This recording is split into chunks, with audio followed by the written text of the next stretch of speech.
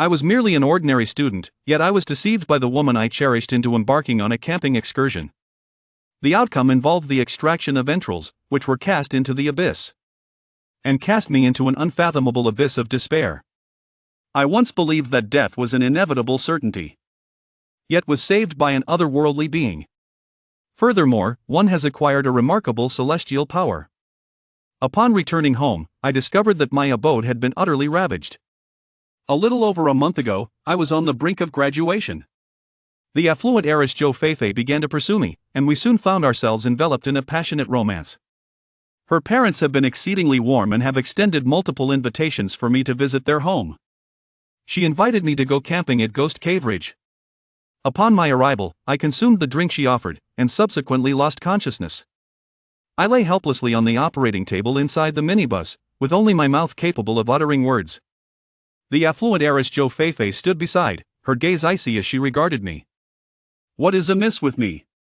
I inquired feebly, a sense of exasperation enveloping my words. She ignored me. At that moment, Huang Shilong, a member of the Huang family, stepped into the vehicle. 3 individuals clad in lab coats and masks followed closely behind him. 3 individuals encircled me, swiftly unfastening my garments, and generously applied the chilling antiseptic across my chest and abdomen. I was taken aback and exclaimed, "What are they doing?" Zhou Feifei remarked softly, "A prominent figure requires a heart transplant. Not only is your heart in good health, but your constitution is also exceptional, ensuring that post-transplant, there will be no adverse reactions." I felt as though struck by lightning, realizing that all of this was a deadly scheme devised by her.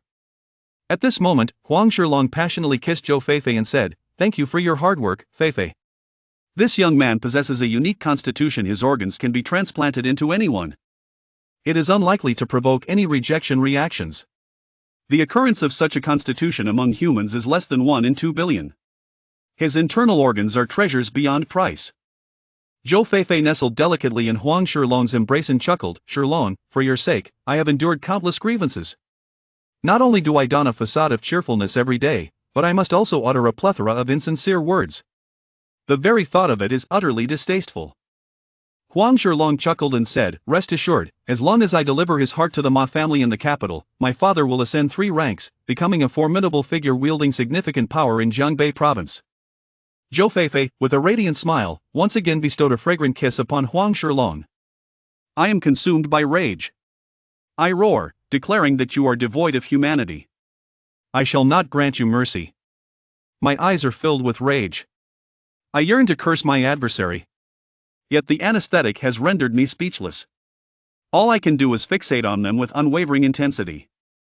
Huang Shilong glanced at the time and coldly remarked, "Let us commence. Remove everything that can be taken." I can only watch helplessly as this group of people dissects my chest, extracting my innards. The surgery is in progress. Huang Shilong incessantly urges, "Continue to extract." His liver and kidneys are treasures beyond measure, coveted by the wealthiest elite. At that time, my heart felt as desolate as ashes. A myriad of emotions intertwined within me, yet I found myself powerless to act. All I could do was helplessly witness the extraction of my liver, kidneys, and lungs, piece by piece, just like a mere bystander. He laughed heartily, saying, "Drain every drop of my blood. My blood is of the universal type. It could fetch a fortune exceeding 1,000,000. And do not forget to harvest my corneas as well. They, too, possess monetary value." Huang Shilong continued speaking. "Deprived of my corneas, I am rendered blind to the world. Only able to hear the dialogue of these 2 illicit lovers." Zhou Feifei remarks, "Who could have imagined that the body of a destitute student could possess such value?" Huang Shilong chuckled heartily. Indeed, he was a destitute lad, yet he was a treasure trove in himself. Alas, his worth has diminished significantly now. Let his lifeless body be cast into the abyss of no return. At last, I find my consciousness fading into an endless abyss of darkness. My hollowed body cast mercilessly into the nearby chasm. A month later, in the depths of the Huaxia abyss in northwest Huaxia, I found myself ascending from the abyss's profound bottom. With agility in my limbs, I leapt as if soaring through the air. A mere exertion of my fingers upon the jutting rocks enabled me to rise several meters. It turns out that after I was cast into the abyss with no return, I was saved by Li Xiangang, the only transcendent being from Huaxia in a millennium.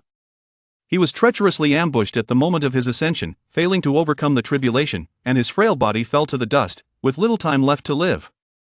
Unexpectedly, in his dying moments, he encountered me. In order to pass on his unparalleled skills and fulfill his unaccomplished desires, he selflessly transplanted his own heart, liver, spleen, and kidneys, refined through the tribulations of thunder, into me, employing unparalleled medical skills to grant me a second chance at life. In the final moment of his life, he imparted to me all his celestial power and the entirety of his wisdom and experience through the sacred rite of anointment. I am deeply moved within my soul.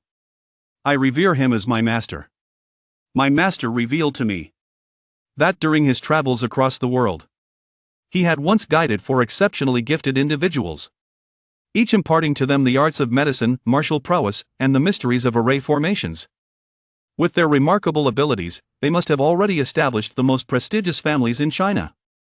The master once made an agreement with them that each family should dedicate themselves fully to nurturing a few outstanding and beautiful young women. In the future, should anyone present the longevity token at their doorstep, they shall bestow upon the bearer the most exceptional of their maidens in marriage, accompanied by half of their estate as a dowry. I shall wield the edict of longevity to seek out the four prominent families, urging them to fulfill their matrimonial vows. My master has stated that he has imparted the entirety of his lifelong teachings to me through the sacred rite of initiation. However, I find myself lacking in practical experience. It is said that 20 years ago, he had a romantic relationship with the young lady of the Tang clan. She bore his daughter, who should now be 19 years old. I am determined to locate her and ensure that both mother and daughter are well cared for in his stead. If his daughter holds affection for me, I shall take her as my bride. Furthermore, he spoke of how he once had the prospect of ascension, yet was cunningly thwarted by his adversary, He Tiancheng, resulting in such a tragic fate. Having achieved my own mastery, I must avenge my master by eliminating him. The master left behind a wax seal, within which lies a king of loveworms. This king consists of 1 male and 7 females. The possessor of the male worm can dominate those who possess the female worms. In addition, 7 soul-controlling insects lie dormant within the bodies of 7 women, each possessing a unique constitution. Henceforth, they shall serve as my intimate concubines. With the aid of these 7 maidens, I am certain to achieve twice the result with half the effort. My master, having exhausted himself in a desperate bid to save me, has already withered away, having sacrificed his own organs. After imparting his final words, he ascended into tranquility. While I was at the depths of despair, I suddenly heard that scoundrel Jin Wu coercing Yi Qingxue. Without hesitation, I leapt forth to intervene. Upon seeing me, Jin Wu appeared as though he had encountered a specter. Without uttering a single word, I delivered a decisive blow to him. Yi Qingxue inquired about my identity. I introduced myself as Chen Fan. She revealed that her mother was gravely ill and that she had come in search of the mystical ghost Iganoderma. Reminded of having seen such a mushroom before, I offered to guide her there. I leaped between the cliffs with her upon my back. She clung to my neck. The sensation was quite marvelous. Soon, we discovered the elusive Ganoderma. She urged me once more to carry her down the mountain, claiming she was hungry. Upon reaching the halfway point, she retrieved a new outfit from the car for me to change into. Just as I was in the midst of changing, she was suddenly bitten by a 5-step snake. I hastily kicked the snake away, tore her trousers to allow her to take drugs. I gathered a handful of grass from the ground, chewed it into a pulp, and applied it tightly to Yi Qingxue's leg. Yi Qingxue remained remarkably composed, only inquiring about the need to visit a hospital once I had finished the bandaging. I possessed the medical inheritance of my master, Li Xiangan. There is no need for further explanation. These herbs can counteract snake venom. Having said that, I plucked the leaves, extracted their juice, and presented it to her. She gazed at the vibrant green liquid with a pitiful look and inquired whether it could be avoided. I replied that abstaining would result in her skin becoming dark and swollen. Without further ado, she gulped it down in one swift motion, and her expression was utterly amusing. Subsequently, I sought to borrow her phone in order to reassure my family of my safety, as I had been out of contact for a month. She handed me her spare phone, and I dialed my family's number. Upon hearing my mother's voice, my eyes instantly filled with tears. I spoke as calmly as I could, introducing myself as Xiao Fan. My mother, her voice trembling with emotion, inquired if I was safe. I assured her that I would return home today. Suddenly, the phone was filled with the sounds of smashing and the coarse curses of several men. A chill ran down my spine, and I raised my voice in concern, demanding to know what was happening. Yet, my mother insisted it was nothing, merely neighbors visiting who had indulged a bit too much. I furrowed my brow, sensing that she was not being entirely truthful. After uttering a few comforting words to ease her worries, I ended the call. Turning to Yiqing Xue, I expressed the urgency of returning home at once. With genuine concern, she inquired about the matter. I explained that there were pressing issues awaiting me. After a moment of contemplation, she remarked that she too needed to return to the provincial capital, and it would be convenient for us to travel together. We departed from Ghost Cave Ridge in our off-road vehicle. After half an hour, we arrived at a quaint county town to rest, refuel, and dine. While waiting for our meal, I noticed the advertisement across the street featuring Zhou Feifei and Huang Shilong. Yiqing Xue remarked that the individual was indeed Huang Shilong, adding that they were rumored to be getting engaged. I replied nonchalantly that even if they turned to ashes, I would still recognize them. Yiqing Xue appeared to ponder this. I mentioned my past conflicts with Huang Shilong, cautioning her to be wary, as the Huang family is currently in a position of great prominence. She responded that if I indeed have grievances with the Huang family, I must tread carefully. I assured her that it was of no consequence, we could settle the accounts gradually. After our meal, we resumed our journey. Yiqing Xue had been bitten by a snake, rendering her legs cumbersome, so I took the wheel. The vehicle possessed remarkable performance. Though my driving experience was limited, my senses were keen, and with just a few pointers from her, I was able to navigate the road swiftly and steadily. Unbeknownst to me, over 3 hours had slipped away. The vehicle came to a halt before my residence. I gently pushed open the grand gate, and Yiqing Xue followed me inside. The yard is in disarray, with items strewn across the ground, shattered. A group of burly men is moving belongings out of the house. One voice rises sharply, accusing my father of stealing millions in jewels from the Zhou family, demanding compensation. My father bellows in protest, asserting his integrity, declaring that he could never commit such an act of theft. That person sneered and declared that I was a thief, wanted across the entire internet. Someone lifted my computer, and my mother immediately exclaimed, "That is my son's property, it cannot be taken away." The burly man who had lifted the computer placed his foot upon my mother's abdomen, sending her flying several meters, blood gushing forth. My father, consumed by rage, roared in defiance, yet 2 individuals held him firmly in place. At that moment, I chanced upon this harrowing scene. My temples throbbed violently. In an instant, I dashed into the room, delivering a powerful kick that sent the man, who had harmed my mother, crashing against the eastern wall. The security personnel, clad in their uniforms, were taken aback, and the individuals restraining my father released their grip. My father, upon seeing me, was filled with unexpected joy, while my mother, despite her pain, came over to embrace me, weeping. The intruders scrutinized me intently. The stout middle-aged man at the forefront cleared his throat and boisterously inquired if I was Chen Fan. I replied icily in the affirmative and demanded to know who they were and the reasons behind their violent actions and theft. He scoffed, declaring that they were from the Huanglong Security Company. My father had sought trouble, and they had come to arrest him. I coldly remarked on their audacity. What authority did the security company possess to come to my home and apprehend anyone? The other party claimed that the boss, Huang Shilong, had given instructions, and further accused me of stealing jewels worth millions, threatening to apprehend me alongside the accusation. A murderous intent flashed across my face. As the 2 individuals approached to seize me, they screamed in agony at my touch. One individual was sent flying by my punch, while another had his foot crushed beneath my heel. The astonished middle-aged man, overweight and taken aback, brandished an electric baton and shouted at me in defiance. I fixed him with a cold smile and remarked, "What audacity, to threaten me with mere dogs at your side." As I stepped forward, he had no time to unleash the electric baton in his hand before I delivered a swift kick to his face.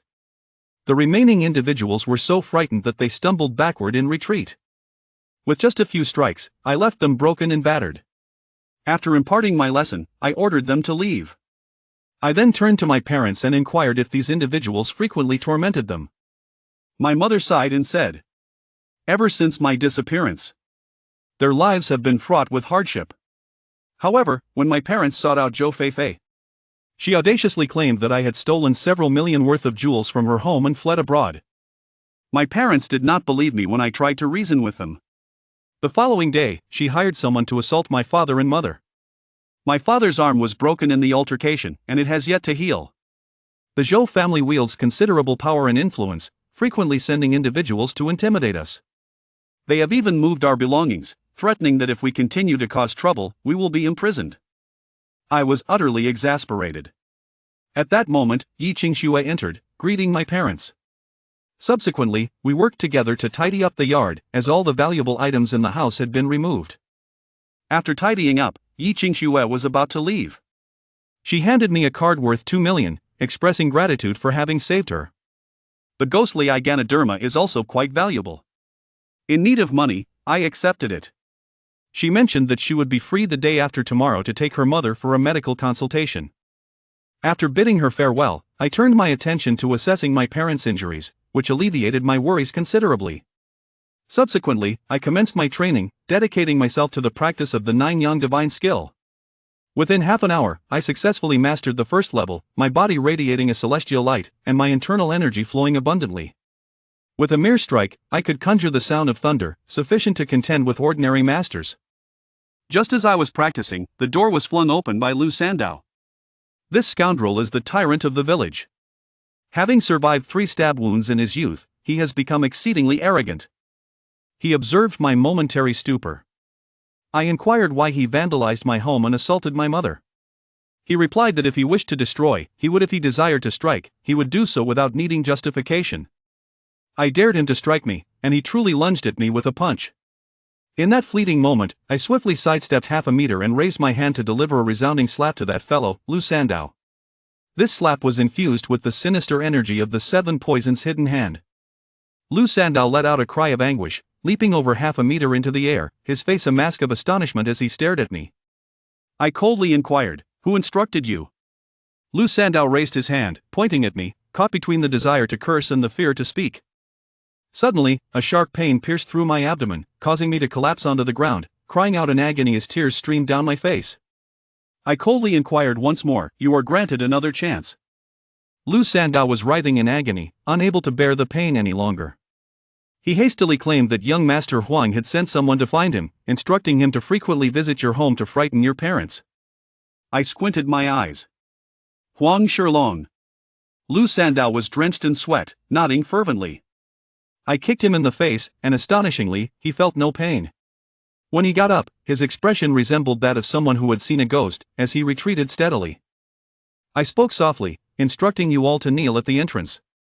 Without my command, you are not permitted to rise. Lu Sandao could not possibly endure such indignity.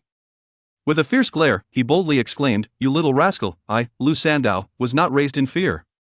With a snap of my fingers, he was instantly beset by an excruciating headache, crying out in agony. This left Yang Lan and his entourage utterly bewildered. Uncertain of the situation. Is it sorcery? After a few anguished cries, Lu Sandao obediently knelt at the door. With a mere snap of my fingers, his headache vanished. At that moment, Lu Sandao gazed at me in sheer terror, his voice quivering as he inquired, "What have you done to me?" I spoke coldly. With a mere touch of cunning. Should you choose to defy me? I possess the power to render your existence unbearable. My frigid gaze sent shivers down his spine, causing him to instinctively lower his head. The few followers observed Lu Sandao kneeling and silently followed suit, trembling in the process. Yang Lan grasped my arm, whispering, "Chen Fan, Lu Sandao's nephew works at the station." I replied nonchalantly, "Rest assured, we do not seek trouble, yet we do not fear it." After compelling them to kneel, I returned to the courtyard to practice the second fundamental step of the flying immortal technique. Crouching step. This crouching step involves movement both forward and backward. The muscles of the feet and legs exert force simultaneously. With a bend and a bow, one can instantaneously traverse a certain distance. Previously, I practiced lateral movements, which allowed me to open numerous micromeridians and strengthen my muscles and bones. Consequently, my practice of bending steps has become significantly smoother. In less than an hour, I can advance a meter without bending my knees or moving my legs. Then I combine lateral and bending steps to practice. My body gliding like a specter, shifting back and forth, side to side. I stealthily made my way to the graveyard at the eastern edge of the village. In the stillness of night, the cemetery lay deserted, enveloped in profound silence. I spread my legs apart, taut as the string of a bow. Running near the cemetery like a flash of lightning. Darting left and right. Surging forward and backward. Like a ghostly apparition. Not long after, as Zhang Laosi was returning home from work, he caught sight of me, his eyes widening in astonishment. With a gasp of disbelief, he dashed back home, having fallen gravely ill thereafter. From that moment on, tales of ghostly apparitions in the graveyard began to circulate, and no one dared to pass by it at night. Cultivating the art of subtle steps. I amalgamate 4 fundamental strides. Initiating the first step of the ethereal dance. A fleeting apparition flickers thrice in midair. Manifesting in 3 distinct locations within a 10-meter radius. In this initial step, the celestial energy within me becomes vibrant, coursing through my limbs and bones, a sensation of unparalleled comfort. I am currently practicing my skills. Lu Sandao, kneeling at the entrance, felt a sharp pain in his knees. With a determined grit, he rose to his feet. Running while dialing a number. Old Master Chen Fan is not dead. This esteemed individual, known as Hui Yao, serves as the steward of the Huang family, overseeing all matters, both great and small. As the Huang family continues to flourish, the number of those seeking his favor has also increased significantly. Hua Yaozhang reclined on the sofa, indulging in his leisure when he heard the unexpected news of my survival. Stunned, he pushed aside the woman beside him and exclaimed with anger, "Nonsense! How could someone be hollowed out of their innards and cast into the abyss yet still live?" Lu Sandao lowered his voice. "It truly is him. This fellow is formidable. He just struck me. I almost succumbed to the pain. 5th Master. Please send someone quickly. I truly cannot contend with him." He hung up the phone, feeling disinterested.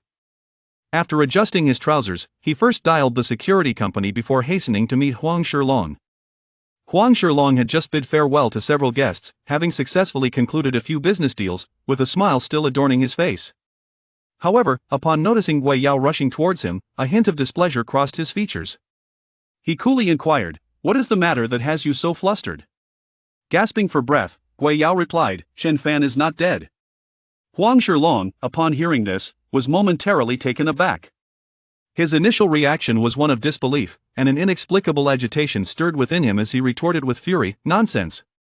Gui Yao reiterated Lu Sandao's words and added, "I called the security company, and they indeed encountered Chen Fan, who even inflicted injuries." Huang Shilong, filled with uncertainty, responded, "How could that be possible? A person cannot survive without their heart, liver, spleen, and kidneys. It is simply inconceivable." Gui Yao pondered deeply and promptly spoke, "Young master, regardless of the truth, we must send someone to investigate. He has now become a significant concern for you and must be dealt with at the earliest opportunity." Huang Shilong squinted his eyes. If it were true, it would not be a bad thing after all. That prominent figure in Beijing had rejuvenated himself by a decade with a transfusion. The esteemed individual has proclaimed that as long as we provide this transfusion once a year, the Huang family shall want for nothing. Gui Yao trembled all over, his eyes darting with cunning. He devised a nefarious scheme, saying, "Young master, I shall promptly summon Feng to take action. He is one of the most skilled individuals in Yun City. With his presence, we need not fear whether Chen Fan is a man or a ghost. At present, I shall contact Lu Sandao, instructing him to abduct Chen Fan's parents, thereby compelling that young man to seek us out. When the time comes, we shall seize the opportunity to imprison him, ensuring a continuous supply of resources for the esteemed gentleman in the capital." Huang Shilong was filled with excitement, his eyes sparkling with enthusiasm as he burst into laughter and exclaimed, "You must attend to this at once." I had just perfected the 3rd step of my soaring flight technique when I heard my father's furious roar echo from a kilometer away. Startled, I took a single step and found myself 20 meters distant. In mere seconds, I traversed the 1,000 meters to reach home. A group of masked intruders burst into my home. 2 of them subdued my father, while another pair placed a sack over his head. My mother, in a desperate attempt to intervene, shouted in protest, only to be struck down by a powerful blow from a burly man. Then my parents were forcibly taken into the vehicle. The driver pressed the accelerator and sped away. From a distance, I witnessed their hair standing on end, their eyes ablaze with fury. "You shall all perish." A roar of a tiger, resonating like the booming spring thunder, startled the passengers within the vehicle, causing them to tremble all over. The speed of the car increased, as two off-road vehicles sped away, raising a long trail of dust in their wake. My entire being brims with celestial energy as I exert myself to the utmost, launching into a powerful stride, relentlessly pursuing the vehicle. With each stride I cover a distance of several meters, drawing closer with every step. The driver caught sight of me in the rearview mirror, his eyes widening in alarm as he screamed, "Someone is pursuing us!" Lou Sandow, seated in the passenger seat, turned his head for a glance. Suddenly, a figure darted beneath the streetlight, moving with astonishing speed, drawing ever closer. A chill ran down his spine, compelling him to scream in terror. He urged himself to accelerate, to hasten his pace with fervent desperation. I pursued relentlessly. The driver accelerated to over 100, yet was unable to shake me off. After several minutes of chase, the vehicle entered the premises of Huanglong Security Company. The owner of this company possesses both a formidable background and substantial financial resources. Among his associates is a remarkable individual named Feng Kai, who has been practicing martial arts since childhood, dedicating no less than 6 hours a day to his training. Feng Kai arrived with a dozen individuals, some wielding shotguns and electric batons. I charged in, and those people were all sent sprawling by my force. Lou Sandow has been utterly defeated, his internal organs shattered. I glanced at my parents inside the car, finding them unscathed. Turning my gaze to Feng Kai, before he could finish his words, I approached from behind and delivered a swift strike, severing his neck. Others rushed at me wielding electric batons, yet I dispatched them with a few swift strikes. The least of their fates resulted in severed limbs. I assisted my parents as they disembarked from the vehicle, escorting them to the roadside. Afterward, I returned to inquire about the situation, only to discover that this was a task assigned by the house steward of the Huang family, Guiyao. Huang Shilong at Huanglong Mountain Villa. I shot him dead and set ablaze the security company. Upon learning this, Huang Shilong's face darkened. The losses were devastating. The following day, my parents were at home. My mother prepared my favorite breakfast. My father inquired about my plans after graduation. I replied that I would be returning to school today. I logged into my social media account. My classmates in the group have been discussing my disappearance. Lunangua has been consistently supporting me, even facing threats and physical violence on my behalf. Tang Rou. Chen Mengyan also believes in me. I am deeply moved. I privately informed Lunangua that I am fine and have returned home. Chapter 7, Restoring Reputation. Lunangua was both astonished and elated. Chen Fan. Where are you? Are you truly all right? I sustained a minor injury during my outdoor adventure. But I have since recovered, Chen Fan replied. That morning, he had practiced for a while, executing the 24 steps of the flying immortal walk, managing to reach the 9th step in one breath. At 11 o'clock, after a month's absence, Chen Fan finally returned to campus. Everything around him appeared familiar yet strangely foreign. Chen Fan. Lunangua stood at the school gate, rushing over to envelop him in a hearty bear hug. Standing at an impressive height of 188 meters, Lunangua excelled in sports and possessed handsome features. However, a prominent dark mole on his face somewhat marred his attractiveness, resulting in few friends, with Chen Fan being his closest companion. South Country, you've bulked up again, Chen Fan remarked with a smile. Lunangua grinned widely and replied, Of course. I've been hitting the gym every day. Suddenly, a sigh escaped him. I'm just relieved you're safe. You had me worried for a whole month. Chen Mengyan was even more concerned than I was, often sneaking away to wipe her tears. Chen Fan chuckled wryly. Surely it wasn't he that exaggerated? Lunangua insisted. If you don't believe me, let me take you somewhere. The campus featured an artificial lake, and Lunangua led Chen Fan to the lakeshore, pointing to a figure in the water's reflection. Look! At that moment, a girl stood at the water's edge. Her hands clasped over her heart as she quietly murmured a prayer. Heaven, please ensure Chen Fan returns safely. Her voice was soft. Yet Chen Fan's keen hearing picked it up. Did you see that? She comes here every day, claiming it's a method taught by her grandmother. And it's remarkably effective. Upon hearing voices behind her, Chen Mengyan abruptly turned around. The moment she laid eyes on Chen Fan, she froze, her eyes soon glistening with unshed tears. Chen Fan hurried over and said with a smile, "Mengyan, you've lost weight." Those words pierced through her defenses. And her eyes welled up. "I knew you would be fine." Deeply moved, Chen Fan reached out to gently touch the severely burned side of her face. "Mengyan, I'll help you concoct a special ointment that should heal your burns." Although she understood the challenges involved, she trusted Chen Fan implicitly and nodded vigorously. "All right. I assent that the thief who stole jewels? The entire internet is searching for you, and you have the audacity to return." Just as they conversed, a harsh voice rang out from a distance. Chen Fan turned to see a dark-skinned boy standing several meters away, dialing the police. "Hello, police? I've encountered a fugitive named Chen Fan, right here at our school." After relaying the information, the boy hung up with a smug expression. Chen Fan recognized him immediately. His name was Luo Jinfeng, who had once pursued Zhou Feifei but had been thwarted when she unexpectedly became Chen Fan's girlfriend. This incident had dealt a significant blow to him, fostering a deep-seated resentment towards Chen Fan.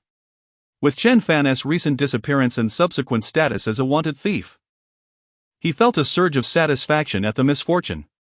Now, confronted with Chen Fan, he seized the opportunity to report him. Lu Nangui's anger flared. "Luo Jinfeng, are you out of your mind?" Chen Fan was clearly framed. Luo Jinfeng sneered, "Pa. Framed? He is nothing but a thief." Chen Mengyan said lightly. "There is always a just opinion on right and wrong." Chen Fan, uninterested in engaging with such a person, inquired, "Where is Zhou Feifei?"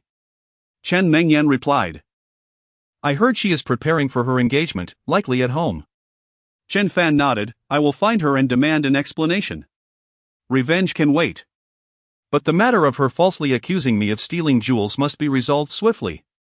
Luo Jinfeng shouted, "Chen Fan, don't go." He rushed forward to block him. With a sharp slap, Chen Fan struck his face, sending Luo Jinfeng tumbling to the ground. "Every time I see you, I will hit you."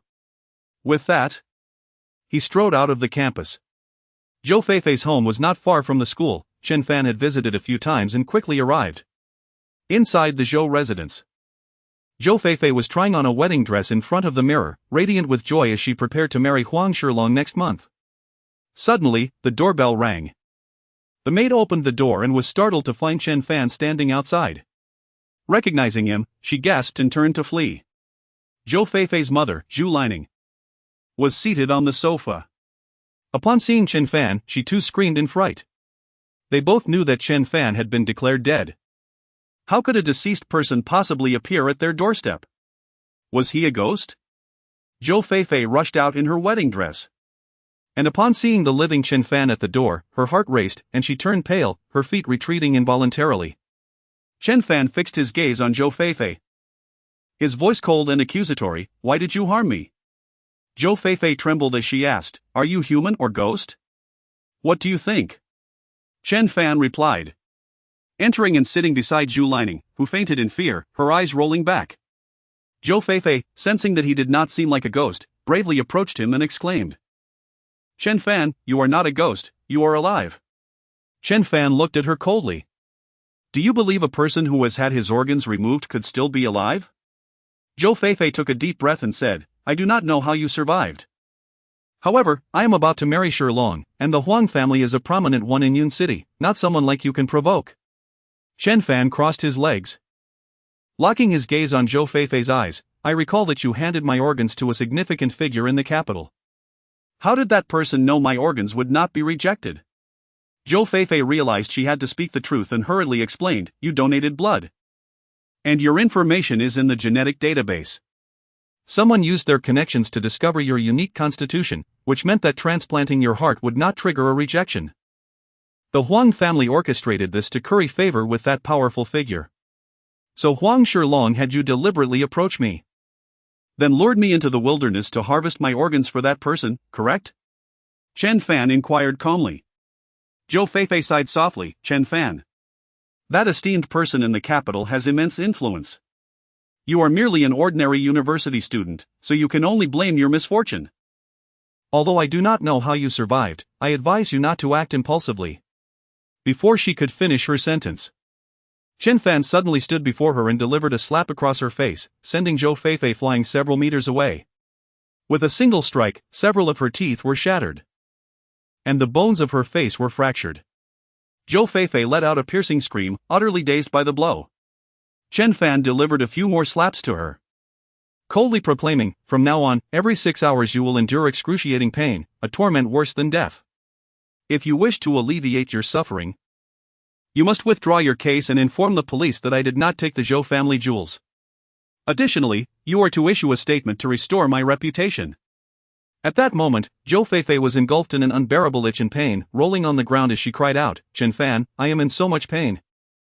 Please help me." Unmoved, Chen Fan replied, "The agony will last for 10 minutes, savor it slowly. I shall await your news at school." With that, he turned and walked away. Chapter 8, Tang Rou. Chen Fan returned to campus to find several police cars stationed at the entrance, surrounded by a throng of curious students. Lu Nangua, his face flushed, exclaimed, "Chen Fan could never steal anything. Can't you investigate this properly?" Suddenly, Luo Jinfeng shouted, pointing at Chen Fan, "He is back." Several officers rushed over, and one stern-faced officer inquired, "Are you Chen Fan?" Chen Fan replied calmly, "I am." The middle-aged officer continued, "You are suspected of stealing jewelry of significant value. We need you to accompany us for questioning." Chen Fan asked, "Whose jewelry have I allegedly stolen?" The officer frowned and stated, "The complainant is Zhou Feifei. She claims you stole tens of millions worth of jewelry from the Zhou family." Chen Fan retorted, "She reported that I stole it, so I must have stolen it? Do you have any evidence?" The officer was momentarily at a loss for words, as it was merely Zhou Feifei's word against his, with no substantial evidence provided by the Zhou family. Only a video showing Chen Fan entering and exiting the Zhou residence. "Chen Fan, we kindly ask you to come with us for further investigation," the officer insisted. Chen Fan responded, "There is no need for an investigation. Just call Zhou Feifei and ask her if I stole her family's jewelry." The officer's expression darkened. "Chen Fan, if you refuse to cooperate, we will have to take coercive measures against you." Chen Fan took out his phone and initiated a video call. It connected swiftly, revealing Zhou Feifei on the other end. "Zhou Feifei, please clarify to this officer whether I stole your family's jewelry," Chen Fan urged. At that moment, Zhou Feifei appeared pale and drenched in cold sweat, having just endured a harrowing 10 minutes. She hastily replied, "No, our jewelry is not missing, it was merely misplaced." "Chen Fan is not a thief." The officer remained silent for a few seconds before saying, "Miss Shou, please come to the police station to fill out a withdrawal form for the case." Zhou Feifei responded, "All right, I'll be there immediately." Chen Fan coldly asked, "Did you hear that clearly?"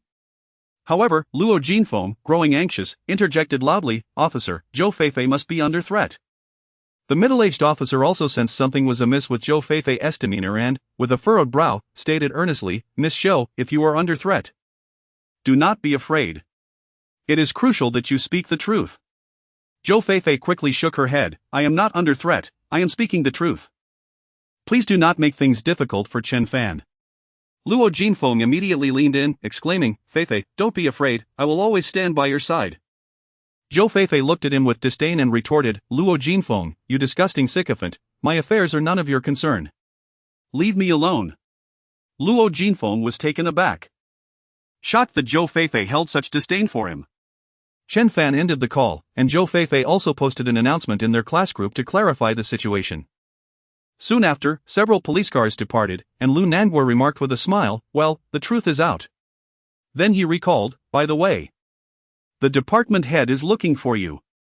Having been absent from school for a month, Chen Fan felt compelled to provide an explanation. So he nodded and went to meet with the department head. Since the jewelry belonging to Zhou Feifei's family has been found, the school did not impose any difficulties upon him. After all, the most important thing is that he is safe.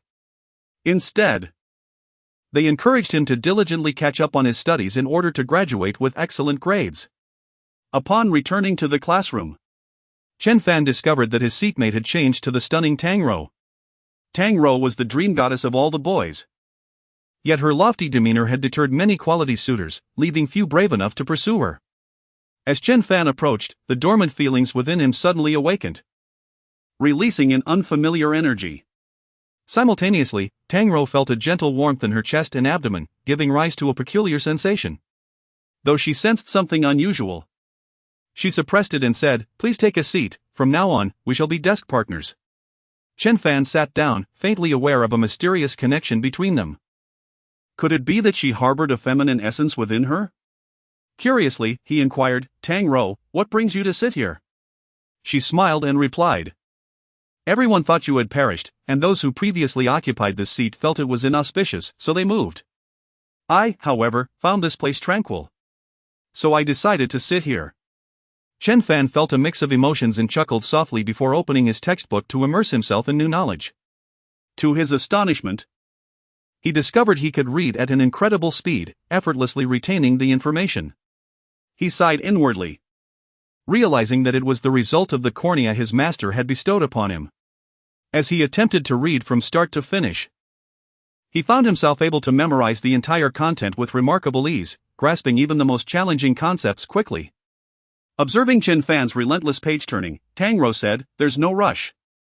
Take your time. The graduation exams are still more than a month away." Shortly thereafter, Lu Nangua took a seat beside Chen Fan, grinning as he said, "Let me treat you to dinner tonight, we can have a drink." Chen Fan felt a surge of gratitude, recalling how his parents had mentioned Lu Nangua's unwavering support, even facing threats and assaults because of it. He smiled and replied, "Sounds good. By the way, Nangua, do you wish to remove that black mole on your face?"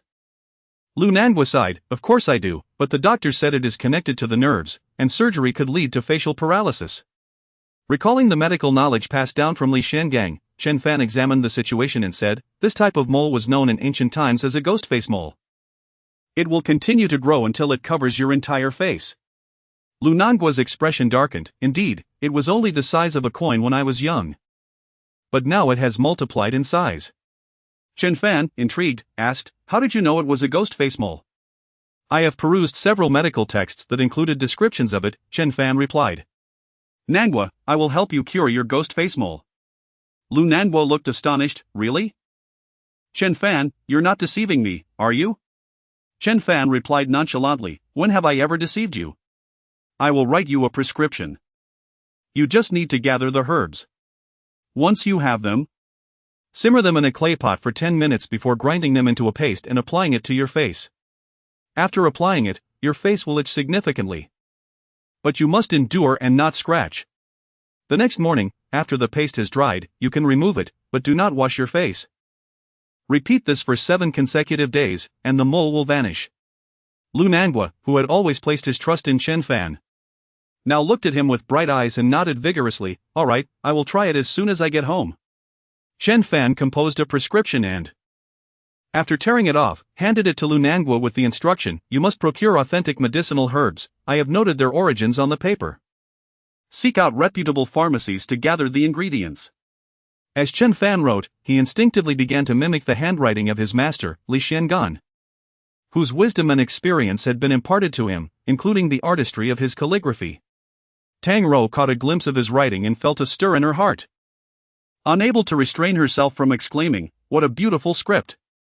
Chen Fan, your writing possesses an ethereal quality." Having studied calligraphy since the age of 5, with both her father and grandfather being renowned calligraphers, she had always taken pride in her own skills. Yet, at this moment, she found herself deeply captivated by Chen Fan's characters. Chen Fan smiled and replied, "I've had little to occupy my time this past month, so I've been practicing my calligraphy. Your writing is commendable as well, though it remains in an intermediate stage, focusing more on technique." Tang Rou's eyes sparkled with delight. Similar words had been spoken by her grandfather, indicating that Chen Fan possessed a profound understanding of calligraphy. She laughed. "The metaphysical is referred to as the Tao. This is exceedingly challenging. Those who attain such a level are all esteemed masters of calligraphy throughout history. I can only strive to approach it." Meanwhile, Lu Nangua, unable to remain still, discreetly went to gather the herbs. As Chen Fan and Tang Rou engaged in their discussion about calligraphy, a rare smile illuminated the otherwise cold beauty of Tang Rou. "Wait, is Tang Rou actually smiling?" Not far away, a male student widened his eyes in astonishment. He had been classmates with Tang Rou for 4 years and had witnessed her smile only once before. This marked the first time he had seen her smile so radiantly. Another male student stood in awe, murmuring, "Tang Rou looks incredibly beautiful when she smiles. It seems as if all the light in the world converges upon her." Chen Fan, could you write a piece for me? Tang Rou suddenly inquired, her gaze soft and gentle as water. Chapter 9, A touch of elegance proceed, but alas, I possess neither ink nor brush. Tang Rou smiled, retrieving an exquisite inkstone and a goat hair brush from the recesses of the table. This brush, crafted from the finest wolf and goat hairs, was a tool of artistry. She unfurled a piece of premium Xian paper and personally ground the ink for Chen Fan. As the beautiful woman prepared the ink, Chen Fan felt a subtle enchantment envelop him, and he began to write with fervor. Zhao Kedan's a cap adorned with the finest tassels, while Wugo gleams like frost and snow. The silver saddle gleams upon the white horse, galloping swiftly like a shooting star. With every 10 steps, a life is claimed, 1,000 miles bear no trace. When the deed is done, I depart without a trace, concealing both my being and my name. Chen Fan's calligraphy exuded an ancient chivalric spirit, each stroke imbued with a sense of martial prowess. Previously, when he wrote with a fountain pen, his talent was evident yet unfulfilled. Now, with the brush in hand, his gallant heart and righteous spirit leapt onto the paper, causing Tang Rou to catch her breath, unable to resist leaning closer to Chen Fan, captivated by his artistry, lost in its depths. The ends of her fine hair brushed against him, igniting a tingle, prompting him to slightly turn away, only to find the surrounding boys gazing at them with incredulity. What is happening? Why is the enchanting Tang Rou so close to Chen Fan? Her unmatched beauty was nearly pressed against him, how infuriating. Realizing her uncharacteristic behavior, Tang Rou hastily withdrew, a faint blush gracing her cheeks. Chen Fan, I shall accept this piece of writing. She lifted the calligraphy, gently blowing upon it to hasten the drying of the ink. At that moment, the class bell rang. Chen Fan had utilized the duration of the lesson to memorize all the material from the textbook. Upon the conclusion of class, a commotion erupted at the doorway as Zhou Feifei, pale as a sheet, entered. Her eyes, filled with trepidation, fixated on Chen Fan. Chen Fan, I have retracted my case. Please spare me. I've heard you are to wed Huang Shilong. When is this momentous occasion? He inquired, his smile sending a chill through Zhou Feifei's heart. This evening, I shall be engaged to Shilong. Splendid. I shall certainly extend my congratulations. Chen Fan replied with a cold chuckle, then playfully tapped her shoulder. Now, off you go. Zhou Feifei clenched her fists, wanting to voice something, yet ultimately dared not speak, turning away silently. Tang Rou, intrigued, asked, Are you two rekindling your relationship? Chen Fan rolled his eyes in response. We were never together, her intentions in approaching me were ulterior. Tang Rou immediately began to speculate, saying, I understand now. She covets your calligraphy. Your artistry is undoubtedly comparable to the great masters of history, and your future achievements are limitless. Chen Fan was rendered speechless, pondering how a beauteous thought process diverged so greatly from that of the average person. It pertains to other matters, I shall explain later. At that juncture, Lu Nangui returned with a package of herbal materials. Chen Fan inspected it and found no issues, instructing him to concoct it as per his directions. He chose not to attend the remaining class, opting instead to return home early. His mother, Yang Lan, was busy harvesting vegetables, while his father, Chen Shuizheng, had already departed for work. Employed at a machinery factory, Chen Shuizheng's salary was modest, yet he was a skilled technician, earning over 8,000 monthly. Such income was neither high nor low in Yun City. Initially, Yan Lan supplemented their income with odd jobs, but since Chen Fan's incident, she had lost all desire to work and remained at home. Upon seeing her son return from school, Yang Lan smiled and said, Xiao Fan, your father and I have discussed it and decided to seize this opportunity of low housing prices to purchase a home for you. Chen Fan, however, was indifferent, replying, Mom, our house is quite satisfactory, there's no need to buy another for now. Yang Lan countered, after all, we reside in a village within the city. And your future girlfriend may not be inclined to live here. Chen Fan was unfazed by such considerations. With his skills, earning money was hardly a challenge. He then ascended to the study on the second floor, dedicating himself to cultivating the second level of the Nine Suns immortal technique. With the foundation of celestial energy within him, the first 3 levels of this technique posed no challenge, and he achieved a breakthrough in less than half an hour. Upon reaching the second level, he felt the Nine Suns' true energy circulating through his body like a fiery current, transforming into a vibrant red hue. Afterward, he returned to the courtyard to practice the 7 styles of free hands. This technique, named the Carefree 7 Styles, was conceived by Li Xiangan at the age of 36. When combined with his flying immortal steps, it allowed him to both attack and evade, rendering ordinary martial artists no match for him. After a while, Yan Lan called him for dinner. With Chen Xuexing away for lunch, it was just the 2 of them, yet Yan Lan prepared 4 dishes and a soup. Chen Fan devoured 8 bowls of rice and nearly finished all 4 plates of food. Yang Lan beamed with joy, continuously serving her son. Once they finished their meal, Chen Fan wiped his mouth and announced, "Mom, I'm off to school." In truth, he intended to procure medicine. Within his master's medical legacy, there existed a remarkable remedy for burn treatment, which he believed could aid Chen Mengyan's injuries. He ventured to the largest herbal shop in Yun City, gathering a dozen types of herbs.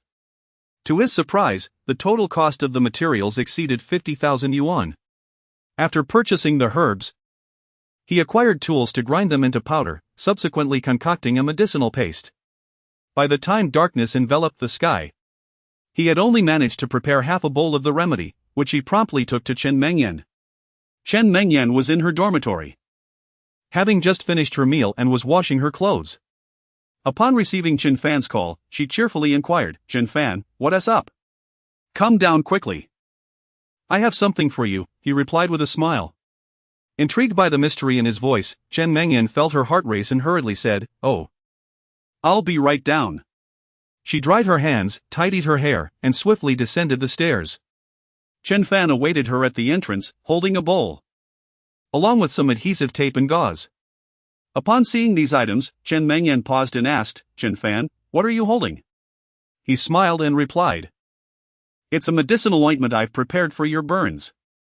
Apply it to your face before bed and cover it with 2 layers of gauze. I'll come by early tomorrow to check on your progress. If it works well, I'll prepare more for you." Although Chen Mengyan did not harbor high hopes, she accepted it with gratitude, saying, "Thank you, I will give it a try tonight." As they conversed, a girl happened to exit, heavily made up, dressed fashionably, and possessing a commendable figure and a decent appearance. Stopping in her tracks, she smiled and remarked, "Mengyan, are you in a relationship?" "Quite a match, indeed." An ugly girl with a thief, a perfect pair. Chen Mengyan frowned and retorted, "Healing duo, what nonsense are you spouting? Zhou Feifei has already announced that Chen Fan is innocent." Healing duo scoffed, "After all, she is a thief." Chen Fan retorted with a cold smile, "Who dares to call her ugly? Once I heal Mengyan's burn wounds, she will surpass you in beauty 100-fold. Healing duo looked at him with disdain, "Heal the burns? Dream on." With that, she sauntered away, her hips swaying with every step. At that moment, Chen Fan noticed a dark-skinned infant perched upon Healing duo's shoulder, its eyes brimming with malice as it attempted to bite her ear. Healing duo absent-mindedly touched her ear, a slight frown crossing her face. Chen Fan was taken aback. What was this creature? Could it be that the corneas transplanted by his master allowed him to perceive such malevolence? Chapter 10, The Engagement Banquet. He halted Healing duo. Speaking in a nonchalant tone, "There is a little ghost on your shoulder, you would do well to be cautious." Healing duo reacted as if her tail had been stepped on, leaping up and exclaiming, "What nonsense are you spouting?" Chen Fan responded with a cold smirk, "Believe it or not." With that, he waved goodbye to Chen Mengyan and strode away, leaving Healing duo standing there, pale and trembling. Upon leaving the school, Chen Fan made his way to Huanglong Villa. Huanglong Villa is one of the most renowned estates in Yun City, sprawling over 1,000 acres and nestled between mountains and water. The Huang family's ability to acquire such a property speaks volumes of their immense wealth. In the past month alone, Huang Shilong's company secured several multi-billion-dollar projects, deftly turning a profit of over 10 billion. At this moment, the Huang family was festooned with decorations as Huang Shilong and Zhou Feifei were celebrating their engagement. The hall was filled with hundreds of guests offering their congratulations. Standing between them was their uncle, Huang Mingkai, a portly middle-aged man who, thanks to the support of a prominent figure in Beijing, had risen to the position of a top official in Jiangbei province, basking in success. He raised his glass and proclaimed, "Ladies and gentlemen, today marks the joyous occasion of my nephew Shilong's engagement to Miss Zhou Feifei. I extend my heartfelt gratitude to all the guests present." The crowd simultaneously lifted their glasses in salute. Zhou Feifei, adorned in a resplendent red gown and meticulously made up, occasionally cast anxious glances toward the entrance. Huang Shilong glanced at her and whispered, "Do not fear, if he dares to come, I shall ensure he does not return." At that moment, Wei Yao hurried over, whispering, "Young master, Mr. Zhu has arrived." Mr. Zhu, known as Zhu Mingfeng, was a martial arts master from Tiannan province, infamous for his lethal poison sandpalm. Few in the martial world had survived an encounter with him. Huang Shilong's eyes brightened. "Excellent. Please invite him in." Before long, a middle-aged man clad in a blue zhongshan suit entered the hall, followed closely by a man in black. Huang Shilong rushed to greet him, clasping his hands in salute. "Mr. Zhu, you have graced us with your presence." Xu Mingfeng, of modest height with a ruddy complexion and slightly balding head, exchanged pleasantries before asking, "Young Master Huang, what level of skill does the expert you mentioned possess?" In response, Huang Shilong presented a video captured by Lu Sandao. After watching, Xu Mingfeng's brow furrowed as he remarked, "His speed indicates he has cultivated true energy, he must be an internal martial artist." "Mr. Zhu, can you defeat him?" Huang Shilong inquired eagerly. Xu Mingfeng replied, "He appears relatively young, likely just having mastered true energy. Defeating him should not pose a challenge." Huang Shilong's spirit soared. "Mr. Zhu, I want him alive." Xu Mingfeng nodded. "I have brought a skilled companion, together, we can subdue him." Huang Shilong rejoiced, "That is splendid. Once the task is complete, I shall reward you handsomely." At that moment, the man in black interjected, "Young Master Huang, I have heard that the daughter of the Divine General is also attending the engagement banquet?" Huang Shilong chuckled, "Of course. The young lady and I share a close relationship, she should be arriving shortly." As he spoke, a woman in a red dress entered, accompanied by a man and a woman. The lady in red wore a delicate white veil, her features only partially discernible. She possessed a voluptuous figure, standing approximately 168 centimeters tall. Although her features remained obscured, one could ascertain that she was an unparalleled beauty. The two individuals flanking her exuded an imposing aura, standing like formidable titans behind her, evoking a sense of suffocation. Huang Shilong trembled with excitement. He had learned through clandestine channels that the esteemed young lady of the Divine General was passing through Yun City. And he had gone to great lengths to invite her here, aiming to elevate the Huang family's influence within the city. Initially, he harbored no expectations, yet to his astonishment, she had indeed arrived.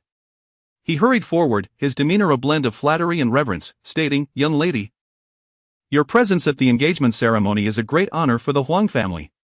Before he could finish, the young lady waved her delicate hand, prompting Huang Shilong to immediately fall silent.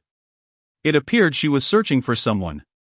At that moment, Chen Fan entered the scene. Huang Shilong spotted him instantly, and their eyes met. An old enmity ignited. Though Huang Shilong was aware of Chen Fan's survival, seeing him in person still sent a chill down his spine. He pointed an accusatory finger and shouted, "He is Chen Fan." The several bodyguards at the entrance reacted swiftly, rushing towards Chen Fan. Boom! The banquet hall's floor trembled violently as Chen Fan transformed into a series of afterimages, sending Huang's bodyguards flying like kites severed from their strings, crashing heavily to the ground. The most unfortunate was the steward, Wei Yao, who collided with Chen Fan and was struck down, frothing at the mouth. Xu Mingfeng's hair stood on end as he sensed Chen Fan's overwhelming aura, truly terrifying. Could he be a yellow-level martial artist? Huang Mingkai erupted in fury, bellowing, "Seize him!" Xu Mingfeng, lacking confidence, took a step back and said to the man in black, "Brother Han, this individual is likely a yellow-level powerhouse. And I am no match for him." In the realm of martial arts, experts are categorized into 5 levels: white, blue, yellow, black, and purple, with yellow-level practitioners being exceedingly rare. The black-clad man stepped forward, his stance firm, gazing directly at Chen Fan, and stated calmly, "Friend, should you cause a disturbance, you must first pass through me." However, Chen Fan paid him no heed, his attention fixed on the woman in the red dress. He felt the king of insects within him stirring with excitement. Could she harbor a female insect within her? The woman, too, scrutinized Chen Fan. Having come to Yun City because she sensed an inexplicable attraction to something here. Attending the engagement banquet was merely a coincidental detour. Friend? I am speaking to you. The black-clad man grew impatient. Chen Fan glanced at him, recognizing the familiar posture of his fists, and asked, "Is your surname Han?" The man was taken aback and replied, "Do you know me?" Chen Fan produced a palm-sized gold-inlaid token, adorned with intricate patterns. Upon seeing the token, the black-clad man trembled and exclaimed, "The Chongqing order." "Who are you?" Chen Fan retracted the token and replied coldly, "What do you think?" The black-clad man's eyes darted, and with a thud, he knelt before Chen Fan. Trembling as he proclaimed, "Han Wei, disciple of the Han family, pays respects to the young master. May the young master reign for eternity."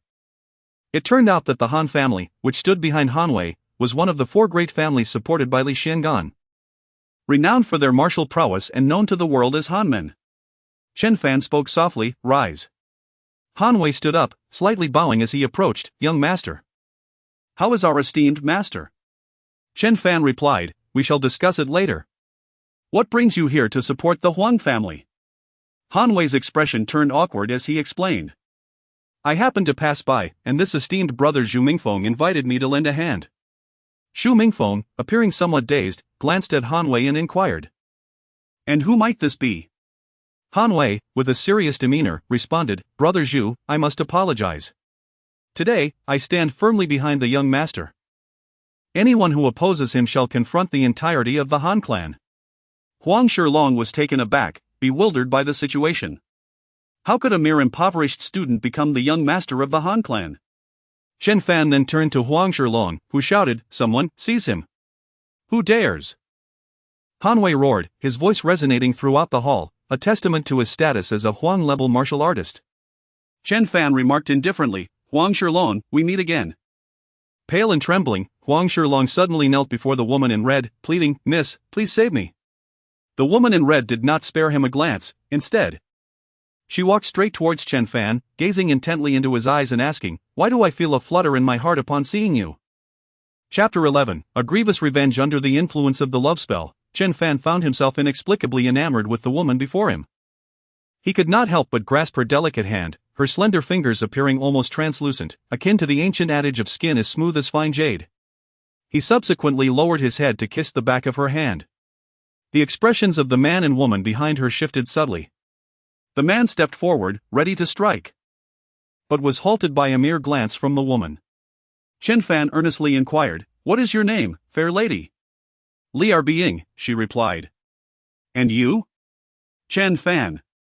Releasing the woman's hand, he bent down and seized the kneeling Huang Shilong, dragging him outside. Upon reaching the rooftop, he effortlessly tossed him aside. Huang Mingkai panicked, shouting, "Call the police! Arrest him!" Liar Being replied coolly, "Silence him." The man behind her swiftly approached, delivering a resounding slap that knocked Huang Mingkai to the ground, rendering him unconscious. Huang Shilong, wide-eyed with terror, trembled and pleaded, "Chen Fan, let us discuss this, I can compensate you." Chen Fan fixed him with an intense gaze, saying, "Compensation? Very well, I shall return to you everything you did to me that day."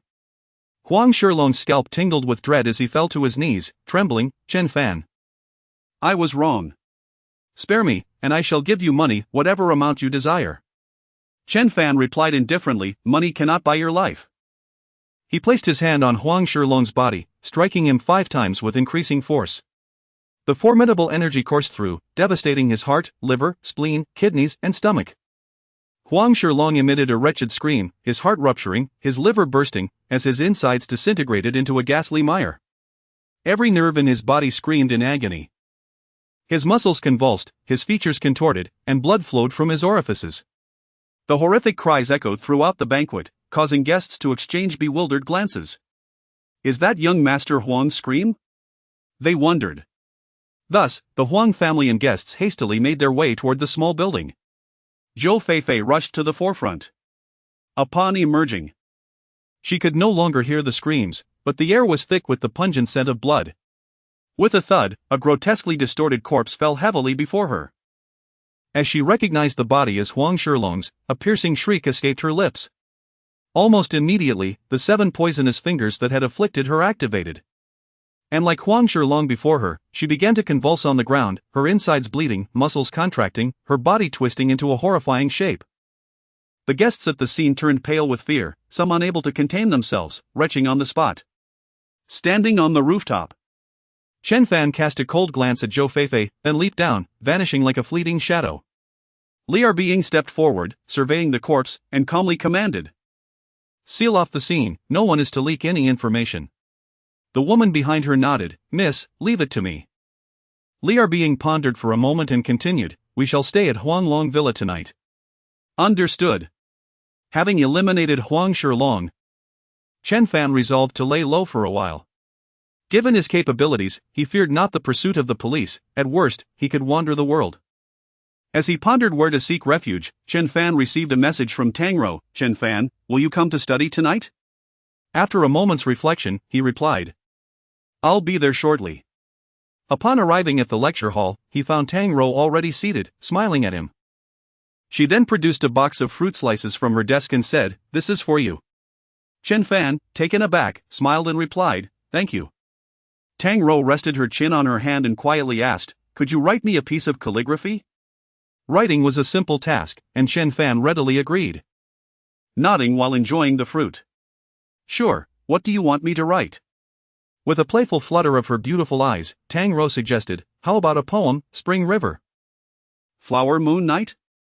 Chen Fan nodded, finishing the fruit slices and swiftly taking up his brush. Before long, he had penned the poem. Tangro then produced a seal, dipped it in ink, and gently impressed it onto the paper, revealing Chen Fan's name inscribed in clerical script.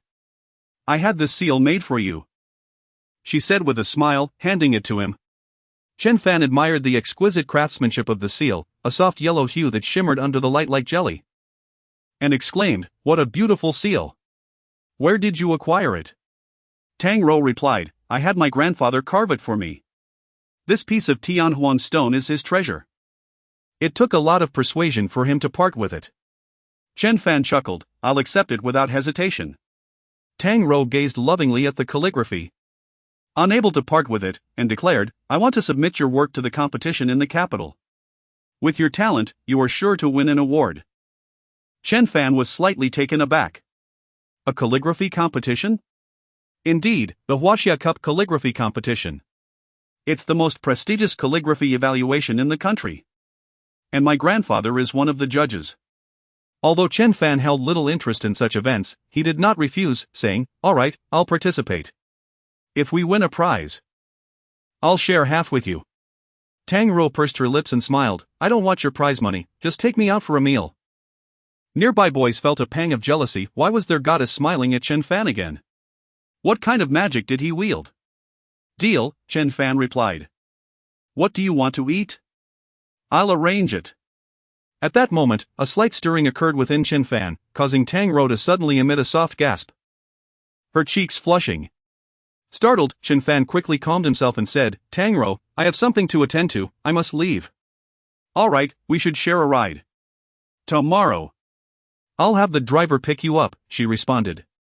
Chen Fan, still occupied with thoughts of when the police might come for him, replied, "Okay, let us stay in touch."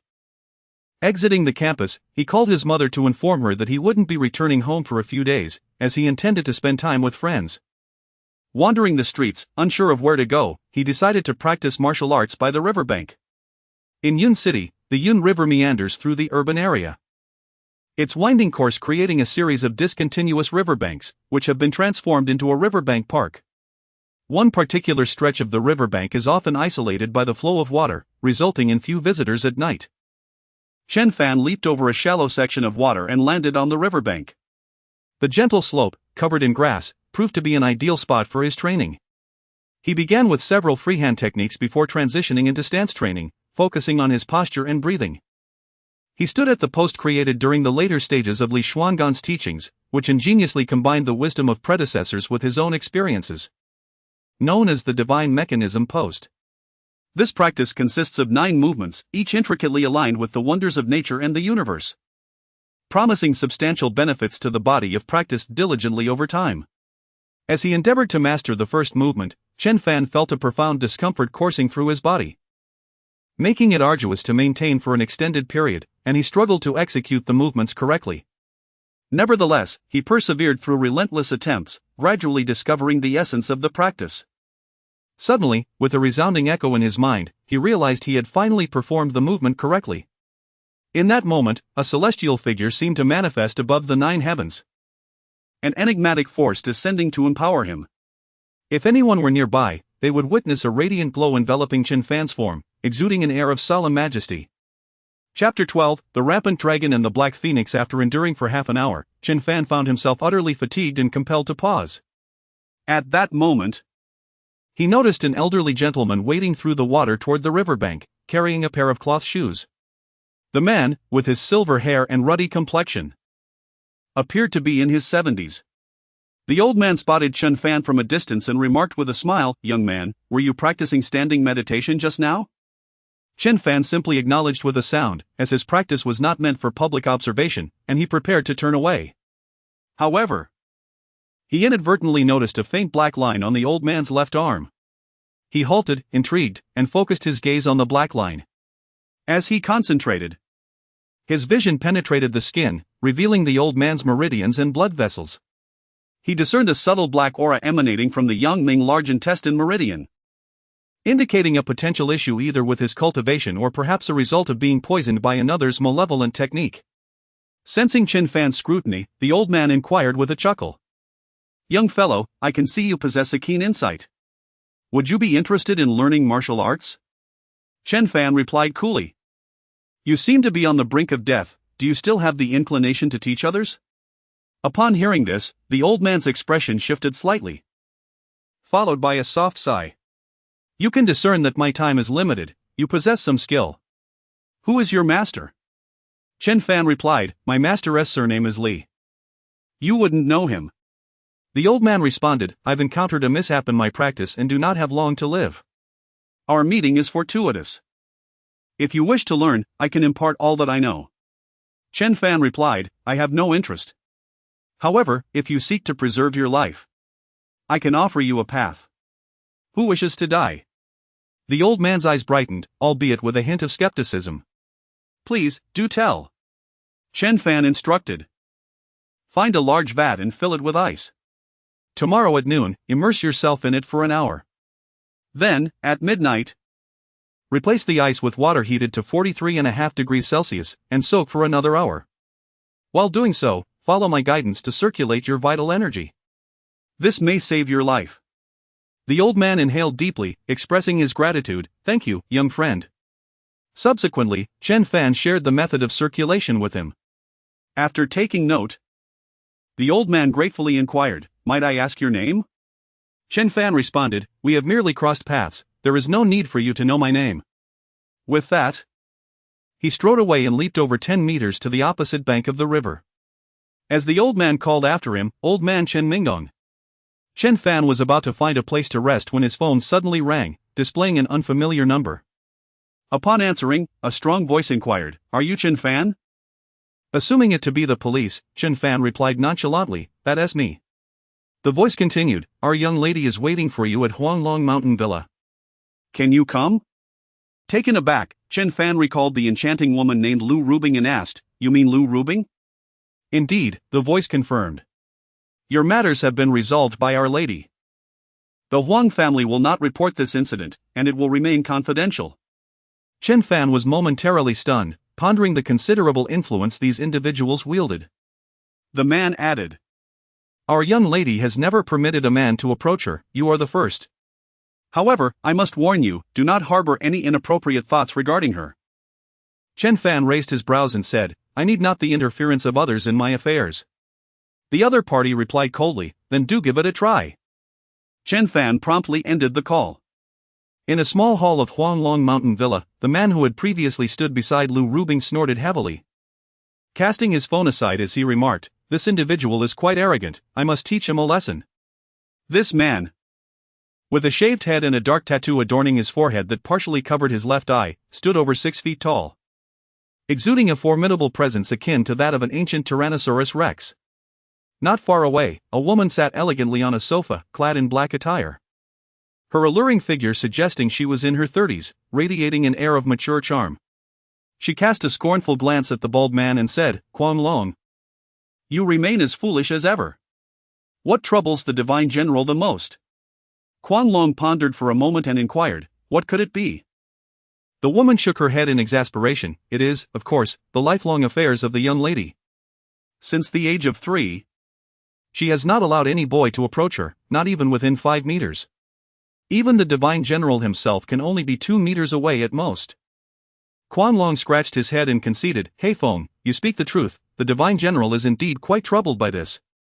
The woman, named He Feng, continued, "Yet today, that man approached the young lady and even kissed the back of her hand, to which she offered no resistance at all. Think about it, surely this is not a bad thing?" Quan Long snorted, "But the young lady is a celestial beauty, how could that brat possibly be worthy of her?" He Feng retorted, "Who are you to judge worthiness? It would be best for you to refrain from meddling and simply report the situation to the divine general." Quan Long replied, "Very well, I shall not interfere. However, I cannot help but find that lad displeasing. I wish to give him a thrashing." He Feng smiled slyly. "Then do as you please. However, do note that this fellow does not appear to be an ordinary man." The individual from the Han clan referred to him as young master. "We must investigate his identity thoroughly."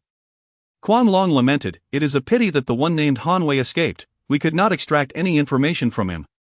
He then glanced at the flower pavilion outside, where Lu Rubing sat, her gaze fixed on the adults, seemingly awaiting someone. After a while, a figure appeared at the entrance. He walked at a leisurely pace but soon reached the flower pavilion. The newcomer was none other than Chen Fan. He looked at Lu Rubing and asked, "Miss Lu, did you summon me?" Lu Rubing met his gaze and replied, "Yesterday, I suddenly felt the presence of someone extremely important to me from the direction of Yun City, prompting my subconscious to lead me here. Upon seeing you, I realized that person is you." Chen Fan responded, "I too experienced a similar sensation. I thank you for resolving my troubles. I had already decided to leave Yun City and wander the world." Lu Rubing replied, "I am aware of the circumstances. The individual who received your heart transplant is a significant figure in the capital. This person values their life greatly. Should they learn of your survival, they will undoubtedly send someone to capture you." Chen Fan chuckled, "Then I shall kill him." Lu Rubing shook her head, "You cannot kill him. He is protected by a master of the transformation realm." Chen Fan frowned, contemplating his own capabilities. Above the rank of purple-level warriors lay the masters of the transformation realm. Yet he was unsure of the level of his current strength. "Lu Rubing, the individuals around me are all masters of martial arts. If you wish to learn, I can arrange for them to teach you. I will be residing at Huanglong Mountain Villa for a while. Feel free to seek me out if you have any matters to discuss." Chen Fan, "Very well. If you require any assistance, you may also reach out to me." He requested Lu Rubing's phone number and saved it in his contacts. However, to his astonishment, when he dialed the number, it transformed into a string of garbled characters. He paused in confusion and inquired, "What is happening?" Lu Rubing chuckled, "Do not worry, you will surely be able to connect." No sooner had she spoken than her own phone began to ring. "Chen Fan, you are so enigmatic, you must possess quite an impressive background." Lu Rubing did not elaborate further and replied, "I am still in university, what about you?" Chen Fan, "I am nearing graduation. Yet I am uncertain about what I will do afterward. Lu Rubing, if you are willing, I can assist in introducing you to a job. However, this position carries a certain degree of danger, are you interested?" Chapter 13, The Ethereal Beauty. Chen Fan remarked, "As for work, we shall address that after graduation." Lu Rubing nodded, "That sounds good. You may reach out to me at any time." Chen Fan inquired, "With so many members of the Huang family present, have you truly managed to handle them all?" Lu Rubing smiled, "I employed collective hypnosis on those in my vicinity, so you may rest assured." Chen Fan was taken aback, "Collective hypnosis?" Lu Rubing continued, "Only that individual surnamed Han managed to escape, but he is unlikely to speak out of turn. It seems he referred to you as young master? Chen Fan explained, they are a faction supported by my master. According to our agreement, should I make an appearance? They are to offer half of their wealth and serve me. Lu Rubing expressed her astonishment.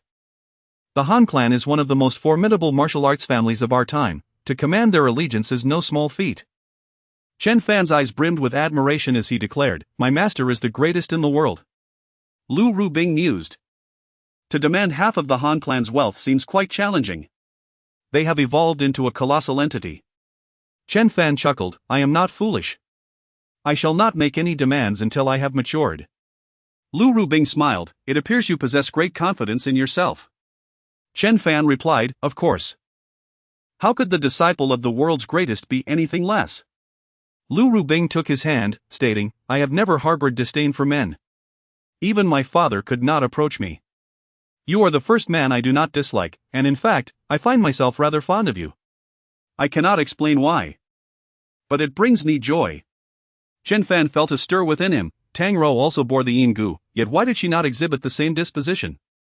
He suddenly pressed Lu Rubing's pulse point, closing his eyes in silence. Lu Rubing allowed him to hold her, calmly observing him. After a brief moment, Chen Fan released her hand, astonished, ethereal beauty. I never imagined such a constitution existed in this world. Lu Rubing, intrigued, asked, are you saying I possess ethereal beauty? Chen Fan nodded, ethereal beauty is an exceedingly rare constitution, appearing once in a century. Lu Rubing inquired, so, is it this constitution that causes my aversion to men?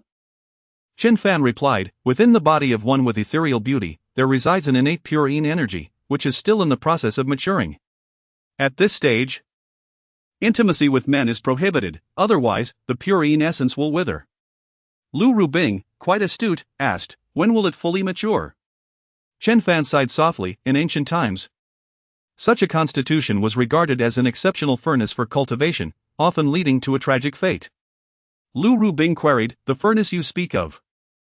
Does it mean to absorb my pure yin essence? Chen Fan affirmed, adopting a serious tone, indeed, it involves the practice of yin absorption to replenish yang. After this process, you would suffer a painful demise. Thus, you must not disclose the matter of your ethereal beauty to anyone, not even to your closest companions. Chen Fan reasoned.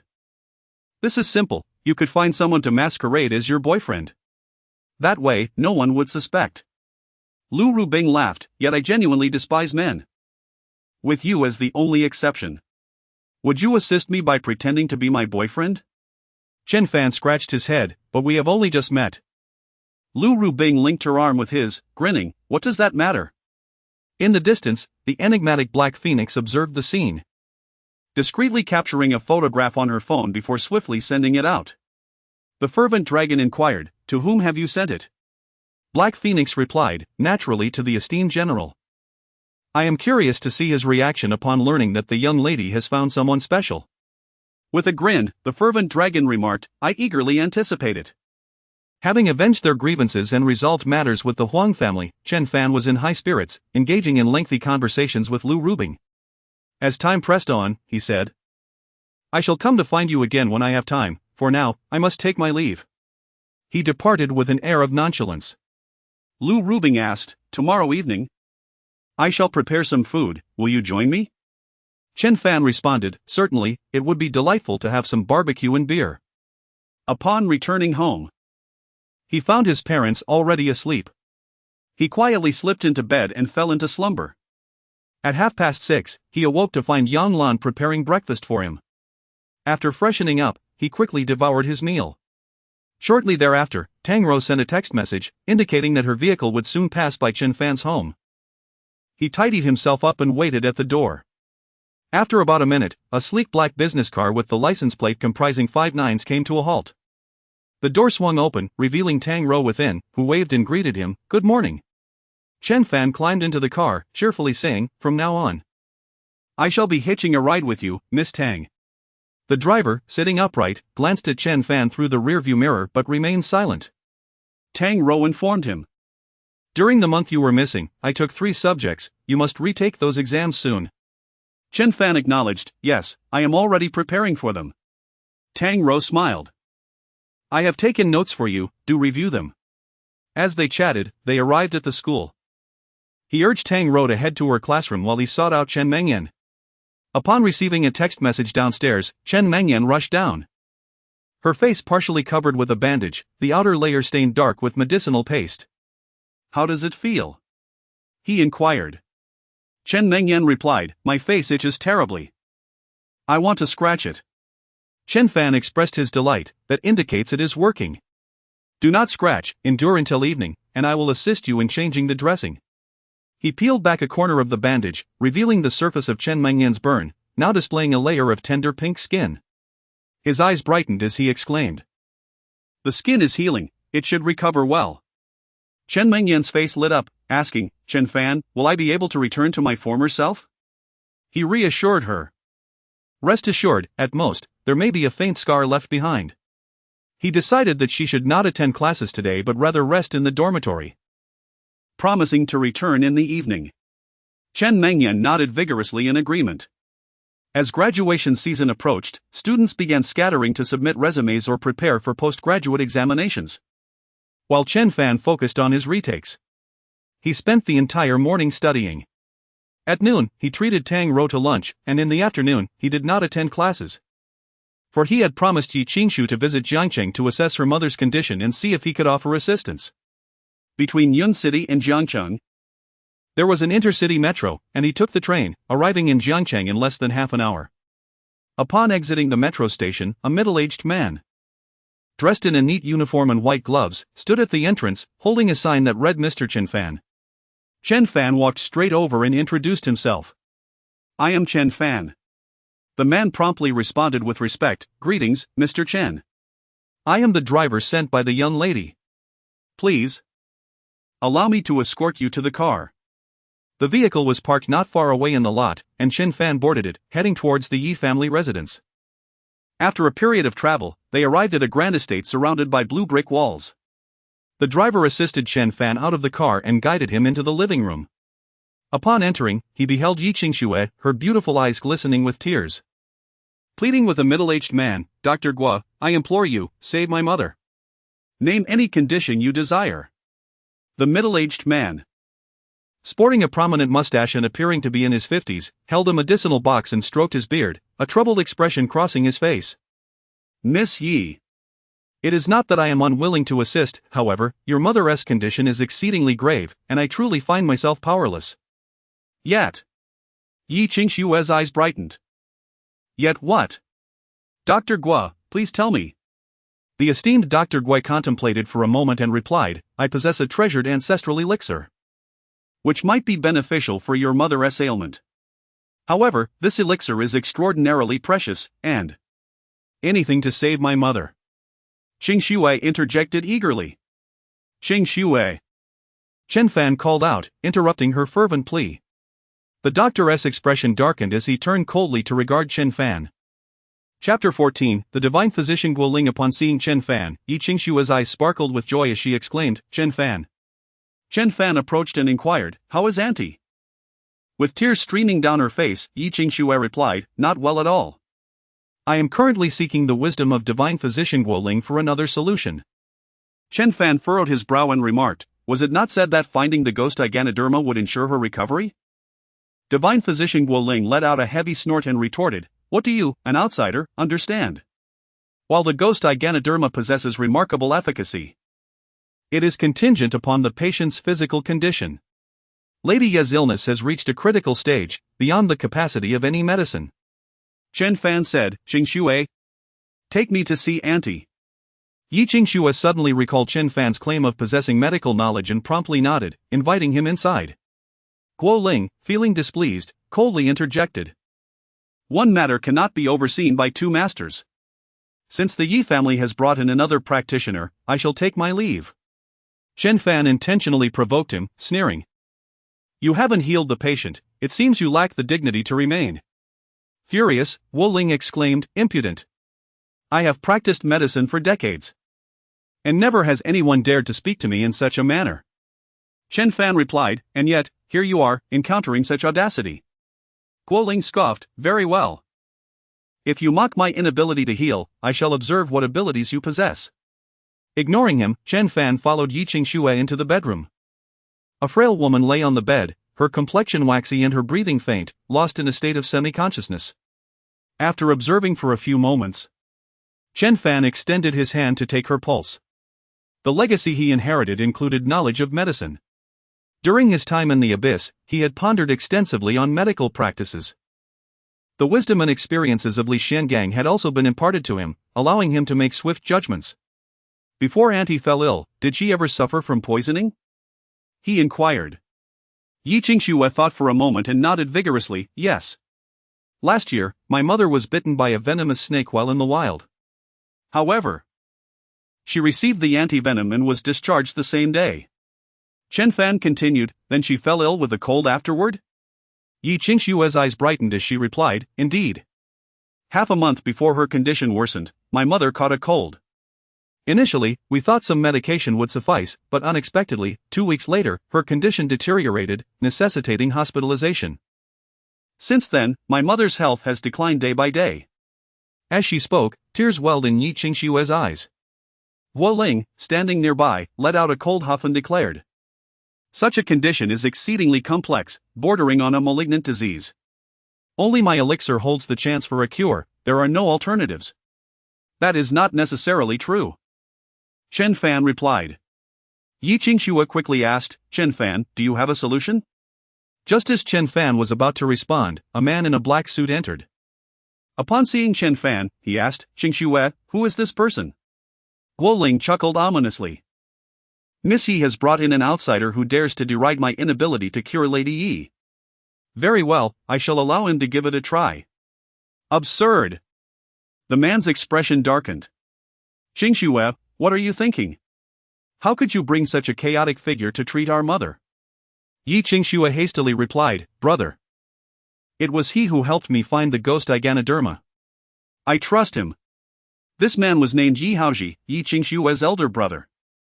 His gaze swept over Chen Fan as he inquired, I have been informed by Qingxue about the events that transpired in the abyss.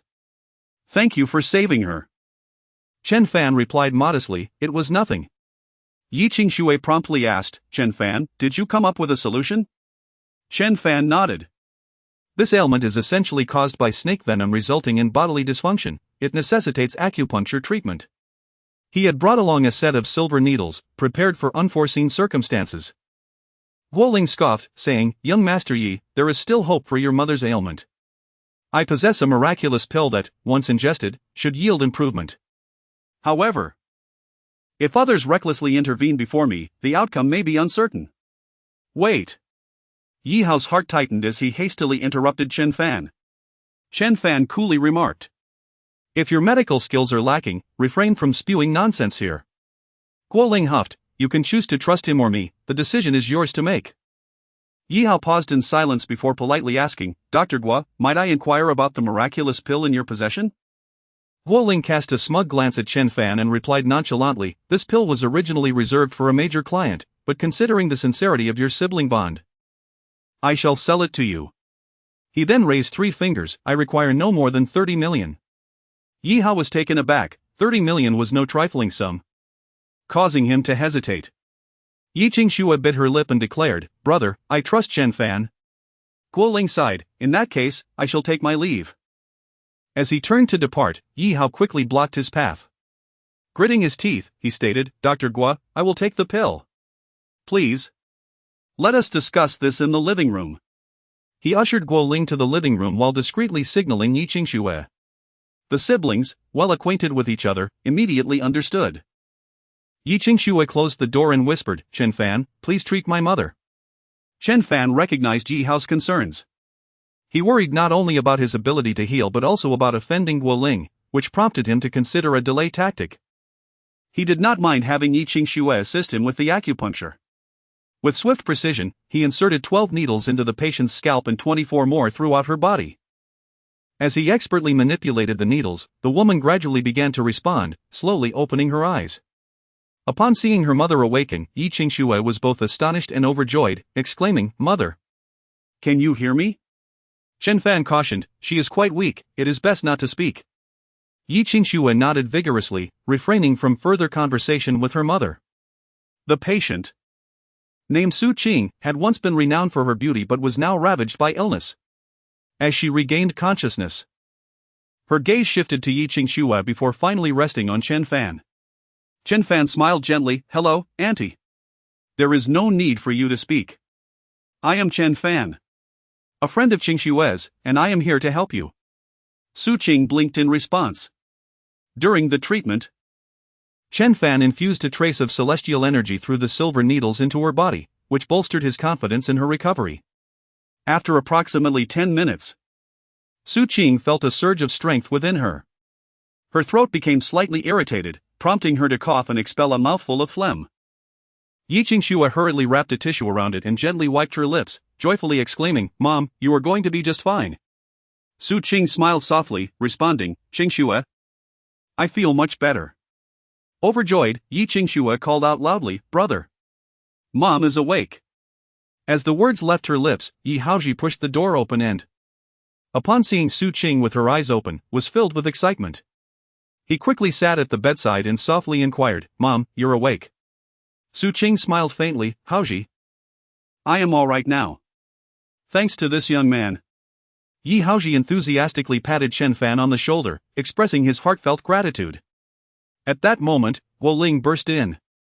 And upon seeing Su Qing awake and in better spirits, her eyes widened in disbelief as she murmured, "Impossible." Yi Haoji, who had been stalling Wielding to buy time, could not help but ask, "Dr. Guo, what do you mean by impossible?" Wielding replied, "The lady's condition was extremely perilous, far beyond the healing capabilities of acupuncture."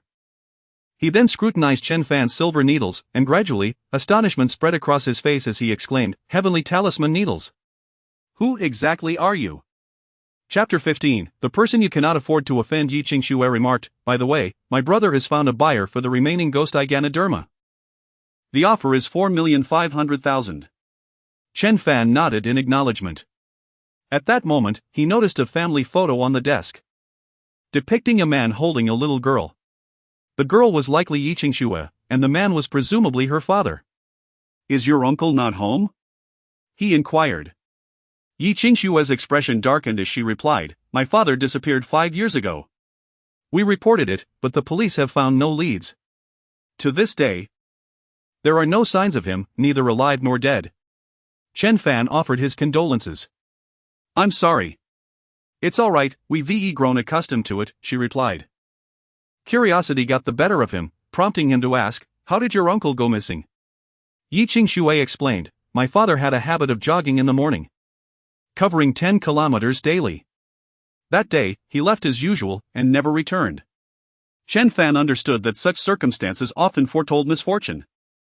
He wanted to comfort Yi Qingxue but was at a loss for words. Just then, the wail of police sirens echoed from outside. Shortly after, Yi Haoji entered, his countenance grim. "It's Jin Wu. He reported that our family stole his ghost Ganoderma." Yi Qingxue fumed. "The Ganoderma was found by Chen Fan. What does it have to do with him?" Yi Haoji sighed, "If my father were still here, the Jin family wouldn't dare to act so recklessly against the Yi family."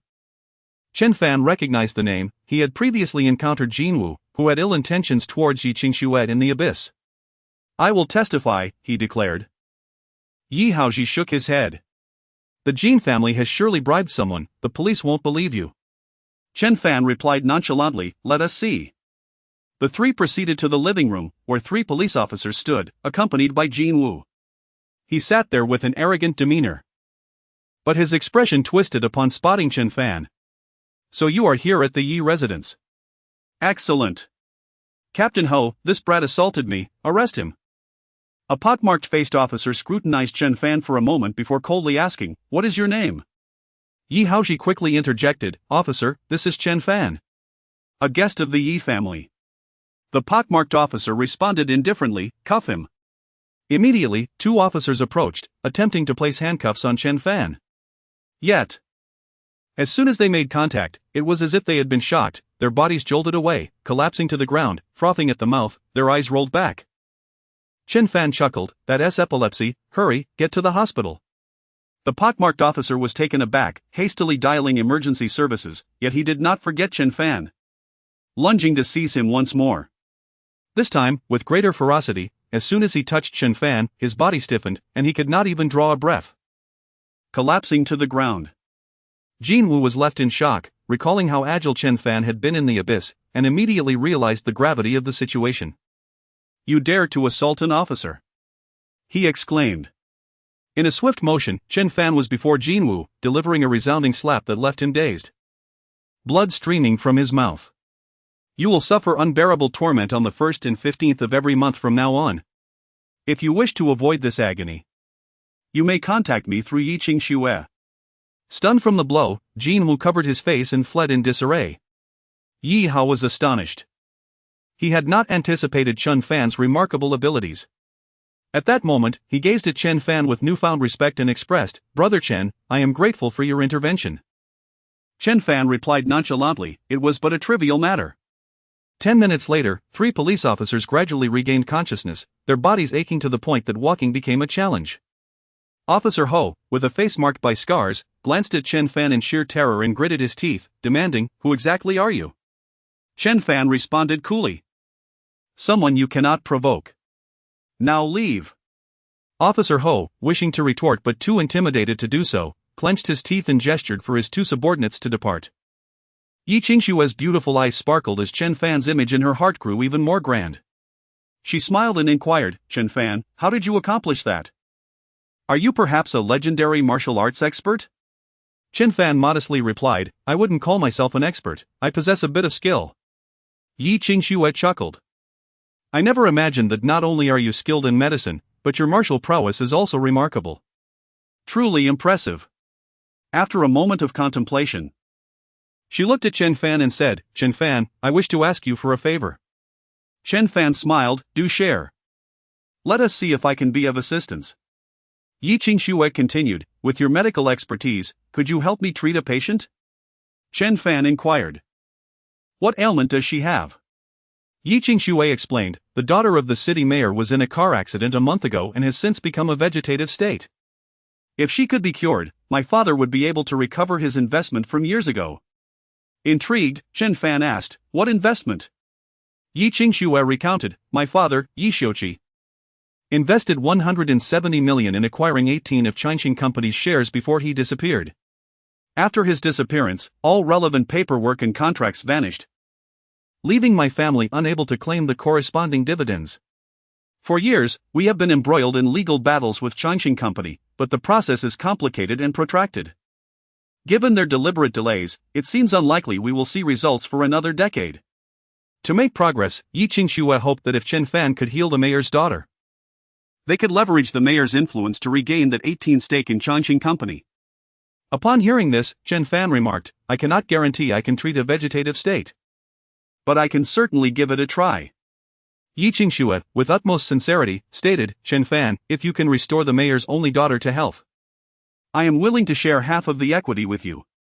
Chen Fan waved his hand dismissively, chuckling, "That is unnecessary." Yi Qingxue looked at him earnestly, declaring, "I will insist that Changqing Company repurchase that portion of the equity. Regardless of the amount, I shall share half with you." Seeing her genuine attitude, Chen Fan smiled. "Very well, I shall assist you." Yi Qingxue beamed with joy. Her family was currently at odds with her grandfather, and they were struggling even with daily expenses. She felt compelled to seek alternative means of survival. "Wonderful. Let us visit the hospital now. You can assess whether treatment is possible. If there is no confidence, we shall abandon the matter. But if there is hope, then it is worth a try," Yi Qingxue declared. Chen Fan nodded in agreement, "All right." Subsequently, the two drove to the hospital, during which Yi Qingxue purchased a bouquet of flowers. Jiangcheng First Hospital was the finest in the province, bustling with a crowd of people. Upon arriving at the inpatient area, the two individuals struggled to locate the hospital room of the mayor's daughter. Standing at the door, Yi Qingxue listened attentively before gently knocking. A woman in her 40s opened the door. She possessed an elegant demeanor, with an oval face and large, expressive eyes. She inquired, "Who are you looking for?" Yi Qingxue replied, "Auntie, I am a friend of Rongrong's. I have come to pay her a visit." After scrutinizing them for a moment, the woman said, "Come in." The pair entered the room, which was remarkably well appointed, spacious and tidy, consisting of a living area and a bedroom. They navigated through the sitting area to find the hospital room, where a pale young girl lay on the bed, approximately 20 years of age, connected to various tubes, with a ventilator steadily functioning beside her. Chen Fan approached, gently pressing his fingers to the girl's pulse point. The woman watched intently, not intervening but fixated on his hand. After half a minute, Chen Fan released his grip and inquired, "Does your daughter exhibit any bodily responses at times?" The woman fixed her gaze upon Chen Fan and asked, "Who are you?" Chen Fan replied calmly, "I am the one who can awaken your daughter." Chapter 16, The Usurper. The woman harbored disbelief towards him. If even the finest doctors in the country were at a loss, how could this stranger possibly cure her daughter? "My daughter does not require your treatment. If there is nothing else, kindly leave," she declared coldly, her demeanor stern. Chen Fan replied, "Did the doctor not mention that her chances of awakening are virtually non-existent?" The woman felt a pang in her heart and insisted, "I have already stated, please leave." Understanding the principle that a physician does not intrude uninvited, Chen Fan realized he had but two options, to depart or to showcase his abilities. A faint smile graced his lips as he turned to Yi Qingsheng and said, "Qingsheng, may I borrow a strand of your hair?" Momentarily taken aback, Yi Qingsheng complied and plucked a hair, handing it to him. Chen Fan took the hair and channeled his Joyang true energy, transforming the long strand into a perfectly straight form in an instant. He then thrust the hair forward, piercing it into the cabinet door.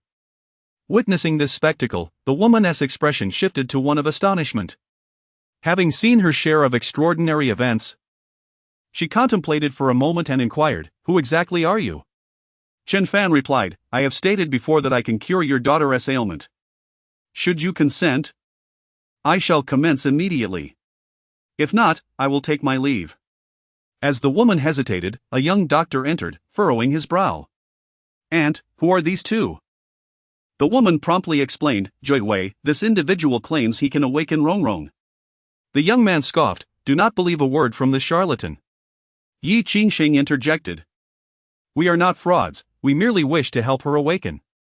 Leave now, or I will call security." The doctor named Joy Wei retorted impatiently. Chen Fan turned to the woman, who, after a moment of contemplation, asked, "How do you intend to treat my daughter?" Chen Fan responded, "Through acupuncture." Glimpsing the hair embedded in the cabinet door, the woman felt a flicker of confidence in him. Taking a deep breath, she articulated slowly, "I will allow you to proceed, but you must not harm my daughter." Chen Fan nodded, "Rest assured." Joy Wei, growing anxious, exclaimed, "Aunt, how can you trust such a person's words? They are all frauds. Furthermore, my team is currently administering electrotherapy on Rongrong, and it may yield results soon." Chen Fan, now slightly irritated, raised an eyebrow, exuding an air of danger. The young doctor felt a chill run down his spine and promptly closed his eyes, gazing at him in astonishment. "Silence, and exit," he commanded coldly. The woman, desperate and willing to gamble on even a shred of hope, turned to the young doctor and said, "Joy Wei, please step outside for now. I will call for you if needed." Joy Wei shot a fierce glare at Chen Fan before leaving with a scowl. Chen Fan retrieved his silver needles, instructing the woman and Yi Qingsheng to assist in positioning the patient. He then inserted 18 needles along her spine and another 18 into her scalp. This technique, specifically designed for patients in a vegetative state, was known as the Six Yang Divine Needles, a creation of the legendary healer Huaxia. To perform this method, one must possess Joyang true energy. At that moment, Chen Fan skillfully manipulated the 18 silver needles, his movements fluid and precise. Consequently, the Joyang true energy coursed through the needles, permeating the woman's brain and spinal cord. As time passed, Chen Fan suddenly inhaled deeply, emitting a sound akin to that of a tiger or lion, each syllable striking the very essence of one's soul. Both the woman and Yi Qingsheng felt a surge of energy, their scalps tingling, the hairs on their bodies standing on end. The sound produced by Chen Fan was not a unique creation of Li Shengan. The ancients had devised the 5 tones primarily for therapeutic purposes. After a span of approximately 5 minutes, the woman with closed eyes suddenly stirred. The mother, having attentively observed her daughter, exclaimed in astonishment, "She is moved. My daughter has awakened." Chen Fan ceased his vocalization and gently tapped the back of the woman's head. Instantly, she gasped for air and began to cough. After a few coughs, she looked around in a daze, yet was still unable to speak. Such conditions typically require at least 3 acupuncture sessions to yield results. Overcome with joy, the mother exclaimed, "Rong, my dear daughter, you have finally awakened." Dr. Ji Hui, the male physician, who had remained outside, quickly entered upon hearing the commotion. Upon witnessing Rong's opened eyes, he smirked and said, "Auntie, this is splendid. It appears that my treatment plan has borne fruit." The mother paused, momentarily perplexed. Uncertain whether it was Chen Fan's treatment or the male doctor's efforts that had proven effective. Yi Qingsno, incensed, retorted, "How shameless you are. It was clearly Chen Fan's acupuncture and sound that awakened Rong. What relevance do you have in this matter?" Dr. Ji Hui scoffed, "You think you have cured her? What a joke. Do you even hold a medical license?" "My team has been treating Rong for over 2 months, it merely coincided that results manifested now." Yi Qingsno was about to argue further when Chen Fan gently restrained her, remarking, "Since you assert that, very well." He then addressed the mother, "If you require anything further, please feel free to call this number." As he spoke, he handed her a card bearing Yi Qingsno's phone number. The mother nodded appreciatively, saying, "Thank you, young man." Chen Fan replied with a smile, "Our initial intention was to help your daughter awaken. Now that she is, we shall take our leave. However, please refrain from moving the silver needles on the patient for the next 3 hours." With that, he departed alongside Yi Qingsno, swiftly exiting the hospital room. Dr. Ji Hui, brimming with self-satisfaction, declared, "Auntie, I have always maintained that my team is exceptionally professional. Now that Rong has awakened, I have fulfilled my mission and can provide an explanation to your husband." The mother nodded gently, "Ji Hui, you have truly worked hard.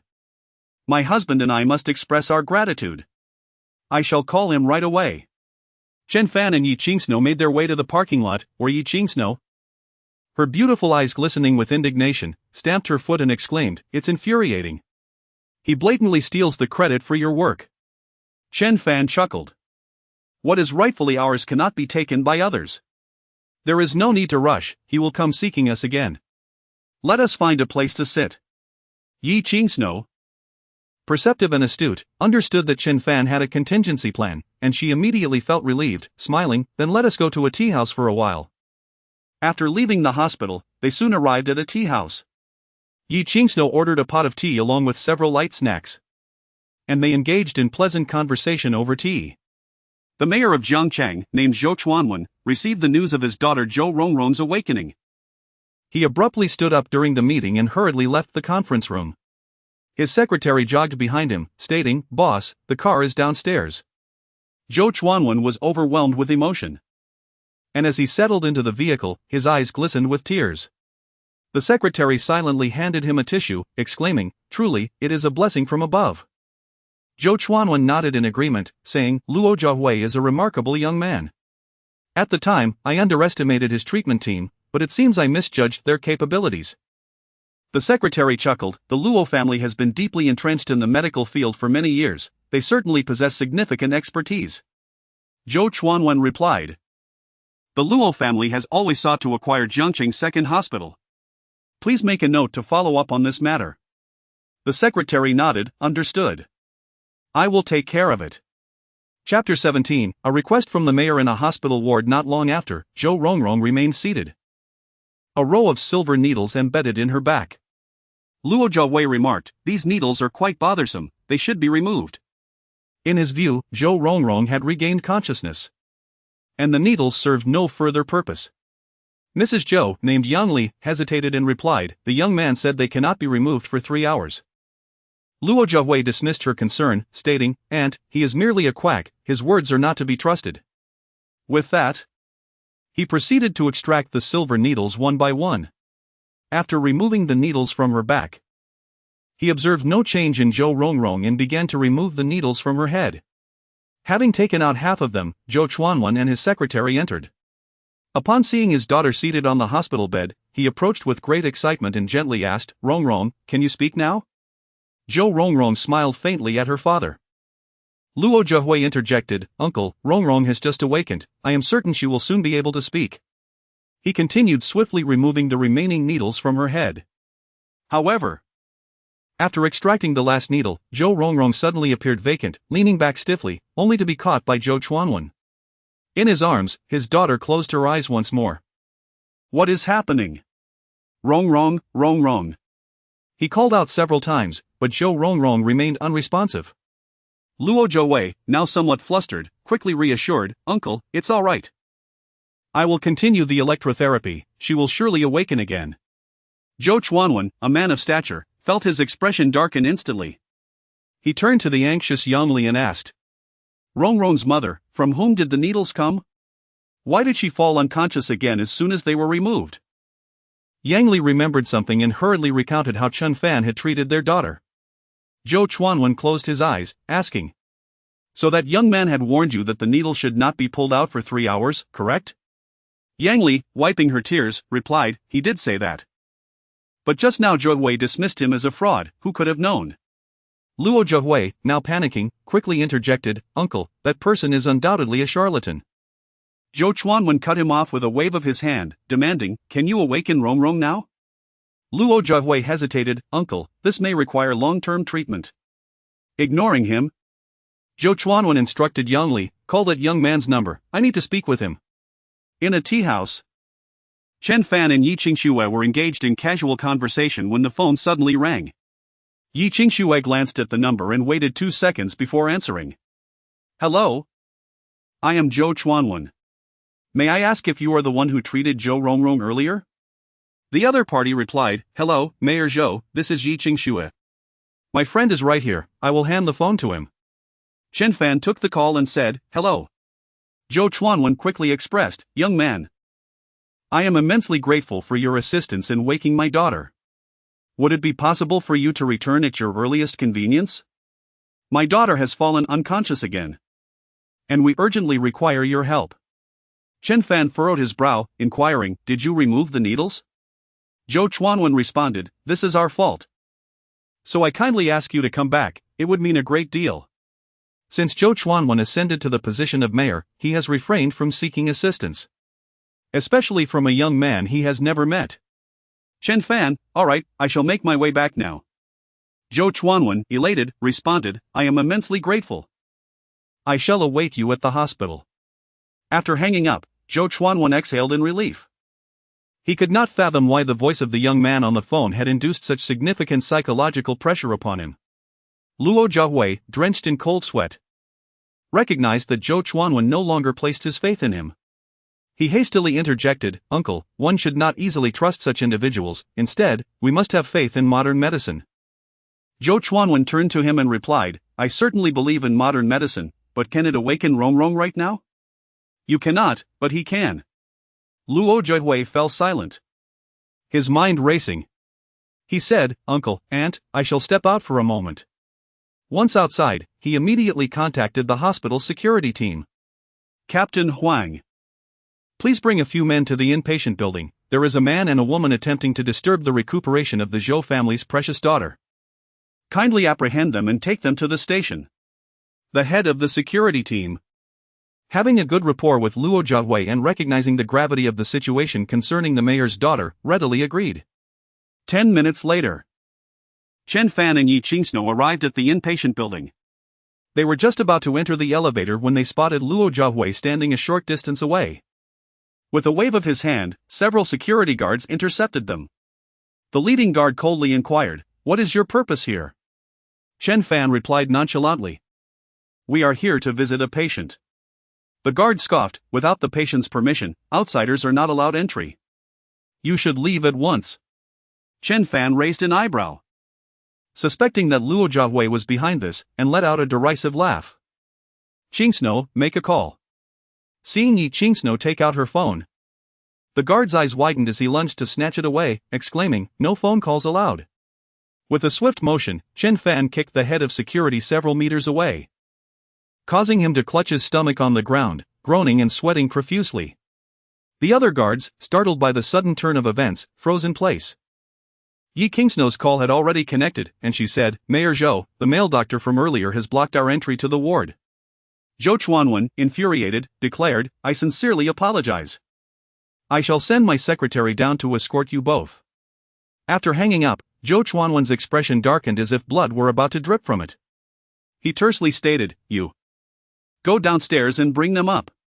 Also, summon Luo Zhihui." The secretary, sensing Zhou Chuanwen's anger, dared not utter a word and nodded before hastily descending. Jihui Luo sensed that the situation was dire. If this matter were to reach the ears of Chuanwen Zhou, he would not be spared. Filled with both anger and frustration, he could hardly believe that this individual was so formidable, easily besting even the burly security personnel. At that moment, the secretary emerged from the elevator. His gaze swiftly fell upon Chen Fan and Yi Qingxue. He approached them with brisk steps and smiled, "Are you two here to attend to Miss Rongrong?" Chen Fan nodded affirmatively. The secretary continued, "You both have worked hard. I am secretary the mayor is awaiting your esteemed presence upstairs." He then turned his attention to Jihui Luo, his smile lacking warmth as he said, "Young Master Luo, you are also invited, Mayor Zhou is expecting you." A chill ran through Luo's heart as he shot a venomous glare at Chen Fan, wishing he could annihilate him with a mere glance. Chapter 18, Regret of the Past. A few individuals arrived at the hospital room, with Zhou Chuanwen standing at the entrance. Upon seeing secretary he accompanied by Chen Fan and Yi Qingxue, a smile broke through his stern expression as he hastened to greet them. "Secretary," he introduced, "Boss. This is Chen Fan, and this is Yi Qingxue." Zhou Chuanwen chuckled warmly, expressing his gratitude. "Young man, I am truly thankful to you." Chen Fan replied modestly, "No need for formalities. How is your daughter?" Zhou Chuanwen sighed, "She has fallen unconscious again." He then glanced at Luo Zhihui, adding, "Someone has stolen your credit and, without permission, removed the silver needles you left. I will not let this matter rest." Zhou Chuanwen, a man of profound wisdom, rarely spoke harshly to others, indicating the depth of his disdain for Luo Zhihui. His daughter, who was on the verge of recovery, had been plunged back into unconsciousness because of him. Approaching the bedside, Chen Fan took Zhou Rongrong's pulse and proceeded with acupuncture once more. This time, Zhou Chuanwen, Yang Li, and secretary he all watched intently, hoping to witness a miracle. Even Luo Zhihui glanced over, feeling a tumult of emotions, torn between wishing for Chen Fan's success and secretly hoping for his failure. After the second session of acupuncture, Chen Fan merely pressed a few points on Zhou Rongrong's brow, infusing a trace of spiritual energy, and she opened her eyes once again. Zhou Chuanwen, a man unflinching even in the face of calamity, now displayed unrestrained joy, leaning closer to whisper, "Rongrong, do you recognize your father?" The couple had faced numerous trials to have this child, cherishing her as their most precious treasure. The sight of their daughter awakening filled them with an indescribable exhilaration. Upon regaining consciousness for the second time, she looked at Zhou Chuanwen and smiled, saying, "Father, I feel much better." In that instant, tears of joy streamed down Zhou Chuanwen's face as he vigorously nodded, "As long as you are awake, that is all that matters." Wiping his tears, he cautiously inquired of Chen Fan, "Young man, will my daughter Rongrong not fall into unconsciousness again?" Chen Fan assured him, "As long as no one interferes, she will soon recover. Rest assured, no one shall disturb her again." A glint of fierce determination flashed in Zhou Chuanwen's eyes. Secretary he was taken aback, having only witnessed such intensity in his boss once before. That time, he was the second in command in Zhangcheng, but mere months later, the former mayor had left in disgrace, with Zhou Chuanwen taking his place. Luo Zhihui lowered his head, clenching his fists, his resentment towards Chen Fan intensifying. After the second acupuncture session, Chen Fan instructed Yang Li to feed Zhou Rongrong some thin porridge. An hour later, he removed the silver needles and advised her to rest. Subsequently, they were invited to the living room of the adjacent room, while Luo Zhihui excused himself early, feeling as though he were ensnared in a thicket of thorns, utterly uncomfortable. After exchanging a few pleasantries, Zhou Chuanwen grasped Chen Fan's motivation for assisting him. It was connected to the Yi family. He inquired, "Miss Yi, has Chongqing Company consistently refused to distribute dividends?" Yi Qingxue nodded, "Mayor Zhou, the directors of Chongqing Company have formidable backgrounds, they hardly regard the Yi family. Thus, I hope Mayor Zhou can lend a hand with a word." Chen Fan saved his daughter, a tremendous act of kindness that left Zhou Chuanwen without hesitation as he proclaimed, "I shall intervene, Miss Yi, please await the outcome patiently." Yi Qingxue was overjoyed, exclaiming, "Thank you, Mayor Zhou." Zhou Chuanwen waved his hand dismissively. I owe my gratitude to Chen Fan. Intrigued, he inquired about the origins of Chen Fan's medical expertise. To which Chen Fan replied that he had apprenticed under a renowned folk doctor. While the two engaged in casual conversation, Secretary he had already stepped outside to make a call, reaching out to several key figures at Changqing Company. Although Changqing Company had some backing, it was reliant on the support of Zhengcheng. Offending the mayor could be detrimental to their existence. Consequently, within 10 minutes, Changqing Company reached a consensus, expressing their willingness to repurchase the Yi family's investment at the current company valuation. Presently, Changqing Company was valued at over 3 billion, and they offered 600 million. Secretary he soon returned, smiling as he announced, "Boss, I have spoken with the senior executives at Changqing Company. They are willing to offer 600 million to buy back the shares held by the Yi family." Zhou Chuanwen nodded and then asked Yi Qingxue, "Do you find this reasonable? If you are dissatisfied, we can negotiate further." Yi Qingshu, familiar with Changqing Company, found the 600 million to exceed her expectations and quickly replied, "Thank you, Mayor Zhou, I am very satisfied." Zhou Chuanwen smiled, "That's wonderful." After approximately an hour and a half, Chen Fan performed acupuncture on Zhou Rongrong for the third time. After having a bite to eat, Zhou Rongrong appeared much better, with color returning to her face. The acupuncture session lasted for half an hour, after which Chen Fan advised her to lie down and rest, prescribing a tonic to be taken for 7 consecutive days. The Zhou couple expressed their profound gratitude to Chen Fan, accompanying him to the parking lot and watching them depart. Yi Qingshu maintained her composure until the vehicle exited the garage, at which point she excitedly clenched her fists and shook them vigorously. "Chen Fan, you are truly remarkable." She sincerely admired and thanked him.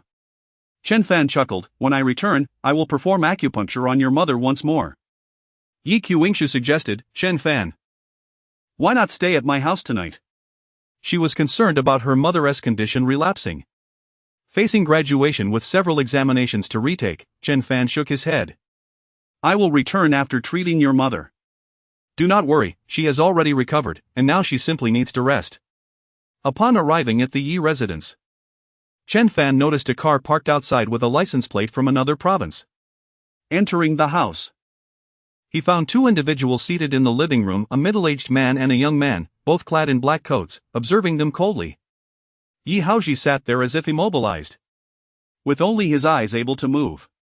Yi Qingshu called out, "Brother, what is wrong?" Chen Fan glanced over and replied nonchalantly, "He has been struck by needles at vital points, rendering him unable to move."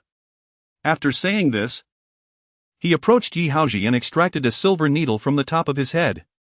The moment the needle was removed, Yi Haoji cried out in pain, collapsing back into the chair. "I am utterly exhausted," he shouted, immediately drenched in sweat. The middle-aged man rose, sizing up Chen Fan, and coldly remarked, "Where did you acquire the knowledge of the Tiangang divine needle?" Chen Fan furrowed his brow and inquired, "Who are you?" The man replied coldly, "Hua Chunyu." Realization dawned on Chen Fan, these two were scions of the Hua family, who had somehow learned of his ability to wield the heavenly gang divine needle and assumed he had stolen their secrets. Just as he was about to clarify, the young man coldly declared, "According to the rules of Hua, I shall disable your hands and gouge out your eyes." Fury ignited within Chen Fan as he retorted, "You may attempt to do so." The young man, appearing to be in his mid-20s, let out a sneer and, brandishing a silver needle, strode purposefully towards Chen Fan. When they were merely 2 steps apart, he swiftly darted behind Chen Fan, aiming the needle at the vital point atop his head. Without turning, Chen Fan executed a swift and precise palm strike, a technique from the carefree 7 styles. Thud! The young man felt as though a massive stone had struck his chest, propelling him several meters away, whereupon he coughed up a mouthful of blood. Chapter 19, referencing the young master. The middle-aged man was taken aback as he flicked his right hand, sending 2 beams of silver light hurtling toward Chen Fan. In an instant, he shifted his body half a meter to the side, and then appeared before the middle-aged man in a flash. The middle-aged man was astounded and swung his palm toward Chen Fan's chest. With a muffled thud, Chen Fan moved even faster, his forehead colliding directly with the man's face. The middle-aged man saw stars, his nose gushing blood, and he instantly lost his combat capability. Subsequently, Chen Fan approached, grasped the young man by the nape of his neck, and slammed him heavily to the ground. Stepping on his head, he inquired, "Will you still dig out my eye?" The man struggled desperately, but to no avail, as he shouted fiercely, "The Huaxia will not let you go." The middle-aged man, wiping the blood from his face, was both alarmed and furious.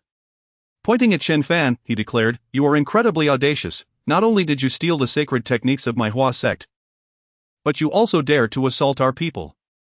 You are doomed." Chen Fan fixed his gaze on him and asked, "What is your name?" The middle-aged man glared and replied, "Huaxianfeng."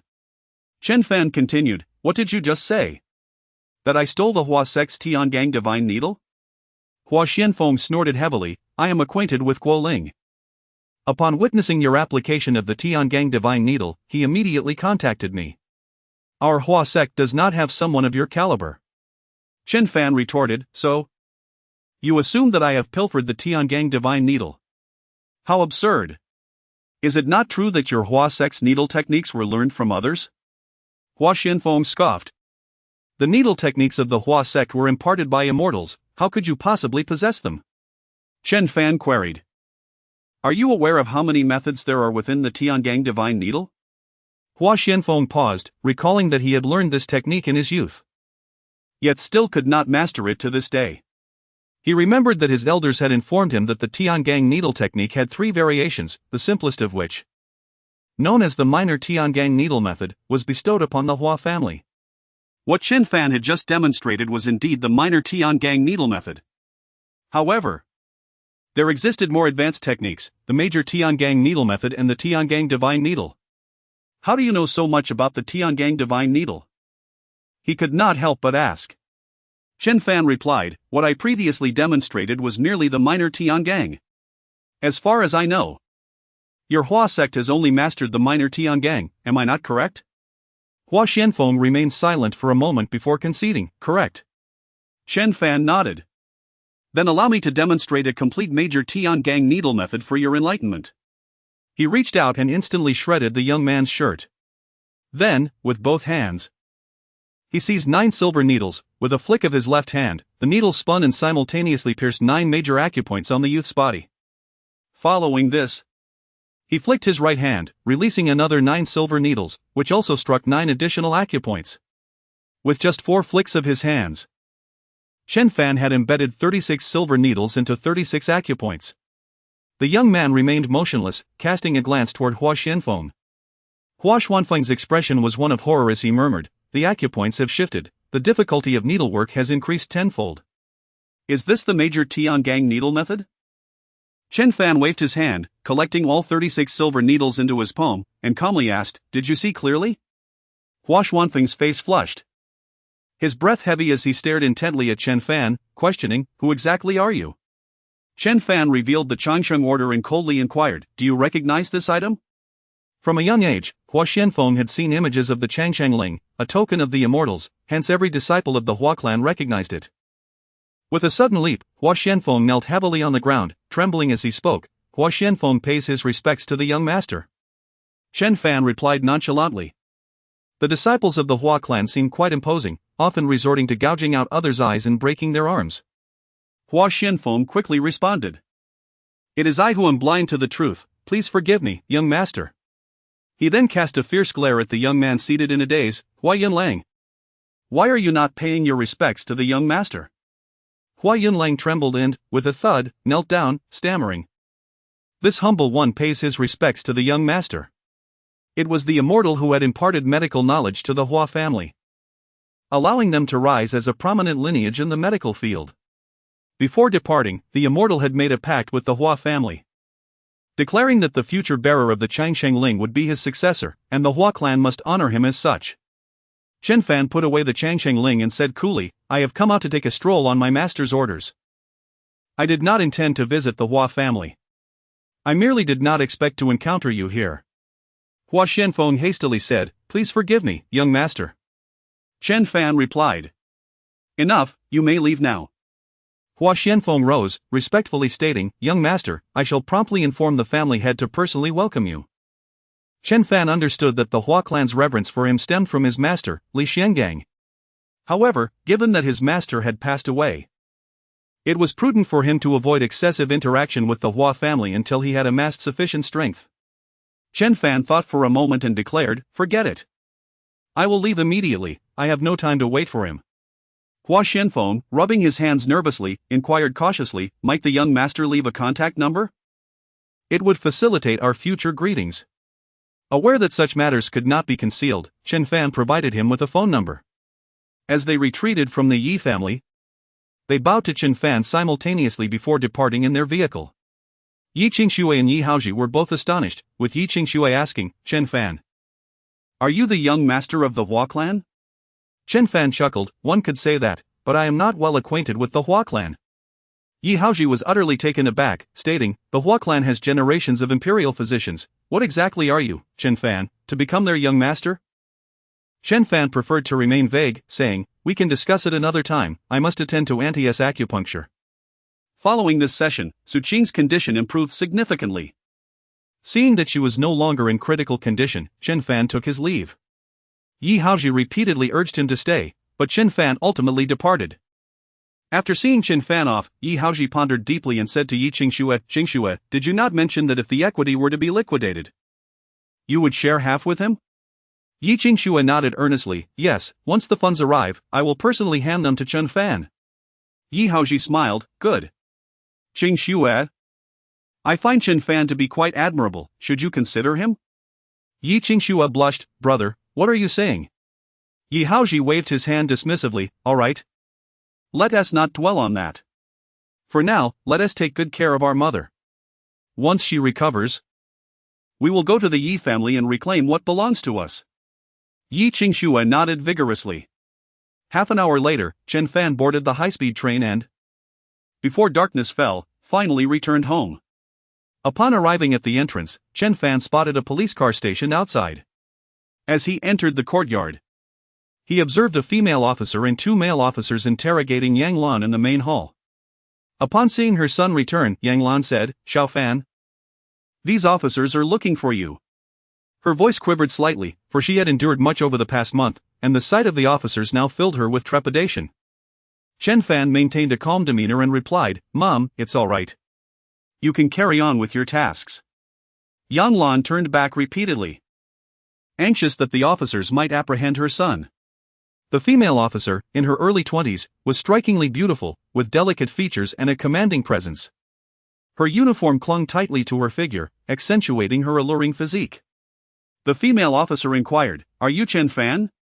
Chen Fan replied nonchalantly, "That is indeed me." "We have a few questions for you," she continued, gazing into his eyes. "Do you know Zhou Feifei?" Chapter 20, Han Wei and Chen Fan. The female officer nodded and inquired, "Are you aware that Zhou Feifei suddenly passed away yesterday?" Chen Fan replied, "I am not informed." The female officer continued, "Your parents filed a report when you went missing for a month. Where were you during that time? Why did you not reach out to your family?" Having anticipated this question, Chen Fan explained, "We went camping, and I unfortunately lost my way, wandering in the mountains for the entire month. I only returned in recent days." The male officer then asked, "Do you know Huang Shilong?" "I do not," Chen Fan responded. The male officer produced a blood collection tube and stated, "We need to take a sample of your blood for DNA comparison." A chill ran through Chen Fan. The last time his DNA information was exposed, he had suffered grievous harm. "I'm afraid I cannot allow you to take my blood," he declared. The female officer frowned. "If you refuse to cooperate, we will have no choice but to take you with us." "Feel free to take me, but provide me with a reason," Chen Fan retorted. The female officer responded, "We received a report from the public alleging that you have a grudge against Zhou Feifei. We suspect your involvement in her death." Chen Fan coolly replied, "Then present your evidence." The female officer countered, "Even in the absence of evidence, we possess the authority to detain you for 20 hours. At that moment, a military off-road vehicle arrived at the entrance, and 4 individuals disembarked. Chen Fan recognized one of them as Han Wei, a disciple of the Han family. Han Wei entered and, upon noticing the 2 officers, revealed his credentials. The female officer, upon seeing his rank, immediately stood at attention and respectfully addressed him as inspector. Han Wei nodded, "Chen Fan is my informant, you may leave." "Understood." The 2 officers, daunted, promptly exited Chen Fan's residence. Once the police vehicle departed, Hanwei knelt on one knee, addressing him, "Greetings, young master." The three individuals who followed also knelt behind Hanwei, 2 men and 1 woman, all in their 20s. "How did you know I reside here?" Chen Fan inquired, furrowing his brow. Hanwei explained, "After departing from Huanglong Villa that day, I dispatched someone to investigate." "I beg for your pardon, young master." "Rise," Chen Fan instructed. Hanwei stood up respectfully and said, "Young master, the head of the family is en route. May I arrange for you to meet him?" "I had left clandestinely, it would not be prudent for me to meet him," Chen Fan replied. Hanwei immediately acknowledged, "Yes. I will inform the head of the family not to disturb you. However, he has issued orders for me to be at your service whenever you require." Recalling the earlier events, Chen Fan asked, "Are you an inspector?"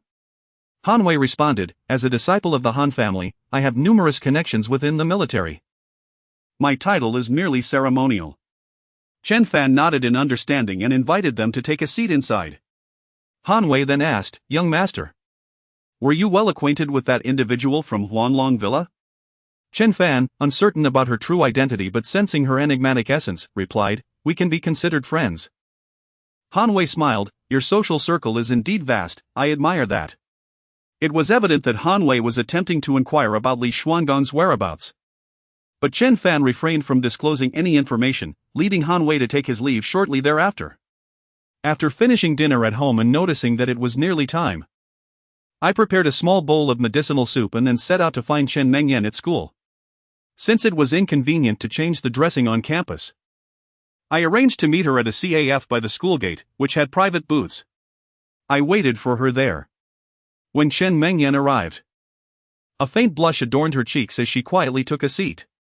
Observing her, I noticed that the medicinal paste on her face had dried, prompting me to smile and say, "It's time for a change."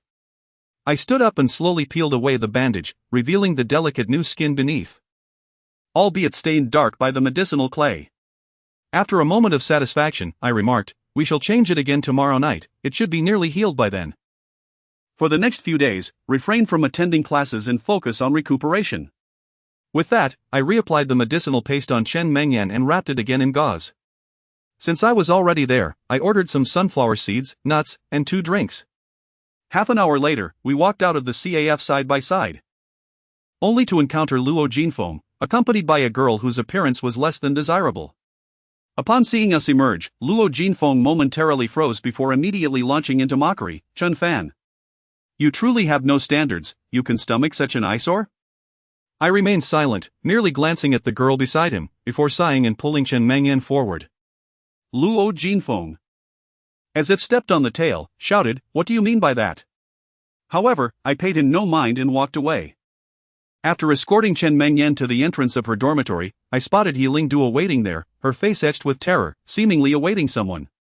Upon seeing me, she hurried over, trembling, and implored, "Chen Fan, please help me."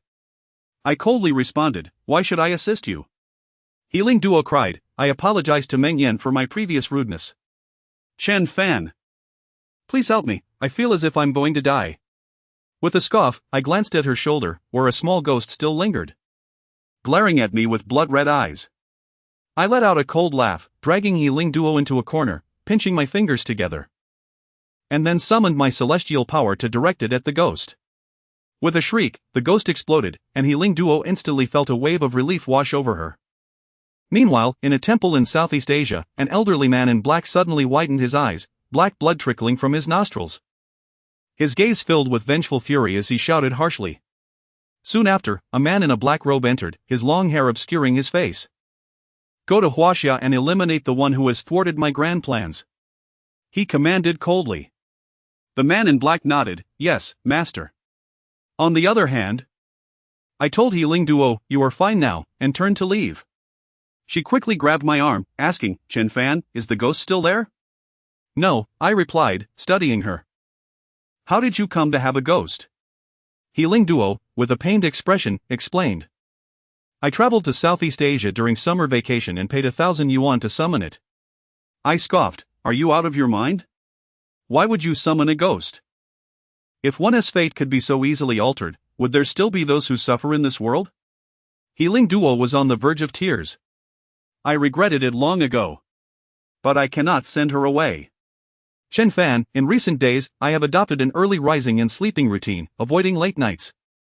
After issuing a few instructions, he proceeded to the study room. Tang Rou remained seated nearby. He nodded at her and opened his textbook to begin his revision. The makeup examination is scheduled for tomorrow, and he must review the subjects tonight. That evening, he concentrated on the subjects he had previously been examined on. In truth, the brief interval of just 1 month had little impact. At 9:30, the study room began to dim its lights.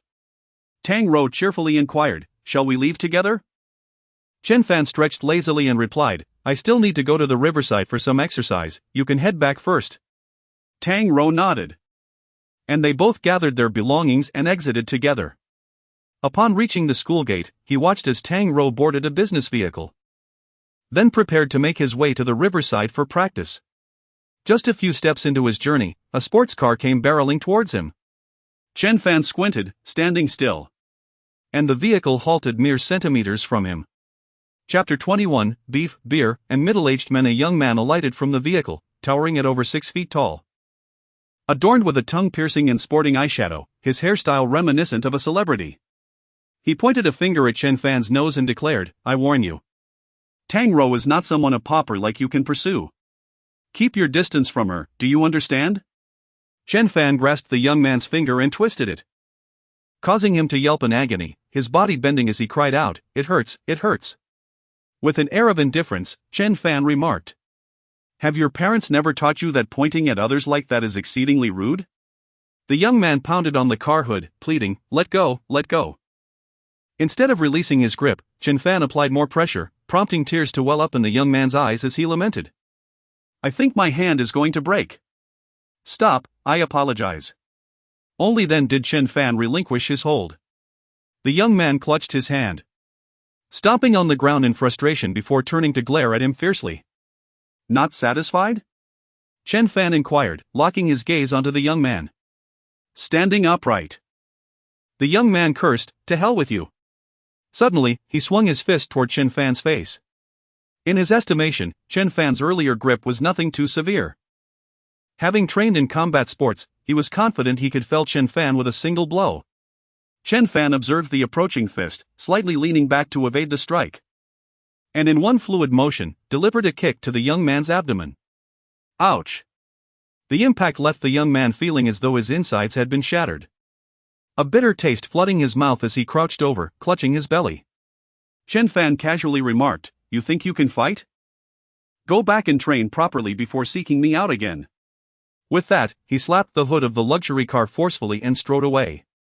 That last strike infused the engine with a mystical energy, disrupting its molecular structure and causing all the wiring in metal to warp. The young man, still holding his aching stomach, climbed into the car. As soon as he started the engine, the vehicle jolted violently before erupting into flames and smoke. In disbelief, he thought, "I just bought this car. How could it be damaged already? What terrible luck!" Upon reaching the riverbank, Chen Fan was preparing to find a suitable spot for his training when he spotted the silver-haired elder he had encountered that evening, now standing on the riverbank waiting for someone. Upon seeing Chen Fan, the elder hurried over and bowed deeply, exclaiming, "Master Qiao, I am profoundly grateful to you for saving my life." Chen Fan glanced at him and noted that the dark aura surrounding his hand had dissipated, his internal energy flowing like a mighty river, unending. He nodded, "That is good to hear." Master Qiao said, "Not only has my internal injury healed, but my cultivation has also reached the transformation realm. This is all thanks to you." Chen Fan was astonished. He hadn't anticipated that the old man had become a master of the transformation realm. He understood that above the purple level of martial artists lay the title of Transformation Realm Master. Having been taught by Li Xiangan, he knew that there was no distinction between purple level and master. He simply needed to cultivate the 9-yang immortal technique, thus he was not well versed in these realms. Curious about the differences between a Transformation Realm Master and a purple level martial artist, he pondered for a moment before seeking clarification from Master Qiao. Master Qiao smiled and explained, "A Transformation Realm Master draws from various schools of thought, achieving a profound understanding of internal energy and capable of manifesting protective qi. Regardless of the martial art one practices, a transformation realm master experiences exponentially greater results. The longer they practice, the stronger they become. Chen Fan contemplated this. Realizing that the third level of the Nine-Yang immortal technique could indeed form the Nine-Yang divine qi, which must correspond to the transformation realm. After exchanging a few words, Xiao Iran remarked, "Young friend, I reside at Huaxia Mountain Villa. Should you find yourself with leisure, do visit. I shall prepare fine wines and delicacies to entertain you." Chen Fan nodded in agreement. Following Xiao's departure, Chen Fan sought out a shallow area to practice the second movement of the divine mechanism stance. As before, he beheld a celestial Buddha in the skies above. Though this deity was distinct from the previous one, a mysterious force descended upon him, cleansing both his body and spirit. Upon completing his practice, he hurried to Huanglong Mountain Villa. Lu Rubing had prepared a feast, with a burly man in charge of the barbecuing and a robust woman overseeing the stir-frying, filling the air with enticing aromas. Lu Rubing smiled and said, "I've been waiting for you for quite some time. How about trying the barbecue from Huanglong?" The spread included lamb, beef, chicken, and a selection of seafood. Chen Fan felt a pang of hunger and laughed, "Then I shall not hold back." He picked up a skewer of beef, savoring its tender, charred goodness, perfectly seasoned. He gave a thumbs up, exclaiming, "Excellent craftsmanship." Lu Rubing responded, "This beef comes from specially raised barbecuing cattle, with calves no older than 6 months, specifically taken from the mid and rear sections of the rib." Huanglong appeared disgruntled, reluctant to share the meat he had grilled. The lamb and seafood were equally exquisite, and the dishes prepared by Haifeng were delightful. Chen Fan feasted heartily, frequently toasting with Lu Rubing. At that moment, a man in his 40s approached, striding with a distinctive gait. Clad in a black tang suit, with a thick beard and eyebrows that slanted dramatically into his temples, he was not tall, yet exuded an impressive aura of authority. Chen Fan regarded him warily, pausing his chewing. The man took a seat beside him unceremoniously, a warm smile gracing his face. His smile was like the arrival of spring, instantly dissipating Chen Fan's tension. "Young man, how old are you?" the man inquired. Chen Fan, taken aback, thought to himself, "What concern is that of yours?" He cast a sidelong glance at the man and replied, "Not too old, not too young, just right." The middle-aged man laughed heartily, taking a skewer of lamb and biting into it, commenting, "A bit overcooked." Huanglong's expression changed slightly, quickly responding, "Understood, I will ensure the next batch is more tender." Lu Rubing looked at the middle-aged man with a radiant smile and said to Chen Fan, "This is my father." Chen Fan acknowledged with an "Oh," then poured a glass of beer for him, saying, "Uncle, please have a drink." The middle-aged man glanced at the glass but accepted it, clinking his cup with Chen Fan's. They both downed their beers in one gulp, with Chen Fan remarking, "This beer is quite enjoyable, rich in malt flavor." The middle-aged man continued to observe Chen Fan, asking, "Has Hanmen sought you out?" Chen Fan replied with a mere yes, choosing not to elaborate. After a brief silence, the man inquired, "Is the venerable immortal lord well?" Chen Fan wiped his hands and, looking at the man, asked, "How do you know who my master is?" The man replied, "Only the disciple of the immortal lord would be referred to as the young master by Hanmen." Chen Fan, still lacking the abilities of Li Xiangang, preferred to keep certain matters vague, stating, "He is doing well, though he prefers to remain reclusive. I slipped away secretly." The man continued, "It is said that the immortal lord intended to ascend to the heavens but was unsuccessful. Chen Fan, my master remarked that my aptitude is commendable. Only when I have cultivated myself to a level that satisfies him can he ascend with peace of mind." The middle-aged man nodded in agreement. "It is indeed wise for the immortal lord to remain hidden. There is nothing in this world that can pique his interest any longer." He then presented a leather bag to Chen Fan, stating, "Inside, you will find your identification. From this moment forth, your identity shall be classified as top secret. No one, save for myself, possesses the authority to investigate you." Upon opening the bag, Chen Fan discovered an identification card and an emblem. The card proclaimed that he was the deputy director of the 9th Bureau of Security of Huaxia, with a status of utmost confidentiality. He nodded appreciatively, "Thank you." The middle-aged man continued, "Binger used to harbor a strong aversion towards men, so it is quite remarkable that she does not dislike you. Should you require assistance in the future, feel free to call the number on the card. With that, the middle-aged man rose and departed. Lu Rubing gazed at his retreating figure and said, "Father, I shall not return for the time being." The middle-aged man waved his hand without looking back and replied, "Do as you wish." As he walked further away, Chen Fan, intrigued, inquired, "Is your father a high-ranking official? How else could he so casually present me with a deputy director's position?" Lu Rubing responded, "This is merely a guise to conceal your identity. The existence of an immortal lord is a taboo in Huaxia. If certain individuals were to uncover your presence, you would find yourself in grave danger." Chapter 22, The Taboo. Chen Fan, intrigued, inquired, "What taboo?" Lu Rubing replied with a smile, "Let us not discuss this today, you will gradually come to understand." She lifted her wineglass and clinked it with Chen Fan's. With exquisite food and fine wine, Chen Fan indulged himself until he could eat no more. Lu Rubing remarked, "Chen Fan, the Mad Dragon was a master of martial arts, proficient in various combat techniques. If you are interested, you might learn a thing or two from him." Chen Fan did not feel the need to learn any combat skills, as his master had imparted profound teachings to him. He responded, "I could teach him a thing or two instead." Upon hearing this, the Mad Dragon promptly discarded his apron and strode towards Chen Fan, fixing him with a challenging gaze. It was evident to Chen Fan that although the Mad Dragon had not yet reached the level of a grandmaster, his strength was formidable. He wiped his hands with a napkin and said with a smile, "Very well, let us see." The two men moved to an open space. The Mad Dragon launched a punch, swift and powerful. Chen Fan slightly sidestepped, but unexpectedly, the Mad Dragon twisted his body and charged at him aggressively, catching him off guard and making it exceedingly difficult to evade. Chen Fan shifted his position by half a meter and delivered a knife hand strike toward the Mad Dragon's neck.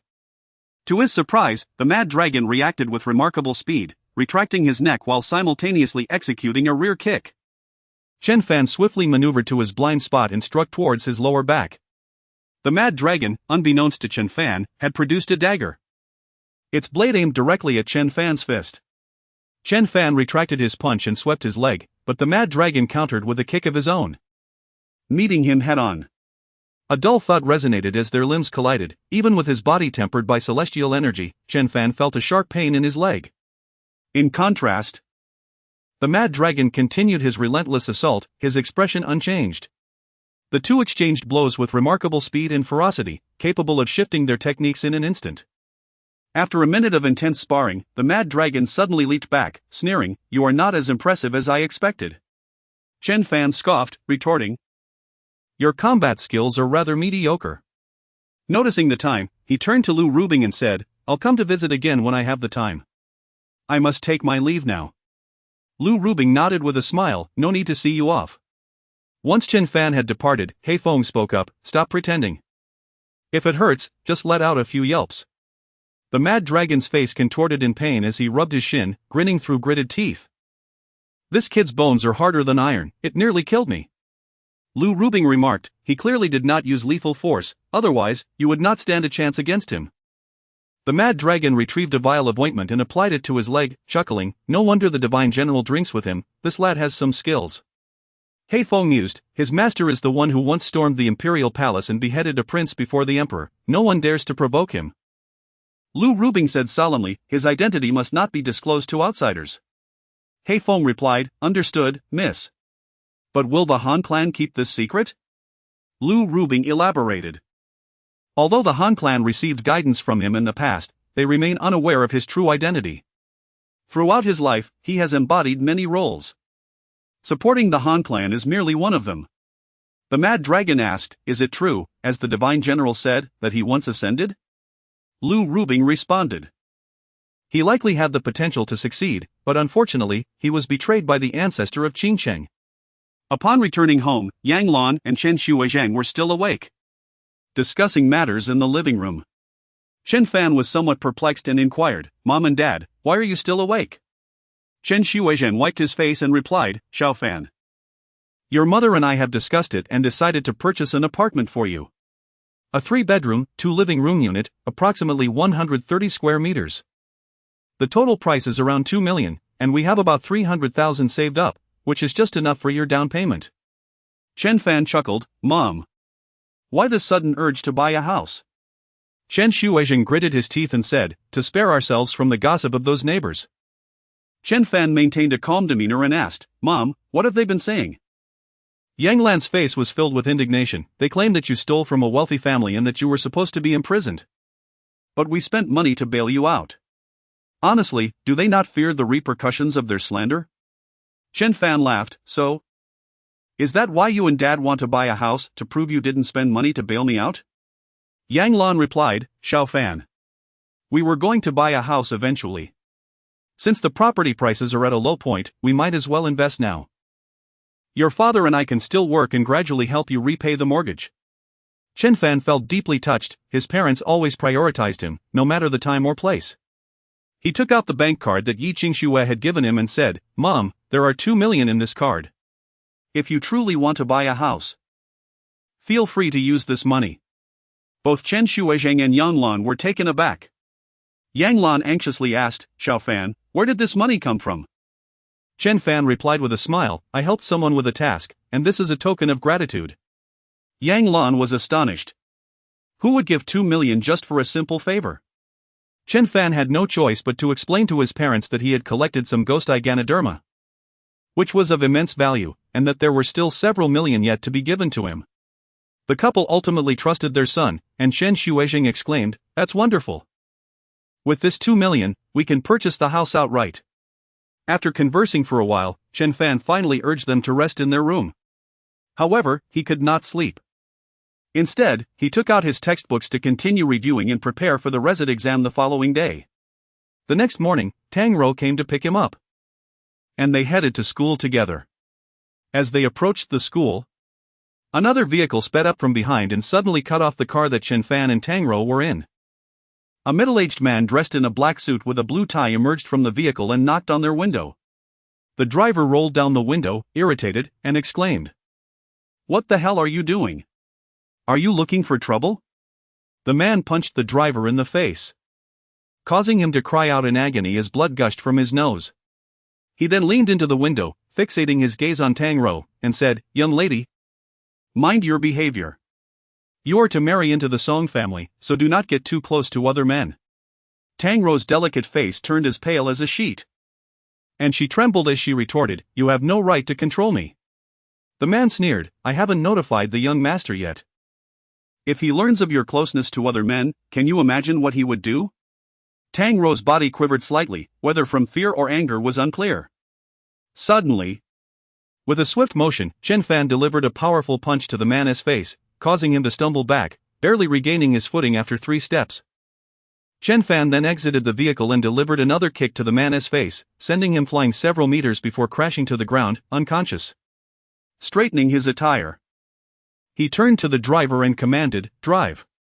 Tang Rou's delicate face was etched with surprise and suspicion, as she had not anticipated Chen Fan's exceptional skills. He was indeed a martial arts master.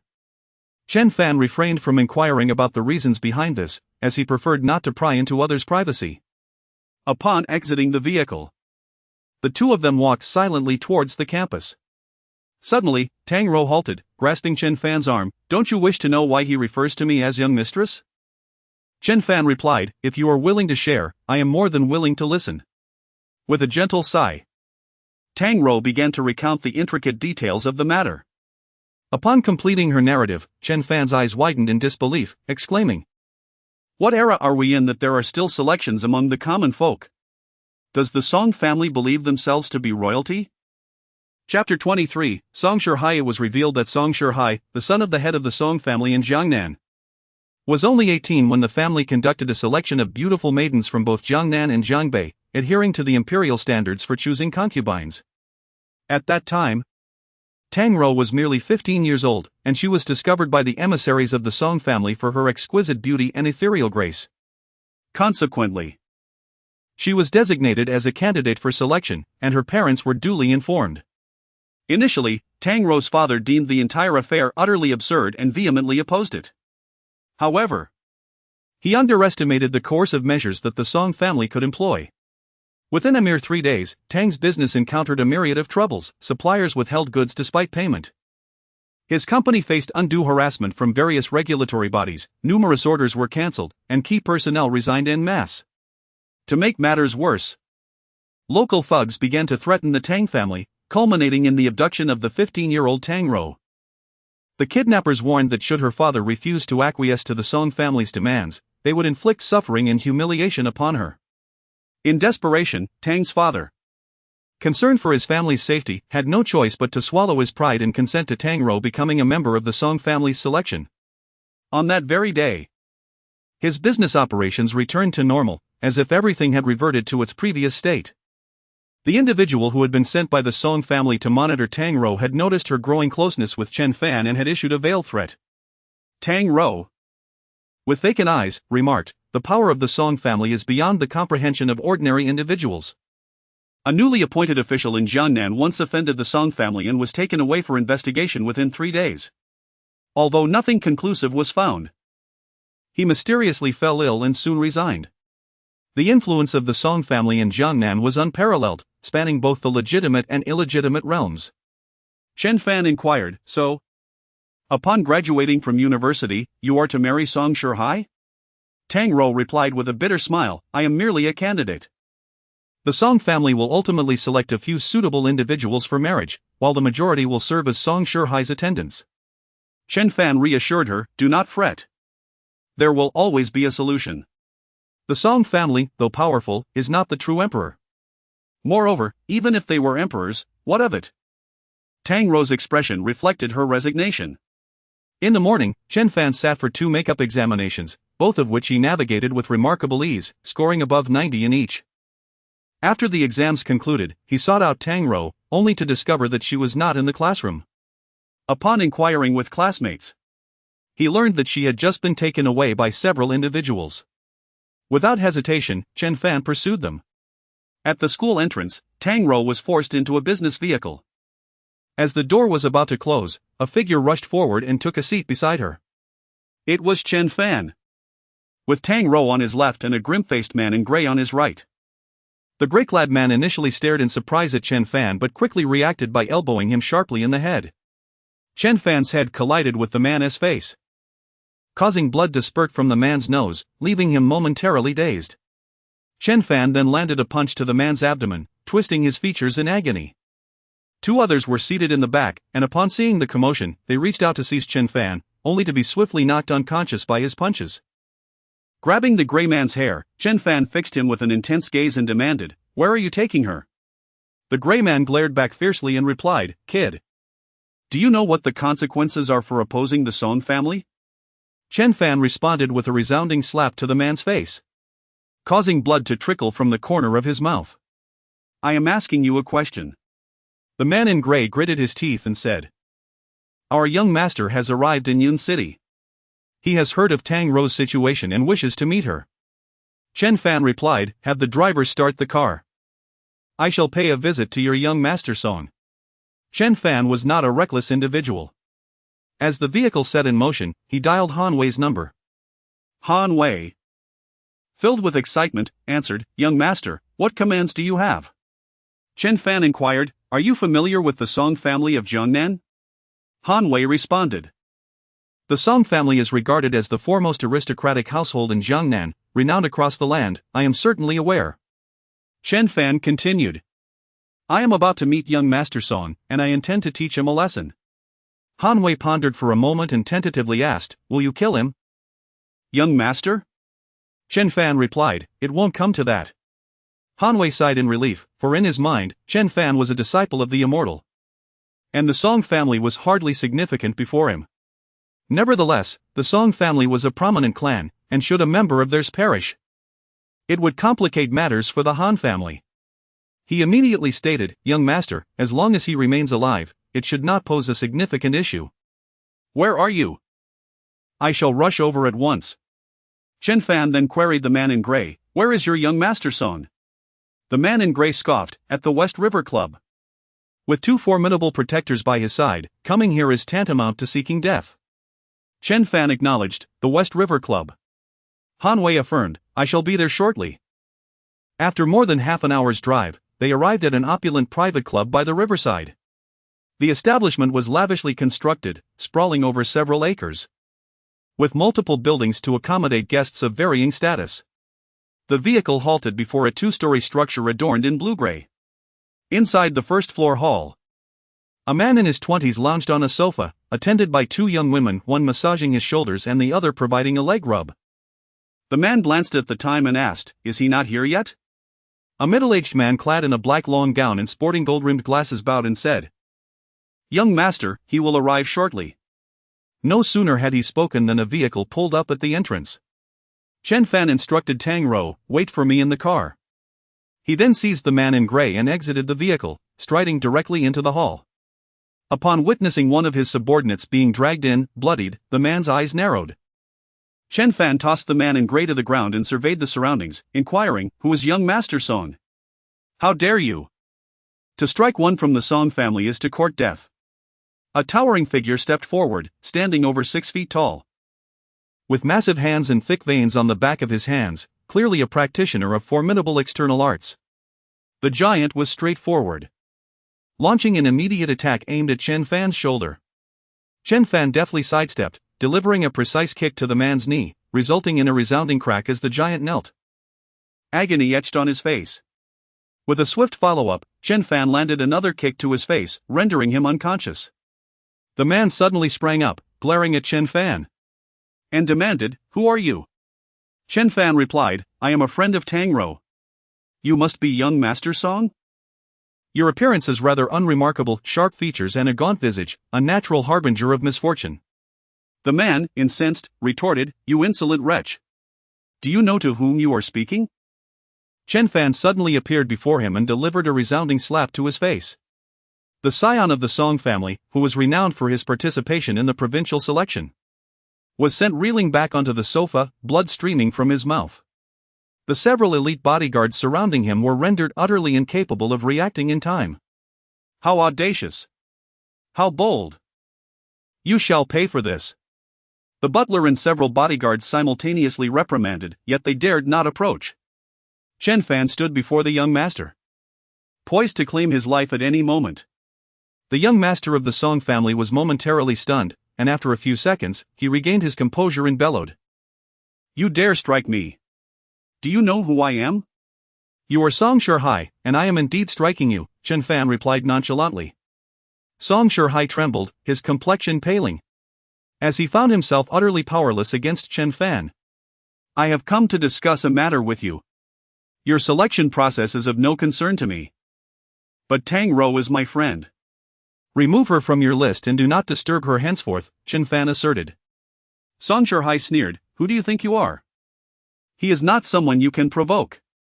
At that moment, Han Wei strode into the hall with purpose, flanked by several attendants. Chapter 24, Know Your Place Upon Entering. Han Wei immediately knelt on the floor, exclaiming, "I pay my respects to the young master." Chen Fan responded with a slight nod, "Rise." Han Wei stood and dragged Song Shihua to the side, then brushed the sofa with his sleeve, respectfully saying, "Please take a seat, young master." Chen Fan settled himself comfortably, leaving Song Shihua and the others in a state of bewilderment. Who exactly was he? The housekeeper scrutinized Han Wei and inquired, "May I ask who you are?" "The Han clan," Han Wei replied in a deep voice. "You Song family possess an audacity most reckless, daring to offend our young master." The housekeeper was taken aback. The Han clan belonged to a lineage of martial arts. Families like the Song, entrenched in worldly wealth, were particularly wary of antagonizing figures from the martial world. For offending a master could lead to dire consequences, often without a clue as to how one met their demise. The housekeeper's expression darkened as he glanced at Song Shihua, stating, "Surely, our Song family has no grievances with the Han clan?" Han Wei sneered, "Previously, there were none, now, there are." "Your insolence towards the young master is utterly brazen." The housekeeper appeared bewildered, evidently unaware of Chen Fan's true identity.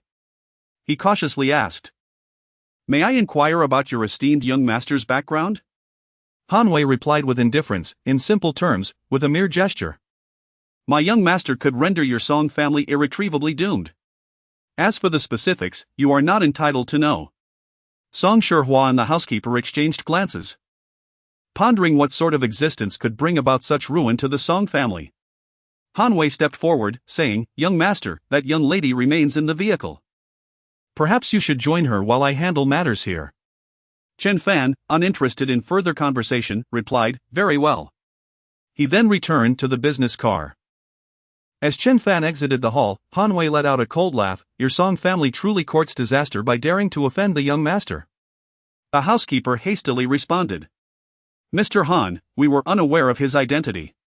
Could you elaborate on the background of this young master?" Han Wei replied coolly, "Surely. You are aware of the Divine General's identity?" The housekeeper shuddered and replied, "Of course. The head of our Song family has attempted several times to pay his respects to the Divine General but has only met with his advisor."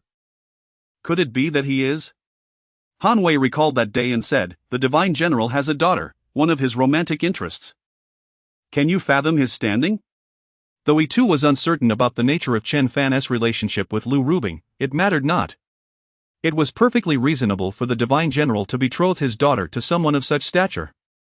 The housekeeper was drenched in cold sweat, the Divine General's son-in-law. What sort of family would be worthy of such an alliance? Song Shihua was no frivolous youth, he had been educated in many disciplines from a young age. A mere connection to the Han clan already troubled him, and now he found himself entwined with the Divine General. Who was the Divine General? Even a subordinate of his could easily crush the Song family.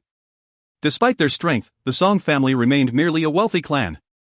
Song Shihua bent low, respectfully stating, "Previously, I was ignorant and have offended your esteemed young master. I hope Mr. Han can speak a kind word on our behalf. From now on, the Song family shall never disturb Tang Rou again." Han Wei sighed, "That will depend on your fortune. Whatever the young master wishes to pursue, I cannot obstruct." He then added nonchalantly, "The young master's backing extends far beyond just the Han clan." Having expressed his thoughts, Han Wei turned and departed, leaving Song Shihua and others in a daze. In the car, Chen Fan was conversing with Tang Rou. With her beautiful eyes reddened, Tang Rou clenched her small hands, her nails nearly piercing her flesh as she wept, saying, "Chen Fan, you should not have offended the Song family on my behalf. Their power is beyond your imagination. I will go plead with him to spare you." In her view, the Song family was insurmountable. Her parents had once been utterly powerless against their pressure. She attempted to exit the vehicle but was restrained by Chen Fan, who calmly stated, "Actually, Song Shihua is quite reasonable. I suspect he will agree to cease bothering you." Tang Rou was momentarily stunned, unable to comprehend his confidence. At that moment, Han Wei approached and softly remarked, "Young master, the matter has been settled." Chen Fan replied with a simple, "Let us head back." He and Tang Rou boarded Han Wei's car, where he personally drove them back to school. Even after alighting, Tang Rou felt as though she were in a dream. How could the Song family possibly agree to leave her alone? If they were so accommodating, her father would not have suffered so severely in the past. It was lunchtime, and Chen Fan invited Tang Rou to dine at the cafeteria, which had a small kitchen serving reasonably good dishes. As they ate, Tang Rou frequently glanced around, anxious that someone from the Song family might appear. At that moment, her phone rang. It was her father, Tang Zhuo, calling in a state of excitement. "Xiao Rou, I have wonderful news. The steward of the Song family just called, stating they will no longer disturb you. Moreover, they are willing to offer compensation for the harm they have caused our family over the years." Tang Zhuo's voice quivered with emotion. He had long been making arrangements to escape abroad, never to return. He could hardly believe the Song family would reach out with such a message. Surprisingly, Tang Rou remained more composed than her father. "Dad, I understand. This was resolved thanks to my classmate, Chen Fan, as you know." Tang Zhuo responded, "Ah, the talented young man whose writing even your grandfather praises?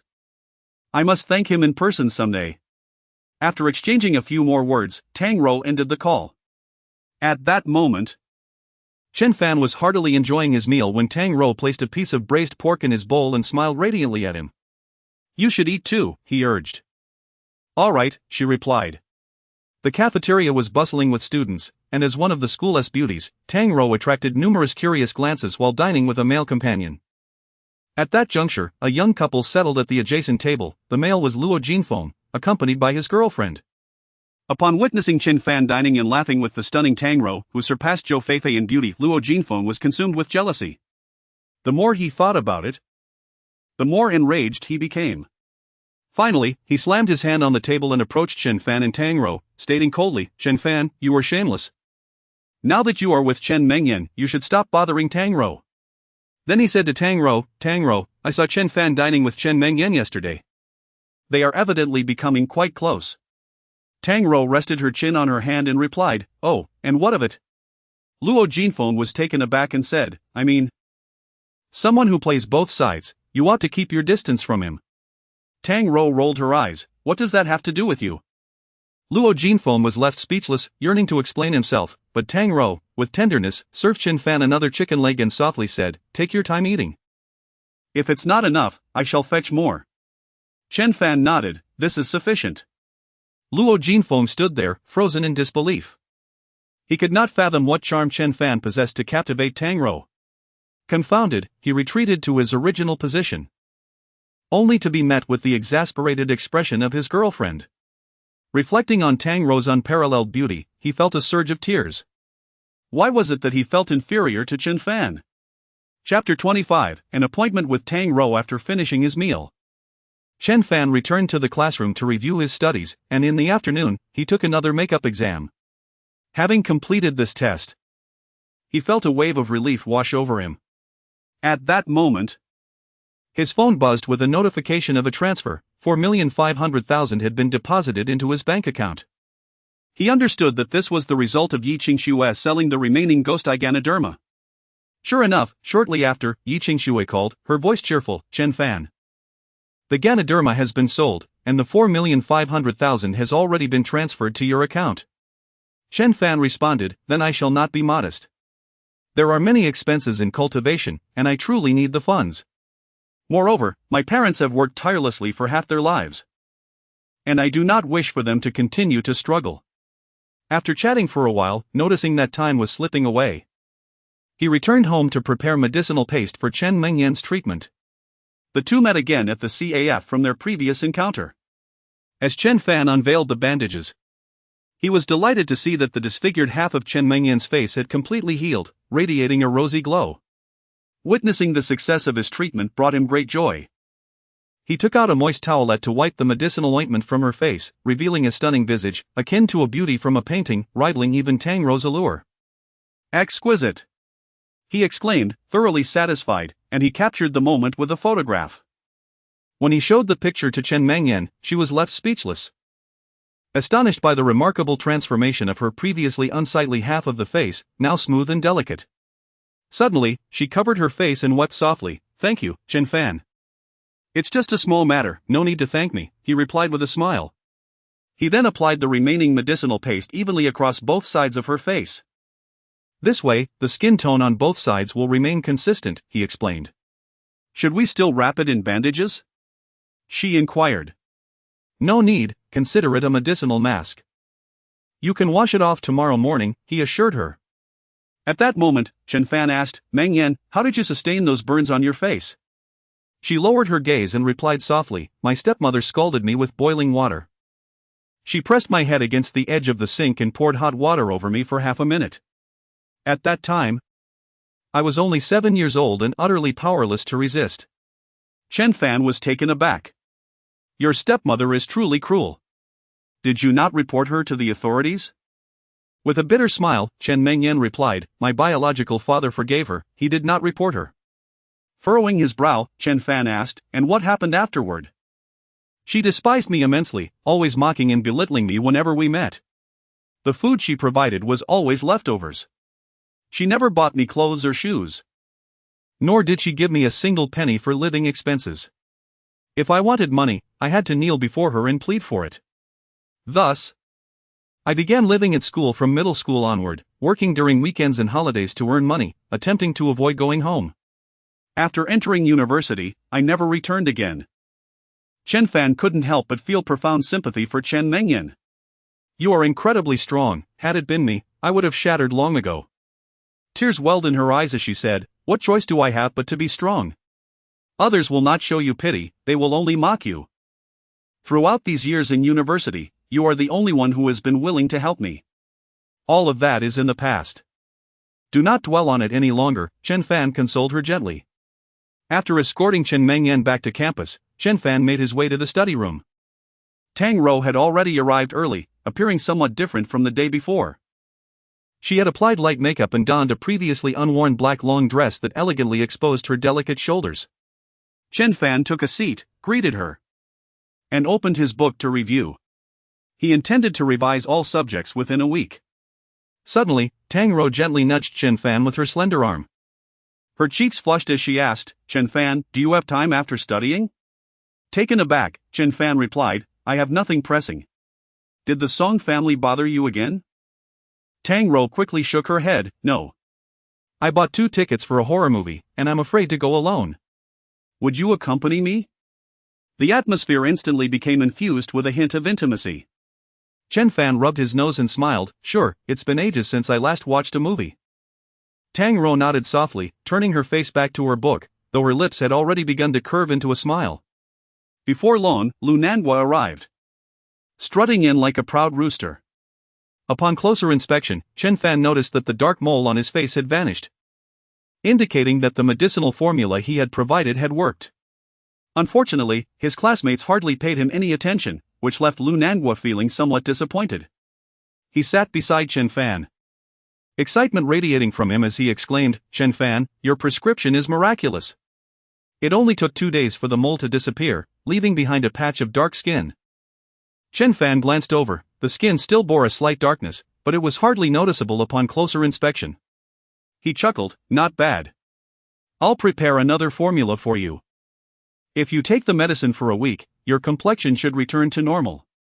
Suddenly, Lu Nanhua threw his arms around Chen Fan and planted a hearty kiss on his cheek, exclaiming, "Chen Fan, I adore you." "Get off." Chen Fan quickly wiped his face. Lu Nanhua chuckled, "I got a bit carried away, please forgive my impulsiveness." Chen Fan immediately wrote out another prescription for him, saying, "Get the medicine tomorrow. It might be a tad bitter." Lu Nanhua nodded vigorously, "All right, I'll fetch it tomorrow." He then asked, "Do you have time after studying? I'd like to treat you and Tang Rou to a late-night snack." "No time," both Chen Fan and Tang Rou replied almost simultaneously. Lu Nanhua's expression turned quirky as he glanced between Chen Fan and Tang Rou, then raised his hands in surrender. "I understand, I'll go eat by myself." "I won't disturb you." Tang Rou suppressed a smile, ignoring him. Lu Nanhua continued, "Chen Fan, have you heard? The campus belle, Zhang Fei, has been taken." Zhang Fei and Tang Rou were both prominent campus beauties, yet while Tang Rou maintained an elusive demeanor, Zhang Fei exhibited a contrasting personality. Having dated numerous boyfriends over the past 3 years, none lasting beyond 3 months. Chen Fan remarked, "She has always had boyfriends, what is so surprising about that?" Lu Nanhua replied, "This time is different, Zhang Fei's boyfriend is the heir of the Meng group. It seems serious this time. Apparently, the Meng heir is backed by the Song family from Jiangnan, a lineage not easily compared to ordinary affluent families." Chen Fan showed little interest in such gossip, offering only a few remarks before returning to his studies. Lu Nanhua, unable to concentrate, soon left for the dormitory to play cards. At 8 o'clock, Chen Fan and Tang Rou departed from the classroom, heading to a nearby cinema to watch a movie. At the entrance of the school, a bald man stood vigilantly. And as Chen Fan and Tang Rou emerged, he immediately made a call, "Young master, Chen Fan and Tang Rou have come out." The young master he referred to was Song Hua. After becoming aware of Chen Fan's astonishing background, he was unable to find peace, constantly fearing that a moment of displeasure from Chen Fan could lead to his demise. Thus, he remained in Yun City. Within the private club, upon receiving the report from his subordinate, Song Hua spoke in a low tone, "Remember, do not disturb him under any circumstances." After hanging up, he pondered thoughtfully and turned to his steward, Old Qi, saying, "It seems he has developed a bond with Tang Rou. I must find an opportunity to improve his impression of me." The steward, Old Qi, replied, "Young master, this matter cannot be rushed, we must proceed with caution. If we cater to his preferences, I believe we will be able to win his favor." Song Hua smiled wryly, "I hope so. This morning, my father visited the Han clan to gather some insider information." Old Qi inquired, "Young master, what information did you uncover?" Song Hua responded, "He is a disciple of an immortal, which is why he is referred to as young master." The steward expressed disbelief, "Are there really immortals in this world?" With a sigh, Song Hua replied, whether they exist or not is beyond my knowledge. I only know that such individuals must not be offended. Old Shi contemplated for a moment and assured, rest assured, young master. I will think carefully about a strategy in the coming days. Chapter 26. Do you want to change places to get beaten? Meanwhile, Chen Fan and Tang Rou arrived at the cinema. Chen Fan purchased some snacks and settled into the fourth row, right in the middle. 10 minutes into the film, a ghostly visage suddenly appeared on the screen, causing Tang Rou to gasp in fright and clutch Chen Fan's hand tightly. Chen Fan was startled as well. The film's jump scares were enough to send anyone's heart racing. As the chilling scenes unfolded in rapid succession, Tang Rou found herself too frightened to watch. Turning her face toward Chen Fan and resting it on his shoulder. Having never seriously dated before, Chen Fan had once pursued a girl in his sophomore year, only to be thwarted at the last moment by a wealthy rival driving a BMW. In the throes of youthful exuberance, he held Tang Rou's delicate hand, his mind wandering far from the movie. By the time the film concluded, the distance between Chen Fan and Tang Rou had diminished significantly, and they left the cinema hand in hand. Just as they exited, two individuals approached from behind.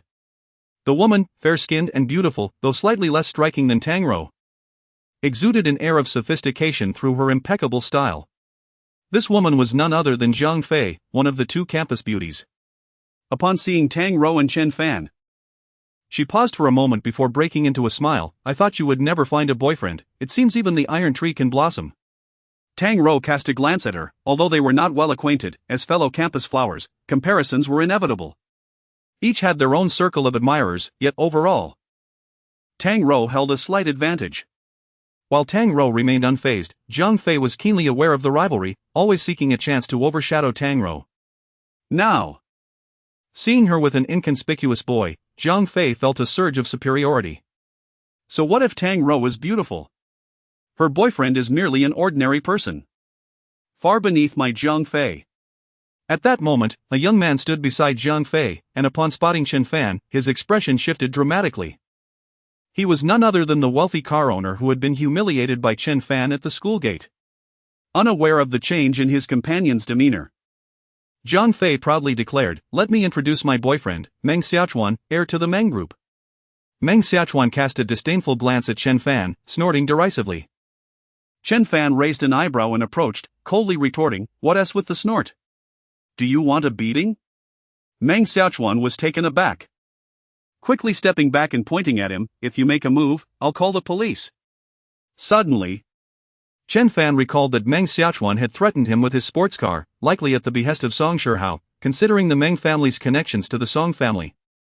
Meng Xiaochuan, oblivious to this, seethed with rage at the memory of his previous humiliation. He pointed at Chen Fan and said, "You think you can fight? Do you dare to follow me to another location?" Chen Fan, unperturbed, replied nonchalantly, "What, do you want to change places to get beaten?" Meng Xiaochuan gritted his teeth, "Fine. If you're brave enough, let us meet at the Gongdi basketball court, I'll be waiting." With that, he pulled Zhang Fei away. Once Meng Xiaochuan was out of sight, Tang Rou curiously asked, "Have you fought him before?" Chen Fan smirked, "I gave him a good thrashing. But he clearly has a poor memory and has come to provoke me again. Let us go to Gongdi." Not far away, someone immediately reported the situation to Song Hao. Upon hearing this, Song Hao immediately perked up and inquired, "What? Are you saying that someone has clashed with him and has even challenged him to a fight? Where? The Gongdi basketball court? Excellent." Taking a deep breath, Song Hao declared, "Lao Chi, gather the crew and head to the Gongdi basketball court." At the basketball court, a group of over 10 individuals stood gathered. As a wealthy heir, Meng Xiaochuan was naturally acquainted with many, including several skilled fighters. He had made calls prior to arriving, summoning a few formidable experts, intent on teaching Chen Fan a harsh lesson. Seeing Meng Xiaochuan rally such a crowd, Zhang Fei felt a twinge of fear, worried that these individuals might seriously injure the audacious Chen Fan. Simultaneously, she felt a sense of pride. After all, a rich heir has extensive connections, allowing him to muster a small army with just a few phone calls. Before long, Chen Fan and Tang Rou arrived at the court. As the basketball court was undergoing maintenance and closed to the public, it was relatively deserted. Meng Xiaochuan was dribbling the ball under the hoop when he spotted Chen Fan and Tang Rou. He tossed the ball aside and fixed a scornful gaze on Chen Fan. Sneering, "You truly have guts. If I don't beat the life out of you today, I shall no longer bear the name Meng." Chen Fan retorted. "You might want to consider what name you'll carry in the future." A man, approximately 6 feet tall and in his 30s, emerged from behind Meng Xiaochuan. His physique well-defined and agile. Meng Xiaochuan chuckled maliciously, "Do you know who stands before you? He is the third-place winner of the provincial Sanda competition. If you kneel and beg for mercy now, I might just spare you." Zhang Fei interjected, "Tang Rou, you'd best counsel your boyfriend. When it's time to bow down, it's wiser to do so, lest he meets with a grievous fate." Tang Rou replied coolly, "It is Meng Xiaochuan who ought to bow." Although she was unaware of how Chen Fan had caused the Song family to relent, she understood that someone capable of making the Song family yield was certainly not someone a mere wealthy second generation could contend with. Zhang Fei scoffed, "Tang Rou, your bravado is futile." Meng Xiaochuan commanded coldly, "Deal with him." The Sanda champion suddenly unleashed a swift and vicious whip kick. Yet, almost instantaneously, Chen Fan closed the distance and delivered a powerful punch to the champion's chest. The Sanda champion emitted a muffled groan, propelled backward like a rag doll, crashing heavily to the ground. Upon landing, he coughed up blood, gasping for breath, his face as pale as a sheet, leaving the onlookers utterly astounded. Zhang Fei gasped, realizing how formidable Tang Rou's boyfriend truly was. Meng Xiaochuan, feeling flustered, quickly urged, "Xiao Xiao, please take action." A young man, not particularly tall, stepped forward with an expressionless face and coolly remarked, "Friend, to strike first is to invite injury, your arrogance is unwarranted." Upon learning that the man's surname was Qiao, Chen Fan scrutinized him intently and inquired, "Who are you?" Meng Xiaochuan, brimming with pride, declared, "You might be frightened to hear this, he is Qiaoying, and his grandfather. Xiao Laozu is currently a master in the transformative realm." Chen Fan mused to himself how fortuitous this encounter was and asked Xiaoying, "Is your grandfather named Xiaoying?" Xiaoying erupted in fury, "Impudent! My grandfather's name is not something you can utter." With a sigh, Chen Fan responded, "If you leave now, I shall pretend I have not seen you." Meng Xiaochuan let out a heavy snort, questioning, "What, are you afraid?" Xiaoying replied in a low voice, "If you kneel and apologize to young Master Meng, I may refrain from taking action." Chen Fan shook his head, saying, "You refuse to appreciate the courtesy I extend." "Very well then." He took out his phone and dialed Xiao Iren's number. After all, Xiaoying was the grandson of an acquaintance, and if he were to inflict harm, it would reflect poorly on Xiao Iren. Meng Xiaochuan wore a mocking expression, remarking, "Isn't it a bit too late to call for help now?" Chen Fan smiled, responding, "It is not too late." The call was quickly answered, revealing an elderly man with white hair on the other end. He chuckled heartily, saying, "Young brother, what brings you to call this old man?" Chapter 27. Meng Xiao kneels. Chen Fan, displaying a sense of impatience, stated, "I have no interest in giving you a call. I merely wish to inquire whether the individual before me is your grandson." He directed the camera towards Xiaoying. Upon hearing Xiao Iren's voice, Xiaoying was momentarily stunned, exclaiming, "Grandfather?" Xiao Iren was equally taken aback and remarked, "Oh, is that not Xiaoying?" Chen Fan replied nonchalantly, "Your grandson is standing up for someone else and intends to reprimand me. I am utterly terrified and felt compelled to contact you." The expression on Xiao Iren's face shifted to one of profound dismay as he replied sternly, "Young man, please hand the phone to that insolent lad. I have words for him." Chen Fan tossed the phone over, and Xiaoying hastily caught it with both hands, beads of cold sweat dotting his forehead. Trembling, he uttered, "Grandfather, You wretched brat!" Xiao Iren erupted in fury. He was typically a benevolent man, never resorting to violence or reprimanding his descendants. Yet this time, he was livid, his eyes ablaze with wrath. Xiaoying, frightened, pleaded, "Grandfather, I was unaware he was your friend, Inger was in the wrong." Through gritted teeth, Xiao Iren commanded, "You shall kneel before my benefactor and offer your apologies. Should he refuse to forgive you, you shall never return to the Qiao family." The weight of those words struck heavily. Xiaoying swiftly approached Chen Fan and, with a resounding thud, knelt down, his eyes reddened as he implored, "Benefactor, I beg your pardon for my earlier disrespect, please forgive me. Everyone stood in shock, with Meng Xiaochuan's face reflecting utter disbelief. How could this happen? Zhang Fei was equally bewildered. Wasn't he a master renowned for their prowess? Why would he require his grandson to kneel before Chen Fan? Was it possible that Chen Fan surpassed even the master? Chen Fan, wishing to show consideration for Xiaoyuan, replied calmly, "Very well, you may rise." Xiaoying, overjoyed, immediately expressed, "Thank you, benefactor," and returned the phone to Chen Fan with both hands. Xiaoyuan, feeling quite awkward, said, "My young friend, I sincerely apologize. I shall ensure that this ungrateful wretch is thoroughly reprimanded." Chen Fan replied, "It is of no concern, I hold no grudge against him." Xiaoyuan smiled, "My young friend, I will host a banquet at Xingda Tower tomorrow evening to personally extend my apologies. I sincerely hope you will grace us with your presence." Chen Fan responded, "We shall see." With that, he unceremoniously ended the call. Xiaoying, in a state of astonishment, pondered the significance of his grandfather, a master of transformation, and questioned the background of one who dared to treat such a master with disrespect. At that moment, a boisterous voice echoed, "Damn it, Meng Xiaochuan. Have you lost your mind to offend young Master Chen?" Then, the crowd beheld Song Shihao arriving, flanked by a group of followers, making quite the entrance at the basketball court. The arrogance on Song Shihao's face immediately waned upon spotting Chen Fan.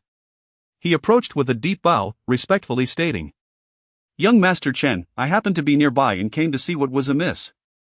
I never anticipated encountering this group of blind fools daring to provoke you.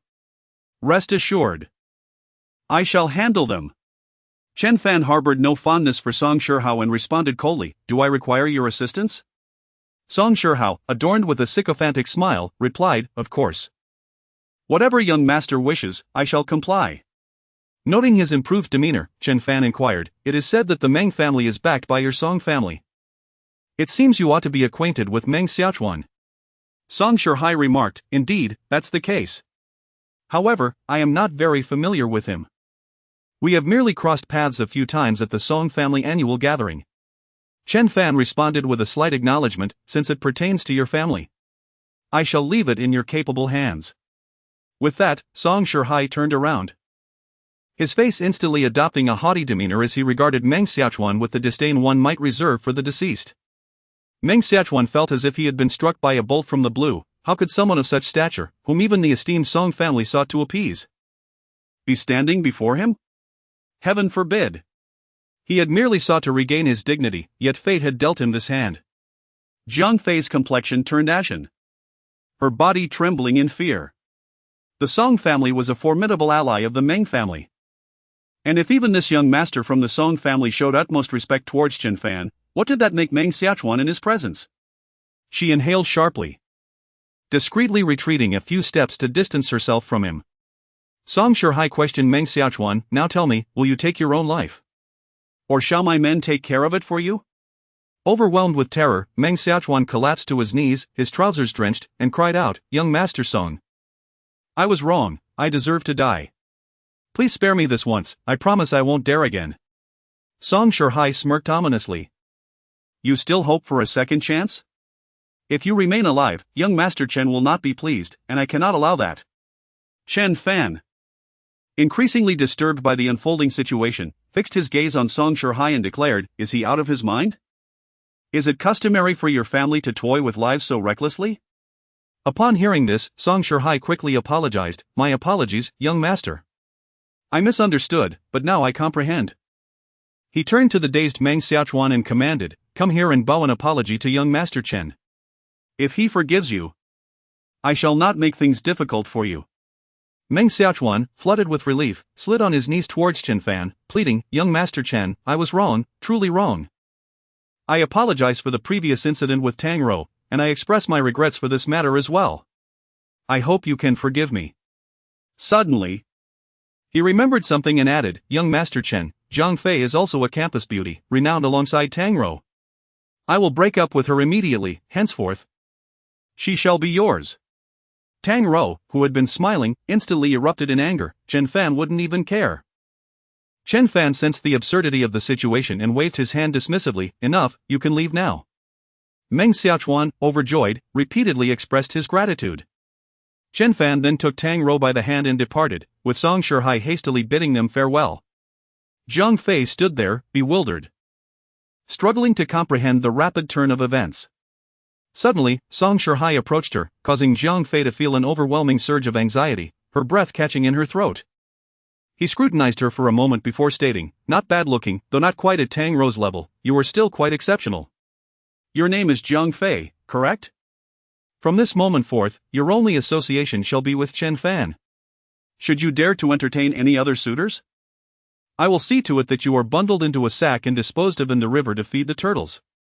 Do you understand?" Zhang Fei trembled, nodding vigorously. "I understand, young Master Song." Only then was Song Shihai satisfied, turning to his butler and saying, "Old Qi, young Master Chen will surely commend me for this display of consideration." The butler nodded repeatedly, giving a thumbs up. Young master is indeed wise. As they departed from the basketball court, a sleek van approached, belonging to the Tang family as chauffeur. Once inside, Tang Rou gently nestled against Chen Fan, resting her cheek upon his shoulder, and softly inquired, "Why did you not accept the school beauty that was offered to you?" Chen Fan rolled his eyes in response.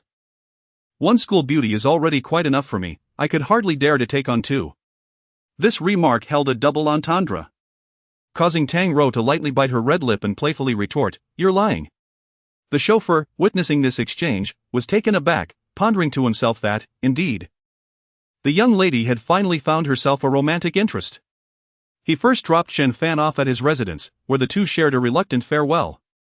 Upon returning home, Chen Fan was greeted by an array of gifts that filled the living room: vintage maotai, ginseng, bird's nest soup, high-end nutritional supplements, and more, all heaped together. Yang Lan and her husband sat on the sofa awaiting their son's return, and upon seeing Chen Fan, Yang Lan asked, "Xiao Fan, a young man visited today, claiming to be surnamed Song. He arrived in grand style, with 8 vehicles delivering such a multitude of items." Chapter 28, Unpleasant Memories. Chen Fan furrowed his brow slightly, pondering the meaning behind the surname Song. He remarked, "Oh, mother, he is merely a friend of mine. In the future, kindly accept any gifts he may offer." Upon returning to his room, he rested for a short while before resuming his practice of the 3rd layer of the 9 Suns Immortal Art. Mastering the 9 Suns Immortal Art is no simple feat, even those with exceptional talent require no less than a year to complete the 1st layer. As one progresses to subsequent layers, the time required doubles, 2 years for the 2nd layer and 4 for the 3rd. However, due to the celestial energy residing within Chen Fan, with his meridians unobstructed and all acupoints open, he faced no significant obstacles in his practice of the earlier layers. The following morning, as the first rays of sunlight streamed into the courtyard, he successfully broke through to the 3rd layer. At that moment, the 9 Suns' true qi within him transformed into a vibrant purple, significantly enhancing its potency. Subsequently, the true qi coursed through his skin, muscles, and bones, causing his entire being to vibrate at a high frequency. A faint layer of purple aura enveloped his form, growing denser until his features became indistinct, completely shrouded in this purple energy. This aura was none other than the 9 Suns' divine aura, one of the most formidable forms of aura, attainable only by those possessing extraordinary talent and a stroke of good fortune. Today was the weekend, freeing him from the confines of school, allowing him to immerse himself in the experience of the 9 Suns' divine aura. Before he realized it, midday had arrived. Yang Lan assumed Chen Fan was indulging in a late slumber and did not call him for breakfast. It was only later that she knocked on his door, saying, "Xiao Fan, lunch will be ready soon. Hurry and get up." Responding affirmatively, he rose to wash up. Just as he was about to step outside, he received a phone call from Chen Mengyan. "Chen Fan, are you free today?" she inquired. "Yes," he replied. "Mengyan, how is your face?" Chen Mengyan chuckled.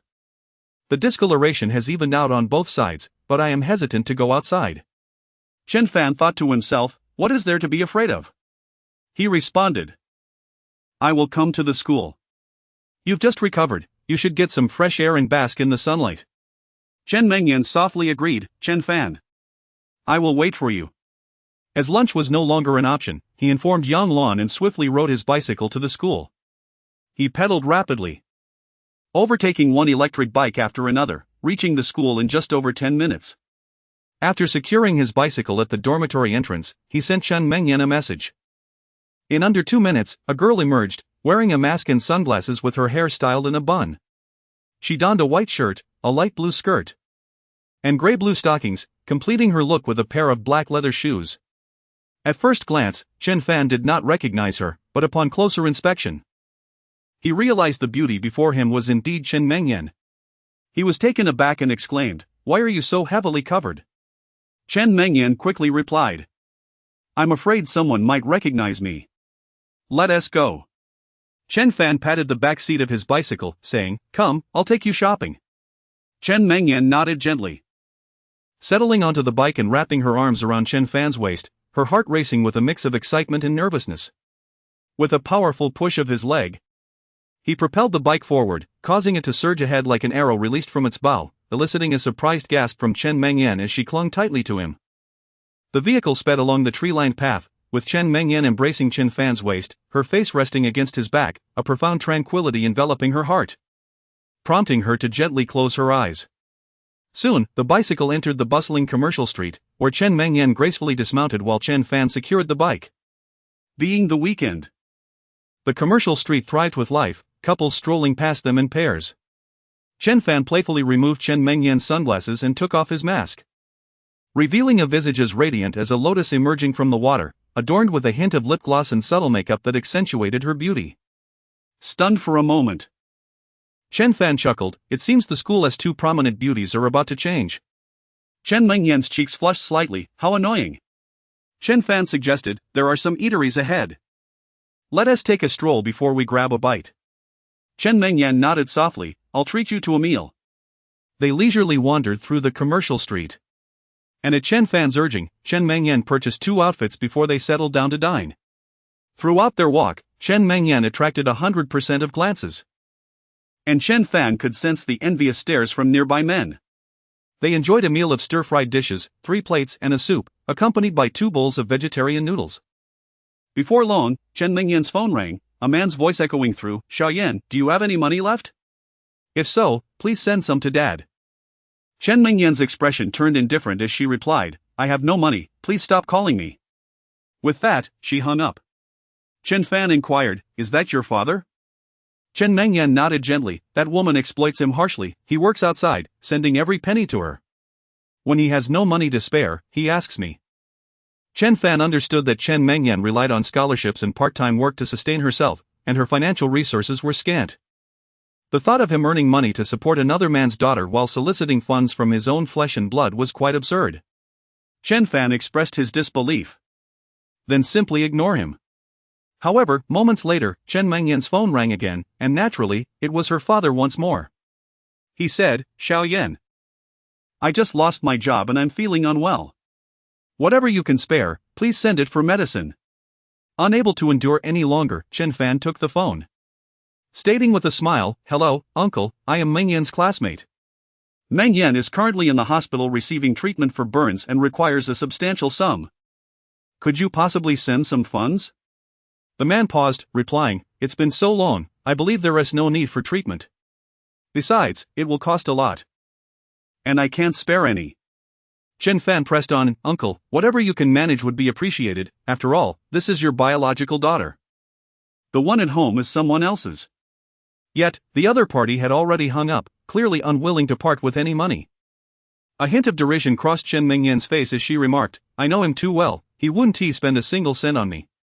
When I was little, there was a day I desperately wanted a stick of candied hawthorn and pleaded with him to buy it for me. He looked at me with disdain and called me greedy. But when his stepdaughter wanted the same treat, his face lit up with smiles as he immediately bought her too." At this point, Chen Mengyan's expression remained stoic as she continued, "She was right before me, devouring the candied hawthorn one bite at a time. And then made a face at me."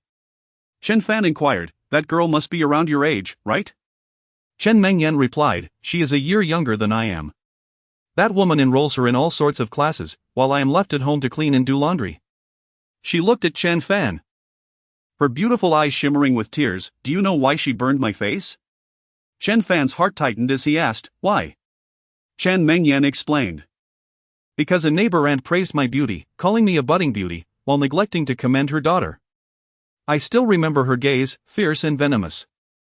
She grabbed my hair and dragged me to the sink, pouring scalding hot water on my face while shouting, "I call you beautiful, I call you a budding beauty. From now on, you shall be an eyesore."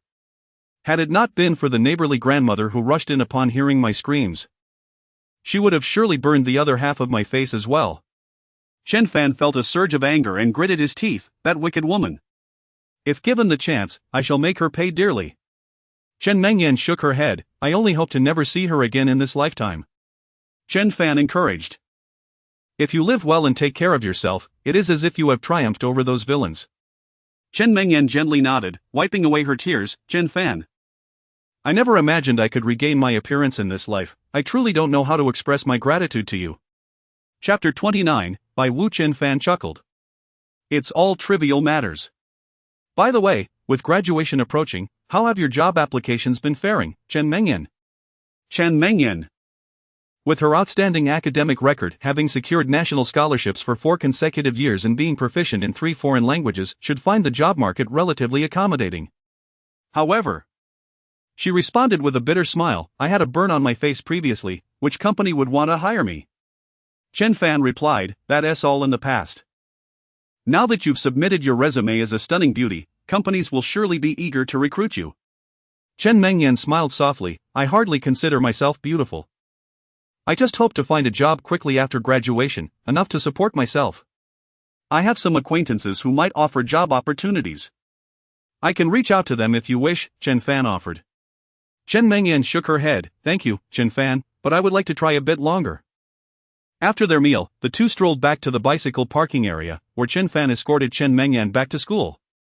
This time, she did not wear a mask, revealing her exquisitely beautiful face. As they entered the campus, they attracted countless glances from male students, who whispered amongst themselves. Is that Chen Mengyan? She looks stunning. Has the scar on her face healed? Yes, it's Chen Mengyan. When did she undergo treatment? Among the onlookers was Luo Jinfeng, who had recently mocked Chen Fan for being desperate. Now he found himself thoroughly embarrassed.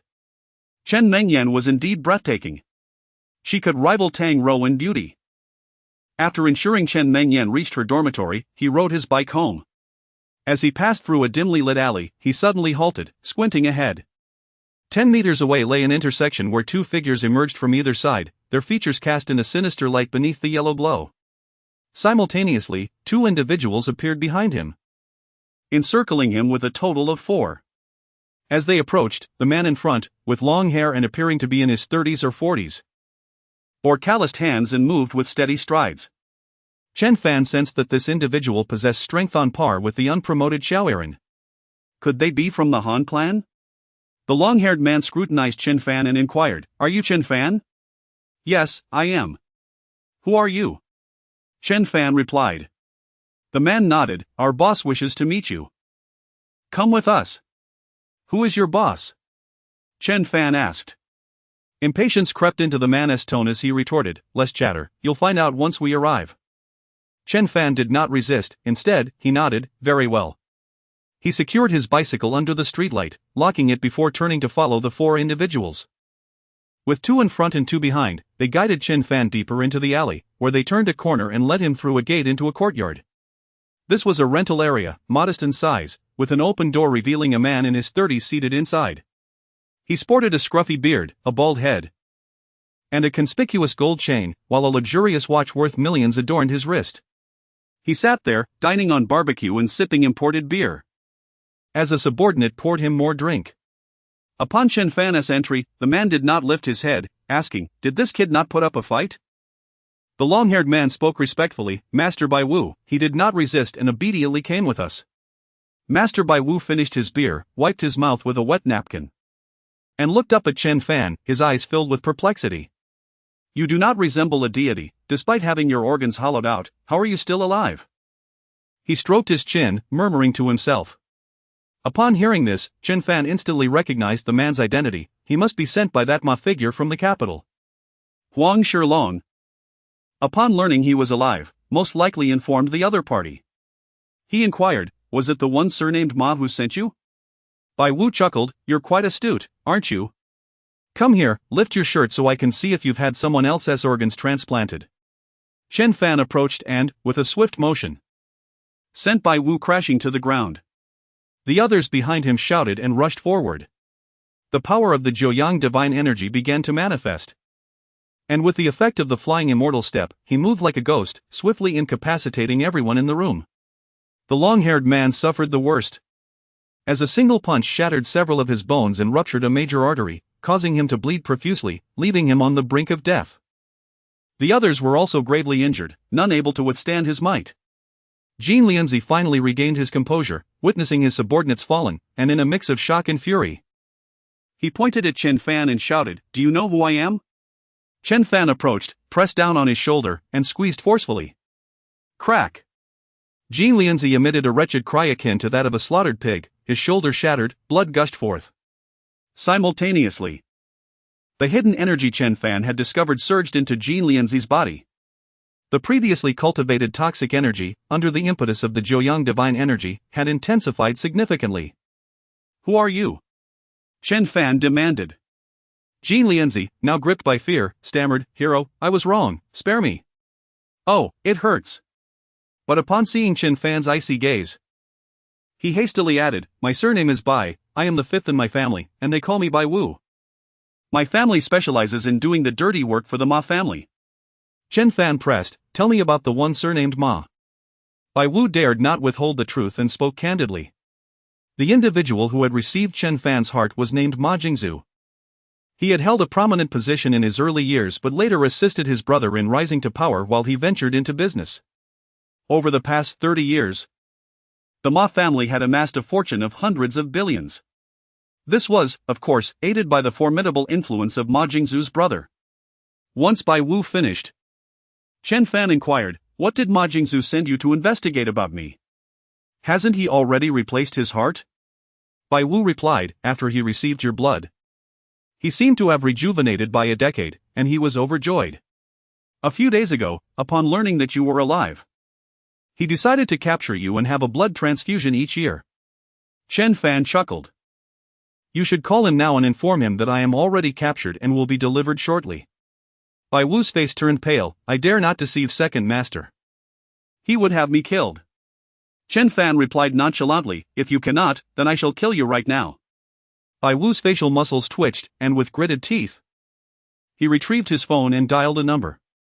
As the call connected, he instantly adopted a demeanor of subservience and respect, saying, "Second master, the matter has been taken care of. It appears that he must have undergone a heart transplant from another individual." A deep voice emanated from the phone, "Is that so?" "Truly miraculous. This could elucidate why his blood has the power to rejuvenate me. This young man undoubtedly harbors a secret." After a moment of contemplation, he commanded, "Bring him to my base one at once, I wish to behold him with my own eyes." Bai Wu replied, "Yes, I comprehend." Upon hanging up, cold sweat beaded on Bai Wu's forehead as he turned to Chen Fan and asked, "What shall we do?" Chen Fan replied calmly, "Take me to meet him." Bai Wu, taken aback, exclaimed, "The second master is surrounded by experts. If you go, you will surely be apprehended, and I will be doomed as well." Chapter 30, My Heart.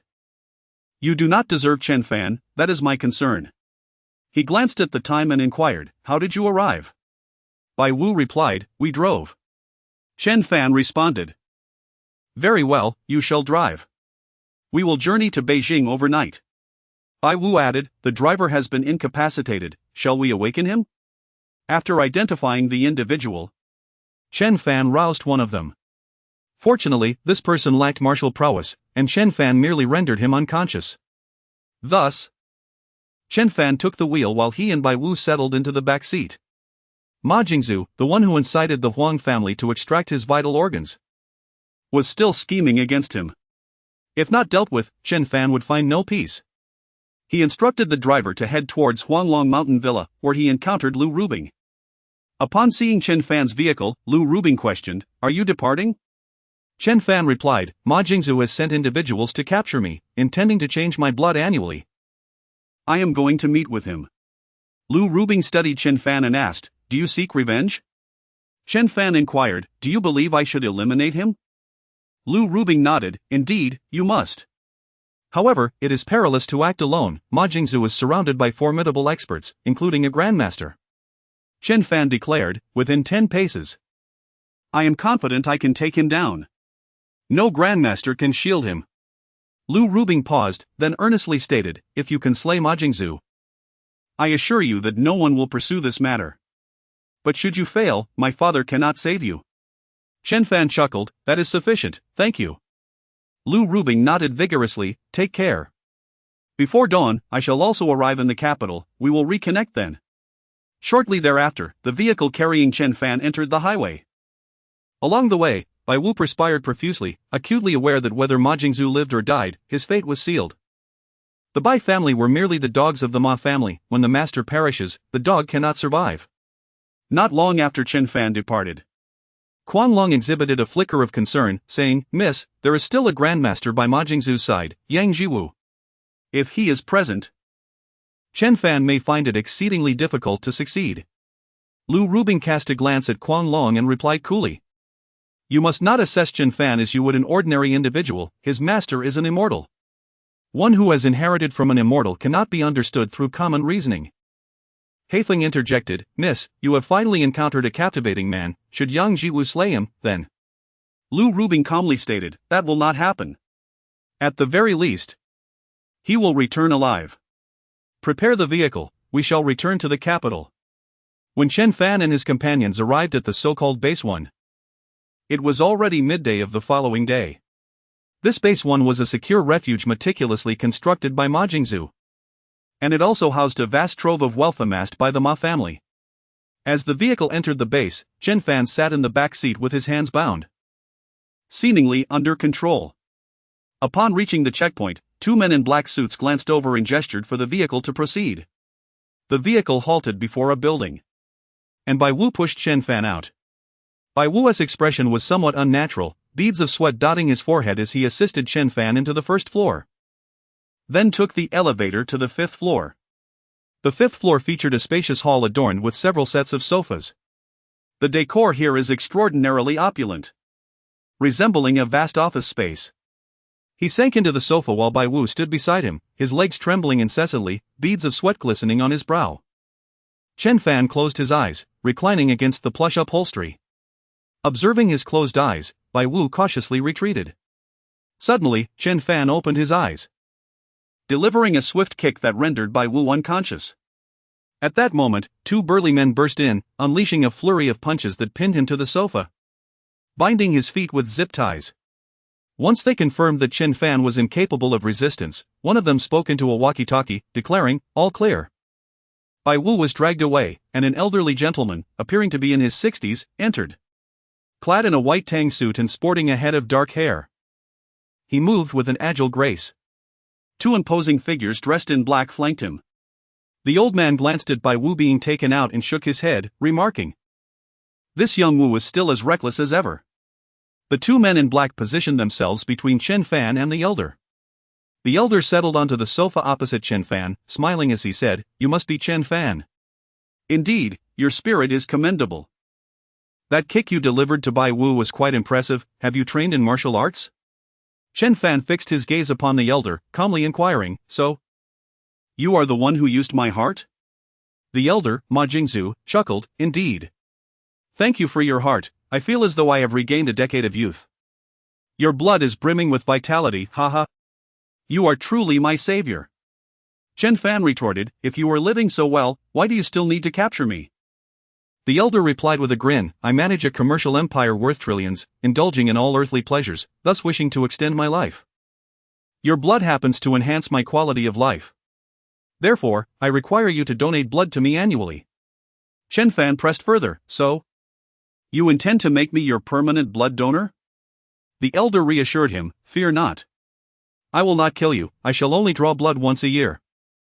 The remainder of the time, I shall provide you with the finest sustenance. What do you say? Chen Fan's gaze hardened, and what if I refuse? Ma Jingzhu appeared momentarily taken aback, as if he had not anticipated Chen Fan's response. He shook his head and said, young man, resisting me is futile. You may not care for yourself, but consider your family. Chen Fan narrowed his eyes, a glint of menace flashing within, you would threaten my family? Ma Jingzhu replied. If you do not comply, your family will not fare well.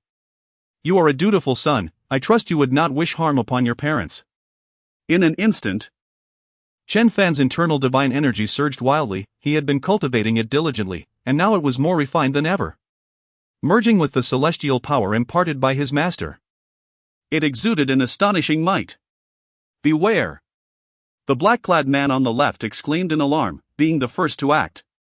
In a heartbeat, Chen Fan snapped the zip ties binding his limbs, executing a forward roll before delivering a lightning-fast kick towards the black-clad man. The man could only retreat as Chen Fan's foot sliced through the air, producing a piercing whistle, the force of which startled him. As the man evaded, Chen Fan darted to the side, employing the flying immortal step, and in the blink of an eye, he was at Ma Jingzhu's side. Audacious! Another black-clad man bellowed. He was Yang Jiwu, a master of the divine realm. The master of the divine realm, in addition to possessing the formidable qi, wields the power of divine consciousness, enabling him to assail the minds of his adversaries. Consequently, before such a master, a transformation realm practitioner poses little threat. However, Chen Fan is no ordinary practitioner of the transformation realm. His divine consciousness attack was effortlessly dismantled by Chen Fan's celestial power, which, in turn, inflicted a sharp pain upon his mind, causing him to cry out in agony. With a resounding thud, Chen Fan's fist struck the master's chest, sending him soaring several meters before crashing heavily against the wall, blood gushing forth. A second practitioner of the transformation realm, taken aback, immediately launched an attack of his own, only to have Chen Fan seize his wrist and, with a sharp crack, shatter it with ease. As a being of semi-divine stature, Chen Fan perceived his opponent's movements as sluggish as a snail, rife with vulnerabilities. A cry of anguish escaped the man's lips as Chen Fan delivered a crushing blow to his neck, extinguishing his life on the spot. Having vanquished two masters in quick succession, Chen Fan turned his gaze towards Ma Jingzhu, whose complexion had drained of color. Trembling, he stammered, "Chen Fan, you must listen to me." In that moment, with a swift motion, Chen Fan plunged his palm into Ma Jingzhu's chest, extracting the heart that rightfully belonged to him. Ma Jingzhu's mouth gaped open in a futile attempt to articulate his thoughts, yet only strange, gurgling sounds emerged.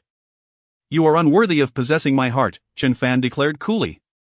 Chapter 31, A Heart Given to a Kindred Spirit with a Heart Full of Resolve.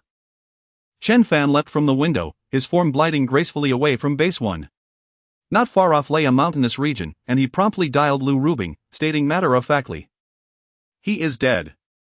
A sigh of relief escaped Lu Rubing's lips as she replied, "I will send you a location, wait for me there, and I shall escort you away." "Understood," Chen Fan acknowledged.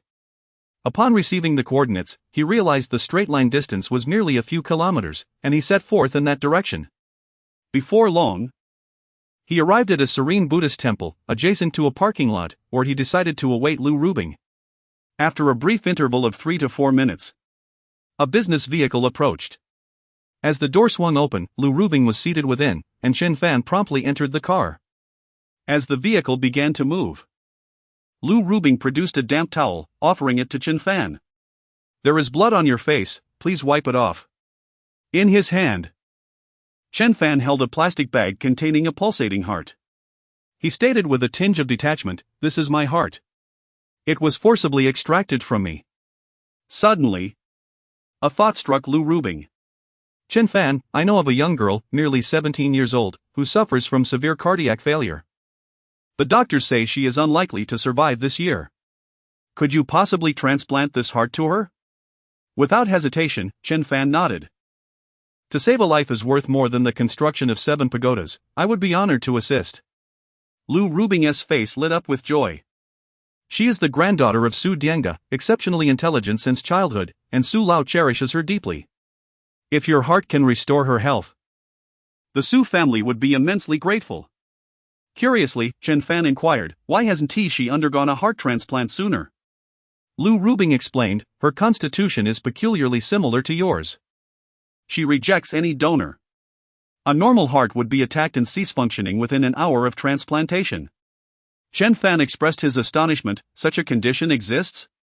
Lu Rubing continued, "Thus, we must first ensure compatibility with you, hoping it will suffice." Chen Fan affirmed, "Very well, let us proceed immediately." Lu Rubing instructed the driver to alter their route, simultaneously making a phone call. Grandpa Su, I have something of utmost importance to discuss with you. The recipient's excitement was palpable as he replied, excellent. I shall await you at the hospital. Subsequently, Chen Fan placed the heart into the vehicle's cooler, adjusting the temperature to a precise 0.5 degrees. To his astonishment, as they traversed the city, traffic lights turned green in their favor, allowing for an uninterrupted journey. After a few kilometers, 4 mounted police officers led the way. In less than 20 minutes, they arrived at the emergency entrance of the hospital, where 4 doctors awaited their arrival. Upon stepping out, Chen Fan was promptly escorted to the laboratory, where a technician conducted blood tests for compatibility. The heart he had brought was sent directly to the lab for examination. Simultaneously, the doctors inquired about his basic health status, performing a series of assessments. 25 minutes later, the compatibility tests concluded with a perfect match. This was attributed to Chen Fan being a universal donor. His heart would not be attacked by the recipient's immune system. After undergoing various tests, Chen Fan emerged, discovering Lu Rubing engaged in conversation with an elderly gentleman, whose presence exuded an air of authority and formidable presence. Several middle-aged individuals stood behind him, presumably his children. At that moment, Lu Rubing pointed to Chen Fan and said, Grandpa Su, this is my friend, Chen Fan. The elder approached Chen Fan and suddenly knelt down, solemnly declaring, I shall never forget the great kindness you have shown. My Su family will be eternally grateful. This unexpected gesture startled everyone. Those behind him exchanged glances and also knelt in reverence. Chen Fan hurriedly assisted the elder to his feet, saying, There is no need for such formality, sir. With tears streaming down his face, the elder replied, Young man, the moment I learned that Ao Nan would be saved, I immediately knelt and offered 3 bows to the heavens. The elder's granddaughter, named Su Ao Nan, possessed extraordinary talent and had always been cherished by the elder. Upon learning of her heart condition, the elder had lost his appetite and grown increasingly frail. Chen Fan advised, if there are no issues, it would be best to proceed with the surgery as soon as possible. Indeed, Elder Su said to the doctors nearby, Let us begin, I entrust this to you all. Rest assured, Elder Su, we will do our utmost, they assured him. Soon, the operating room not far away illuminated, signaling the commencement of the heart transplant surgery. Elder Su remarked, Young man, your kindness is beyond words. I appreciate your efforts, and once the surgery is complete, I will surely visit to express my gratitude. Chen Fan replied, You are too kind. I shall not disturb you further, and I hope for a successful operation. Elder Su and his family escorted Chen Fan and Lu Rubing downstairs, watching them depart. Back in the car, a smile graced Lu Rubing's face as she expressed, How wonderful! Ao Nan won't have to die, and you will forever be a benefactor to the Su family. Chen Fan inquired, Is the Su family quite powerful? Lu Rubing affirmed, Of course. Years ago, Ma Jingzhu dared not even breathe in the presence of Grandpa Su. He is a seasoned general, having fought valiantly on the battlefield. Chen Fan nodded. But then his stomach growled unexpectedly, causing him some embarrassment as he said, I'm hungry, shall we go eat first? Lu Rubing shot him a disapproving glance. After eliminating Ma Jingzhu, you still think of eating?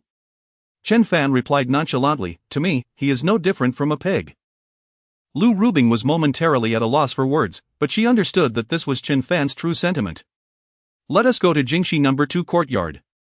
We can rest there after our meal, she suggested. Chen Fan noted, It has been over an hour now, the news of Ma Jingzhu's demise has likely spread. Lu Rubing shook her head, It will not spread. The Ma family will surely keep it a secret, and they would not dare investigate this matter. Chen Fan, perplexed, asked, Why is that? Lu Rubing explained, My father dispatched someone to inform the Ma family that Ma Jingzhu had offended a celestial elder. Even if the Ma family had 1,000 courage, they would not dare to probe further. Chen Fan mused, A celestial elder, indeed, wields significant authority. Lu Rubing added, Even a mere human immortal would suffice to intimidate the Ma family. If it is a celestial elder, the entire Ma clan would tremble in fear.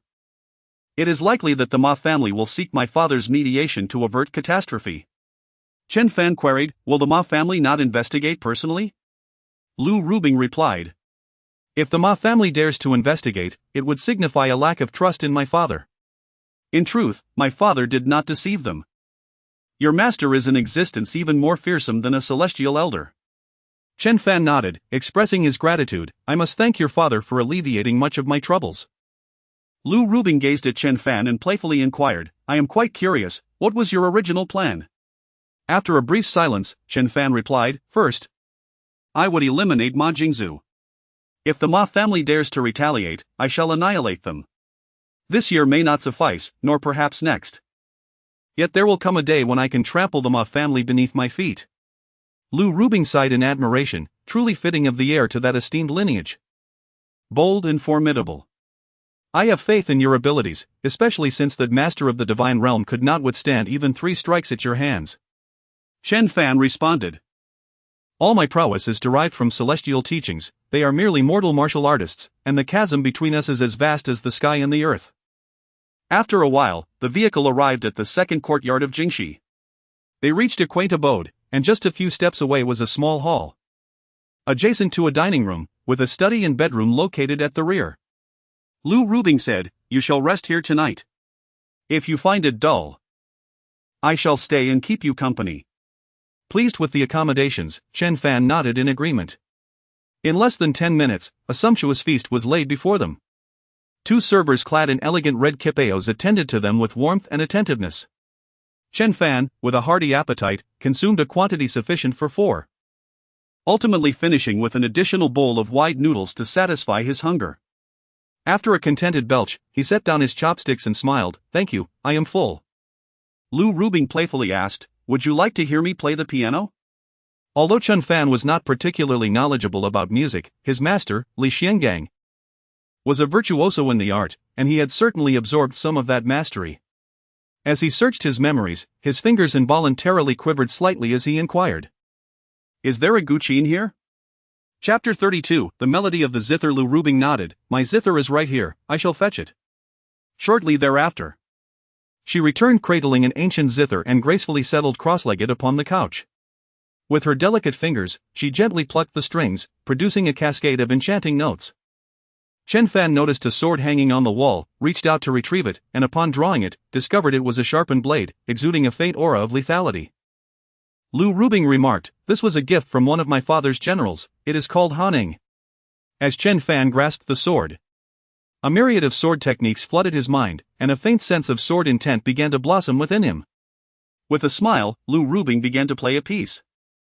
Chen Fan immediately brandished the sword, and the air around him filled with shimmering sword shadows, their cold glint causing Lu Rubing's beautiful eyes to sparkle. As the melody came to an end, Chen Fan suddenly shouted, unleashing a burst of sword light that transformed into a cloud of blades. A strand of killing intent piercing the heavens. Lu Rubing applauded, exclaiming, Chen Fan, your swordsmanship is truly remarkable, ethereal and mysterious, imbued with a celestial essence. Chen Fan replied with a grin, This is the tie by 13 swords that my master taught me, it's my first time using it, so I am still unaccustomed. He then sheathed the sword and returned it to its place on the wall. Lu Rubing said, Your sword dances in harmony with the music. You must be someone who understands the zither. Chen Fan, you should also play a piece. Without hesitation, Chen Fan took her place, his fingers resting on the strings. A smile gracing his face. The divine essence resonated through the zither, producing a sound of soaring elevation, leaving Lu Rubing tingling, as if her very blood were vibrating in unison with the melody. Chen Fan remarked, Rubing, the ancient zither was originally used for healing. The 5 notes represent the 5 elements. Relax your body, I shall play a piece to cleanse your essence. As the music reverberated, Lu Rubing became enraptured, feeling as though every cell within her was resonating harmoniously, an ineffable experience. The performance lasted over half an hour, and when it concluded, Chen Fan found beads of sweat on his forehead, a plume of white vapor rising from his head, reaching a height of nearly a foot. At that moment, Lu Rubing also perspired profusely. Upon opening her beautiful eyes, she reflected, ancient texts record that those who listen to an immortal's melody may ascend to the heavens. I suddenly feel that such occurrences are not entirely implausible. Afterward, she took a shower and changed into a fresh outfit. Upon her return, she found Chen Fan meditating on the couch, radiating an air of solemnity, likely in the midst of his cultivation. She chose not to disturb him and leaned against the opposite side of the couch, closing her eyes to rest. When Chen Fan opened his eyes, dawn had arrived. Lu Rubing lay beside him, covered with a light blanket. Sensing his gaze, she slightly opened her enchanting eyes, stretching her waist like a cat, her brows unfurling. After being rejuvenated by Chen Fan's zither melodies, her constitution had vastly improved, making her movements feel exceptionally comfortable. "Oh, this feels so delightful, I scarcely wish to rise." She languidly extended her delicate hand toward him. Chen Fan took her hand to help her up, saying, "Suanan surgery should be concluding by now, right?" Lu Rubing brightened. "It has been quite a while, it must be finished." She promptly dialed a number, and after a single ring, it connected, revealing Su Lao's excited voice, "Rubing." The surgery went exceptionally well.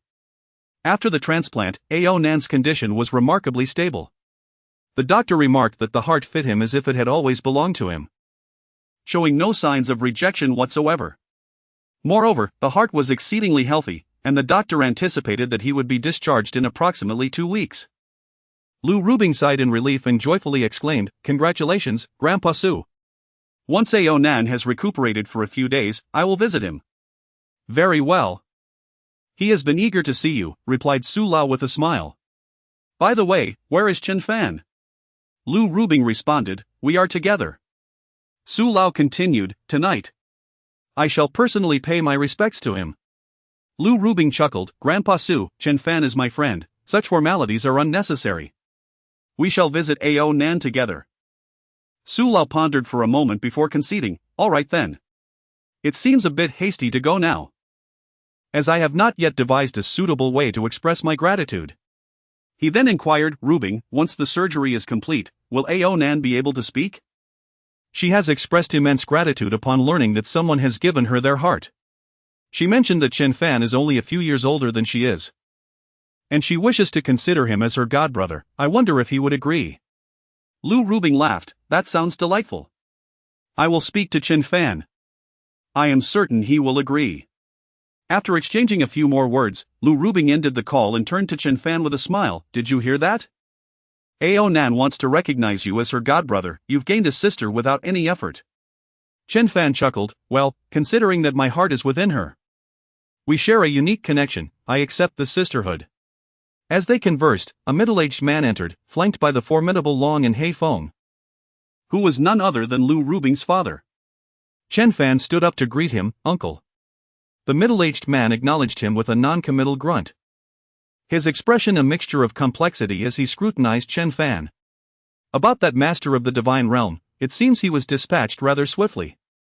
"How many moves did you employ?" Chen Fan replied, "Just 2 or 3, I suppose. It could be considered a single move." The man marveled, "Your prowess is truly extraordinary. You are indeed a disciple of the celestial lineage." He took a seat, tapping his fingers rhythmically on the table. "The Ma family is currently quite anxious about the possibility of your vengeance, especially knowing the formidable celestial ancestor they have provoked. Furthermore, your master is even stronger than a celestial being. They wish for me to clarify after eliminating Ma Jingzhu. Are you appeased? If not, the Ma family is willing to surrender anyone connected to this matter for your retribution." Chen Fan replied coolly, "Let it be as it is. I am not a bloodthirsty monster." The man nodded, "If you are willing to let this matter rest, the Ma family is prepared to offer you something in return, as a gesture of apology." As he spoke, he placed a jewel-encrusted golden box before Chen Fan, urging, "Open it and see." Chen Fan opened the box to reveal a palm-sized piece of golden flesh, still gently writhing, with golden blood continuously forming droplets before transforming into ethereal golden mist. Having absorbed the wisdom and experience of Li Shangang, Chen Fan's mind was flooded with information, and he gasped in astonishment, "Is this the flesh of the immortal mushroom?" The man nodded, "Indeed, you are quite perceptive. This is a piece of the immortal mushroom's flesh, and that golden substance is its blood. This item is priceless. Many have lost their lives in pursuit of it. The Ma family obtained it by chance, yet they lack the means to refine the flesh, rendering it useless to them. The celestial energy contained within is beyond the grasp of ordinary individuals." Chen Fan nodded, acknowledging the acceptance of the items. The man replied, "Well then, I shall relay this to the Ma family." With that, he rose and departed, while Kuang Long and Heifeng chose to remain. Once the man was out of earshot, Chen Fan inquired of Lu Rubing, "What is your father's name?" Lu Rubing responded with a smile, "I thought you would never ask. His name is Lu Zhanyang. But very few ordinary people are aware of him." Chen Fan nodded. "Uncle Lu seems to be a man of great significance." Lu Rubing continued. "Since the Ma family has conceded, you may return home." Chen Fan replied, "Yes, please assist me in purchasing a high-speed train ticket for my journey back." Lu Rubing agreed. "Certainly. I have some matters to attend to, but I will visit you when I am free." Subsequently, she instructed Quanglong to drive Chen Fan to the station. As they departed from the number 2 courtyard in Jingxi, Heifeng inquired with a grin, "Miss, after spending the night together, what are your thoughts on him?" Lu Rubing shot him a glare and retorted, "Mind your own business. Go prepare some gifts, I am to meet with Elder Su." Heifeng blinked in surprise. "Are you seeking to secure some advantages for Chen Fan?" Lu Rubing affirmed, "Of course. Chen Fan's heart is a priceless treasure, even the Su family must demonstrate their sincerity." Chapter 33, A Lakeside Excursion. Xian'ao Nan was indeed fortunate. What should have been a fatal predicament turned into a chance encounter with Chen Fan, allowing him to reclaim his life. Upon returning home, the night had already descended. After a light meal, he commenced his review for the day. Only after completing his study plan did he close his textbook and stretch languidly. Noticing that the hour was still early, he settled into a meditative posture to practice his cultivation. During this session, he sensed a discernible decline in his celestial energy, approximately a 15% reduction from before. Ever since he had acquired his master's celestial energy, he had anticipated its eventual depletion, yet he was taken aback by the rapidity of its loss. In just over a month, he had lost 1.5%. It appeared that within 8 or 9 months, all the energy bestowed by his master would vanish. Chen Fan contemplated the necessity of elevating his strength to a level sufficient for self-preservation before that time arrived.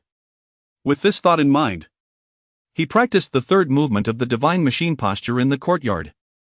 As he executed this movement, he perceived the projection of a third celestial Buddha, channeling an entirely different force into his body, refining both his form and spirit. Every half hour, he altered his stance, allowing 3 distinct energies to flow through him, which he felt fortifying his sinews and bones. Chen Fan continued his cultivation until the first light of dawn, at which point he returned to bed for a brief respite. Upon awakening, it was already 8 o'clock, and Yang Lan called him for breakfast. As he brushed his teeth, his phone rang. It was Tang Ro. "Chen Fan, do you have time today?" she inquired with a smile. "If you're free, shall we go for a boat ride on the lake?" It was Monday. Yet due to ongoing repairs at the school, classes were suspended for a few days and would not resume until Wednesday afternoon, granting everyone a respite from studies. With an invitation from a beautiful girl, Chen Fan readily acquiesced, responding, "I haven't eaten yet, please wait a moment." "All right, I will come to find you at 9. And we shall head directly to Fairy Lake." Fairy Lake was a picturesque spot in Yun City, where couples frequently rented small boats to drift upon its serene waters. After refreshing himself, Chen Fan rummaged through his wardrobe to select an outfit. Shortly after finishing his breakfast, Tang Ro's car arrived. Yang Lan discreetly observed from the doorway. At the moment the car door swung open, she beheld a remarkably beautiful girl laughing and conversing with her son, a smile of delight gracing her features. Chen Shuizheng, noticing her secretive demeanor, couldn't help but ask, "What are you spying on, Xiao Fan's mother?" Yang Lan shot him a glare, "Are your eyes failing you? Our son already has a girlfriend, and you are unaware." Chen Shuizheng's eyes brightened, "Is that so? The last girl, Zhou Feifei, was utterly inappropriate. I was worried he couldn't move past that shadow." Yang Lan replied, "I just saw her, the girl is quite lovely. And the car they are in appears to be rather upscale." Chen Shuizheng's expression shifted to one of concern, recalling that Zhou Feifei also came from a well-off family. Yet their outcome had been far from favorable. Yang Lan, understanding his worries, asked, "What troubles you?" Chen Shuizheng sighed. "I fear that the girl's affluent background may lead her to look down upon our ordinary family. After all, mismatched social standings can lead to complications." Yang Lan dismissed his concerns, "My son is exceptional in his own right." In the carriage, beside Tang Ro, lay a food box filled with an array of delicacies, prepared for their lakeside outing. Today, she donned a flowing azure silk gown, complemented by sheer white stockings, her hair elegantly braided into 2 plaits. exuding a youthful exuberance that rendered her breathtakingly beautiful. Since embarking on the journey, Chen Fan found it impossible to divert his gaze from Tang Rou. Causing her cheeks to flush as she playfully inquired, "Why do you keep staring at me?" Chen Fan replied, "Because you are simply exquisite." Tang Rou gently bit her lip. Inching closer to him, prompting Chen Fan to boldly encircle her slender waist, the delightful sensation leaving him entranced. She softly asked, "Where did you go yesterday?" With a smile, Chen Fan responded, "I took a trip to the capital to resolve a minor issue." Their conversation flowed seamlessly until they arrived at Fairy Lake. The number of visitors that day was sparse, making it easy to rent a boat. Chen Fan selected a black canopy boat, furnished with tables and chairs, spacious enough for their comfort. After paying the deposit, he rowed the boat into the lake. Fairy Lake spans over 200 square kilometers. While not vast, it is certainly not insignificant. Rowing requires a modicum of skill, and Chen Fan maneuvered the boat swiftly and steadily, soon distancing themselves from the shore. Surrounded by water, a few waterfalls soared above. The boat was equipped with fishing gear, allowing visitors to fish if they wished. However, with such beauty at his side, Chen Fan had little interest in fishing. He allowed the boat to drift as they settled within the cabin. Tang Rou unveiled the prepared snacks, fruits, treats, and beverages. Chen Fan, unreserved, indulged in the offerings as she sat beside him, her eyes sparkling with delight as she observed him eat. "Chen Fan," she began, "the Song family has introduced several billion yuan projects to my father, even willing to prepay 60% of the contract amount. My father calculated that the net profit from these projects would not be less than 50%. Chen Fan's heart stirred, realizing this was Song Shihao's attempt to curry favor with him. "Then let him proceed. Why not seize the opportunity to earn?" he advised. Tang Rou nodded gently. "Previously, my father was uncertain about the Song family's intentions and hesitated to take on the projects. Now that you've said so, I shall encourage him to accept this batch." Unable to contain her curiosity, she asked, "Chen Fan, why do you think the Song family is assisting my father?" With a chuckle, Chen Fan speculated, "Perhaps they feel guilty for their past actions and wish to atone." Tang Rou appeared skeptical, fixing her gaze upon Chen Fan's eyes as she asserted, "I believe Song Shihao's actions are undoubtedly linked to you." In a sudden impulse, Chen Fan leaned in and pressed a kiss upon her beautiful face. The atmosphere grew increasingly intimate, and Chen Fan's demeanor shifted. What began as a gentle embrace evolved into bolder actions. Before long, they were entwined. The coolness of her lips igniting a fervent heat within him, his movements becoming increasingly passionate. The canopy boat rocked gently, drifting in an unpredictable direction, surrounded solely by water and the fish beneath. After a considerable time, Chen Fan sat up. Tang Rou's makeup had smudged, her lipstick nearly consumed, her attire disheveled, cheeks flushed and breathless. The constraints of the boat had made her knees ache. Chen Fan, having tasted the forbidden fruit, quickly regained his composure, though Tang Rou was reluctant to continue in such surroundings. He then used his phone to book a room. As he prepared to turn the vessel back to shore, the boat suddenly began to spin in place, accelerating with alarming rapidity. Chen Fan swiftly assessed the situation and discovered that the boat was ensnared in a whirlpool. Fortunately, the vortex was not particularly large. With a few vigorous strokes of the oars, he could extricate himself from this precarious situation. Curiosity piqued. He wondered why such a whirlpool had abruptly formed in this location. At that moment, Tang Rou, leaning over the edge of the bed, exclaimed, "A big fish!" Chen Fan focused his gaze and spotted a shadow, measuring around 3 to 4 meters in length, gliding beneath the boat. It was indeed a colossal fish. Goodness! Chen Fan was taken aback. The fish swam away for several dozen meters before suddenly reversing course and darting back towards the boat with astonishing speed. Chen Fan squinted, a sense of foreboding creeping over him as he sensed that this gigantic creature harbored ill intentions. He urged Tang Rou to sit inside and then leaned forward, tightening his fists in preparation. Chapter 34, Tang Rou's transformation. As the massive fish surged forward with increasing speed, Chen Fan discerned its visage, a silver-bodied creature with a black back, charging towards the small boat with great fervor. It appeared to be attempting to intimidate the individuals aboard. As the fish drew near, Chen Fan unleashed a powerful punch, which struck the water's surface. The divine energy was transmitted through the water. delivering a forceful blow to the fish's head. A resounding crash echoed, sending splashes of water several meters high, causing the boat to sway violently. Curious, Tang Rou emerged to inspect the commotion, only to behold a 3-meter-long silver fish with a black back floating to the surface, evidently dazed by Chen Fan's strike. revealing its white underbelly.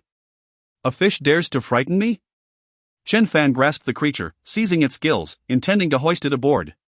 After all, such a sizable fish could fetch a substantial price. Tang Rou exclaimed, "What a magnificent fish! Chen Fan, do we intend to capture it?" Chen Fan responded, "This fish weighs over 100 pounds, it could sell for several thousand yuan." Just as he managed to haul the fish aboard, it regained consciousness, thrashing violently. Yet Chen Fan held its head firmly. "Stop struggling, you are bound for the dining table." To his surprise, the fish ceased its struggle and gazed at him with an expression of pitiful pleading, its mouth opening and closing. Tang Rou's heart softened. "Chen Fan, perhaps we should release it, it seems quite unfortunate." Chen Fan scoffed, "Unfortunate? Do you have any idea how many smaller fish it consumes in a single day?" If I hadn't knocked it out, it would have certainly capsized our boat. Tang Rou gently grasped Chen Fan's arm and implored, "Please, let it go. Just look at its eyes, it seems to be begging." With a sigh, Chen Fan relented. "Very well." He patted the fish on its head. "Consider yourself fortunate. Were it not for her intercession, I would have sold you to a restaurant." With that, he released the fish back into the lake. It circled the boat before diving to the depths, disappearing from sight. Tang Rou smiled. "See? It is expressing its gratitude." Chen Fan rolled his eyes. "A foolish fish. What does it know of gratitude?" He began to paddle away from the area. However, after only a few meters, ripples appeared on the water's surface. And the large fish resurfaced, clutching a golden box in its mouth, adorned with exquisite and mysterious engravings. Tang Rou's eyes sparkled with excitement. "Chen Fan, the fish is offering us a gift." Chen Fan, equally astonished, reached out to accept the box. The fish nodded at him before sinking back into the depths. Upon examination, he found the box tightly sealed, unable to be opened directly. It was heavy, and its contents remained a mystery. He set it aside for the moment. Shortly after 11, Chen Fan steered the boat to shore, preparing to take a vehicle for a meal. However, having consumed a considerable amount on the boat, they were not overly hungry. After some discussion, they decided to indulge in a buffet at a hotel instead. Chen Fan made a reservation, and when the driver delivered them to the hotel entrance, he promptly dialed the owner's number. "Boss, a young lady and Chen Fan have entered a hotel, claiming they are here for the buffet," the driver reported faithfully. The owner on the other end fell silent for a few moments before responding, "Let them be, Tang Rou possesses her own discernment." Upon arriving at the hotel, Chen Fan conducted a thorough inspection, finding no traces of surveillance devices. After holding his breath for an entire morning, he seized the moment when Tang Rou was bathing and pushed the door open. Tang Rou let out a startled cry, playfully scolding him. "How embarrassing." As he beheld her alluring form, unadorned and exquisite, Chen Fan chuckled and closed the door behind him, saying, "My back itches, could you help me scratch it?" Tang Rou bit her lip and approached him, gently wrapping her arms around him. At that moment, the passion within both of them surged simultaneously, igniting like kindling doused in gasoline. When their bodies intertwined once more for an extended duration, Chen Fan sensed an unexpected phenomenon. His celestial energy began to flow from his body into Tang Rou's. It is noteworthy that the nine-yang immortal art he practiced was characterized by its potent, masculine energy, which often required the softer, yin energy for balance. The celestial energy coursed through Tang Rou's body before returning to him, enriched by a surge of profound yin energy. Chen Fan felt as though a droplet of water had plunged into hot oil, causing an explosive reaction within him. In an instant, a transformation occurred within his nine-yang divine energy, albeit not yet substantial enough. Nevertheless, he was confident that as this transformation accumulated, it would eventually lead to a qualitative change in his divine energy. Tang Rou, too, experienced a remarkable sensation. A force circulated within her, granting her an additional stream of true qi that began to operate autonomously. In truth, Tang Rou possessed a unique physique known as the pure yin body, inherently infused with a primordial yin energy. This purine energy significantly facilitated the cultivation of the nine-yang immortal art, particularly as one progressed further along the path. It was precisely for this reason that Li Xiangang had planted the female worm within Tang Rou's being years prior. As Tang Rou savored her initial taste of forbidden fruit, the combination of the emotional worm and the nine-yang celestial energy intensified her pleasure tenfold compared to that of an ordinary woman, a feeling too profound to articulate. After their indulgence in the bathroom, they returned to the bed, and true to his mastery, Chen Fan engaged in their activities for a full 2 hours. In the aftermath of their ecstasy, Tang Rou nestled against Chen Fan like a contented kitten, her beautiful eyes fixed upon him. Feeling a slight ache in his waist, Chen Fan inquired, "Why are you staring at me?" Tang Rou, puzzled, asked, "How do you know so many tricks?" Chen Fan scratched his head, "Well, I've watched a few movies in the past, so I picked up a thing or two." Tang Rou shot him a playful glare. "I've seen more than just a few." Hastily shifting the topic, Chen Fan remarked, "Xiao Rou, your academic performance is remarkable. Why did you only enroll in this ordinary university?" Tang Rou replied, "Because studying in Yun City keeps me closer to my parents. My college entrance exam scores were actually quite good. I had the chance to apply to top universities in the country." She tightened her embrace around Chen Fan, expressing gratitude. "Thank you, Fan Gu. If it weren't for your appearance, my family might have fled abroad by now." Chen Fan asked, "Have your parents been planning to escape overseas all these years?" Tang Rou nodded. "My father's plan is quite comprehensive, yet still fraught with risks," Chen Fan declared. "I will eventually deal with that Song Hai." Just then, his phone buzzed with a notification of a bank transfer. It revealed that one of his accounts had received a sum of 30 million. Upon seeing the long string of zeros, Tang Rou exclaimed, "So much money! Fan Gu, have you won the lottery?" Shortly thereafter, Yi Qingxue called. "Chen Fan, have you received the 30 million?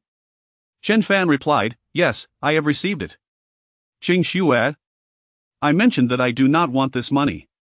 Yi Qingxue insisted, "That cannot be. If it weren't for your assistance, my family wouldn't receive a single penny. The 300 million will be transferred to your account in installments." Chen Fan, recognizing his own need for funds, relented and said, "All right, I shall accept it." Yi Qingxue responded with a smile, "Once I finish my current matters, I will come to Yun City to properly express my gratitude for your help to the Yi family." Chen Fan replied modestly, "It was a trivial matter. By the way, how is your mother doing?" "My mother is recovering well, Chen Fan. Your medical skills are truly remarkable." After exchanging a few more pleasantries, he hung up the phone. Tang Rou, nestled in his embrace, inquired, "Fan Gu, who is she?" Chen Fan chuckled and answered, "She is a girl I saved from the abyss. I assisted her with a small favor." Tang Rou pouted, "What small favor warrants a 300 million transfer as thanks?" Just then, her phone rang. It was a call from her father, causing Tang Rou to become anxious. "Fan Gu, it's my dad calling. What should I do?" Chapter 35, Purchasing a House with Full Payment. Chen Fan felt a tinge of nervousness as he blinked and remarked, "Your family's chauffeur brought us to the hotel. Your father must be aware. You can simply say we were exhausted from boating and decided to rest at the hotel before heading back." Tang Rou shot him a disapproving glance. "Do you think my father is a fool? He certainly won't believe that." Chen Fan scratched his head and asked, "Xiao Rou, does your father know me?" Tang Rou nodded affirmatively, "Of course he does. If it weren't for your assistance with the Song family's matters, my father would still be fretting." After contemplating, Chen Fan suggested, "Then tell him that my grades aren't particularly good, and I need to retake a few subjects, so you're helping me with tutoring." Tang Rou bit her lip and conceded, "I suppose that's the only thing we can say." She then connected the call. "Dad." The man on the line chuckled, "Xiao Rou, is Chen Fan with you?" Tang Rou glanced at Chen Fan and replied, "Yes, Dad, I'm currently giving Chen Fan tutoring." "Oh, tutoring, you say?"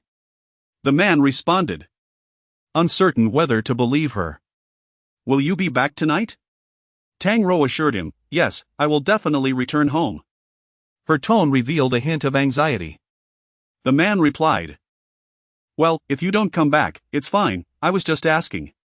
Continue with your tutoring."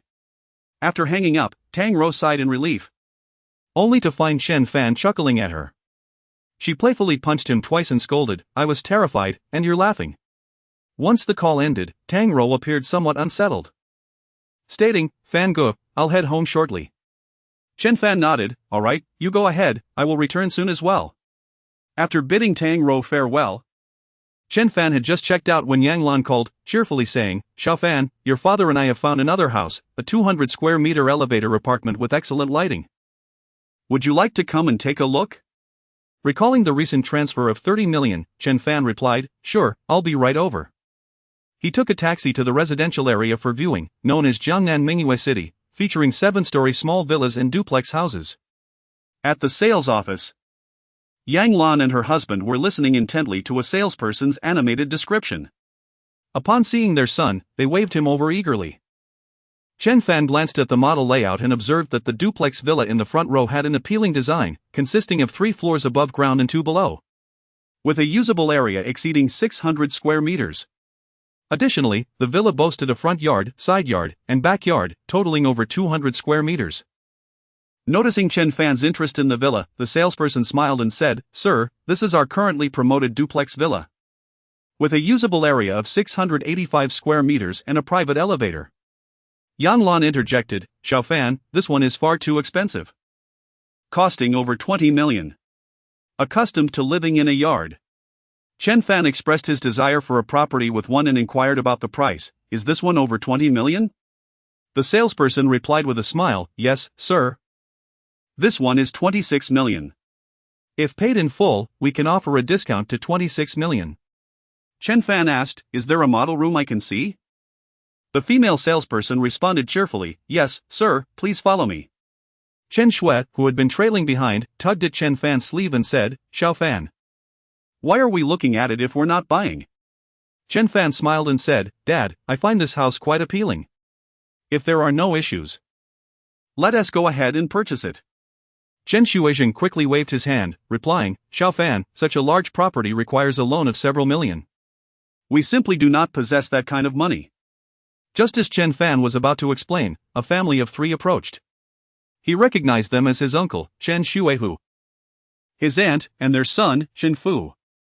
Chen Shuihu, who used to live next door, had struck it rich in recent years and purchased a home in the city, moving there with his family. Chen Fan recalled how, during his childhood, Chen Shuihu would often intimidate him. This man was notoriously arrogant, having taken advantage of Chen Shuizhen's honesty by encroaching over a meter of land from Chen Fan's family during construction. When Chen Shuizhen confronted him, he was beaten up by Chen Shuihu and his associates, and they even smashed the door of Chen Fan's house. After that incident, Chen Shuihu grew even more brazen, frequently hurling insults at Chen Fan's family when intoxicated. It was only after they moved away that peace returned to Chen Fan's household. Upon spotting Chen Fan and his family, Chen Shuihu paused momentarily before waving to Chen Shuizhen, "Isn't this brother Shuizhen? Are you here to look at houses as well? Let me be frank. The properties here are exceedingly expensive. You must be aware of your own financial situation. Some things, no matter how many times you admire them, remain unattainable." Beside Chen Shuihu stood his son, Chen Fu, a towering figure weighing over 300 pounds. He grinned widely and added, "Exactly. What are you doing here if you can't afford a house? This is ridiculous." Chen Shuizhen's face turned pale with anger as he retorted, "Shuihu, since we are here to view the property, we certainly intend to make a purchase." Chen Shuihu scoffed, "Shuizhen, spare me the pretense. I heard your son was convicted of theft. You must have spent a fortune to bail him out. With such a disgraceful son, how could you possibly afford a house? Even if you managed to buy one, what use would it be? Which family would marry off their daughter to a thief?" Chen Fan interjected, "Is that so? I've heard your son is quite the simpleton, scoring 0 in all his exams throughout elementary school. I wonder if he has become any wiser over the years." Chen Fan spoke the truth, as Chen Fu had been utterly clueless, only recognizing the numbers 1, 2, and 3 upon graduating from the 5th grade. As the saying goes, one should not strike a person's face or reveal their shortcomings. Chen Shuihu had always loathed hearing his son's intelligence questioned, and he immediately became furious, barking, "What did you say, you little brat?" Chen Fan deliberately provoked him, saying coolly, "I mentioned that you sired a foolish son who resembles a pig. capable only of eating and sleeping. I'll beat you to a pulp. Chen Shuehu shouted in rage, lunging to strike Chen Fan. Chen Fan deftly sidestepped, causing Chen Shuehu to miss and fall to the ground. Chen Fan looked down with disdain and remarked, "You are even more foolish than your son." He then signaled for the sales representative to continue showing them the houses. As Chen Shuehu got back on his feet, he shot a furious glare at the indifferent Chen Fu, demanding, "Are you just going to stand there? Don't you know to help me beat him?" Chen Fu, however, was fixated on a female sales representative, grinning as he replied, "Dad, I don't want to walk. If you want to fight, do it yourself." Chen Shuehu let out a long sigh, observing Chen Fan walking towards the back, and remarked, "Let us follow him. I am curious to see if his family truly possesses the wealth to purchase a house." Upon arriving at the model unit in the villa district, Chen Fan took a tour from the basement to the rooftop, finding it to align with his expectations. He inquired of Yang Lan, "Mother, what do you think of this place?" Yang Lan replied, "It is indeed nice, but the price is rather exorbitant." Chen Fan responded, "A good house will undoubtedly come at a steep price." Chen Shuehu entered as well and, upon discovering that Chen Fan's family was actually surveying villas, mocked, "I wondered what you all were doing here, turns out you were just indulging in a visual feast." Chen Fan disregarded him and turned to the ever-polite female sales representative, saying, "Miss, I will take this house, paying in full." With that, he extended his bank card to her. The saleswoman beamed with joy, accepting the card with both hands and replied, "Certainly, sir, please follow me." Chapter 36, Wealth. The Chen family was left in a state of disbelief. Could it be that he truly intended to purchase this villa? How could that possibly be? Their own family's circumstances had always exceeded those of Chen Shueijing's. Yet they had only dared to acquire a modest 3-bedroom apartment. It was inconceivable. "He must be putting on a show for me," Chen Shuehu reassured himself as he hastily followed along. Inside the office, both parties signed the purchase contract, and it was a full cash transaction, executed in one swift motion. It was only when the transaction was nearing completion that Chen Shuehu realized that Chen Fan had indeed acquired a villa worth tens of millions. Yang Lan and Chen Shueizhen were utterly bewildered throughout the process, and it wasn't until Chen Fan handed them the contract that Yang Lan finally asked, "Xiao Fan, where did you acquire so much money?" Chen Fan replied with a smile, "Mom, didn't I mention before? I sold the ghost Lingji. And this is the money from that sale." Chen Fu, equally enamored with the villa, immediately exclaimed, "Dad, I want to live in the villa." Chen Shuehu shot a disapproving glare at his unambitious son, retorting angrily, "If you want to live there, buy it yourself, I have no money." He then approached Chen Shueizhen with a jovial demeanor, inquiring, "Shueizhen, isn't Xiao Fan quite the achiever for purchasing a house worth several tens of millions?" Chen Shueizhen merely glanced at him, replying coolly, "My Xiao Fan has always been accomplished, buying a large house is entirely normal." For the first time, Chen Shueizhen experienced a sense of pride in front of others. It was a most gratifying feeling. The house was ready for immediate occupancy and could be renovated at any time. After receiving the keys, they visited their new abode, which was even more spacious than the showroom by several dozen square meters, and Chen Fan was immensely satisfied. Having completed the purchase, night had fallen, and the family of 3 took a taxi home. During the ride, Chen Fan said, "Dad, tomorrow I will buy you a car. It will make it easier for you to take Mom out." 7 or 8 years ago, the Chen family owned a car. One day, while dining out, it was stolen from right outside the restaurant. Despite reporting it to the police, no resolution was found. That car had cost over 100,000. And Chen Shueijing had been so distraught that he hadn't eaten for 3 days, vowing never to buy another car again. Hearing that Chen Fan intended to buy a car, Chen Shueijing chuckled and waved his hand, saying, "Xiao Fan, we just bought a house. Let us take a moment to consider the car." Chen Fan replied, "Dad, I still have millions on hand, feel free to buy whatever car you desire." The couple exchanged glances, realizing that their son had indeed made remarkable progress. That evening, Chen Fan completed his planned study tasks and then retrieved the golden box. The box had been gifted to him by the large fish from the lake, and he was astonished that such a creature could express gratitude. He examined the box from every angle for a long while, but could not discover how to open it. Ultimately, he decided to channel his celestial energy and struck the box with it. With a crack. Suddenly, the box erupted with a dazzling golden light, springing open to reveal 3 palm-sized coins within. These coins were circular, crafted from pure gold, and their surfaces gleamed with a radiant golden hue. Each coin bore intricate runes and some indistinguishable script, evoking a sense of mystery and antiquity. He carefully lifted one of the coins, feeling its substantial weight. Remarkably, a single gold coin weighed over half a pound. He couldn't help but exclaim, from what dynasty could this gold coin originate? The cost of casting such coins must be exceedingly high, one would presume. Just then, a chill breeze swept in, sending a shiver down his spine. His mind began to cloud, as if influenced by an unseen force. Suddenly, shadowy hands materialized in the air, twisting and stretching towards the coins within the box, seemingly intent on seizing them. At that moment, a surge of celestial energy erupted from within him like a volcanic explosion, enveloping him in a fervent blaze of divine fire. The surrounding space was instantly filled with terrified screams, and an indescribable scent quickly permeated the room. Chen Fan jolted awake from his stupor, his expression shifting as a wave of intense unease washed over him. What had just transpired? He promptly closed the box tightly and scanned his surroundings with vigilance. However, after the box was sealed, the strange phenomena ceased to manifest. Curiosity piqued, he pondered the nature of that power. Could it be that ghosts or demonic entities were drawing near?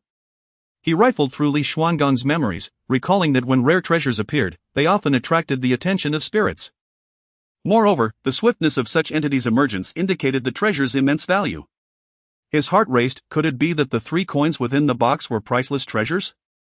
Daring not to reopen the box, he practiced his cultivation for a while before lying down to sleep. When he awoke, dawn had broken. Opening his eyes, he glanced at his phone, which bore a message from Tangro. "Fan Ge, are you awake?" Not long after, he replied, "Just woke up, what are you up to?" Tangro responded, "Lying in bed, waiting for your reply." Recalling the wild escapades of the previous day, Chen Fan felt a surge of warmth. He texted back, "I have a few questions I can't solve. I'll head to the hotel shortly, can you continue tutoring me?" Tangro sent a meme of someone wielding a knife. Chen Fan chuckled, "Then why not come over to my place?" Having accompanied Chen Fan to school these past few days, Tangro was familiar with his address and promptly replied, "Sure. I haven't had breakfast yet." Chen Fan responded, "Let us eat together then, I'll ask my mom to buy more." "Alright, I'll be there in half an hour." Chen Fan quickly showered and tidied his room. He then called out to Yang Lan, "Mom, a classmate is coming over for a meal. What should we prepare?" Yang Lan inquired with a smile. "Is it the girl who picked you up the other day?" Chen Fan thought to himself, how did she know? He replied, "Yes." Yang Lan said, "Don't worry about it, I'll go to a few old establishments to buy breakfast." With the remaining time, Chen Fan washed his hair, changed his clothes, and waited at the door for her. After 2 or 3 minutes, a familiar car pulled up, and Tangro stepped out. Today, she wore a chic outfit that exuded a refined charm. Chen Fan's eyes lit up as he pulled her into the house, saying, "Xiao Rou, you look truly beautiful today." Tang Rou asked, "Wasn't I pretty yesterday?" Chen Fan replied, "You were lovely, but today you're just a touch more radiant." "You certainly know how to flatter." Tang Rou teased, nudging him playfully. Upon entering Chen Fan's immaculate living room, Tang Rou remarked with a smile, "Auntie has kept the house so clean." "Chen Fan, my mother possesses a peculiar obsession with cleanliness and is perpetually restless." At that moment, Yang Lan returned, her hands laden with several paper bags and a food container. Upon catching sight of Tang Rou, her eyes sparkled with delight as she cheerfully inquired, "Xiao Fan, is this your classmate?" "Chen Fan, mother, this is my classmate Tang Rou." "Tang Rou, this is my mother, Ms. Yan Lan." Tang Rou stood to greet her, sweetly addressing her as auntie. Yang Lan was exceedingly pleased, exclaiming, "Wonderful. I just bought some breakfast. You must be hungry, please, enjoy it." Chapter 37, the adopted son Tang Rou expressed her gratitude as she handed a box to Chen Fan, smiling, "This is a gift for you." Upon opening the box, Chen Fan discovered the treasures of the scholars for essentials, 6 exquisite brush pens, an inkstone, several ink blocks, and a stack of fine rice paper. "I was just about to purchase some," Chen Fan remarked with a smile, thank you. Tang Rou replied, these are all part of my grandfather's collection. And he asked me to pass them on to you. You won first place in the Huaxia Cup calligraphy competition. The prize money of 200,000 will be transferred to your account in a couple of days, and I'll forward it to you then. 200,000. You say? That's quite substantial, Chen Fan responded, beaming. After enjoying breakfast, the two proceeded to Chen Fan's room. Upon seeing the scholar's essentials, Chen Fan eagerly unfurled a sheet of paper and began to depict a beautiful woman in front of Tang Rou. The figure bore a striking resemblance to her. Adorned in traditional attire, set against a backdrop of a peach orchard. Delighted by the artwork, Tang Rou playfully inquired, does the woman in the painting possess beauty? Chen Fan chuckled, indeed, she is quite lovely, with a splendid figure, and I may have shared a bed with her. Oh, how outrageous! Tang Rou exclaimed with a playful pout, playfully grasping Chen Fan's neck, and the two began to frolic. Outside, Yang Lan listened in for a moment, unable to suppress a smile. Just then, amidst their playful banter, a voice resonated from the courtyard, Auntie, I've come to see you. The voice sounded familiar. Peering through the window, Chen Fan was surprised to find it was Song Shihao, wondering what brought him here again. Yang Lan chuckled, Xiao Hao. Why have you brought so many things again? I thought I mentioned not to bring anything on your next visit. Song Shihao, directing his subordinates, began to bring an assortment of items into the house. Chen Fan deliberately refrained from stepping outside, curious about Song Shihao's intentions. Yang Lan, wishing not to intrude on Chen Fan and Tang Rou's moment, chose not to call him out. After sipping the tea brewed by Yang Lan, Song Shihao feigned a pitiful demeanor, explaining how he had never met his mother and felt a special bond with Yang Lan. After a few exchanges, Song Shihao suddenly proposed. Auntie, if you don't mind me, please allow me to be your adopted son. Being soft-hearted, Yang Lan, seeing the sincerity in Song Shihao's expression, sighed gently, very well. From now on, you will be my son. Do visit your godmother often. Chen Fan was infuriated. Song Shihao had truly overstepped his bounds by claiming such a relationship. He promptly pushed the door open, ready to confront him, but Yang Lan interjected with a smile, Xiao Fan, Xiaohao is a year younger than you. So he will be your brother from now on. Under the warmth of his mother's gentle smile, Chen Fan's anger dissipated. I understand, Mom. Xiaohao, come with me. Unaware that Chen Fan was home, Song Shihao appeared flustered as he was forcibly dragged into the room. Upon seeing him, Tang Rou's expression turned icy. Chen Fan fixed a cold stare at Song Shihao, who instinctively shrank his neck and said, Young Master Chen, I was sincere just now, our mothers truly resemble each other. Chen Fan replied, do you think I would believe that? In response, Song Shihao promptly retrieved his phone and displayed a photograph of a gentle woman in her 20s, cradling an infant. The woman bore a striking resemblance to Yang Lan in her youth, particularly in the charm of her smile. Chen Fan was momentarily taken aback and inquired, is this your mother? With a hint of emotion in his eyes, Song Shihao gently nodded, yes, this is my mother, holding me when I was merely a month old. She passed away in a car accident when I was less than 6 months old, and I was raised on a wet nurse's milk. Chen Fan scoffed, Song Shihao, you better not harbor any ill intentions. With a serious demeanor, Song Shihao replied, brother, how could I? From now on, if you tell me to go east, I won't dare to venture west. Chen Fan felt uncomfortable being addressed as brother and said, so you plan to stay in Yun City indefinitely? With a smile, Song Shihao responded, brother, my family is preparing to expand our business in Yun City, and I intend to remain here for 2 years. Disinterested, Chen Fan replied, suit yourself. If there's nothing else, you may leave. Very well, I shall not intrude upon you and sister-in-law any longer, he said with a bow as he exited. Once outside the Chen family gate, Song Shihao wore a triumphant expression, not only have I resolved the crisis, but I also now have a formidable older brother. Let us see if those fools dare to underestimate me. Old Chi, the steward, chuckled, young master is indeed wise. The master will surely praise you upon his return. The smile faded from Song Shihao's face as he asked, has he returned to Jiangnan? Old Chi nodded, the master returned yesterday. He is quite concerned about you and inquired about your situation. Song Shihao scoffed, what does he care for me other than business? Since childhood. It has always been Grandpa who looked after me, has he ever bothered? Old Chi replied, young master. The master manages the entire Song family and sleeps only a few hours a day. He is truly overwhelmed. Song Shihao waved his hand dismissively. Let us not speak of him. He then got into his car and departed. Tang Rou, evidently perplexed, asked Chen Fan. Why does Song Shihao seek to curry favor with you? Chen Fan replied, perhaps it is due to my magnetic personality. Tang Rou shot him a glance, saying, I took a few days off to accompany my mother abroad to visit my aunt. I probably won't return until next week. Chen Fan inquired. Is your family planning to move abroad to rely on your aunt? Tang Rou nodded. My aunt has a company overseas, everything was prepared, but now we will not go. So we need to handle the situation. Chen Fan said, alright, please ensure your safety. Tang Rou, having skipped lunch, left promptly to head to the airport. Shortly after 11. Lu Nanhua called, inviting him and Chen Mengyan to dinner to celebrate. At a restaurant not far from the school, Lu Nanhua had already arrived, accompanied by a girl. Chen Fan recognized her as Huaxia, a girl of delicate beauty who spoke softly. Lu Nanhua had shown interest in her for quite some time. Xiao Fan, come sit. Lu Nanhua laughed cheerily. Chen Fan glanced between him and Guo Xiaoyuan, remarking, well, you've quietly secured her, I underestimated you. Lu Nanhua grinned, actually. Xiaoyuan and I have been getting to know each other for a while now, it's just that you were unaware since you weren't at school. Chen Fan had scarcely seated himself when Chen Mengyan arrived.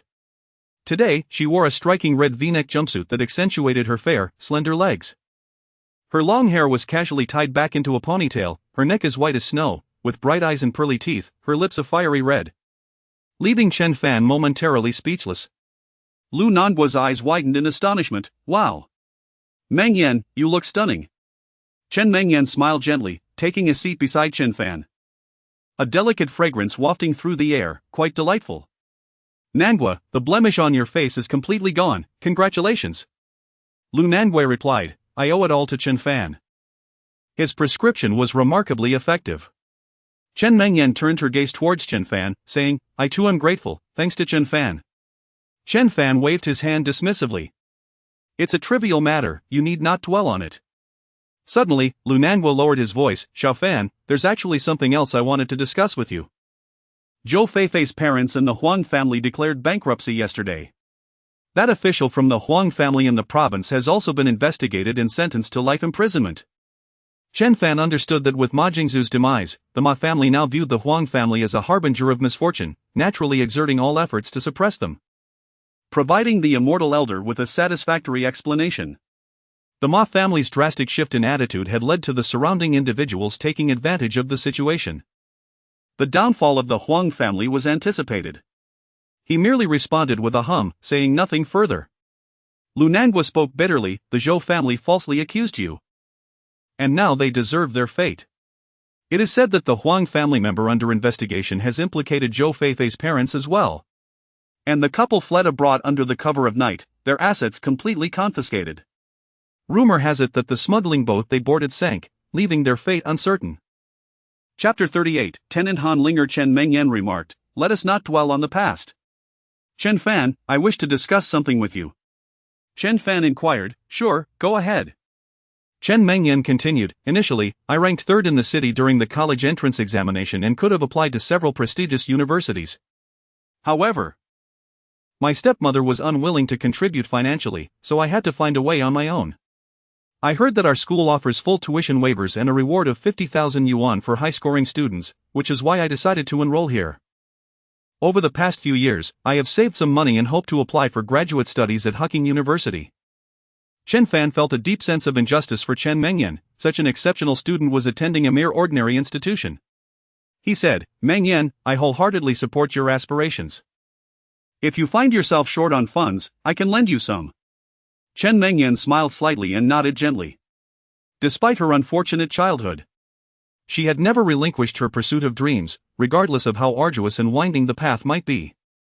Lu Nanhua chuckled, Mengyan, with your outstanding grades, gaining admission to Huaxia's graduate program should be a breeze. Chen Mengyan replied, I was previously worried about my appearance due to an injury on my face, fearing it would hinder my chances in the interview. Thankfully, Chen Fan has healed my scar, otherwise, I would not have considered pursuing graduate studies. Chen Fan reassured her. The exam is not until the end of the year, you have several months left. With your talent, success is inevitable. Lu Nanhua opened a few bottles of beer. And they engaged in conversation until the clock struck past 2 in the afternoon. Upon returning home, Chen Fan noticed workers tidying up in the small courtyard adjacent to the wall. This modest courtyard, consisting of just 3 rooms, had been constructed by Chen Shuijing for Chen Fan's grandmother. After her passing, the courtyard had remained vacant, with Yang Lan occasionally tending to some vegetables. Curious, he asked Yang Lan, "Mom, what are they doing?" Yang Lan smiled and replied, "Today, someone approached me wanting to rent our courtyard for 2,000 yuan a month. I found it quite a deal and agreed. The tenants are here to prepare the place." Chen Fan found it odd. The courtyard had been uninhabited for a long time and was in disrepair. Who would want to rent such a place? Moreover, 2,000 yuan per month was not a trivial sum. Why not rent a nicer property instead? He dismissed the thought, as they would eventually move to a new residence. And this place would be rented out sooner or later. After reviewing for a while in the afternoon, he began practicing the 4th movement of the divine machine post. In a trance, a radiant being materialized, and an immense force, seemingly otherworldly, descended upon him, filling Chen Fan's body with indescribable sensations. He practiced in the courtyard. Oblivious to the passage of time, when he finally opened his eyes, it was already dark, and the workers were still busy. At that moment, a red car pulled up at the entrance, and a young woman with long hair, seemingly around 20, stepped out. Her hair flowed down with slight curls at the ends, and she wore a snug white top paired with purple denim shorts, her figure perfectly proportioned. After exiting the vehicle, she walked straight in, observing Chen Fan from head to toe. Extending her delicate, snow-like hand, she introduced herself. "Hello, I am Han Linger, your tenant." Chen Fan shook her hand and replied, "Hello." Han Linger smiled, "Are you Chen Fan, my big brother? I hope to count on your kindness in the future." Chen Fan responded, "You are too kind. Please, make yourself comfortable inside." Han Linger grinned, "Chen Fan, I currently have nowhere to stay. May I spend the night at your place?" Chen Fan hesitated, feeling uncertain about staying overnight with someone he hardly knew. It seemed rather inappropriate to him. At that moment, Yang Lan stepped out, smiling as she said, "Miss Linger, we have a vacant room at home. I shall tidy it up for you. You may stay here for the next couple of days." Han Linger expressed her gratitude, saying, "Thank you, Aunt Yang." Yang Lan then instructed, "Xiao Fan, go assist Linger with her luggage." Seeing his mother had consented, Chen Fan felt it was best not to argue further. He shook his head and proceeded to help Han Linger move her belongings. On Han Linger's vehicle rested a pot of flowers, delicate and slender, adorned with small white blossoms that emitted a subtle fragrance. She cherished this pot immensely, carefully placing it on the windowsill of her room. Chen Fan noticed that the flowers radiated a faint white glow, suggesting they were no ordinary blooms. After helping Han Linger settle in, Yang Lan invited her to join them for dinner. Han Linger accepted graciously, engaging in cheerful conversation with Yang Lan. After dinner, Chen Fan observed the ongoing activity in the courtyard and inquired of Han Linger, "Are they planning to work all night?" Han Linger replied with a smile, "I am eager to move in, so I asked the workers to put in extra hours." "Don't worry, Brother Chen. I instructed them to work quietly at night to avoid disturbing the neighbors." Chen Fan nodded in agreement. "All right then." He intended to practice by the riverside when he received a call from Lu Nanwei. "Xiao Fan, you need to come quickly. Someone is confessing to Meng Yan at the school gate, and she is too scared to step outside." Chen Fan was puzzled as to who would confess to Chen Meng Yan at such an hour. Confessions are typically made when the time is right. Could it be that Chen Meng Yan was secretly dating someone? He hopped on his bicycle and hurried to the school.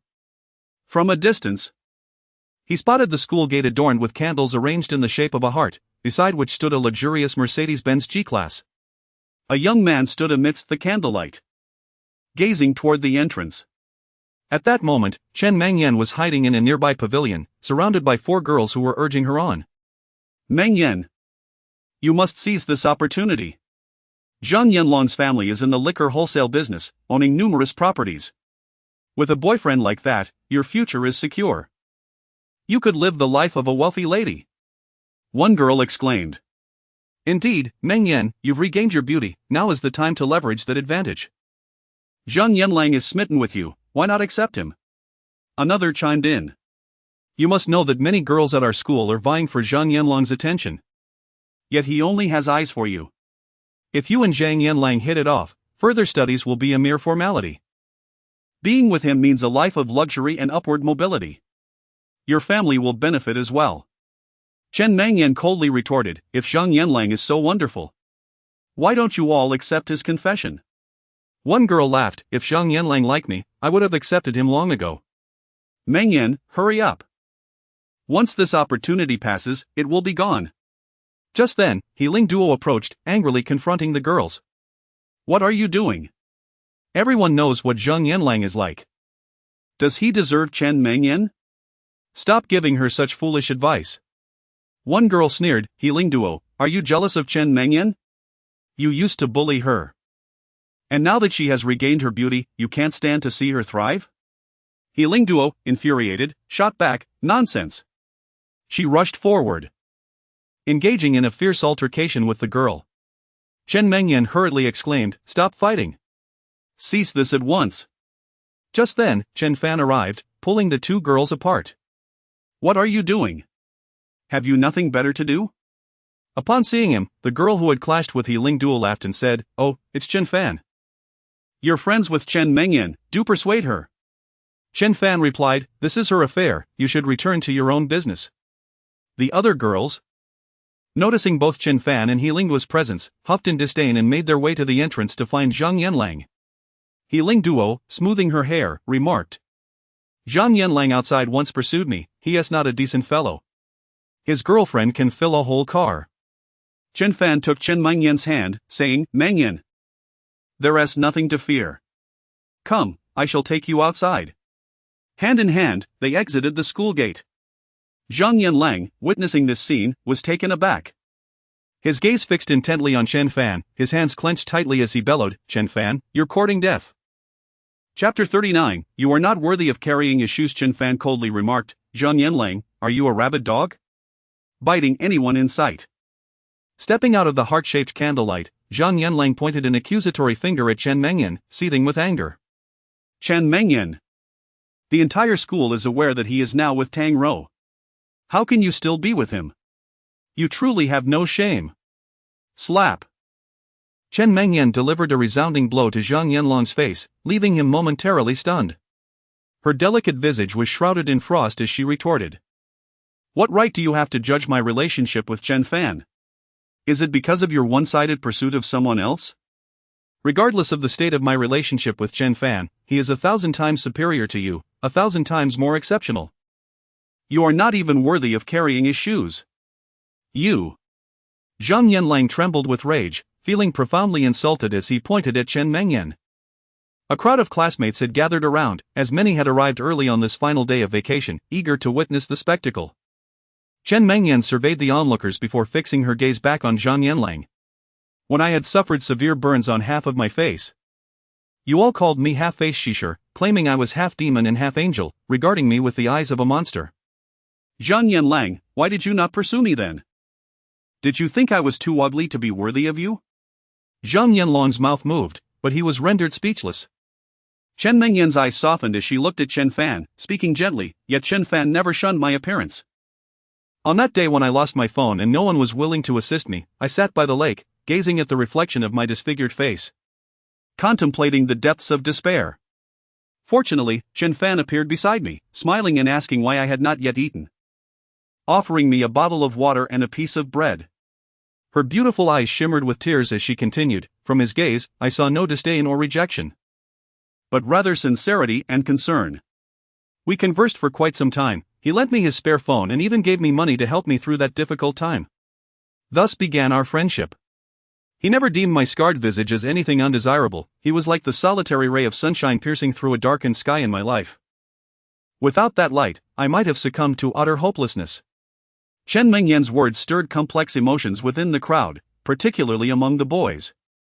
Although they had always known Chen Mengyan to be beautiful, they struggled to accept her scarred face and often made it a subject of ridicule. After finishing her speech, Chen Mengyan gently took Chen Fan's hand, her stunning face adorned with a faint smile as they traversed through the crowd, gradually moving farther away. Zhang Yanlang forcefully threw the flowers to the ground and kicked over the candles before hastily making his exit in a luxury car. He needed to return it promptly. The rental was exorbitantly priced by the day, and the sooner he returned it, the better. As Chen Fan and Chen Mengyan walked hand in hand, he chuckled. "I never expected you to be so eloquent. You truly are a master of the written word, even if your essay scores were only 60. Chen Mengyan shot him a disapproving glance. "I only speak the truth." With a playful grin, Chen Fan replied, "You are a beauty, everything you say is right." Lowering her head, Chen Mengyan softly inquired, "Am I truly beautiful?" Chen Fan nodded affirmatively. Using the phrase "as beautiful as a flower" might be an understatement. "You are even more stunning than the flowers themselves." Chen Mengyan felt a surge of joy within her, and she gazed tenderly at Chen Fan, softly proclaiming, "Chen Fan, my beauty blooms solely for you." Chen Fan's heart skipped a beat, a hint of guilt washing over him as he stammered, "Mengyan, I know." Chen Mengyan interjected calmly, "You've already developed a relationship with Tang Rou. She is an exceptional girl, truly deserving of you. But I am not lacking either. I shall compete with her. You need not make a choice, you can cherish us both simultaneously." Chen Fan's eyes widened in disbelief at her words. Chen Mengyan continued with a smile, "In my 20 years of life, I have faced countless terrifying experiences, merely surviving is a miracle. All I know is that you are the only one who has treated me well. Chen Fan, you are a remarkable man.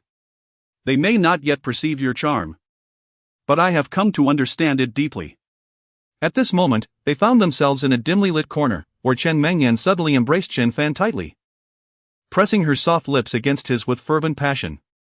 Chen Fan felt the salty warmth of her tears, and a wave of compassion surged within him as he reciprocated her embrace. Overwhelmed by their emotions, they soon found themselves at a nearby hotel, checking in. Chen Fan was astonished by the wild side of the seemingly delicate and reserved Chen Mengyan, reflecting silently on the truth that appearances can be deceiving. Once the tempest had calmed, Chen Mengyan lay bare, her porcelain skin resembling a masterpiece, her flawless curves enchanting Chen Fan, who quickly regained his vigor. Utilizing her limited knowledge, Chen Mengyan endeavored to please her beloved man, evidently lacking experience. Countless times, Chen Fan found himself sprawled on the bed, while Chen Mengyan watched him with wide, beautiful eyes. "Don't stare at me, I'm spent," Chen Fan remarked. Chen Mengyan smiled coyly, "So am I. I never expected our first time would feel so wondrous." "Chen Fan, shall we do this every day from now on?" Chen Fan was taken aback. "You wish for too much, at most, it will be every 3 days. As I still have to practice." After resting for over an hour, Chen Fan took Chen Mengyan out for a late-night snack before escorting her back to her dormitory. As she ascended the stairs, Chen Fan noticed He Ling Duo standing not far away, staring at him with an unusual gaze. He approached her and inquired, "He Ling Duo, what are you doing here?" He Ling Duo fixed her gaze upon him, letting out a strange laugh that even resembled a man's. "You have quite the audacity. Daring to oppose a sorceress." Chen Fan immediately recalled his encounter with the spirit he had banished from He Ling Duo. Could this be related? "Who are you?" he asked. He Ling Duo replied, "I will be waiting for you in the small woods behind the school. If you dare not come, I shall kill this woman." After a moment of silence, Chen Fan responded, "Let her go, I will come at once." "Very well, we shall wait for you." He Ling Duo then swayed and began to breathe heavily, looking around in confusion, asking Chen Fan, "How did I end up here?" "You need to rest," he replied before making his way toward the small woods. Fearless, having previously slain a master of the divine realm, he held no fear of the adversary. In the presence of celestial power, no demon or specter posed a threat. This was the secret weapon his master had bestowed upon him. The small grove was not extensive, and Chen Fan soon arrived. Within the woods stood 2 individuals, their gazes directed towards him. Unhurriedly, he approached the edge of the grove and inquired, "I have arrived. What is it that you wish to do?" These were 2 Southeast Asians, neither particularly tall, standing around 1.70 meters, with dark skin and slender builds. Yet their muscles were notably well-defined. One of the middle-aged men coldly remarked, "You have offended the sorcerer, we have come to take your life." Given that they were here to kill him, there was little left to discuss. Suddenly, the ground trembled slightly as Chen Fan vanished from sight. In the next instant, the middle-aged man was sent flying, struck in the abdomen by a powerful palm strike. This blow unleashed the 9-yan divine energy, shattering his intestines and liver. He opened his mouth in a silent scream, the sheer agony rendering him voiceless, his complexion turning ashen. The other young man, taken aback, had no time to react as Chen Fan launched a flying kick towards him. Being a Muay Thai expert, he immediately raised his knee to block, but met Chen Fan's kick head-on. With a sickening crack, his leg broke entirely, eliciting a piercing scream. Chen Fan then delivered a devastating punch to his chest, resulting in his demise. In the very moment of the young man's death, he exhaled a plume of black smoke, which coalesced into a face that glared menacingly at Chen Fan, as if to etch his visage into memory. Chapter 40, Huaxia Mountain Villa. Chen Fan let out a cold snort, dismissing the situation as mere trifles. With a flick of his finger, he unleashed a powerful strike, causing the ominous black smoke to dissipate instantly. He searched the surroundings and noted that the two individuals bore no possessions of significance. After a moment's contemplation, he called Song Shihao. Upon receiving Chen Fan's call, Song Shihao was elated and promptly inquired, "Brother Fan, what is your command?" Chen Fan replied, "In the small grove of the school, I have eliminated 2 formidable opponents, presumably from Thailand. Please send someone to handle the situation." Rather than being astonished, Song Shihao found it quite reasonable. After all, Chen Fan was a figure of considerable influence, capable of commanding respect from both the Han and Hua factions. The act of eliminating a few individuals was hardly surprising. He responded, "Understood. I will dispatch the cleanup crew immediately." "Brother Fan, do you require my presence?" "Not necessary." "Understood." "They will arrive within 10 minutes, Song Shihao stated, not daring to say more. Approximately 8 or 9 minutes later, 3 robust men arrived at the scene. They nodded at Chen Fan and commenced their work with professionalism, leaving no trace of blood behind. In less than 5 minutes, the 2 corpses were meticulously packaged and removed, with the site left immaculate. Chen Fan was thoroughly impressed with their efficiency and took the liberty of leaving his contact information. Initially, he had intended to practice by the riverbank, but having been thoroughly exhausted by Qin Mengyan, he resolved to rest for the night. Upon returning home, he found Han Linger enjoying a captivating television program alongside Yan Lan, engrossed in a dramatic series. "Xiao Fan is back, there's freshly cut watermelon in the kitchen," Yang Lan remarked. Chen Fan acknowledged her and retreated to his room, where he opened his books to review. With 3 graduation examinations looming the following week, he aimed to revisit the more challenging topics across the 3 subjects. As the night passed in silence, he set out for school early the next morning. On his way, he sensed numerous admiring glances from male classmates, who were quietly discussing him. "This kid is impressive, he has captured the affections of both campus beauties.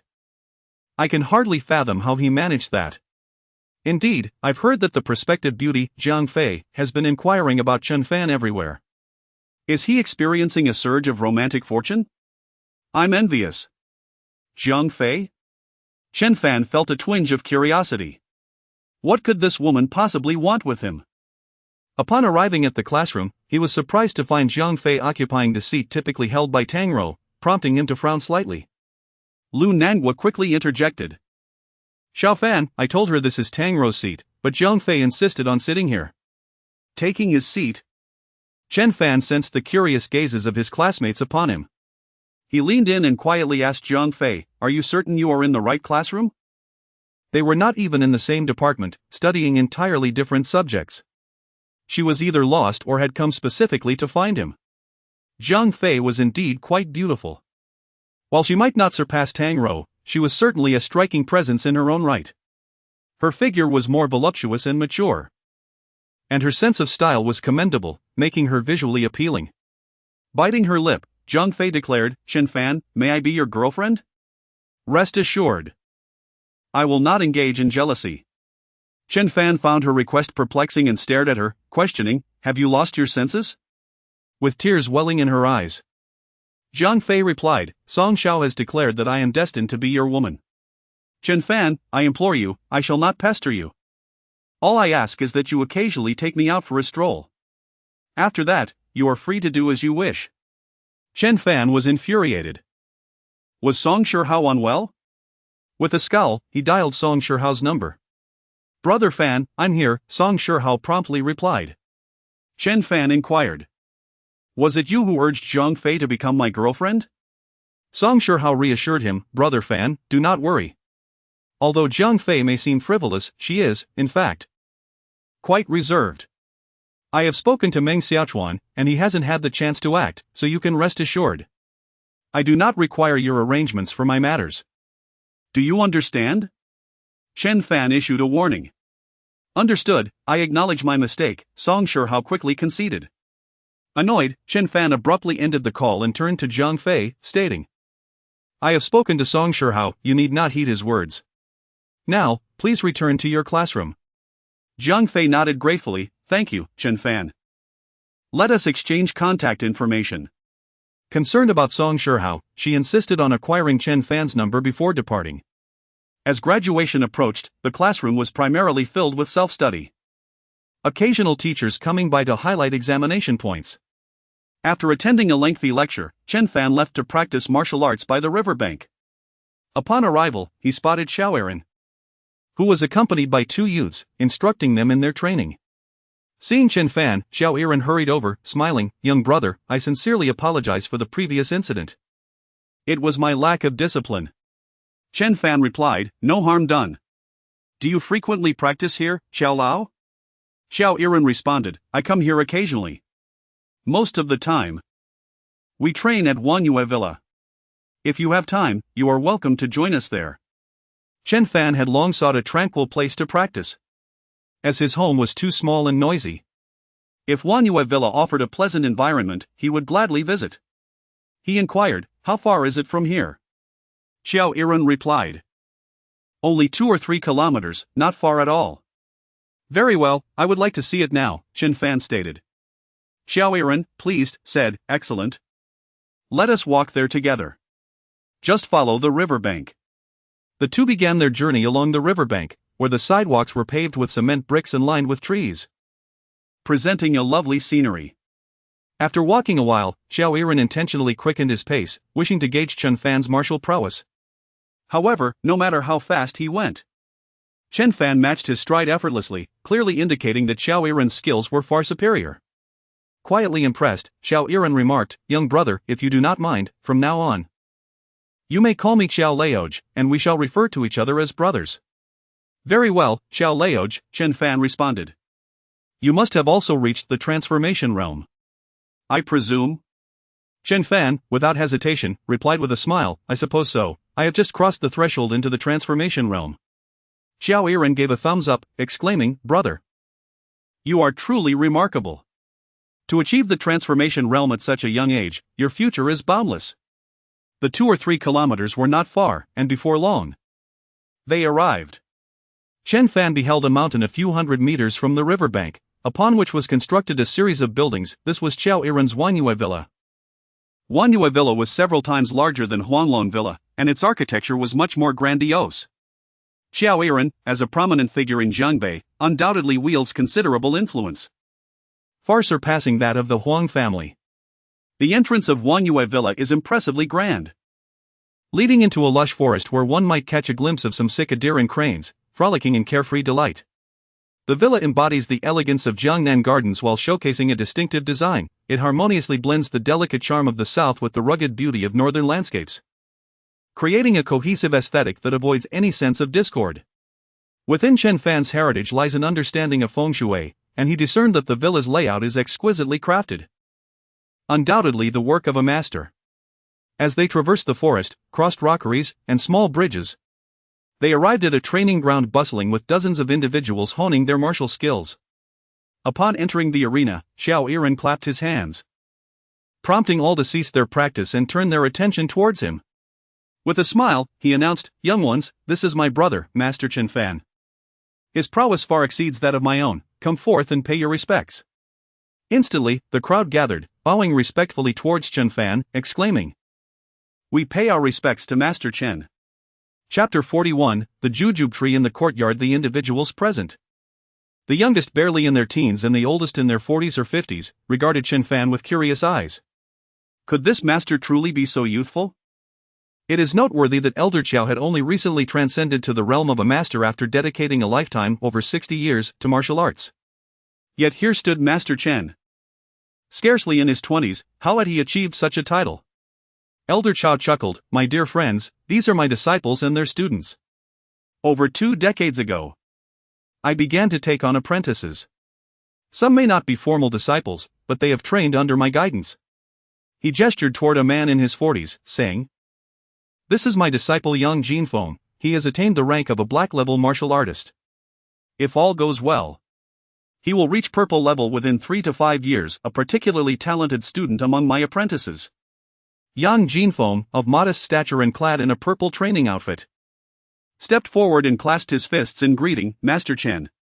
Chen Fan nodded slightly, indeed. Despite Elder Qiao's enthusiastic praise of Chen Fan as a master, Yang Jinfeng remained skeptical. After all, it was astonishing for anyone in their 20s to be recognized as a master of the realm. Such an achievement seemed miraculous. As someone devoted to martial arts, Yang Jinfeng understood the arduous journey all too well. His days were consumed with rigorous training, leaving little time for anything beyond eating and sleeping, which had led to his current accomplishments. "Master Chen," he inquired, feigning politeness, "I have been practicing the technique of penetrating force, but my success has been inconsistent. Might you offer me some guidance?" In truth, he was presenting a challenge to Chen Fan. Executing the technique was not inherently difficult, yet achieving significant results was a feat few could master. Elder Qiao laughed. "Surely Master Chen has little time to instruct you, you must figure it out for yourself." Chen Fan replied, "It's quite simple, really." His gaze swept the area until he found several red bricks. Stacking 9 bricks together on the ground, he asked Yang Jinfeng, "If you strike the first brick, do you believe you can break the one at the bottom?" Yang Jinfeng rubbed his hands together, "I shall give it a try." Taking a deep breath, he struck down with his palm, and to his astonishment, the bottom and second to last bricks shattered simultaneously, though the lowest brick sustained considerable damage. Feeling somewhat embarrassed, Yang Jinfeng admitted, "With so many bricks in between, my control was not precise." Chen Fan then placed 2 additional bricks atop the stack and struck down once more, cleaving the 9th brick cleanly in half. With another blow, one half shattered while the other remained intact. A third strike finished the task, reducing the remaining half to fragments. Yang Jinfeng was left in awe, his admiration for Chen Fan profound. Master Chen's control over force is nothing short of extraordinary. Chen Fan replied, "Your method of exerting force is flawed, and your internal energy lacks sufficient strength. Do not rush, practice and reflection will serve you well." Elder Qiao raised his thumb in admiration, "Brother, your technique is truly magnificent." Chen Fan humbly stated, "It is merely a result of diligent practice." After familiarizing himself with the group, he sought a quiet spot to begin his training, focusing on the 5th movement of the Divine Machine stance. At noon, he dined at Huaxia Mountain Villa, where Elder Qiao had the chef prepare a few special dishes. In the afternoon, he perfected the 5th stance of the Divine Technique, sequentially practicing 5 stances to absorb 5 mysterious energies that tempered his entire being. It was not until evening that he took his leave and returned home for dinner. Upon arrival, he found Han Linger already waiting for him, with the dining table set and ready for their evening meal. Yang Lan remarked, "Xiao Fan, Linger has been helping me with the cleaning today, she has been quite busy." Chen Fan nodded in acknowledgement and asked Han Linger, "I see the renovations are nearly complete. When will we be able to move in?" Han Linger replied with a smile, "If all goes well, we should be able to move in the day after tomorrow." Chen Fan responded, "Great. If you need any assistance, don't hesitate to ask." Han Linger beamed, "Thank you, Brother Chen Fan." After a simple dinner, Chen Fan ventured next door to the small courtyard, where he observed that both the interior and exterior of the house had been freshly painted, appearing rejuvenated. The plumbing and electrical systems had also been entirely redone, with wooden flooring laid and a smart toilet installed in the bathroom, along with a spacious bathtub. It was evident that only the finest materials had been used, and the workers were exceptionally skilled. Such renovations alone would cost hundreds of thousands. When considering the additional expenses for appliances and furniture, the total expenditure would be even greater. Han Linger joined him and inquired, "Brother Chen Fan, how do you find my renovations?" Chen Fan replied, "Quite impressive. But don't you think it's a bit excessive? After all, it is a rented space. And there's no need to spend so much on renovations." Han Linger smiled, "It's worth spending a little for comfort. Besides, I plan to live here for a long time." In the small courtyard, there stood a jujube tree, now laden with fruit. In autumn, Yan Lan would come to harvest the jujubes, yielding dozens of pounds each year. This tree had been planted by her grandfather 2 decades ago, flourishing abundantly. The tree had been well protected, encircled by a ring of bricks. Chen Fan, having not visited the small courtyard in a long while, reached out to pat the jujube tree. Unbeknownst to him, a thread of celestial energy flowed into the trunk, causing the tree to tremble slightly as it absorbed the energy. Chen Fan's eyes widened in astonishment. Could the jujube tree truly absorb celestial energy? He channeled more celestial energy, and the tree continued to absorb it, its leaves seemingly becoming more vibrant. He only ceased when he sensed that the tree could absorb no more. Seeing him pressing his hand against the tree, Han Linger curiously asked, "Brother Chen Fan, what are you doing?" Chen Fan replied, "I am giving it a little pat. This helps the jujubes grow larger and sweeter." Han Linger's eyes widened in surprise. Is that really possible? She then joined in, playfully patting the jujube tree and saying, jujube tree, may your fruits be large and sweet, I want to eat plenty." That evening, as the workers continued their renovations, Chen Fan remained unaware that a vibrant green bud had sprouted at the top of the jujube tree. The bud grew rapidly, extending straight up over a meter, and soon began to sprout 4 lateral branches, each adorned with fresh leaves. By dawn, the newly grown branches of the jujube tree had blossomed with numerous flowers. As the sun rose, these flowers withered, giving way to tiny jujubes that sparkled under the sunlight. In the morning, he attended a class at school as usual, and then he proceeded to practice at Huaxia Villa. By noon, Chen Mengyan called, saying, "Chen Fan, my father is ill. I have taken a leave to go see him." Chen Fan, aware of Chen Mengyan's father's character, felt a twinge of concern for her potential distress and replied, "I will accompany you." Chen Mengyan chuckled and inquired, "Do you have the time?" Chen Fan responded with a smile, "I have no pressing matters. Just wait for me at school, I shall drive you." However, Chen Fan did not possess a vehicle at that moment, so he called Song Shihao, asking, "Do you have a car available?" Upon hearing that Chen Fan needed a vehicle, Song Shihao instantly perked up and exclaimed, "Brother, what kind of car do you desire? A sports car, an SUV, or a sedan?" "I have them all," Chen Fan replied. "A sedan, please, I need to take someone home." After a moment of contemplation, Song Shihao said, "Brother, I will dispatch someone to deliver a car to you immediately." Chapter 42, a clean break. 20 minutes later, a sleek black Bentley with a 12-cylinder engine roared to a halt at the entrance.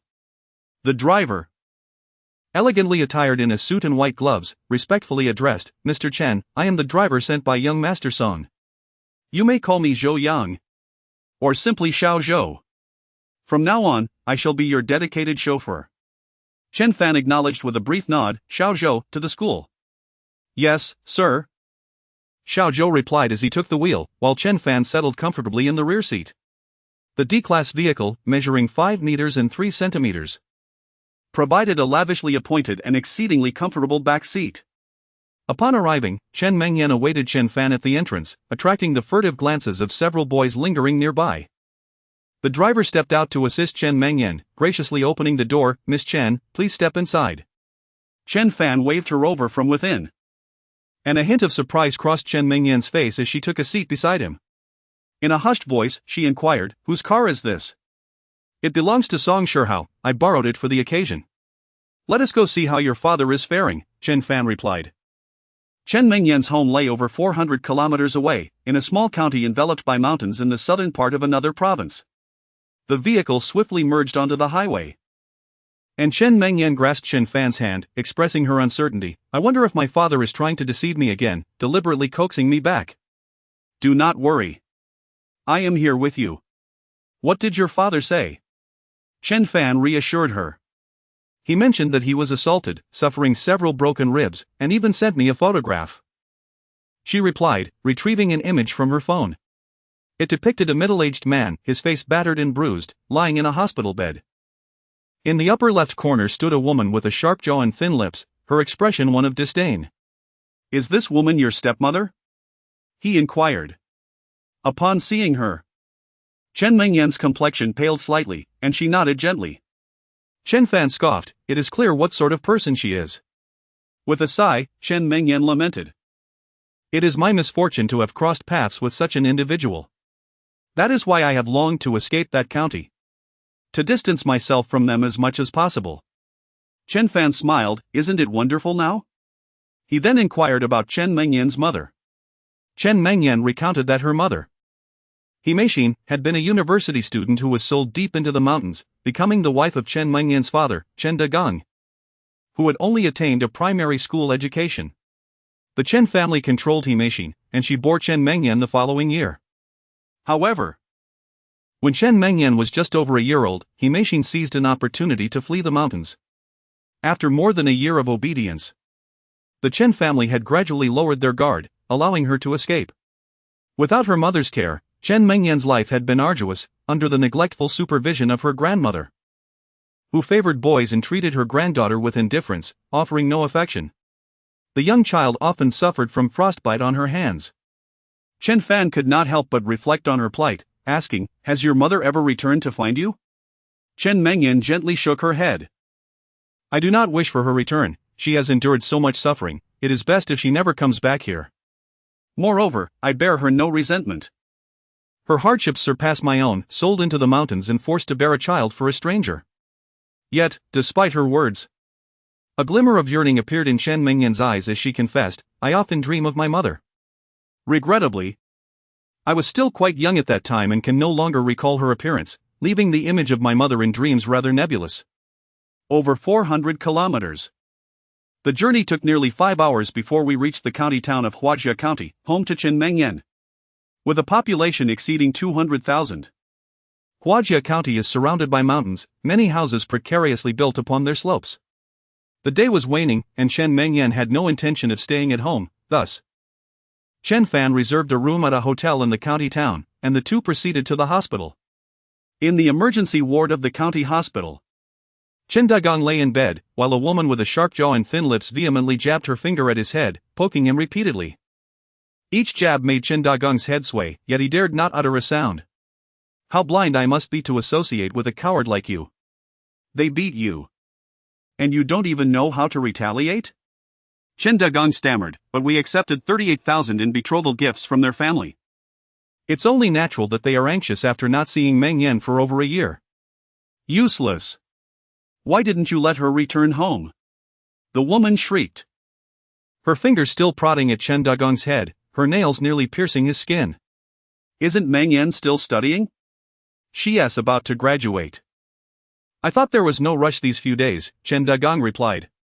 "What use is it for that ugly creature to study? With that face of hers? Which company would want her? Humph, what a waste of money." Chen Dagang countered, "We haven't given her any money, she earned it all herself. In fact, she has even lent me money a few times." Before the woman could retort further, Chen Fan and Chen Mengyan entered. Upon seeing his daughter, who resembled a celestial beauty, Chen Dagang was taken aback, staring at her in astonishment. "Mengyan, your face, has it healed?" Chen Mengyan remained expressionless, her gaze lingering on her father for but a moment before shifting to the floor, responding with a soft The woman, his wicked stepmother, felt as though she had swallowed a scalding piece of excrement, her insides writhing with discomfort. "How has that ugly creature's face healed?" "It should have been burned longer." She approached, scrutinizing Chen Mengyan from head to toe, her eyes brimming with envy. "So, the ugly face is cured." "Last time, Chen Dagang mentioned you were seeking treatment." It seems he was telling the truth. "Tell me, how much did you spend to fix that hideous face?" As she stepped forward, seemingly intending to poke Chen Mengyan's head, Chen Fan intervened, stating, "I treated her, and it didn't cost anything." The woman's voice rose several octaves. "Who are you?" Chen Mengyan wrapped her arm around Chen Fan's, leaning against him and calmly replied, "This is Chen Fan, my boyfriend." The woman erupted in fury. "Boyfriend? Let me tell you, you must break up with him immediately." Last year, we accepted 38,000 from the Wang family for your betrothal. You are to marry into the Wang family by the end of the year. Chen Mengyan trembled with indignation. You sold me? Chen Dagong hurriedly interjected. Mengyan, it's like this. My income has been unstable lately. I even ran out of money for the mortgage last year. Coincidentally, Wang Jianli's son is 37 and still unmarried, so he asked about you. I thought. Given your facial injury, it would be difficult to find a suitable match, so marrying into the Wang family would be the best option. Although Wang Jianli's son is a bit short, somewhat limping, and not particularly handsome. However, his family's circumstances are quite favorable. Should you marry into their household? You would want for nothing. Chen Mengyan had grown utterly disillusioned with her father. Coldly, she declared, I shall not marry into the Wang family. If you wish to marry, do so yourself. With that, she turned on her heel to leave. Come back. Her stepmother shrieked. You may leave, but first present 38,000. Otherwise, you shall not depart this county. Chen Mengyan cast a final glance at Chen Dagong, who wore a woeful expression as he pleaded, Mengyan, have mercy, help your father. I was assaulted by the Wang family, and they have threatened that you must marry into their clan by year-end, or they will break my legs. Chen Mengyan replied coolly. Chen Dagong, from this moment forth, I sever all ties with you. I shall henceforth bear my mother's surname, I will be He Mengyan. Her stepmother retorted angrily. You cannot leave, I will call my brother immediately, he is involved in unsavory dealings, and we'll see how he deals with you. Chapter 43, Your Retribution. He Mengyan's eyes were slightly red as she hastily made her way outside. Chen Fan grasped her hand, sensing a slight tremor in her grip. Perhaps this was for the best, he was unworthy of being her father. Chen Fan was also consumed with anger. Once they returned to the car, He Mengyan could no longer contain her emotions and collapsed into Chen Fan's arms, sobbing uncontrollably. Despite Chen Dagong's previous mistreatment, he had still been her father, and deep down, she harbored a flicker of hope. Yet now, that glimmer had extinguished, she was now an orphan, severing all ties with that family. Chen Fan gently reassured her. No matter what choices you make, I will support you. The night had fully descended, and after a long drive, Zhou Yang was beginning to feel weary, prompting Chen Fan to suggest they head to the hotel. It was the only upscale establishment in the county, with a pleasing ambience. Zhou Yang had a separate room, while Chen Fan and He Mengyan shared one. After depositing their belongings, they ventured out for a meal. A culinary street lay just a few hundred meters east of the hotel, frequented by young couples in the evening. Being a local, He Mengyan guided Chen Fan to sample several regional delicacies. Just as they were enjoying their food, He Mengyan's phone rang, revealing a call from Chen Dagong. As she prepared to decline the call, Chen Fan gestured for her to answer. With a soft sigh, she accepted the call. It was her stepmother, who said, Mengyan, your father asked me to give you something. Where are you? Come by and collect it. He Mengyan frowned, her distrust of the woman palpable. Coldly, she replied. I don't want anything from him, keep it for yourself. Her stepmother persisted, how about this? I'll bring it to you personally. Where are you? He Mengyan glanced at Chen Fan, who nodded in affirmation. I'm at the eastern end of the food street, she disclosed. Alright, wait for me, I'll be there shortly. After hanging up, Chen Fan remarked, when we left, that woman would have gladly seen you harmed. How could she genuinely wish to deliver something to you? He Mengyan was taken aback. Are you suggesting she's deceiving me? Chen Fan, wiping his mouth, replied nonchalantly, whether it's a deception or not is inconsequential. I want to see what schemes she is plotting. After finishing their meal, they returned to the eastern end of the food street. Suddenly, a group of men and women appeared in the distance, among them He Mengyan's stepmother, whose eyes gleamed as she pointed at He Mengyan, exclaiming, that's her. They numbered over a dozen, splitting into two groups as they charged toward them. Chen Fan quickly pulled He Mengyan behind a statue, a blind spot for surveillance. This woman had always stood up for He Mengyan, and now that this pack of miscreants had presented themselves, it was the perfect opportunity to teach them a lesson. Leading the charge was her stepmother, who, with gritted teeth, yelled, you shameless wretch. How do you expect us to return the bride price after you've left? Are you trying to ruin us? From behind her, a middle-aged man emerged, rotund and balding, scrutinizing He Mengyan with glimmering eyes. He chuckled. I heard you were rather plain on one side of your face, how is it you appear so radiant? The stepmother replied. I don't know where she got the money, but she's had her appearance fixed. Brother Wang, do you think we could increase the bride price?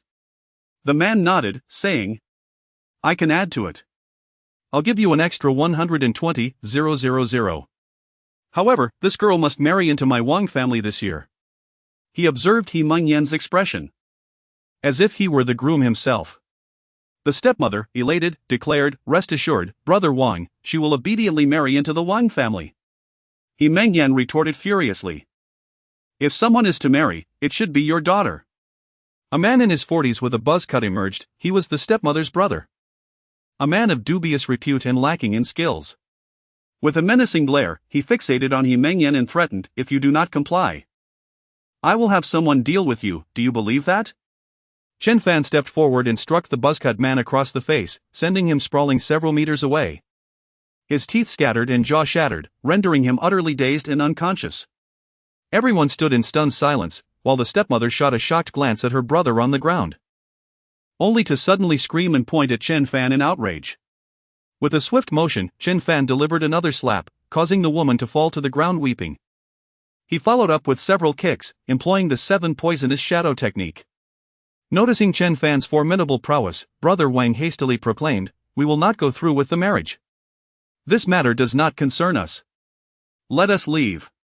He hurriedly pulled a few companions along, wiping the cold sweat from his brow as they departed. The stepmother was left with 3 others, 2 women and a young man, all of whom were equally terrified and retreated rapidly. Chen Fan let out a cold snort. Fixing his gaze on the stepmother, vile woman, from now on, you shall suffer excruciating pain every 6 hours, a torment more unbearable than death. This is your retribution for how you treated Mengyan. With that, he took He Mengyan's hand and left. Shortly after Chen Fan's departure, one of the remaining individuals called the police. However, Chen Fan had already contacted Song Shihao, whose family had considerable investments in Jiangbei and maintained relationships with many influential figures, making the resolution of such trivial troubles effortless. Ultimately, the police arrived over 3 hours later but were unable to uncover anything substantial or apprehend anyone. The vile woman who had burned He Mengyan's face began to experience torment every 6 hours, her screams echoing like that of a slaughtered pig. Chen Dagong struggled to sit up in his hospital bed, repeatedly patting his legs in distress. Oh dear. What to do, what to do? He attempted to call He Mengyan, only to find the line disconnected. After spending the night at the hotel, Chen Fan and his companion returned to Yunqing the following morning. He first instructed Zhou Yang to escort He Mengyan to school before heading home. Upon arriving at his doorstep, he noticed a gathering of people. His mother had a head injury, wrapped in a towel, sitting at the entrance. Chen Shuizheng was brandishing a stick, embroiled in a heated argument with a neighbor across the street. The neighbor, surnamed Yan, was known for his arrogance, having quarreled with others in the vicinity. Upon seeing Chen Fan alight from the car, Yan rushed over, pointing accusingly, Chen Fan, you've come at just the right time, Chen Fan paid him no heed, instead checking on Yang Lan's condition, relieved to find only a superficial wound on her forehead without any internal injuries. He exhaled in relief and inquired, Mom, who hurt you? Yang Lan waved her hand dismissively, it's nothing, everyone is just heated. I'm all right. Was it Yan? Chen Fan nodded. Then approached the man, saying, you dare to strike my mother? Do you not realize she has a son who is 1,000 times more ferocious than you? Yan paused momentarily, then sneered, what son or grandson? Even if you brought 10, I would treat them the same. I must inform you that the construction of this grand entrance is not permissible. Do you comprehend? Chen Fan turned around to see that the workers hired by Han Linger were busy renovating the entrance. The original gate had been dismantled, and a new, towering, and aesthetically pleasing structure was being erected. It dawned on him that the family with the surname Yan was likely feeling disgruntled about his own home renovations and had come to provoke him intentionally. Yan's wife, with a shrill voice, pointed at Yang Lan and exclaimed, you deserve to be punished. Who authorized you to build this entrance without our consent? Only your family can flaunt wealth, what a display of arrogance. Although Chen Fan was a master of the transformative realm, he had no desire to sully his hands with such petty disputes. To deal with these ruffians, he decided to call upon an even more unscrupulous individual. He dialed Song Shihai's number and said, "Song Shihai, your godmother has been assaulted. Would you care to come and take a look?" Chapter 44. The brutal beating of the malevolent neighbor. Song Shihai was driving a sports car, accompanied by two lovely ladies, en route to dinner. Upon receiving a phone call, he was infuriated, exclaiming, "Who dares to harm my godmother? I shall make them pay dearly." Chen Fan interjected, "No need for death, a lesson should suffice. Come over, and I shall delegate this matter to you." Though the situation was not grave, executing it with finesse proved to be a challenge. Upon hearing Chen Fan's words, Mr.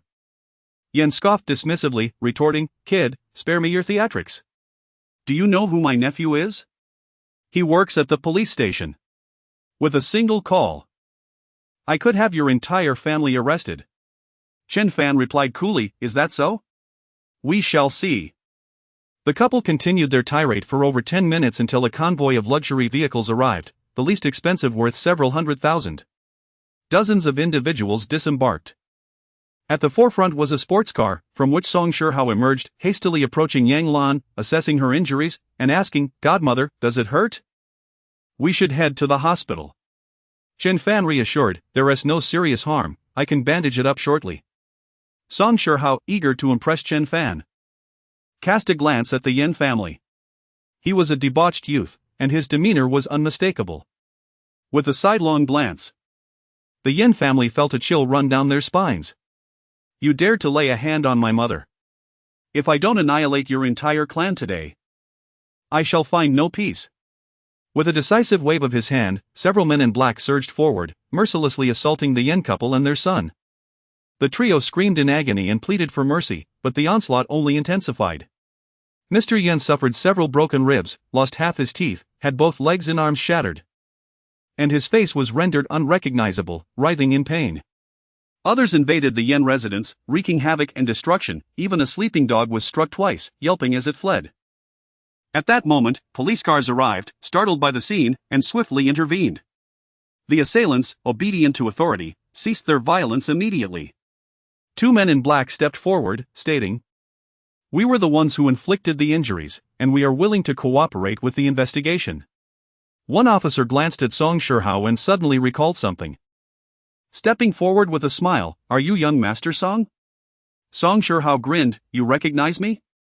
The officer continued, "Our chief mentioned you recently." "Young Master Song." "These individuals have sustained minor injuries, and I fear I must take a few for questioning." Song Shihai waves dismissively, "Investigate as you will, I was merely an onlooker." With a grin, the officer proceeded with the case. Song Shihai approached the injured Yin family, coldly inquiring, "Such severe injuries? Weren't you quite arrogant before? You claimed that even if my godmother brought 100 sons, you would not hesitate to strike. Why did you not dare to strike me?" Mr. Yen, now terrified and realizing he had provoked the wrong person, lamented, "We were in the wrong." Song Shihai retorted with a chilling laugh, "That one tea suffice. For the next 3 years, you shall receive regular visits from those who will beat you. Of course, it would be wise for you to remain indoors. Should you be struck by a vehicle, the consequences would be dire. And your son should not expect to work. Wherever he goes, he shall be taught a lesson." Though Song Shihai's actions were deplorable, Chen Fan made no effort to intervene. "This family is not of good character. In earlier years, they often bullied my honest parents. Upholding the principle of avoiding enmity, my parents have always chosen to yield when possible. Had it not been for the excessive behavior of the family opposite, Chen Shuizhen might not have found himself in a quarrel with the Yen family today. The son of the Yen family is a year younger than Chen Fan. Having not attended university, he has been working for 2 years and is now more fearful, repeatedly pleading for mercy. However, as soon as he opens his mouth, he receives a kick to the mouth, causing him to bleed profusely, losing his front teeth in the process. "Who do you think you are to beg for my family's mercy?" After delivering that kick, he went to confess. The Yen family realized the gravity of the situation. And suddenly, the member of the Yen family knelt before the officer, saying, "Officer, we fell by ourselves, they did not strike us. Please, just leave." The officer, wishing to avoid provoking Song Shihai, who is of considerable stature, especially given the connections of their superiors, chose to depart upon seeing the Yen family's reluctance to pursue the matter. Song Shihao approached Chen Fan with a smile, saying, "Brother, do you think my actions are appropriate? If you are still unsatisfied, I can arrange for someone to stuff his family into a sack and sink them into the river to feed the fish tonight." Chen Fan scoffed. As expected of the esteemed young master Song, always contemplating murder. Song Shihao quickly bowed his head, acknowledging, "You are right, Brother Fan. I shall learn from my elder brother in the future." Chen Fan turned to the member of the Yin family, coldly inquiring, "Do you have anything to say?" The individual wiped away tears, lamenting, "Chen Fan, today's incident is entirely my fault. I had a few drinks and, seeing the grandeur of your family's entrance, felt unjustly provoked, deliberately seeking trouble. I was wrong, please forgive me." Chen Fan replied, "Forgive you? If everything could be forgiven, why would humanity engage in warfare?" Chen Shuixing approached, urging Chen Fan, "Xiao Fan, I believe it would be best to let this go, their family has already retaliated quite fiercely." Chen Fan replied with a smile, "Father, do not worry, I am well aware of my course of action." He stepped in front of the member of the Yin family, patted him on the shoulder, and stated, "One who commits wrong must face the consequences, you are no exception. From now on, you shall endure excruciating pain every night, suffering for 100 days before recovery." Having said this, he turned and assisted Yang Lan back home, tending to her wounds. Song Shihao pointed at the Yin family member, exclaiming, "What a disgrace! Were it not for my brother sparing you, I would have ensured your entire family's demise." After uttering these harsh words, Song Shihao followed them inside. Once the wounds were tended, Song Shihao took a stroll around the small courtyard. Upon returning, his expression bore a hint of peculiarity. "What is it?" Chen Fan inquired. Song Shihao glanced at the courtyard and remarked, "Brother, the interior decor is quite extravagant." Chen Fan was taken aback. For someone like Song Shihao to label something as extravagant signified true opulence. Curiously, he asked, "What makes it extravagant?" Song Shihao replied, "The two sets of furniture inside are similar to what my family possesses, though of inferior quality. My father purchased that set 15 years ago for what seemed to be over 10 million. Chen Fan was astonished, over 10 million for a set of furniture? Is it made of gold? Song Shihao continued, "Moreover, the carpet laid in the room is crafted from Central Asian golden cashmere, a rarity. The local purchase price exceeds $100 per gram. This particular carpet is a luxury only afforded by billionaires in Europe and America. And one must possess the right connections to procure it." The more Chen Fan listened, the more absurd it seemed. How could it be so exorbitantly priced? At that moment, Han Linger arrived, smiling as she said, "Brother Chen Fan, you're back." She then cast a fleeting glance at Song Shihao. Upon receiving her gaze, Song Shihao resembled a mouse that had encountered a cat, his complexion turning ashen, betraying a hint of fear. Noticing his reaction, Chen Fan inquired, "Do you two know each other?" Song Shihao opened his mouth, seemingly about to speak, but upon being met with Han Linger's look, he promptly replied with a laugh, "Not at all. It's just that this beautiful lady is so stunning that I momentarily lost my composure, huh?" Chapter 45, The Miserable Neighbor Without Much Thought. Chen Fan remarked to Han Linger, "Your door renovation is quite splendid, though it is rather ostentatious.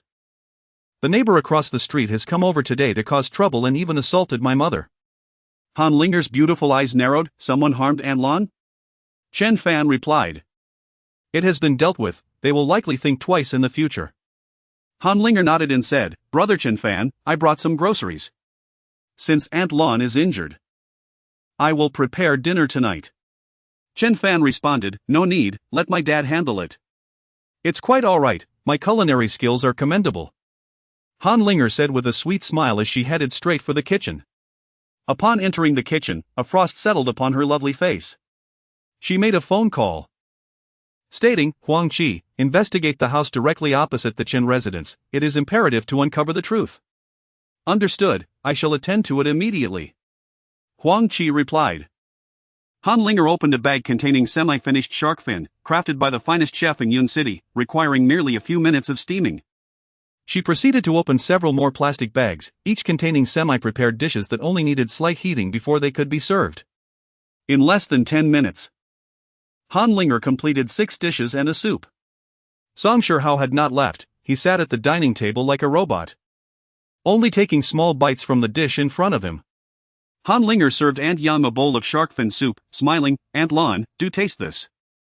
I made it myself." There is no dish of shark fin that is unpalatable, and upon tasting it, Yang Lan praised, "Linger, you are not only beautiful but also intelligent. Your cooking is exquisite." Song Shihao secretly scoffed, thinking, if this is her cooking, I might as well devour the plate. "Xiao Hao, why aren't you eating?" Have some more, Yang Lan urged, serving him more food. Han Linger glanced at him, saying, Aunt Lan, the simpleton won't benefit from eating more. Do not concern yourself with him. Song Shihao smiled ruefully, yet dared not retort. A few minutes later, she announced the soup was ready and returned to the kitchen. She pulled out her phone and asked, "How is it going?" On the other end was Huaxia, who reported, Miss, the Yen family lacks significant connections. Yen Shirting has only one nephew working at the police station and a cousin in the municipal office. One notable incident occurred 5 years ago when Yen Shirting caused an accident while driving under the influence, hiring someone to take the fall. The injured child's family spent over 600,000, and Yen Shirting has yet to pay a single cent, still evading responsibility. Furthermore, the residence he currently occupies was forcibly seized from its rightful owners, who he drove away. Additionally, he has owed workers 530,000 for years without repayment. Han Linger instructed, dismiss the relatives at the police station and the municipal office, and ensure they understand they are implicated by Yen Shirting. Let's leverage the DUI incident to imprison him. As for the debts, find a way to enforce collection. Huang Qi replied, Yen Shirting has been in construction for several years.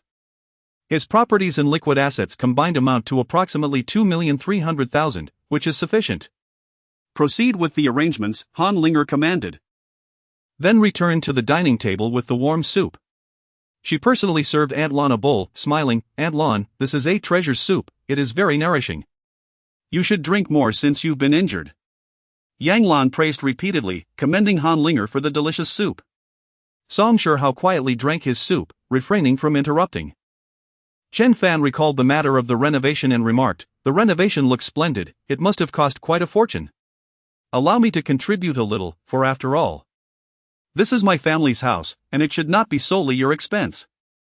Han Linger quickly waved her hand, no need, really. I didn't spend much, altogether. It was only around 20 or 30,000. 20 or 30,000? Are you pulling my leg? Song Shihao scoffed internally. Chen Fan replied. Then I shall waive your rent for 3 years. Han Linger beamed with joy, that's wonderful. Thank you, brother Chen Fan. Suddenly, Song Shihao choked and began to cough violently. Han Linger shot her a glance and inquired, don't cough yourself to death. Aunt Lan promptly interjected, Linger, this is Xiao Hao, my godson. Xiao Hao. Linger is from out of town, you should take good care of her. Song Shihao quickly replied, of course, Mom, I will.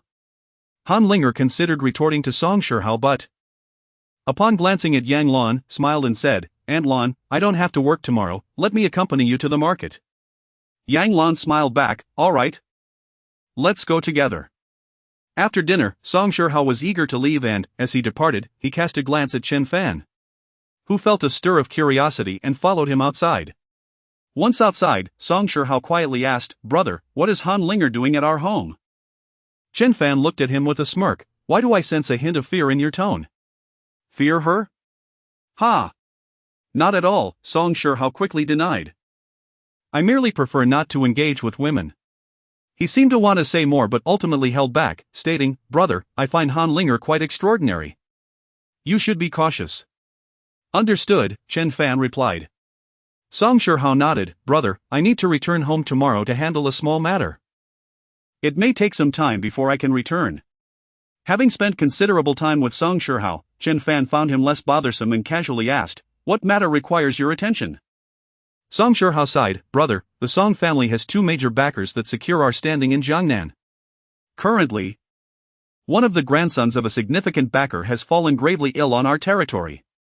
The doctors are doing everything they can to save him, but the prognosis is grim. This scion, usually so carefree, revealed a glimmer of worry. He is dearly loved by his grandfather, cherished like a precious gem. With him dying on our grounds, I fear we may be blamed. Chen Fan asked, with the wealth of the Song family, cannot a renowned physician be found to heal him? We have sought many. But to no avail, Song Shihao replied. My father just called to inform me that our family may face significant upheaval, and he urged me to prepare for it. What illness is he suffering from? Chen Fan inquired. Song Shihao explained, he visited my home the day before yesterday, happily climbed Tian'an Mountain in the afternoon, and picked a fair amount of wild fruits. However, upon returning home, he began to run a fever and fell into a coma half an hour later. His condition deteriorated rapidly. Initially, we considered asking the Hua family for assistance, but their most skilled physicians are currently occupied in the capital, treating prominent individuals. Unable to see the patient, Chen Fan found it difficult to gauge the situation and suggested, perhaps I could accompany you to take a look, I might be of assistance. Song Shihao widened his eyes and asked, Brother, do you have medical knowledge? Chen Fan replied, Of course. Song Shihao rubbed his hands together and exclaimed, That's splendid. Brother, if you can cure that rascal, I shall be at your service henceforth. Chen Fan replied, The distance between us is not great, let us take a carriage tonight. Song Shihao nodded vigorously, Indeed. Chen Fan said, Wait a moment, I shall fetch a few things. As he turned back, passing through the small gate between the two courtyards, he was suddenly enveloped by a faint yet delightful fragrance of jujubes, an aroma that was both refreshing and unfamiliar to him. Puzzled, he wondered if the jujubes had ripened unusually early this year. Curiosity piqued, he pushed open the gate and glanced at the jujube tree. To his surprise, he noticed something at the top of the tree glimmering softly. Could it be jujubes? With a leap, he ascended to the treetop. Steadying himself against the trunk, he looked up and beheld 4 clusters of jujubes hanging above. The fruits were plump and crimson, roughly the size of small eggs, exuding an enchanting fragrance.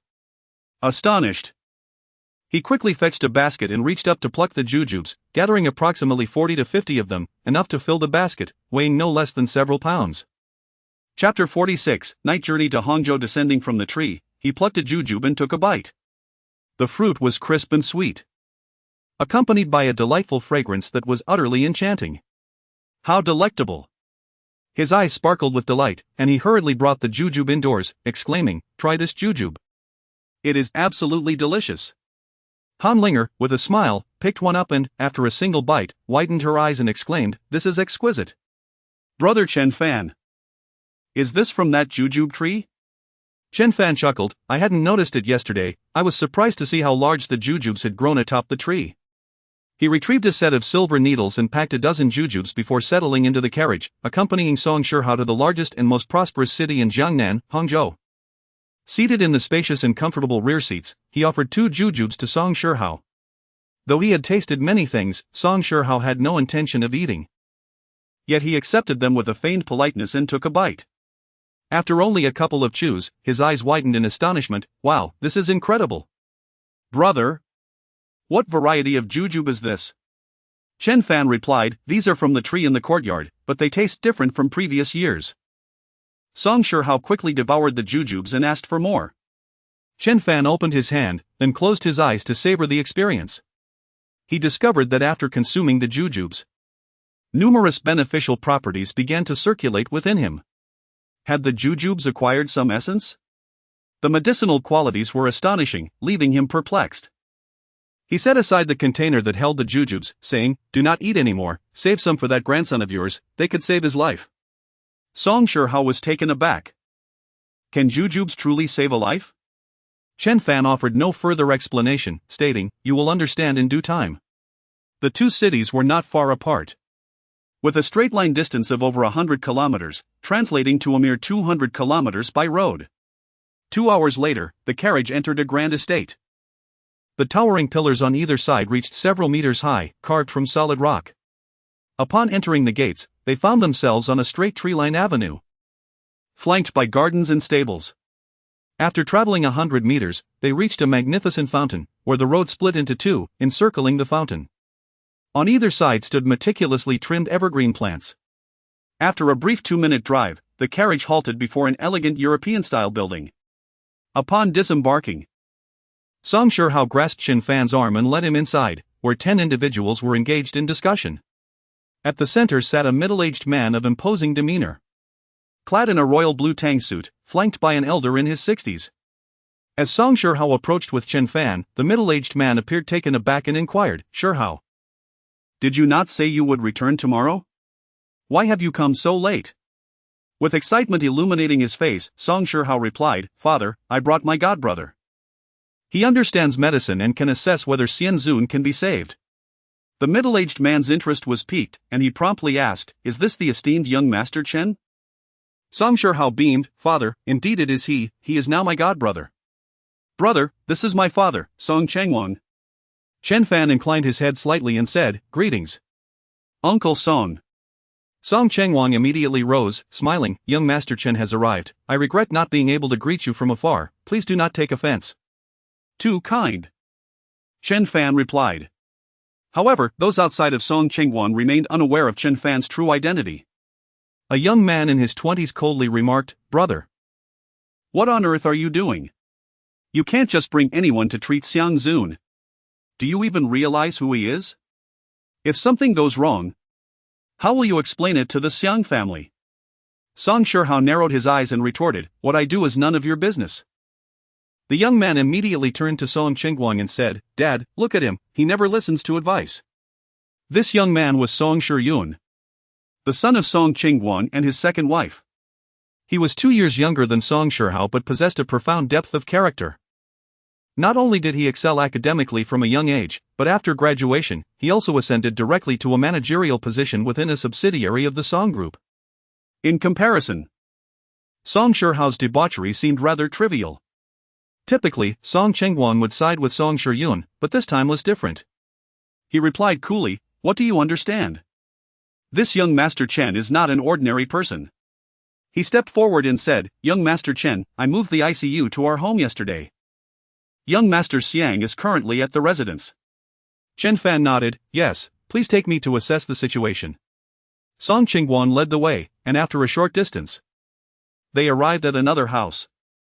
Upon entering the hall, the scent of disinfectant permeated the air. Numerous doctors and nurses stood as they entered. And a middle-aged doctor lowered his mask with a sigh, saying, "Mr. Song, we have done everything we could. We used the best medications available worldwide. Yet the patient still shows no signs of recovery." Song Chengwang had heard such words multiple times and waved his hand impatiently, "I understand. Open the door. I wish to see this gentleman." The middle-aged doctor opened a door, revealing a specially constructed treatment room of several dozen square meters, bustling with 5 nurses. On the hospital bed lay a boy of about 15 or 16, appearing to be at least 185 meters tall. His complexion was dark, eyes tightly shut, limbs swollen. And his body was laced with tubes, while various monitoring devices beeped incessantly. Upon seeing the patient, Chen Fan approached, took his pulse, and examined his eyes and tongue.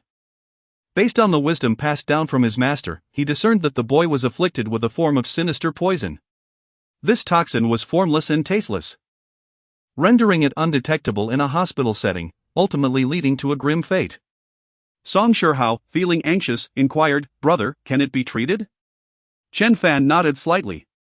"The poison has entered his body. He must have been bitten by something." He then rolled up the boy's pant leg and soon discovered a minuscule wound on his left leg, resembling an insect bite, with redness surrounding it and a dark center. Chen Fan retrieved a silver needle, pricked the area, then brought it to his nose to inspect. Subsequently, he instructed the doctors to remove all the tubes. The middle-aged doctor, with a serious expression, warned, "Mr. Song, if you remove these, the patient may die immediately." Without hesitation, Song Chengwang replied calmly, "I will take responsibility for all consequences. Remove them at once." The middle-aged doctor had no choice but to signal, and several doctors swiftly detached the tubes and equipment. Then, Chen Fan pinched the area at the back of the boy's neck, causing him to suddenly sit up, a sight that startled everyone present. Immediately, Chen Fan removed his patient gown and employed the Great Heavenly Gang needle technique for treatment. Upon completing the set of acupuncture, the young man suddenly contorted in agony and expelled a mouthful of black blood with a cry. Chen Fan had anticipated this moment and placed a basin before him, where the foul, inky substance spilled forth. Song Chengwang, filled with elation, exclaimed, "Young Master Chen truly is a divine physician among us." Chen Fan then produced a jujube and handed it to the bewildered youth, saying, "Here, eat this, it is quite delectable." The young man, who had lingered in a state of unconsciousness, felt utterly drained and lacked any appetite. Yet, upon catching the fragrant aroma of the jujube, his eyes widened in surprise. And he could not resist taking a bite. After just a single mouthful, his spirits lifted, and he quickly devoured the fruit, then inquired, "Is there more?" Chapter 47. The boy who carries the family's fortune. Chen Fan began by offering the boy a date to eat.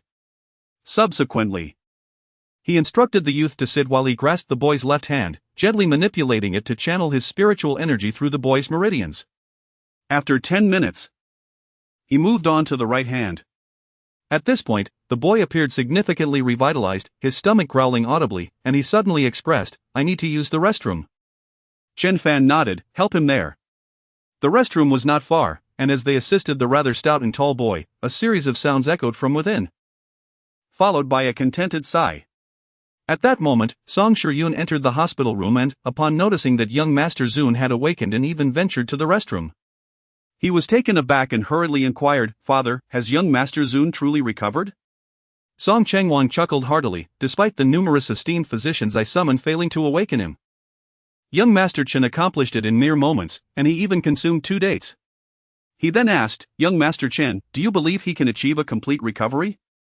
Chen Fan nodded affirmatively, "His physical constitution is quite robust, he shall regain his strength by tomorrow." Song Chengwang was overjoyed and bowed deeply to Chen Fan, exclaiming, "Thank you, young Master Chen. You are indeed the savior of the Song family." Chen Fan replied, "Uncle Song, you flatter me. Just call me Chen Fan from now on." Song Shizhao, brimming with pride, remarked, "Father, I am now sworn brothers with Brother Fan." Song Chengwang laughed heartily, finally recognizing that this wayward son had some discernment after all. "Xiao Hao, you have inherited my keen eye for people," he said, chuckling. "Young Master Chen, I shall henceforth refer to you as Xiao Fan." "That is quite agreeable," Chen Fan responded. A few moments later, the plump boy, Xiang Zun, emerged from the restroom, swaying slightly but with an expression of relief. Approaching Chen Fan, he fixed his gaze on him and asked, "Did you heal me?" Song Shizhao interjected with a smile, "Young Master Zun, this is my sworn brother Chen Fan. His medical skills are remarkable, he has miraculously brought you back from the brink." Xiang Zun nodded appreciatively, saying, "Brother, your medical skills are truly impressive. I feel so much better now." Suddenly, he knelt on the ground and proclaimed, "My grandfather the Taoist priest foretold that I would face a calamity, and my savior would be a noble person destined for me. Kind benefactor, I bow to you." The Song family members were taken aback. Song Chengwang instinctively reached out to assist but hesitated, his expression contemplative. Chen Fan extended his hand to help Xiang Zun rise, smiling as he inquired, "Who is this Taoist priest you speak of?" Xiang Zun replied, "Brother, my grandfather the Taoist is extraordinary, he possesses great skill in divination." And others refer to him as the golden-mouthed divine predictor. Song Chengwang gasped in astonishment, "The golden-mouthed divine predictor, Yun Tianya." Chen Fan patted Xiang Zun on the shoulder and assured him, "You are well now, take a day to rest, and by tomorrow, you shall fully recover." He produced 2 more dates for him, saying, "Here, eat these." Xiang Zun took a bite, exclaiming how delicious they were, and added with a smile, "Brother, my name is Xiang Zun." Chen Fan returned the smile, "I am Chen Fan." Xiang Zun then asked, "Brother, where do you live?" Chen Fan replied, "I come from Yun City." Xiang Zun tilted his head slightly, "Yun City seems to have many fun places, brother. May I accompany you to Yun City for a few days?" Upon seeing the eager expression on his face, Chen Fan pushed him towards Song Shihao, saying, "If Shihao accompanies me back, let him take you around." Xiang Zun flashed a grateful smile and replied, "Thank you, brother." Song Chengguan, filled with excitement, suggested, "Xiao Fan. Zun Xiao, I have prepared some late-night snacks, shall we indulge together?" Xiang Zun promptly nodded, "Sounds great. I happen to be quite hungry." It was already past 10 in the evening, and Song Chengguan had arranged a lavish feast. Chen Fan, not particularly hungry, had only a little, while Xiang Zun, genuinely famished, kept stuffing his mouth with food. Song Shiyun raised his cup, smiling as he proclaimed, "Zun Xiao, I toast to you with tea instead of wine. Congratulating you on your recovery." Xiang Zun glanced at him and nodded with a smile, yet did not lift his cup. He nudged Song Shihao beside him and inquired, When did you accept a god brother? Song Shihao briefly explained the situation, prompting Xiang Zun to furrow his brows and remark, "If you can accept a godmother, I can too." With a flattering demeanor, he turned to Chen Fan and asked, "Brother, I also wish to take a godmother, could you kindly introduce me?" Chen Fan was momentarily at a loss for words, thinking to himself, is it now a trend to compare godmothers? However, if his mother were willing to accept this godson, he would not mind. Having more godsons means more gifts during festivals. "I have no objections," he replied. Xiang Zun was elated and turned to Song Shihao, exclaiming, "From now on, you shall be my brother Hao, we are all younger brothers of brother Fan." Song Shihao was thrilled. Although his family had the backing of the Xiang family, their relationship was largely transactional. If he and Xiang Zun could maintain a good rapport, it would greatly benefit the Song family. "Indeed, we are all younger brothers of brother Fan. Come, let us toast to brother Fan with tea instead of wine." Meanwhile, Song Shiyun felt a growing anxiety. He had previously managed to outshine Song Shihao with his diligence and strategy, but it now seemed that he was being overshadowed. Song Changguang, brimming with joy, remarked, "Xiaohao, since Xiao Fan is here, you should take him and Zun Xiao around tomorrow." Chen Fan replied, "Perhaps another day. I must return tomorrow due to the numerous graduation exams." Song Changguang responded, "Very well, I shall arrange for a driver to take you back in the morning." Just then, a butler rushed in, stating, "Sir, the head of the Xiao family has arrived, our personnel could not stop him and he is on his way here." Song Changguang narrowed his eyes, questioning, what does he intend to do? After a moment of contemplation, he turned to Xiang Zun, saying, "Zun Xiao, I kindly request you to sit inside for a while." Xiang Zun blinked, inquiring, "Is there a good show to watch?" Song Changguang nodded with a smile, "Indeed. A rather lively spectacle." Xiang Zun clapped his hands, declaring, "All right, I'll go inside." Within moments of entering, a loud laugh resounded from outside the dining hall, followed by a middle-aged man accompanied by 4 attendants bursting in, trailed by numerous security personnel from the Song family. Song Changguang, your family has caused Zun Xiao to fall into a deep coma, teetering on the brink of disaster, and you still have the audacity to dine here. The middle-aged man, with a yellowish complexion and a head of white hair, appeared to be in his 40s or 50s, his voice somewhat shrill.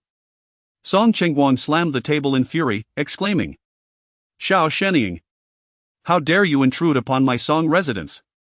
Xiao Shenying let out a cold, mocking laugh, saying, "If the esteemed young master were to perish at the hands of your Song family, do you truly believe that the venerable elder of the Xiang family would spare you? It was once proclaimed that the young master is the auspicious star of the Xiang family, pivotal to their fortune. Should the young master meet his demise, the Xiang family shall inevitably follow suit. However, if the young master can grow up safely and healthily, the Xiang family will flourish like the sun at its zenith.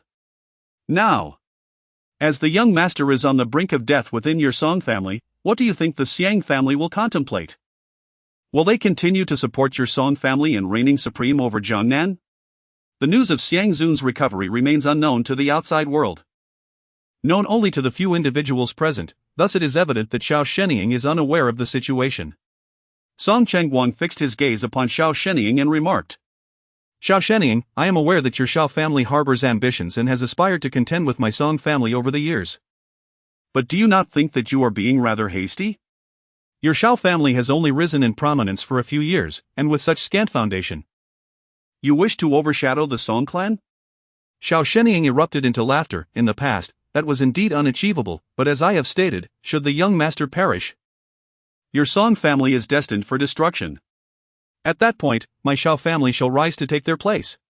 Song Changguang narrowed his eyes. "The affairs of my Song family require no concern from you, farewell." Xiao Shenying suddenly smiled and said, "Song Changguang, it is true that the depth of your Song family's resources surpasses that of my Xiao family. Therefore, I did not come to your esteemed residence to bicker, but rather to offer my assistance." Chapter 48, Preparing for Future Matters. Song Changguang spoke with a hint of disbelief, "Assist me? Am I mistaken? Your Xiao family would wish for my Song family to vanish from existence, yet you come forth to offer help." Xiao Shenying replied calmly, "I possess a means to awaken the young master." A flicker of interest ignited within Song Changguang. "Oh, you have a solution?" "Indeed," Xiao Shenying affirmed. "You are well aware of the current predicament. the young master remains in your Song family, and death is inevitable. Instead, allow me to take him away for proper treatment. I assure you, he shall awaken. As long as the young master lives, your Song family will encounter no troubles. Song Chengwang remained composed and inquired. Which esteemed physician have you summoned? Xiao Shenying chuckled softly, that is for me to manage, you need not concern yourself. Then what are your terms? Song Chengwang pressed. Xiao Shenying smiled slightly, the Song family must relinquish the land in Shizhou, my Xiao family is willing to offer 5 billion. Fury surged within Song Chengwang. You must be dreaming. Shizhou is the future core of Hangcheng, comprising a staggering 15,000 acres. To think you could acquire it for only 5 billion, such a notion is utterly far-fetched. The land in Shizhou was purchased by the Song family 30 years prior for 35 billion. Since then, it had remained undeveloped, operating as a logistics center. With the expansion of Hangcheng, the Song family planned to transform this substantial tract into the city as second hub. The Xiao family had long coveted this land, but alas, it remained firmly in the hands of the Song family, tantalizingly out of reach. Xiao Shenying stated coolly, consider whether your Song family values land or life. However, your time is limited, you may wait, but the young master cannot. Should he perish, selling the land would be too late. After a brief silence, Song Chengwang replied, I will grant you the land, but you must prove you can heal the young master. Xiao Shenying seemed to have anticipated this, smiling, no problem. I have brought the person with me. As he spoke, a man clad in black emerged from behind him, a man in his 40s, with a long face, prominent brows, and narrow eyes, exuding a sinister aura. Xiao Shenying introduced, this is Mr. Yang, the shaman I have engaged. He possesses the means to heal the young master. Upon the man's appearance, Chen Fan detected a toxic scent emanating from him, identical to the poison afflicting Xiang Zun. An instinct urged him forward. He stepped closer and reached for the leather pouch hanging at the man's waist. The black-clad man, incensed, retreated while launching a palm strike at Chen Fan. Yet, Chen Fan's speed was unparalleled, as the man barely moved back a step, the pouch was already in Chen Fan's grasp. The black-clad man gasped in shock, shouting, return it! With a swift kick, Chen Fan sent him flying several meters away, then opened the pouch to sniff it, stating coolly, indeed, it is the same poison. You are implicated in Xiang Zun's poisoning, are you not? The black-clad man's expression shifted dramatically, what nonsense are you spouting? Chen Fan shook the leather pouch. The poison within matches that expelled by Xiang Zun, my judgment is infallible. Xiao Shenying's expression darkened as he coldly questioned, who are you, boy? This matter does not concern you. Song Chengwang, realizing the gravity of the situation, comprehended instantly, the Xiao family had dispatched this individual to secretly poison Xiang Zun and frame the Song family. When the Song family found themselves out of options, he would emerge once more. Not only able to heal Xiang Zun and gain the support of the Xiang family but also seize the territory of Shizhou from the Song family, achieving dual objectives. Xiao Shenying, you are indeed audacious. To further your ambitions for the Xiao family, you would poison Zun Xiao. Song Chengwang reprimanded sternly. Xiao Shenying, a true tyrant, remained unfazed and retorted calmly, nonsense. With a mouth like yours, how could the Xiang family ever believe you? Zun died in your Song residence, not in my Xiao manor. The wrath of the Xiang family will surely be directed at you. Who said I was dead? How dare this old man curse me? Xiang Zun could no longer hold back, storming out in anger and pointing a finger accusingly at Xiao Shenying. Xiao Shenying was momentarily taken aback but quickly regained his composure, his face lighting up with joy. It turns out Zun Xiao is safe, thank the heavens. You see, ever since I learned of your unconscious state, I have been unable to sleep, even summoning a master to aid you. Now that you are unharmed, I can finally breathe easy. Though young, Xiang Zun was not naive. He turned to Chen Fan and inquired, brother, is the poison I was afflicted with truly the same as that in this bag? Chen Fan smiled and replied, if they are the same, we can find someone to test it. Xiang Zun's eyes brightened. Yes, a test will reveal the truth. His gaze then fell upon the man in black. The black-clad individual, startled, turned to flee. Seize him! Song Chengwang commanded sharply. In an instant, a figure, swift as lightning, launched itself at the black-clad man. The latter was utterly defenseless, being thrown to the ground in a single encounter. The assailant was a man in his 30s. Of modest height, dressed in the same uniform as the other bodyguards, appearing utterly unremarkable. No one expected him to be a formidable expert hidden among the guards. Chen Fan produced a small spoon, took a pinch of powder from the bag, and approached the man in black. The latter struggled desperately. But it was futile as he watched helplessly while Chen Fan poured the powder into his mouth. The bodyguards, tasked with restraining him, held his mouth shut to prevent him from spitting it out. Before long, the poison took effect, the man's complexion darkened, his limbs stiffened, and he soon fell into unconsciousness. Mirroring the earlier symptoms exhibited by Xiang Zun. Xiang Zun stepped forward and kicked him, chuckling, "Indeed, it is the same poison." He then turned his gaze to Xiao Shenying, who had turned pale as a ghost. He fell to his knees, trembling, and said, "Zun Xiao, I am not acquainted with this man. In my quest to find someone to heal you, I sought out renowned doctors from all over, and it was he who approached me, claiming he could save you. Alas! I regret not investigating this individual more thoroughly. Please, Zun Xiao, punish me as you see fit." Xiang Zun replied coolly, "Xiao Shenying, do you take me for a fool? Do you believe my elders would trust your words?" Xiao Shenying's body began to tremble, cold sweat beating on his forehead as he implored, "Zun Xiao, you must believe me. I truly do not know him." Xiang Zun waved his hand dismissively, "You may leave now, but prepare for your eventual fate. Do not entertain thoughts of escape. You know well the methods of the Xiang family, and you will not elude us." Xiao Shenying, as pale as death, staggered towards the exit, his companions equally pallid, resembling mourners at a funeral. After the departure of Xiao Shenying and his entourage, Song Chengguan let out a long sigh and remarked, "It is my failure to protect you that has led to your misfortune, dear young master." Young Master Xiang smiled reassuringly, "It is nothing, I am quite well." "Am I not?" "My grandfather, the Taoist priest, assured me that once I surmount this hurdle, I shall soar to great heights with boundless prospects ahead." Song Chengguan felt an overwhelming surge of excitement within him. The Xiao family, buoyed by their connection to the provincial government, had risen rapidly in recent years, basking in the zenith of their power. Now that the Xiao family had dug their own grave, the Song family was poised to feast in abundance. He produced a card crafted from pure gold, adorned with scattered diamonds, featuring intricately designed black dragon motifs on both sides, truly a masterpiece. Handing the card to Chen Fan, he said with a smile, "Little Fan, this is a token of my affection for you, a gift from your uncle. Keep it well. This card grants unlimited access to all the properties owned by the Song family, whether in Jiangnan or Jiangbei." Song Shihao's eyes widened in astonishment as he exclaimed, "The Dragon King Supreme card. Father, I pleaded with you for so long, yet you would not grant me one. Why now do you choose to bestow it upon another?"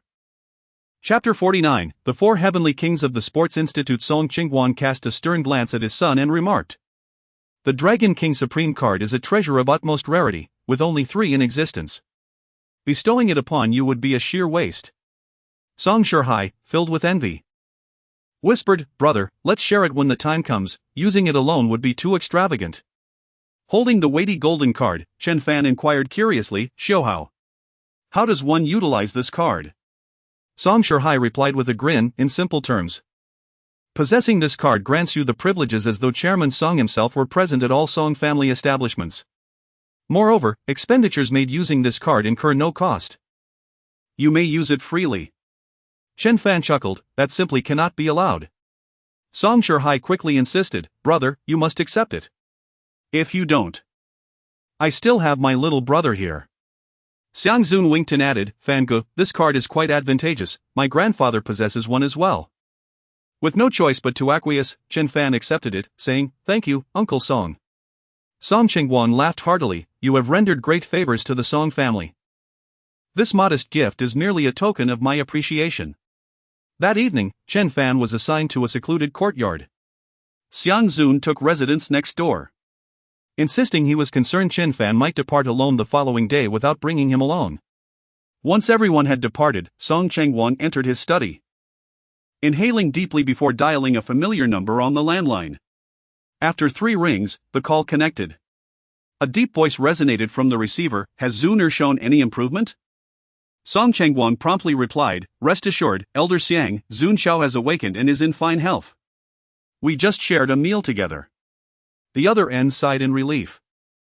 That's good to hear. This afternoon, you mentioned Zuner was quite ill.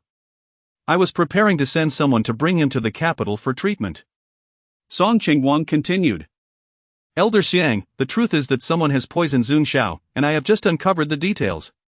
After a brief silence, the voice on the line inquired, Who? Song Qingguang disclosed the information truthfully, to which the voice responded coolly, I understand. Prepare yourself to take over the Xiao family's enterprises. Understood.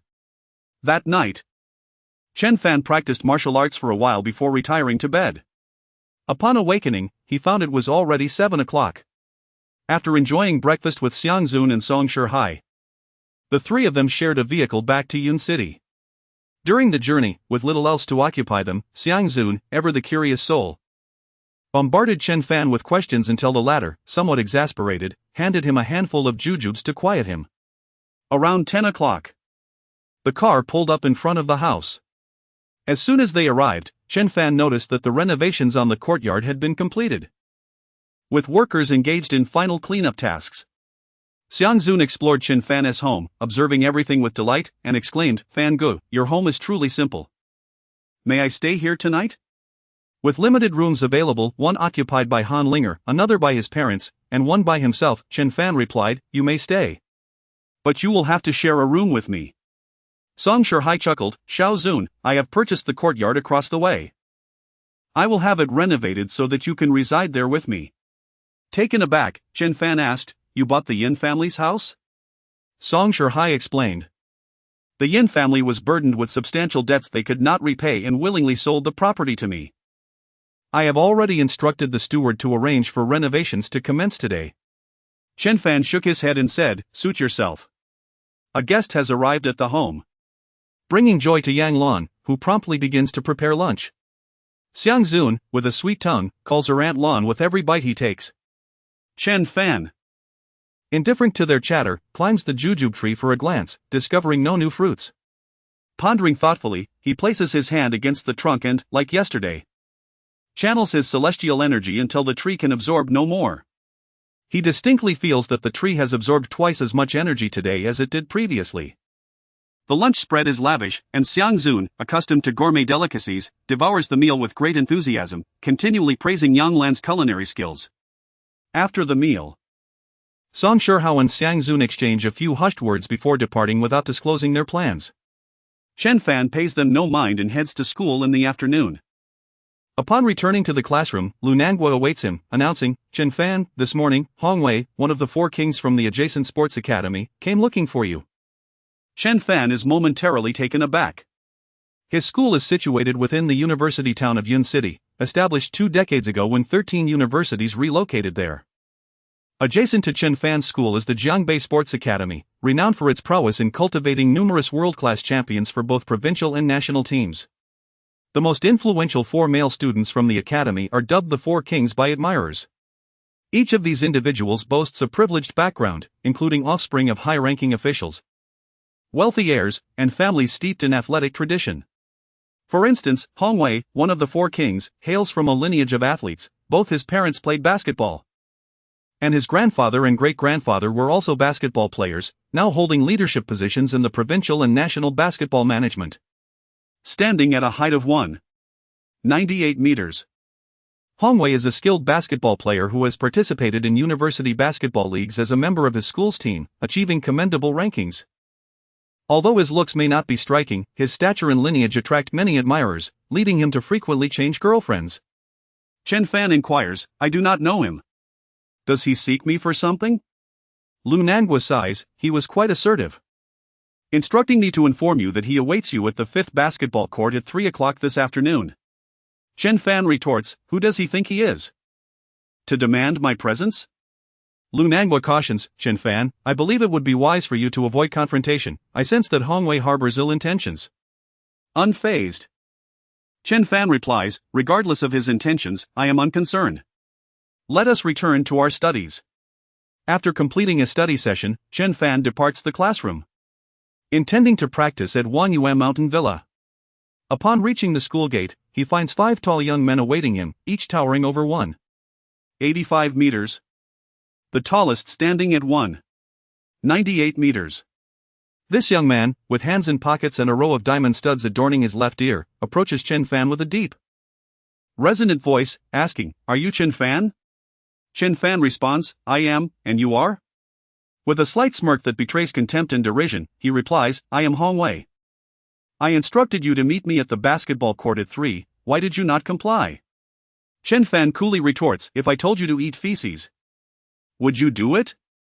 Hong Wei's expression darkens, his gaze fixed on Chen Fan as he enunciates each word. "You possess quite the audacity, then come with me."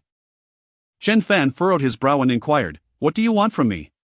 Hong Wei raised an eyebrow and coldly retorted, "I am warning you to keep your distance from Tang Rou, Chen Mengyan, and Zhang Fei from now on." Chen Fan chuckled. "Did your mother drop you on your head when you were born? You must be out of your mind." With that, he continued to stride forward. Enraged, Hong Wei waited until Chen Fan had passed and then violently kicked him in the lower back. Chen Fan, like a vigilant hawk, swiftly turned and retaliated with a kick, his foot striking Hong Wei's face with the force of a meteor hammer. The sound echoed sharply. Hong Wei was sent spinning in a full circle before crashing heavily to the ground, blood pouring from his mouth, leaving the onlookers utterly astounded. Chapter 50. The spirit date. Chen Fan fixed a cold stare upon him, declaring, "Should you dare to launch another surprise attack, I shall render you incapacitated." The others stood in stunned silence, for Chen Fan's kick was executed with such elegance, swift and precise, that even Hong Wei, a towering athlete nearing 2 meters in height, could not evade it.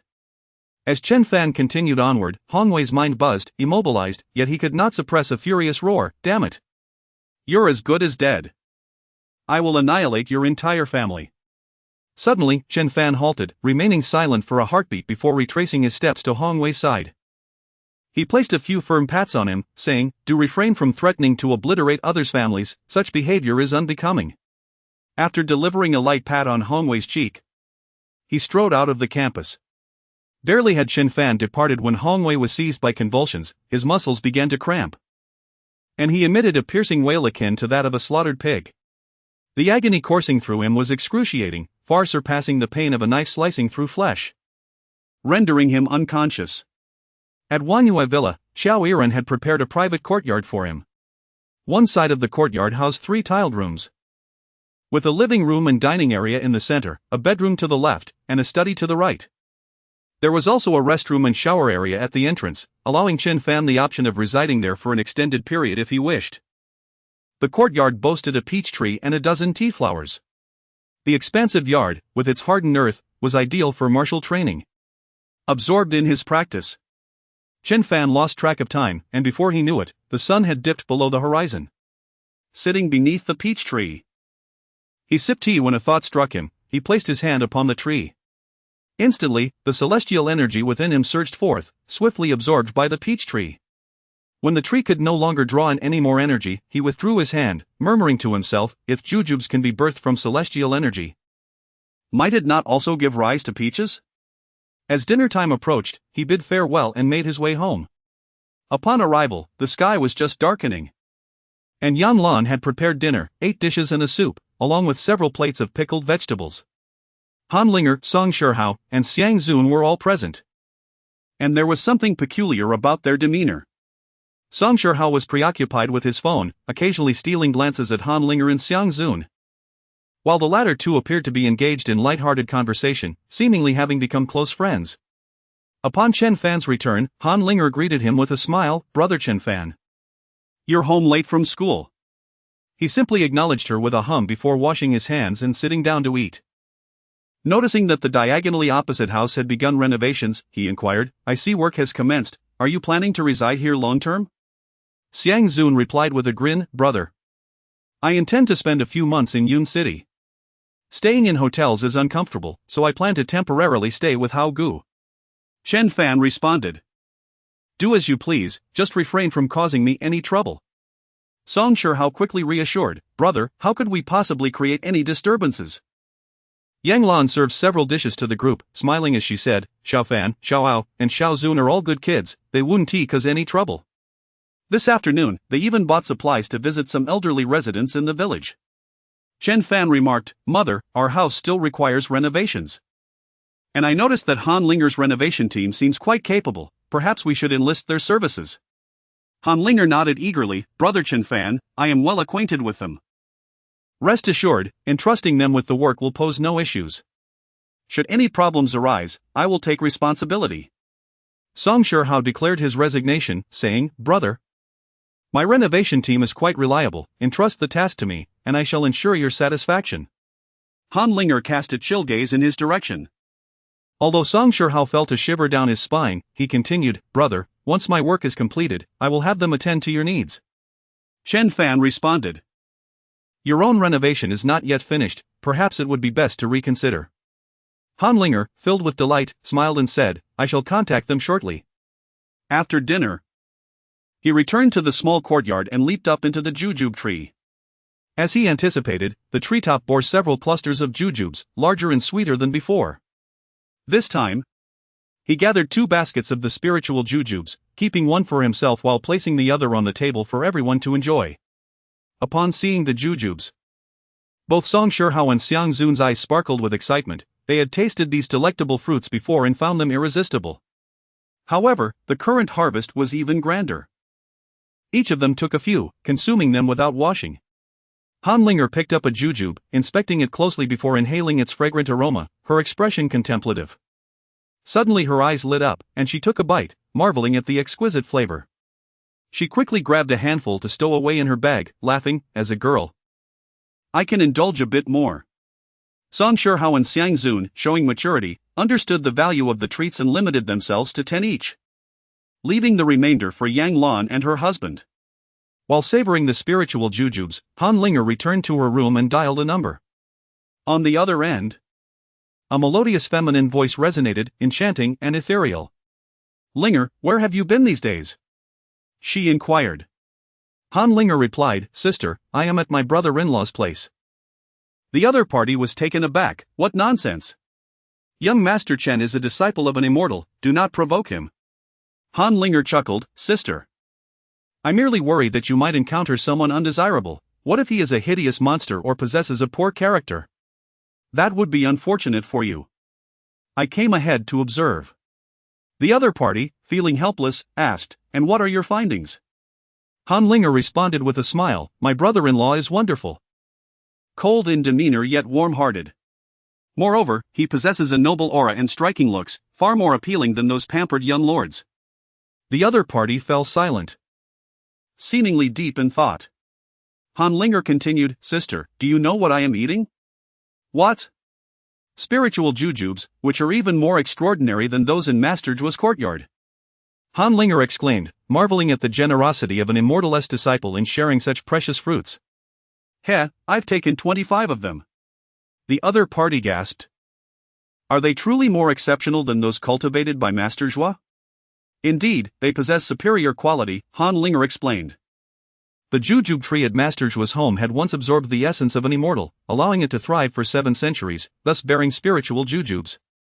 However, their fruits are rather small, similar to ordinary jujubes. But my brother-in-law's spiritual jujubes are substantial, akin to eggs, and undoubtedly delicious. Sister, I will reserve 10 for you to take home and taste. Her sister replied earnestly, Linger, spiritual jujubes are rare treasures, you must not take so many. Quickly return them to the young master. Han Linger protested, No. Such delectable fare, I must indulge further. Moreover, my brother-in-law has graciously permitted us to eat at our leisure. After some contemplation, my sister replied, Very well, but there is no need to reserve any for me. However, given that our elder has encountered difficulties in his cultivation and his mobility has been compromised, do set aside a few pieces for him, they may aid in his recovery. Han Linger nodded in agreement, indeed. Yet, our elder has been confined to a wheelchair for over a decade, I fear that recovery may not be so simple. My sister sighed softly, a sound laden with profound concern, murmuring, Let fate take its course. After the meal, Song Shihao and Xiang Zun vanished without a trace, prompting Chen Fan to retreat to the adjacent courtyard, where he practiced his skills beneath the jujube tree for a while.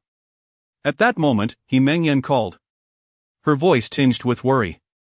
Chen Fan, did you truly confront Hong Wei? Chen Fan responded, You are aware of this? He Mengyan gave a wry smile. Hongwei is currently hospitalized. It is said his injuries are severe. Just a while ago, an officer came to inquire about the situation and mentioned your name. Chen Fan replied with a casual, "No matter, speak only of what you know." He Meng Yen continued, "I told them I was unaware of anything, and they departed. However, just now, Hongwei's mother came to see me. She asked me to convey to you that the Hong family will not let this matter go. She also warned that you shall regret it by nightfall." Chapter 51, the ex-Chen Fan chuckled, "Make me regret? How intriguing." He Meng Yen cautioned, "Chen Fan, you must be careful.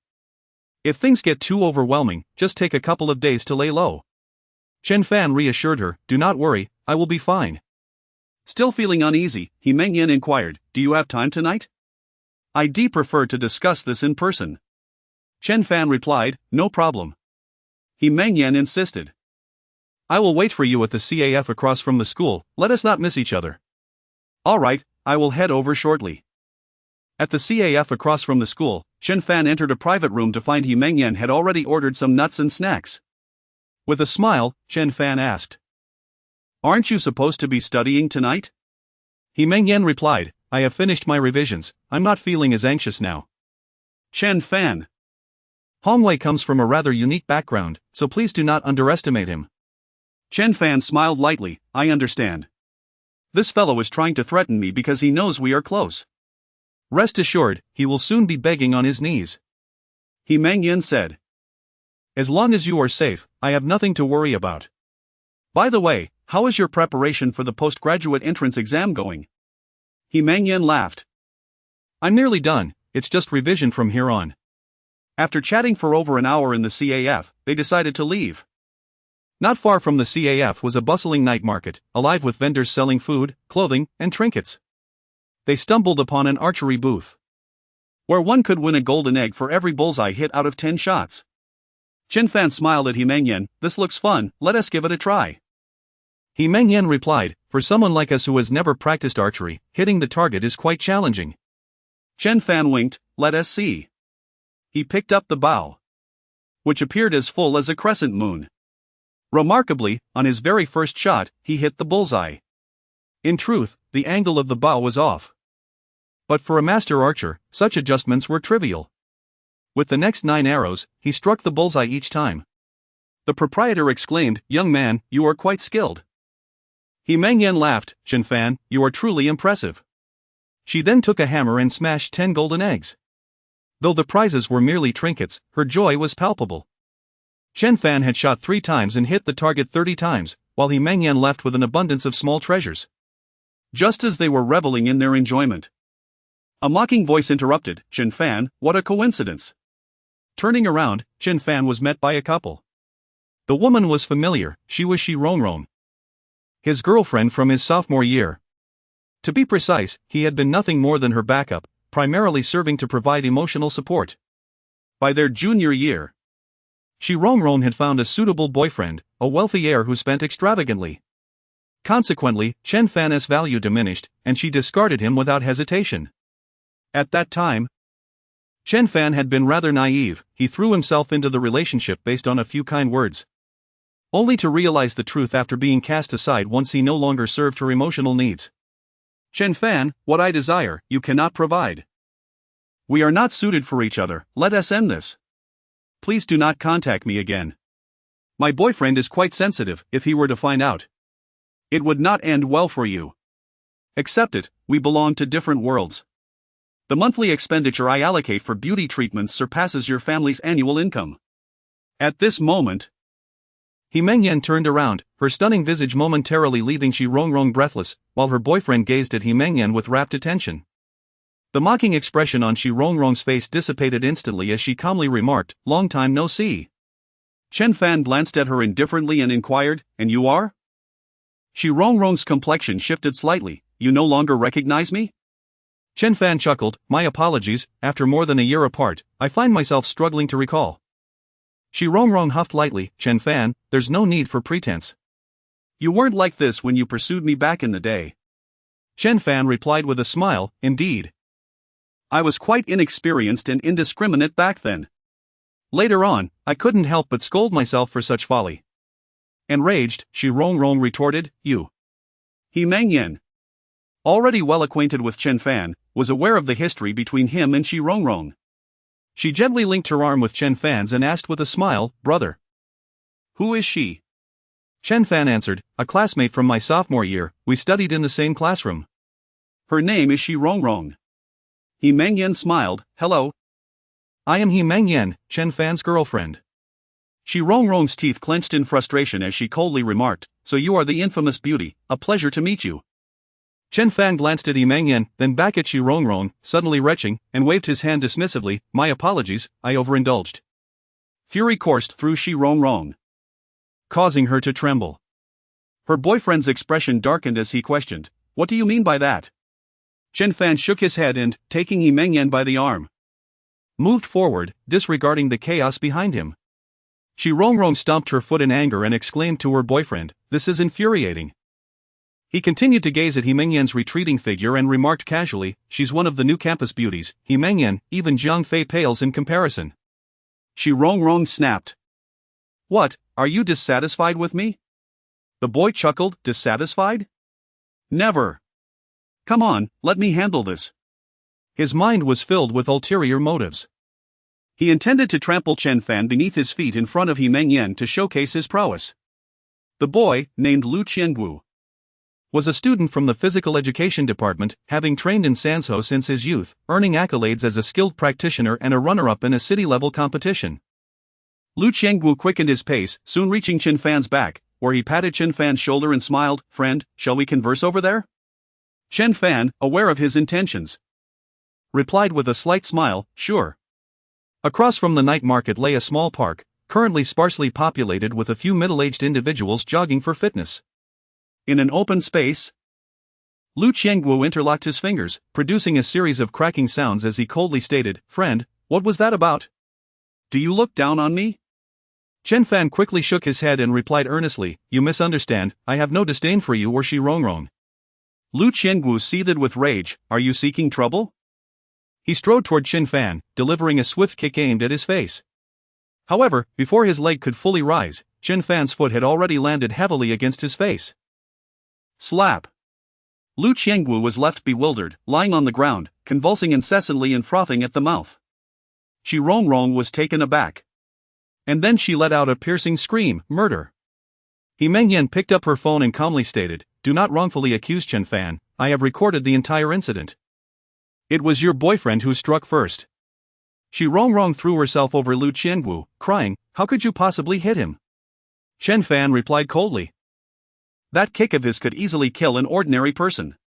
I have shown him mercy, otherwise, he would be dead by now." With that, he took He Mengyan's hand and departed from the scene, leaving behind a remark, "No need to call an ambulance, he will regain consciousness in 3 minutes. Indeed. 3 minutes after their departure, Lu Qiangu came to, his eyes wide and murmuring, "A master, undoubtedly a master." At that moment, Chen Fan had already escorted He Mengyan back to her dormitory. She smiled and remarked, "That kick of yours was truly magnificent, just like in the movies." Chen Fan chuckled and replied, "If you are interested in learning, I can teach you." Chapter 52 The Annihilation of a Family. He Mengyan smiled and shook her head, declaring, "I cannot emulate that." The two bade farewell, and Chen Fan rode a shared bicycle home. On his way, as he passed through an intersection, a pickup truck suddenly surged from the left, accelerating toward him at full throttle. Reacting with remarkable speed, Chen Fan executed a swift 180-degree turn, his bicycle barely avoiding the vehicle as it careened into the greenery. His expression darkened, it seemed the other party had deliberately aimed to collide with him. Subsequently, 3 business vehicles approached and parked on one side, effectively obstructing the surveillance cameras across the street. Doors flung open, and a dozen individuals emerged, some wielding sharp knives, others brandishing baseball bats, all exuding malice. Chen Fan secured his bicycle and calmly inquired, "Have you been sent by the Hong family?" A burly man, towering at nearly 6 feet, grinned menacingly, "Kid, if we beat you to death, you'll have no one but yourself to blame for crossing the Hong family. Attack!" Unwilling to engage them in combat, Chen Fan darted into the foliage, fleeing deeper within. The burly man shouted, "Pursue him!" Having grown up in the area, Chen Fan was intimately familiar with his surroundings. Beyond the greenery lay a stretch of wild riverbank, known for its abundant mosquitoes in the summer, making it a place few would venture. On the sandy bank, devoid of grass, he waited for his pursuers to close in. 17 or 18 men surrounded Chen Fan. And the burly man, panting, remarked, "Kid, you can run pretty well." He then lifted his phone and initiated a video call. On the other end was a woman in her 50s, seated by a hospital bed where her son, Huaxia, lay, emitting agonizing screams despite the sedatives proving ineffective. With her eyes bloodshot, she glared menacingly, asking, "Is he the one who injured my son?" The burly man replied with a smirk, "That's him. We've tracked him all the way, there's no mistake." The woman commanded, "Beat him. I want to witness you shatter every bone in his body." With a wave of his hand, the burly man ordered, "Go." The two closest individuals charged at Chen Fan, who retaliated with a flying kick, knocking one of them unconscious instantly. The second, momentarily stunned, fell to the ground with a broken leg, shrieking in agony. The burly man, taken aback, shouted, "Everyone! Attack him with your weapons." Knives and bats were hurled at Chen Fan, yet his form became a blur. In mere moments, the assailants were strewn across the ground, some foaming at the mouth, others with severed limbs, all howling in pain. Within a minute, over a dozen men lay incapacitated, while only the burly man remained, recording the scene with trembling hands and a pallid face. He stammered, "Friend, let's discuss this amicably." With a powerful kick, Chen Fan sent the burly man flying several meters, his bones shattering upon impact, internal organs crushed, rendering him unconscious from the excruciating pain. Chen Fan picked up the phone and, looking coldly at the woman on the other end, declared, "Your son dared to threaten my family, he is nothing but a wretch. Thus, I have imparted a lesson he will remember, a torment that will last a month. A month later, should he still be alive, I shall not hold it against him." The woman exclaimed sharply, "Do you know who we are? Dare to offend us, and I shall ensure you do not find peace. If anything were to befall my son, I would demand your entire family accompany him to the grave." Chen Fan chuckled, remarking, "To have my family accompany you to the grave? No wonder Huaxia is so arrogant, it seems he has an overbearing mother." With that, he cast his phone into the river and resumed his journey home on his bicycle. Song Shihao and Xiang Zun were absent. Yet Han Linger had already moved into the adjacent courtyard. Upon hearing Chen Fan's return, she entered through the small door, smiling as she asked, "Brother Chen Fan, may I consult you about something?" Chen Fan, while washing his face, replied, "What is it?" "Speak freely." Han Linger approached, hands behind her back, tilting her head as she inquired, "I heard from Xiao Zun that you cured him, is that true?" Chen Fan affirmed, "Indeed, that is the case." Han Linger's eyes sparkled, "Brother Chen Fan, I heard from Song Shihao that Xiao Zun was in a perilous state, and no renowned doctors could assist him. Yet you managed to heal him in a mere short while. Brother, your medical skills are remarkable." Chen Fan replied, with such flattery, "What is your intent?" Han Linger giggled.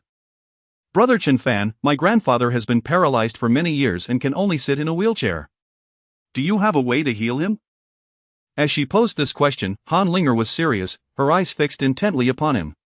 Chen Fan responded, "How can I know unless you bring the patient before me for evaluation?" Han Linger blinked and said, "Then may I bring my grandfather over tomorrow?" Chen Fan, eager to validate his medical lineage, readily nodded in agreement, saying, "Very well, have him come, and I shall take a look." Han Linger beamed with joy, "Thank you, Brother Chen Fan." After Chen Fan returned to his room to rest, Han Linger went back to her courtyard. A man in black appeared before her, speaking softly, "Miss." Young Master Chen was ambushed on his way home, however, the assailants were of limited capability, and young Master Chen swiftly dealt with them. Han Linger frowned. "Who dares to provoke him so foolishly?" The man in black responded, "The assailants likely did not know his identity. I have already sent someone to investigate. Here are their details." He handed his phone to Han Linger, which contained information about the Hong family and the circumstances surrounding the incident. These people of the Hong family truly do not know their limits. After a moment's contemplation, she declared, "Such insignificant figures can be left to Song Shihao." At that moment, Song Shihao was enjoying drinks and singing at a private club with Xiang Zun, surrounded by a group of young, beautiful women. Upon receiving a call He immediately instructed to turn off the music and retreated to the restroom, chuckling. "Second miss, do you have any instructions for me?" Han Linger replied. "Someone has provoked Chen Fan, please handle it. I am too lazy to deal with such trifles." Song Shihao grinned. "No problem, leave it to me." Shortly thereafter, he received the information regarding the Hong family. That evening, Hong Wei's grandfather, maternal grandfather, parents, aunts, uncles, and others were simultaneously subjected to investigation from higher authorities. These individuals are far from virtuous, residing in opulent mansions, driving luxurious automobiles, and earning exorbitant salaries. A thorough investigation reveals their transgressions without fail. By noon the following day, every member of the Hong family had confessed to their misdeeds, and all were destined for imprisonment, compelled to relinquish the ill-gotten wealth they had amassed. Swiftly, the estate of Hong Wei was sealed. With both his mother and father, along with relatives, apprehended, he found himself alone in the hospital, writhing in despair. The influence of individuals like Hong Wei's forebears was limited, and Chen Fan did not concern himself with such matters, choosing not to follow the developments further. The next day, he resumed his studies, and after reviewing a lesson, he made his way to Wangyue Villa. Upon arriving at the small courtyard within the villa, he immediately approached the peach tree. Having frequently practiced here, Xiao Yiren had forbidden others from entering. When Chen Fan was absent, the gate remained closed. The peach tree bore 3 peaches, each the size of a fist, resplendent in their red hue and exuding an enticing fragrance. Chapter 53, The Deep-Seated Grievance of Xiao Yiren. Chen Fan murmured, "It appears that the celestial energy within me has the power to hasten the ripening of fruits. In just one night, 3 large peaches have blossomed." He realized that these peaches, akin to spiritual jujubes, were likely imbued with similar efficacy. Thus he plucked one and took a bite. The juice was abundant, sweet, and delicious beyond words. Weighing over a pound, he consumed it in no time. Subsequently, he harvested the remaining 2 peaches and placed them indoors. As he practiced until noon, Xiao Yiren invited him to a small restaurant for a meal, specially arranging for dishes to be prepared, intending to treat Chen Fan to a few drinks. As the cups were filled, Xiao Yiren chuckled, "My dear Chen, I shall be departing for a while tomorrow. If I do not return, I kindly ask that you keep an eye on my disciples and grand-disciples. Should you find any of them particularly gifted, please offer them guidance." Chen Fan, somewhat perplexed, inquired, "Where are you headed, Xiao Leoj?" Xiao Yiren replied with a smile, "Before I gained renown, I actually resided in the western part of Sichuan. At the age of 30, I married my wife. By that time, I had garnered a modest reputation, which attracted a young, obscure pugilist from the area who sought to spar with me. Aware that he intended to leverage my fame for his own, I gave it my all. Yet, his martial prowess was exceptional. Despite our comparable strengths, I sustained injuries. The young pugilist became an overnight sensation while I was ridiculed. 3 days later, he returned and, in my presence, insulted my wife. In a fit of rage, I retaliated but was gravely wounded. I still vividly recall his gleeful words, "I aim to crush your dignity, so that you will tremble at the sight of me and refrain from challenging me again." That very day, my wife took her own life. I held her cold body and wept for a day and a night. I loathed my impotence, resenting my inability to protect my beloved. The following day, I left Western Sichuan and vanished, dedicating myself to teaching disciples. I understood that I would likely never surpass that man. So I endeavored to nurture a successor stronger than myself, one who could avenge me. Regrettably, after all these years, none of my disciples have met my expectations. Time has slipped away, and I can no longer afford to wait, thus, I must return to Western Sichuan. Xiao Yiren's gaze drifted towards the door, the muscles at the corners of his eyes twitching slightly. Clearly, he had endured for decades, awaiting an opportunity. Now, as a master of transformation, he was poised to seek vengeance in Western Sichuan. Chen Fan nodded, understanding Xiao Yiren's sentiments, and asked, "What was your name before, Xiao Leoj?" Xiao Yiren responded, "Xu Tingyun. It has been decades since I last used that name." "And what is the name of your adversary? What is his current cultivation level?" Chen Fan, still concerned for him, probed further. Xiao Yiren replied, "He is called Yu Jiuchuan, and he has long established his own sect. His cultivation level was that of a transformation master 10 years ago. What it is now, I cannot say." Chen Fan felt a surge of worry. Xiao Weiren's quest for retribution could very well lead to his demise at the hands of his adversary. Yet, he knew that he could not dissuade him. Xiao Weiren had endured for too long and could no longer bear the weight of his grievances. For him, even meeting his demise at the hands of his adversaries would be preferable to enduring the torment of this place. "What kind of martial arts does Yu Jiuchuan practice?" he inquired. Xiao Weiren responded, "The purple spirit lightning force, a particularly unique technique characterized by speed akin to a bolt of lightning. His skill in striking acupoints with lightning speed is exceptionally refined. I fell victim to it in the past."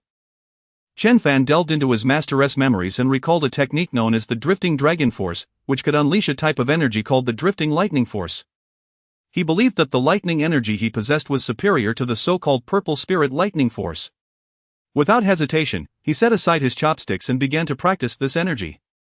With half of an immortal body and the support of immortal power, he found the cultivation of this lightning energy to be remarkably effortless. In just a few minutes, a thin mist appeared on the surface of his palm, an indication of the high-frequency vibrations of inner energy resonating through his skin. He continued to experiment. And in less than 10 minutes, he extended a finger, unleashing a gust of energy that created a hole in the opposite wall, dust cascading down from the breach. Xiao Weiren was taken aback, exclaiming, "Brother, what kind of technique is this?" Chen Fan chuckled and asked, "This is also a lightning strike. How does my technique compare to Yu Jiuchuan's?" Xiao Weiren took a deep breath and replied, "Far superior. Although the other party can produce a gust, he cannot generate such tremendous force at this distance." Chen Fan nodded, "That is settled then. Let us eat first, and I will teach you afterward." After finishing their meal and drinks, the two men proceeded to Chen Fan's training courtyard. He instructed Xiao Weiren to lie on a bench, exposing his back. Then, using silver needles, he pricked various acupoints across Xiao Weiren's body. Threads of immortal energy coursed through the needles and entered his being. Although it was but a minuscule amount of immortal energy, the transformation it wrought upon Xiao Weiren was monumental. His eyes widened in astonishment, his breath grew wild, and his once white hair turned black. Portions of his previously blocked meridians suddenly opened, and his aura deepened significantly. Chen Fan then lifted him up and guided him to sit cross-legged, saying, "Your foundation is profound, you might even break through." Though astonished, Xiao Weiren heeded Chen Fan's advice and immediately attempted to reach the next realm, the Divine Master stage. The primary distinction between the Divine Master and the Transformation Master lies in the former's possession of divine consciousness. Divine consciousness allows for a more exquisite manipulation of energy and heightened sensitivity to the surroundings. While both are masters, their differences are fundamental. Generally speaking, a Transformation Master would be defeated within 10 moves against a Divine Master. The thread of immortal energy surged toward Xiao Weiren's crown. A thunderous boom resonated in his mind, akin to a clap of thunder, sending a tremor through his entire being. Subsequently, a gentle force began to form within his mind. Drawn by the immortal energy, these disparate energies gradually converged. This process lasted for over 3 hours, and when the energy coalesced into a luminous orb, Xiao Weiren discovered that he could perceive everything around him without opening his eyes, and with greater clarity than when using his sight. He suddenly opened his eyes. Incredulity etched on his face, exclaiming, "Brother, I have broken through. I possess divine consciousness." Chen Fan was not surprised and replied with a smile, "Congratulations, my brother. I believe it is unnecessary for you to rush into seeking revenge at this moment. First, solidify your realm, and then I shall instruct you in the art of electric energy. Once you have mastered this skill, the time for vengeance will come. What do you think?" Xiao Weiren was immensely grateful, tears welling in his eyes, and suddenly he knelt down with a thud. Chen Fan was taken aback and quickly helped him to his feet, saying, "My dear brother, our acquaintance has not been for a mere day or two, there is no need for such actions. If you continue in this manner, I shall refrain from visiting Wanyue Manor in the future." With no other choice, Xiao Weiren rose, wiping his tears and declaring, "The kindness you have shown me, dear brother, is beyond my ability to repay. From this day forth, my life is yours to command. Should you wish for my demise, I would not hesitate to comply, even to the point of ending my own life." Chen Fan rolled his eyes in exasperation. "Why on earth would I want you dead?" He glanced at the time. "It is getting late, focus on your cultivation. I have matters to attend to." Yesterday, Han Linger mentioned that her grandfather would be coming to seek treatment. With time slipping away, he needed to return early to assess whether he could remedy the ailment affecting the man's leg. Chapter 54, the ancestor of the Han clan. Beneath the jujube tree in a quaint courtyard, an elderly man with silver hair, dressed in a white leisure outfit, sat in a wheelchair. Behind him stood a graceful woman in a purple hanfu, her long hair cascading down her back, facing away from the small door. As Chen Fan pushed the door open, he caught sight of her silhouette. The woman slowly turned, revealing a face as beautiful as a lotus flower emerging from water, with autumn-like eyes and a nose like a jade pillar. Upon seeing Chen Fan, she offered a respectful bow, saying, "I am Han Zian, the younger sister of the esteemed guest." Chen Fan, slightly taken aback, inquired, "Are you a family member of Han Linger?" Han Zian smiled gently, her radiance illuminating the surroundings, and replied, "Linger is my sister." At that moment, the elderly man in the wheelchair also turned to face Chen Fan, scrutinizing him before respectfully stating, "Han Sanjiang pays his respects to the young master. The old servant's legs are incapacitated, and I am unable to perform a proper bow. I hope the young master will forgive me." Chen Fan was not surprised. He had suspected Han Linger was affiliated with the Han clan since her first appearance, though he had refrained from probing further. "No matter. Which generation of the Han clan do you belong to? What is your relation to Han Yushin?" he asked, recalling that one of the 4 individuals guided by Li Xiangang was named Han Yushing. Han Sanjiang promptly replied, "He is my grandfather." Chen Fan nodded. "It seems that many years have passed.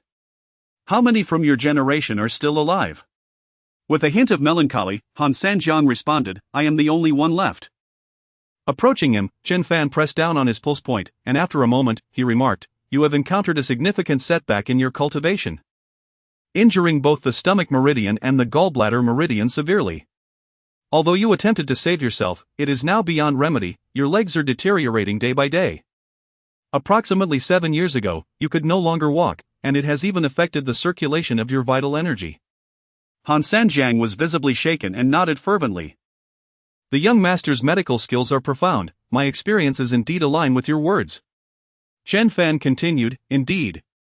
You have opened your spiritual meridians and absorbed the spiritual energy of heaven and earth. It appears that your meridians were injured when you initially drew in the spiritual energy." Han Sanjiang acknowledged, "Yes, young master. In my eagerness to break into the spiritual realm, I hastily absorbed the energy of the Qi-Yin Spirit Stone during the second phase, resulting in the scorching of my meridians, and even the spiritual meridians I had painstakingly opened have now closed. Alas, I regret it whenever I reflect upon it." "Young master, is there any hope for me?"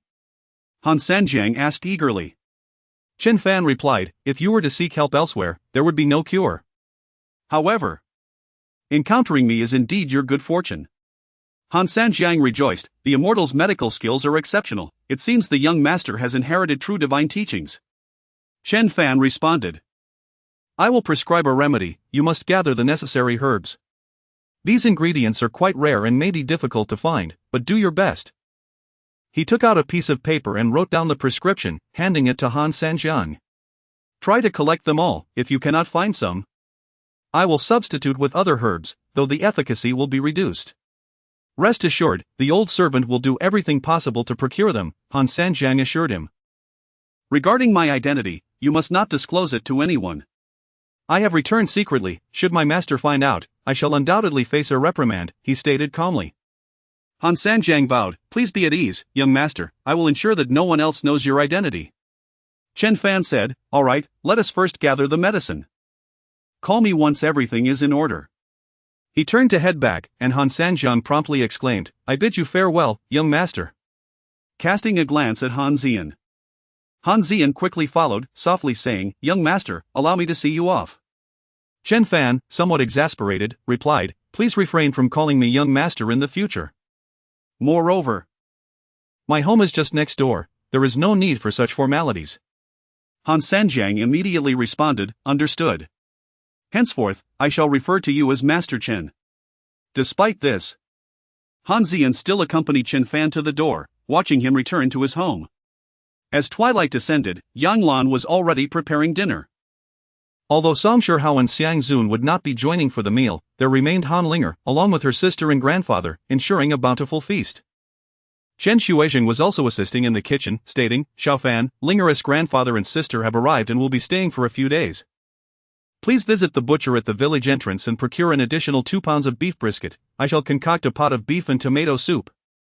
Chen Fan acknowledged with a nod and stepped outside to buy the meat. After a short distance, he spotted a sleek black cat limping along the roadside. Its left front leg injured and leaving a trail of blood. This road, frequented by vehicles, often witnessed unfortunate accidents involving stray animals. And it appeared this black cat had just sustained its injury. As he approached the cat, Chen Fan paused momentarily before reaching down to lift it. This was a stray he had encountered a few times previously. The black cat offered no resistance, merely letting out a soft meow as it allowed Chen Fan to cradle it. "Do you not watch for cars while crossing the street? Now look what has happened. Your leg is broken," he chided the cat. The butcher was not far, and Chen Fan soon completed his purchase of beef brisket. With the meat in his left hand and the black cat in his right, he swiftly made his way home. Upon arrival, he tossed the meat aside and carried the black cat into his room for treatment. Its front leg was fractured, with the broken bone piercing through the skin. A rather grave condition. He carefully trimmed the fur around the injury, applied disinfectant, and proceeded to realign the bone. His technique was remarkably adept, successfully mending the fracture and securing it with a small wooden splint. To expedite the cat's recovery, he infused a touch of his spiritual energy. "Stay still. If you damage the splint, you'll have to live as a disabled cat," Chen Fan warned the black cat, then offered it a portion of meat. To his surprise, the black cat complied, consuming the food and lying still thereafter.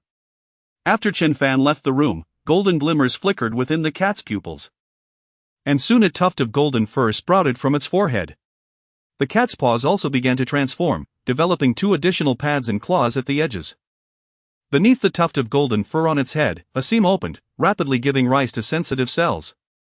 In truth, the black cat was undergoing a remarkable metamorphosis.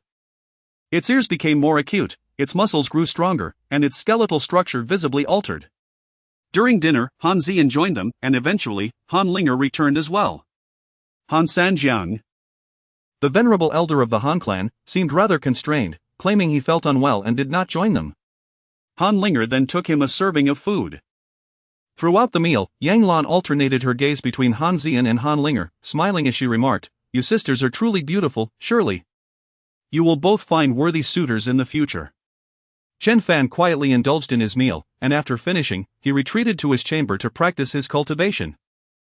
Han Linger yearned for an opportunity to converse with him, yet none presented itself.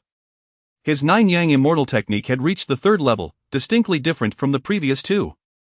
Thanks to a solid foundation he had established, his progress was nearly instantaneous. However, at this juncture, he needed to cultivate gradually to perfect the 3rd level of his technique. This stage involved refining his primordial spirit. With a well-developed primordial spirit, he would ascend to the realm of a divine master. After a period of arduous practice, the purple energy began to coalesce in his mind, evoking an indescribable sensation. In a fleeting moment, Chen Fan felt his consciousness detach from his physical form, gently ascending higher and higher. Soon, he beheld his own body seated in a meditative posture upon the bed, exuding an aura of solemn majesty. Chapter 55, The body is a crucible for refining evil. At the very moment Chen Fan's consciousness departed from his corporeal form, a radiant light surged skyward. Within a radius of 1,000 miles, countless malevolent spirits and sinister entities stirred, transforming into streaks of dark light and gusts of ominous wind, flocking to his physical body like birds returning to their nests from all directions. Han Sanjiang, possessing a keen sense due to his spiritual realm cultivation, sensed the impending danger. His expression changed dramatically as he exclaimed, "This is bad." At that instant, numerous wicked entities, drawn by the commotion, rushed into the courtyard, shrieking as they invaded Chen Fan's body. Suspended in the air, Chen Fan observed with utmost clarity as bizarre energy forms penetrated his being. Unbeknownst to these entities, the 9-yang celestial power within Chen Fan acted as a potent alchemical furnace, capable of refining any malevolent spirit or ghost that dared to enter, transforming them into pure spiritual energy. Excess impurities were expelled from Chen Fan's nostrils, manifesting as 2 wisps of blue smoke. He watched as the count increased 100, 200, 300. Upon the collision of the 500th entity with his body, his consciousness abruptly returned to its rightful place. In that instant, a cacophony of anguished wails echoed in his mind, only to cease abruptly. Subsequently, a plume of black smoke erupted from his nostrils, carrying a foul stench. In the following moment, a surge of pure spiritual energy began to whirl violently within him, converging towards his sea of consciousness. A resounding thunderclap reverberated throughout the room, causing the atmospheric pressure to multiply several times, with windows rattling and walls and furniture humming for more than a second. Within his sea of consciousness appeared an energy form identical to himself, its features distinctly recognizable, standing at a height of 2 meters 3, resembling an enlarged version of Chen Fan himself. "Is this my primordial spirit?" he murmured. At that moment, an urgent knocking resonated from outside the door. As Han Zian called out, "Young master, are you all right?" Chen Fan understood that Han Sanjiang must have sensed something and replied, "I am fine, merely practicing my cultivation." Relieved, Han Zian responded, "As long as the young master is well, I shall not disturb you." He closed his eyes once more, extending his consciousness outward 10 meters, 30 meters, 100 meters, 1,000 meters. However, as his awareness reached 3,000 meters, it began to wane significantly, becoming quite indistinct at 5,000 meters. Currently, my conscious perception spans only 10 miles, I wonder if that is ample or scant. He continued to nurture his primordial spirit until dawn. Upon exiting his room, he discovered Han Sanjiang seated beneath the jujube tree, who nodded at Chen Fan from a distance, greeting him, "Good morning, young master." Stretching lazily, Chen Fan remarked, "You are up so early." Han Sanjiang forced a smile, revealing that he had not slept all night, partly due to his belief in Chen Fan's ability to heal him, and partly because he sensed Chen Fan's cultivation efforts, choosing to remain vigilant throughout the night. Han Zian also emerged, offering a slight bow, "Young master. The medicinal materials are on their way and have all been prepared." Chen Fan was taken aback. The Han family's resources were indeed substantial, as such a plethora of precious herbs had been gathered in merely a day. "Excellent, once the materials arrive, I shall commence the healing." He approached the wheelchair, beside which stood an iron chair and a small table. He took a seat, and Han Zian promptly brought over some tea. "My lord, this is wild tea grown in the mountains, which I personally roasted. Please, indulge in its flavor." As the tea was poured, its fragrant aroma filled the air. Chen Fan could not help but take a deep breath, smiling as he remarked, "What exquisite tea." He then inquired, "Old Han, when you condensed your primordial spirit back in the day, how high did it rise, and how far could your divine consciousness radiate?" Han Sanjiang chuckled, "My lord, how could I ever be worthy of condensing a primordial spirit? Throughout history, those who have achieved such a feat are the privileged prodigies endowed with authentic celestial lineage." Chen Fan was taken aback. He recalled that Xiao Yiren had mentioned that masters of the divine realm possessed divine consciousness. Han Sanjiang continued with a smile, "When I ascended to the divine realm, I merely condensed a wisp of divine consciousness. Initially, my divine consciousness was rather feeble, only able to explore a few meters beyond my reach. However, as my cultivation deepened and I perfected my divine realm, my consciousness could extend over 100 meters. In the realm of divine transformation, that is already quite an admirable achievement. As for the primordial spirit, it is a distant aspiration for individuals like us. A goal we shall never attain in this lifetime." Chen Fan pondered thoughtfully, "Without a primordial spirit, how shall one cultivate in the future?" Han Sanjiang replied, "My lord, for someone like me, reaching the 3rd level of the spiritual realm is already the pinnacle of my existence. Ascending further is as challenging as climbing to the heavens. As for more formidable beings, whether celestial beings or earth celestial beings, that is an even greater impossibility. Regarding those who have developed a primordial spirit, how far can their divine consciousness radiate?" Although Li Xiangang has left behind numerous cultivation insights, he seems less clear on some foundational aspects. For instance, only recently did I grasp the concept of the transformation realm master. Han Sanjiang continued, "I have perused many ancient texts and consulted several esteemed individuals. As far as I know, a newly formed primordial spirit typically stands between 3 inches to 1 foot tall, the taller the primordial spirit, the more formidable it is. Generally, a primordial spirit's divine consciousness can radiate up to 100 paces, a powerful one can even reach 300 paces. Chen Fan mused. 300 paces is only about 2 to 300 meters, barely less than a mile.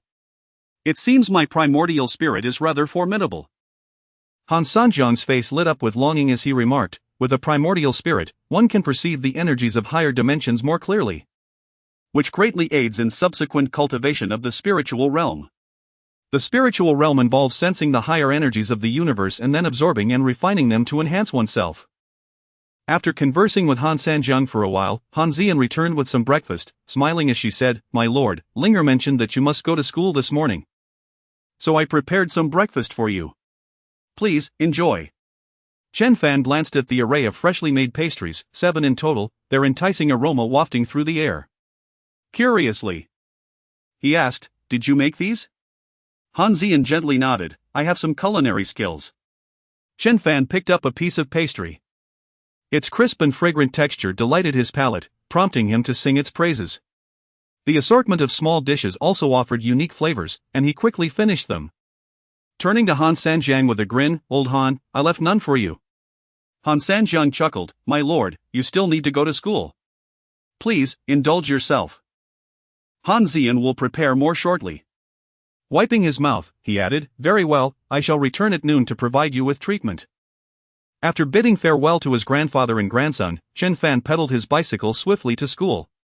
As he rode into the campus and turned the corner at the southeast edge, he noticed not far ahead that Zhang Fei was cornered by a tall, slender boy who was hurling profanities at her. Zhang Fei bowed her head in silence. And seeing that no one was around, the boy reached out to grope her. Suddenly, Zhang Fei pushed him away. Enraged, the boy shouted, "Filthy slut! What are you pretending for? So many boys have been with you, why can't I?" With a screech, Chen Fan abruptly halted his bicycle at the roadside and strode over. Fixing his gaze on the boy, "What do you think you're doing?" The boy, taller than Chen Fan, glared at him and retorted, "What I do is none of your business, get lost." With a swift kick, Chen Fan sent him flying.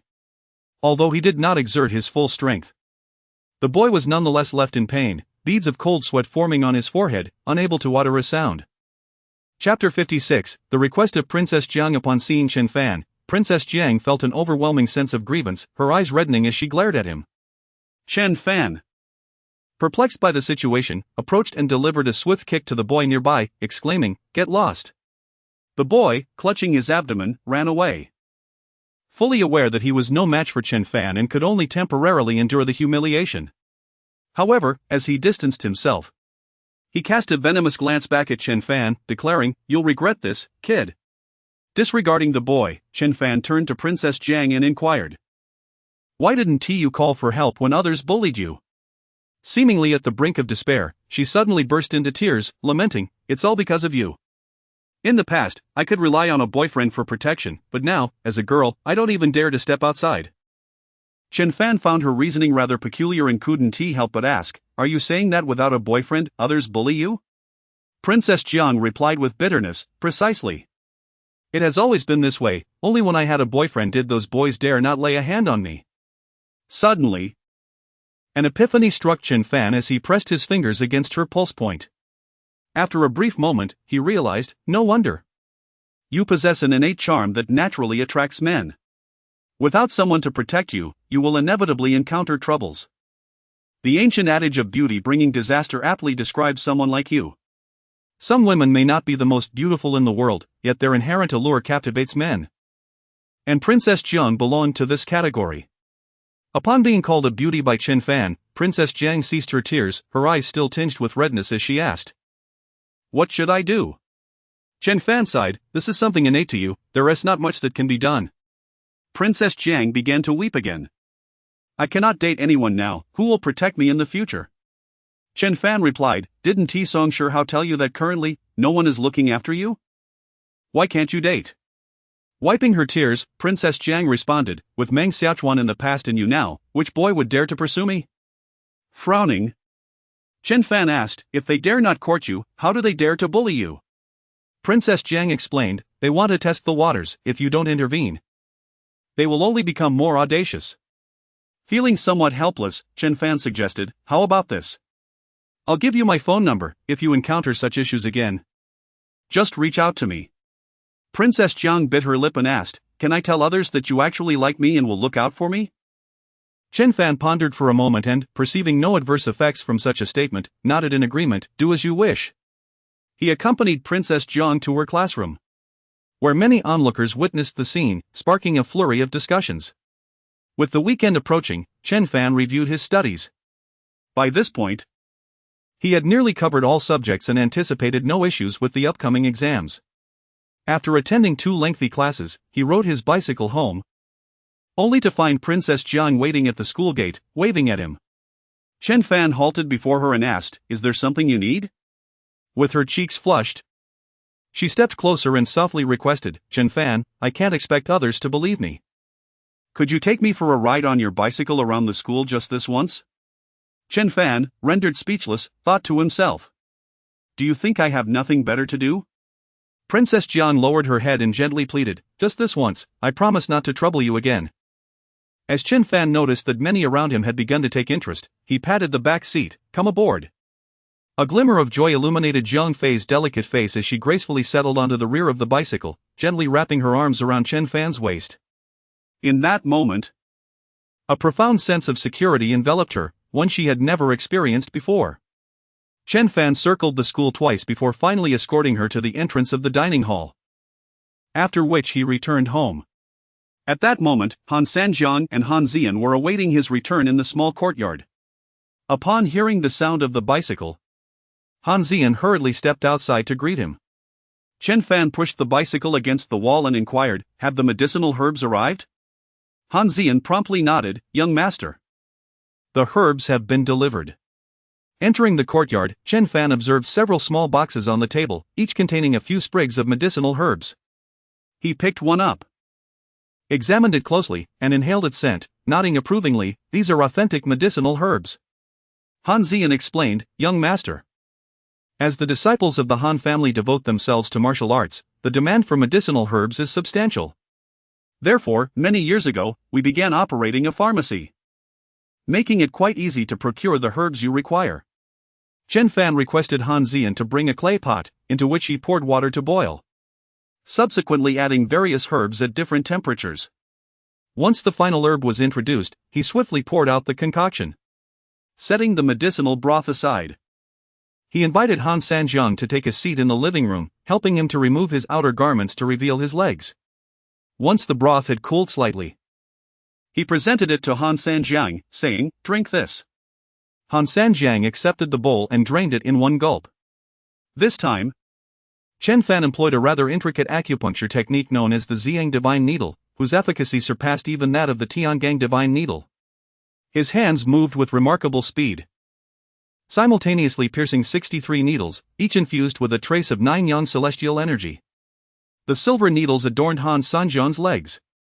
Soon, Han Sanjiang felt a warmth radiating through his legs, followed by a throbbing sensation in his veins, accompanied by a tingling numbness. Chen Fan periodically observed the treatment, adjusting the needles as necessary. After approximately 40 minutes, he prepared another bowl of medicine for Han Sanjiang. This concoction differed from the first, upon consumption. Han Sanjiang felt a swelling in his legs, accompanied by a slight prickling sensation, yet his tactile awareness was heightened. Chen Fan expressed his satisfaction, excellent, it's taking effect. After half an hour, he removed all the needles and swiftly began to massage Han Sanjiang's legs. Deeply grateful, Han Sanjiang said, I am indebted to you, young master. I feel quite uneasy. Chen Fan replied, do not move this afternoon. I shall perform acupuncture on you again this evening. Han Sanjiang responded, I shall heed your instructions, young master. After working diligently and breaking a sweat, Chen Fan refreshed himself with a splash of water and then returned indoors to tend to the cat. The black dog remained obediently still. When Chen Fan instructed it to stay put, it lay quietly, only venturing out to relieve itself. Beside the black cat was a food bowl containing unfinished cat food, seemingly placed there by Yang Lan. Let me see how well you are recovering, he mused, lifting the black cat for inspection.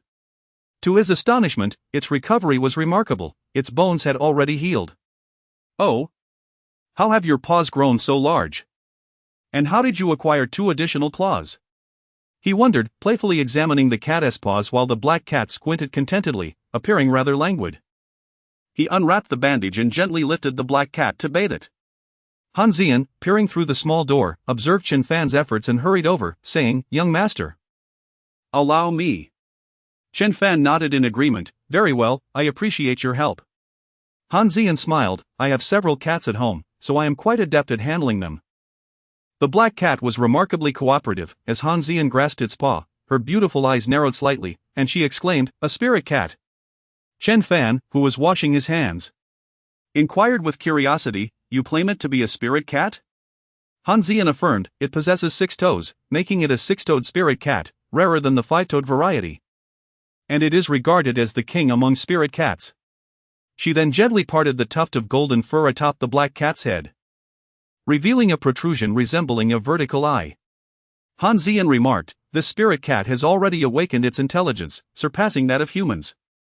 The black cat listened quietly to their conversation, displaying no unusual behavior. Chen Fan pondered, could this be the influence of celestial energy? Chapter 57, The Art of Summoning Thunder. As someone tended to the black cat's bath, he retreated to his chamber to practice his skills, preparing to rest for a while before continuing the treatment for Han Sanjian later that evening. Han Xian, having washed the black cat, dried its fur thoroughly. The black cat emerged from her embrace, sauntering leisurely into the study, where it perched atop Chen Fan's desk. After practicing for a while, Chen Fan's consciousness circled around him before returning. At present, his primordial spirit was steady, allowing him to cultivate some secret techniques and extraordinary skills imparted by his master. After a moment of contemplation, he resolved to practice one particular ultimate technique known as the art of summoning thunder. This technique enabled the practitioner to harness the celestial thunder of the purple firmament and obliterate the opponent's soul through the manipulation of their primordial spirit. However, mastering the celestial thunder required his semi-immortal physique, otherwise, being struck by it would reduce him to ashes in an instant. The first step in this cultivation involved absorbing the faint energies of the purple firmament's thunder, allowing the primordial spirit to gradually acclimate, a process that could last from 10 days to half a month before formal cultivation could commence. To pursue this training, he ascended to the rooftop, yet felt it was insufficient. Thus, he mounted his bicycle and set forth towards the nearest mountain, Wind Thunder Mountain. Wind Thunder Mountain was over 30 kilometers away from Chen Fan's residence by car, yet he chose a direct route. After cycling for about 7 or 8 kilometers, he reached a bend in the road and commenced his ascent on foot. Within less than 10 kilometers of walking, he arrived at the base of Wind Thunder Mountain. Towering over 900 meters, he climbed to the summit, leaping onto a large boulder to receive the celestial thunder.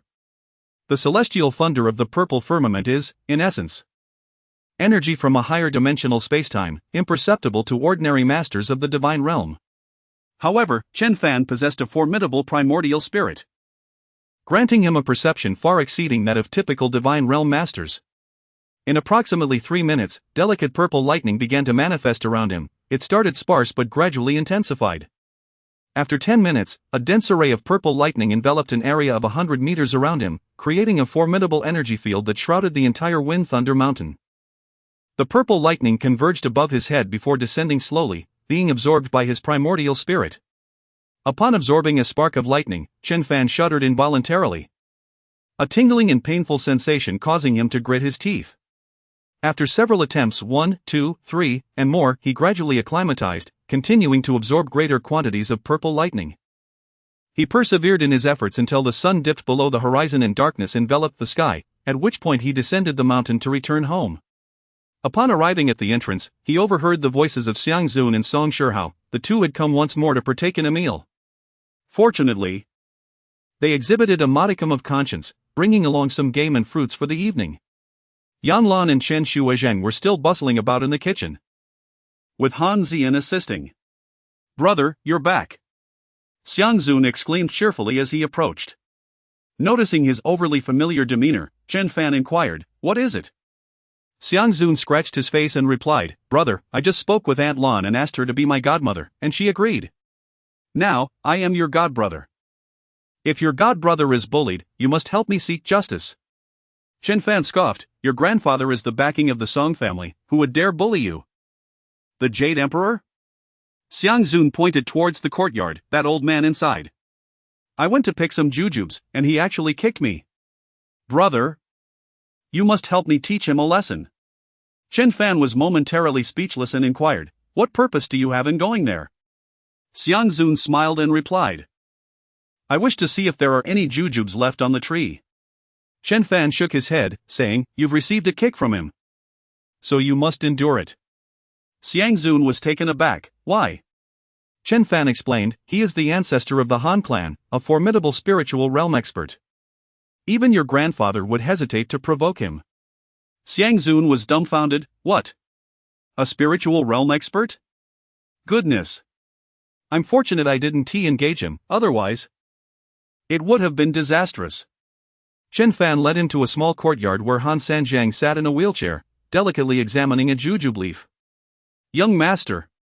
He greeted with a slight bow, his tone respectful. Chen Fan introduced, this young man is Xiang Zun, who shamelessly claims me as his godbrother. And now he is my adopted younger brother. Han Sanjiang quickly responded, young friend Xiang, I apologize for my earlier rudeness, I hope you can forgive me. Xiang Zun rubbed his nose, no worries. Chen Fan remarked, there are no jujubes left on the tree, do not climb it for no reason. Xiang Zun chuckled awkwardly, brother. The day after tomorrow was my grandfather's birthday. I wish to present him with a gift. After much consideration, I believe the jujubes would be the best choice. Chen Fan asked, oh, how old is your grandfather? Xiang Zun replied, this year marks his 80th birthday. He dotes on me. Yet I feel I am lacking, my grades are poor, and I possess no notable talents. Thus, my cousins look down on me, believing he favors me. This time, I wish to offer him a unique birthday gift to bring him joy. Chen Fan noticed that Xiang Zun was quite concerned about his grandfather's perception of him. After contemplation, he suggested, what kind of birthday gift would be jujubes? Perhaps a peach of longevity would be more fitting. Xiang Zun's eyes sparkled, brother. Do we have peaches of longevity at home? Chen Fan returned to the house and retrieved a large, red peach, fragrant and weighing about 1.5 pounds. Xiang Zun's eyes widened, is this a spiritual peach? Its aroma is even more delightful than that of the jujubes. It is slightly more effective, you should present this instead. Just find some packaging to wrap it, Chen Fan advised. Xiang Zun nodded fervently, thank you, brother. With that, he gleefully dashed away, cradling the spiritual peach. Han Sanjiang chuckled. Young master, this spiritual peach, like the jujubes, was cultivated by you, correct? Chen Fan replied, one might say so. The time has come, I shall continue with your acupuncture. This time, he did not require Han Sanjiang to drink herbal soup, he focused solely on acupuncture and massage, the entire process lasting 40 minutes. Afterwards, he instructed Han Sanjiang to rest and went to wash his hands before dinner. The evening meal was sumptuous, and the atmosphere in the house was lively. The dishes were delightful, Han Xian's culinary skills were exceptional, even enticing picky eaters like Xiang Zun and Song Shi how to eat heartily. After satisfying his appetite, Xiang Zun patted his belly and said, brother, I have already made arrangements with the 6 families behind us and the 4 families to the west to purchase their land parcels, intending to build a spacious courtyard. The combined area of the 12 courtyards will amount to approximately 3,000 square meters, which is ample. Chen Fan frowned, didn't you already acquire the courtyard opposite? Why do you still wish to construct a building? Xiang Zun replied with a smile, I discussed it with Hao Gu, we wish to show our respect to our godparents. So we decided to build a large courtyard. They can start constructing the back part first, and once it's completed, we can move in without disrupting our current residence. Yang Lan hurriedly said, Xiao Zun, 12 courtyards are far too vast, do not squander your money recklessly. Chen Fan replied, Mother, let them be, there is no need for concern. Soon, we shall relocate to the villa. Upon hearing that Chen Fan had purchased a villa, Xiao Zun promptly inquired about its location. After the meal, Han Xian returned to the small courtyard to check on Han Sanjiang, only to be met with a sudden exclamation from within. Chen Fan went to investigate and discovered Han Sanjiang had already managed to walk while supporting himself against the wall. His steps surprisingly steady. He frowned and said, did I permit you to get up? Sit back down. As the esteemed ancestor of the Han family and a formidable figure in the spiritual realm, Han Sanjiang now resembled a wayward child caught in wrongdoing. Hastily returning to his wheelchair, and awkwardly stated, "Young master, I acknowledge my mistake." He offered no further explanation, simply accepting his fault. Chen Fan remarked. Though your meridians have been unblocked, your spiritual veins remain dormant. If you do not wish to awaken them, feel free to continue walking. Han Sanjiang trembled violently, his voice quavering as he asked, "Young master, will I be able to restore my spiritual veins?" The spiritual veins are crucial for practitioners to absorb energy from higher dimensional realms, forming energy pathways within their bodies. Without them, one cannot truly be regarded as a powerful being in the spiritual realm. Chen Fan scoffed.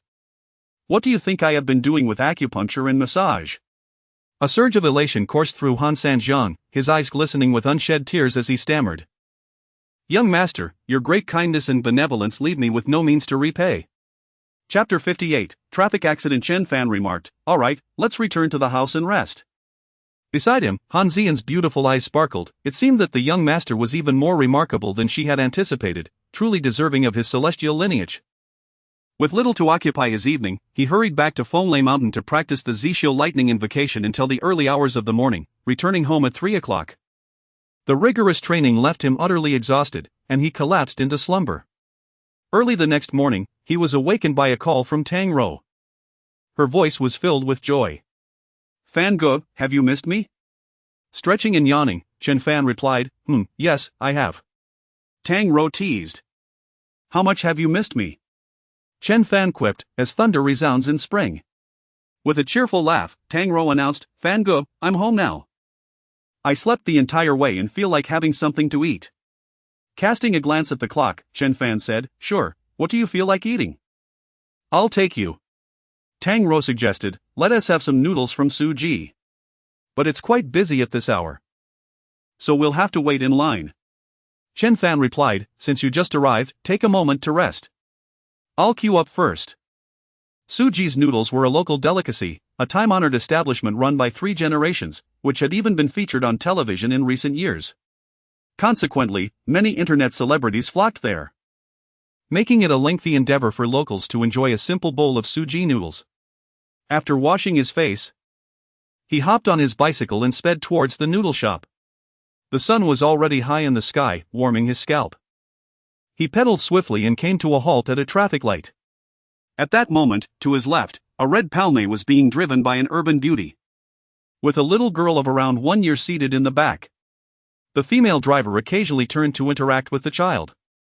Suddenly, in the left lane, a large truck laden with construction debris barreled through the intersection just as the yellow light flickered. As it veered into the center of the road, an electric scooter rushed forward. The truck driver slammed on the brakes while sharply turning the steering wheel to the right. The vehicle's weight in the abrupt maneuver caused it to tilt dangerously, heading straight toward Chen Fan and the red car. With no time to ponder, Chen Fan swiftly maneuvered to the side of the vehicle and grasped the chassis with all his might. In that fleeting moment, the truck collided, causing the red car to shift several meters sideways. Only the outer side was struck by debris, leaving the occupants unharmed. However, the 2 cars further away were not so fortunate. Chen Fan was unable to assist in time. They were forcefully crushed beneath the truck, instantly flattened. The drivers of those 2 vehicles had no time to react. Dust filled the air as the woman in the palme paled in terror, staring blankly at the enormous truck and the scattered rubble. The little girl in the back seat began to cry, prompting the woman to comfort her. Chen Fan immediately dashed toward the pile of stones, and others hurried over to lend a hand. Yet, these boulders weighed at least 100 pounds, leaving everyone else powerless. After clearing a small opening, Chen Fan suddenly halted. His acute senses detected an unsettling silence beneath. The heartbeats of the 3 individuals in the vehicles had ceased. The truck driver crawled out from the overturned cab, and upon witnessing the grim scene, he crouched down, cradling his head in despair. Meanwhile, the electric scooter that had run the red light merely glanced back before speeding away. Nearby traffic police soon arrived to manage the rescue efforts. Not far away, a middle-aged man with slick-back hair cast a glance in our direction, his brow furrowed. Upon confirming that the red car was unscathed, he turned and departed.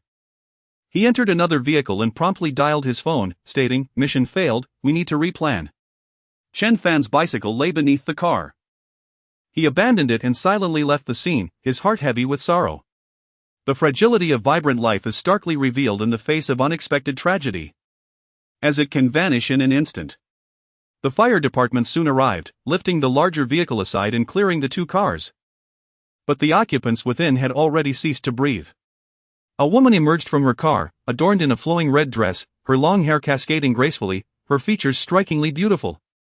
She began to respond to the inquiries of the traffic police. As she recounted how her vehicle had suddenly veered aside, the officers sensed something amiss and decided to review the nearby traffic surveillance footage. The footage was remarkably clear. The large vehicle had swerved violently due to an electric bicycle, causing it to tip over. At that moment, a young man on a bicycle leapt from his ride, bending low to grasp the chassis of the car, dragging it several meters away.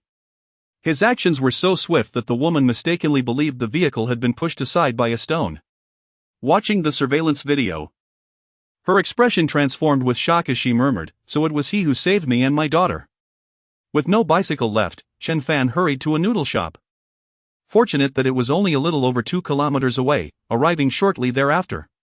The queue was not extensive, and after waiting for about 10 minutes, he received his number. Then, Tang Ro called. Her home was nearby, just a 6 or 7 minute drive. The two ordered a couple of small dishes and 2 bowls of noodles, enjoying a simple breakfast together. Noticing Chen Fan's subdued demeanor, Tang Ro inquired, "Brother Fan, are you not feeling well?" Chen Fan refrained from mentioning the traffic accident, smiling instead. "No, I'm just lost in thought." "Xiao Ro, did you enjoy your time abroad?" Tang Ro replied with a smile, "Yes, it was quite enjoyable. I initially planned to return next week, but with exams approaching, I came back early." After finishing their meal, Chen Fan retrieved some fresh jujubes from his pocket and offered them to Tang Ro, saying, "Give these a try." Tang Ro took a bite, savoring the crisp sweetness and an aroma she had never experienced before. She exclaimed, "Delicious." "Brother Fan, what kind of jujube is this?" Chen Fan chuckled. "These are from my family's jujube tree." For the past few days, Chen Fan had been contemplating a matter, since his celestial power was gradually waning. Why not cultivate more spirit jujubes and spirit peaches? Once his celestial power faded completely, he could still consume these fruits to replenish himself. Before long, a driver from the Tang family arrived to pick them up. Tang Ro beamed, "Brother Fan, come to my house. I brought back some gifts for you and uncle and aunt." Chen Fan smiled, "How generous of you." Tang Ro continued, "I bought you a watch and a belt. And I also brought some local specialties for uncle and aunt."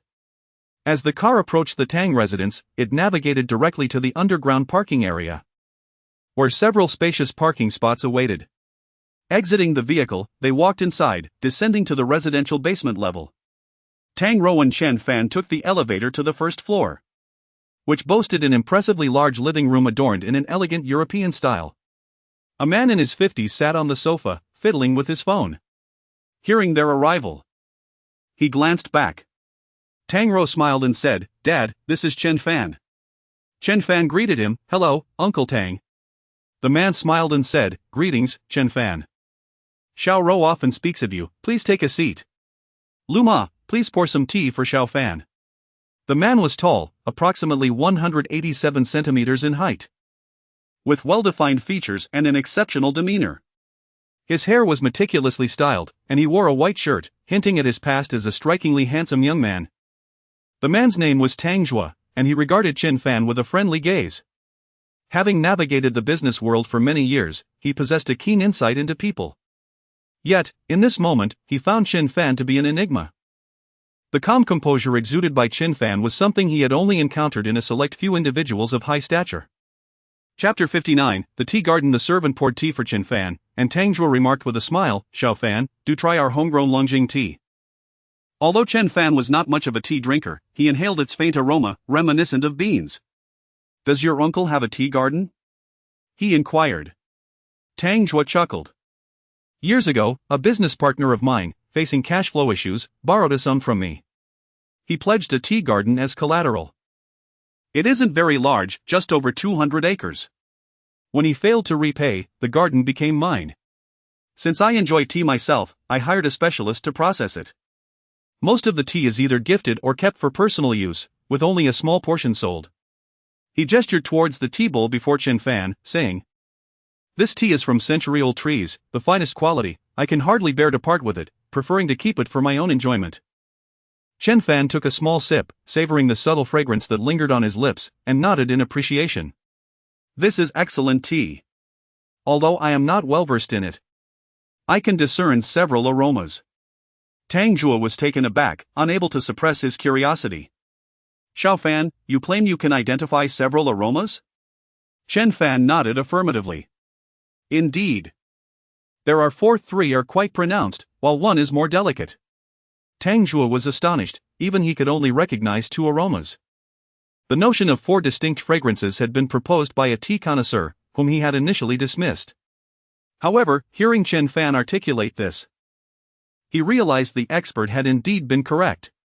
"Xiao Fan, it seems you are quite the aficionado, claiming ignorance is simply modesty," he laughed.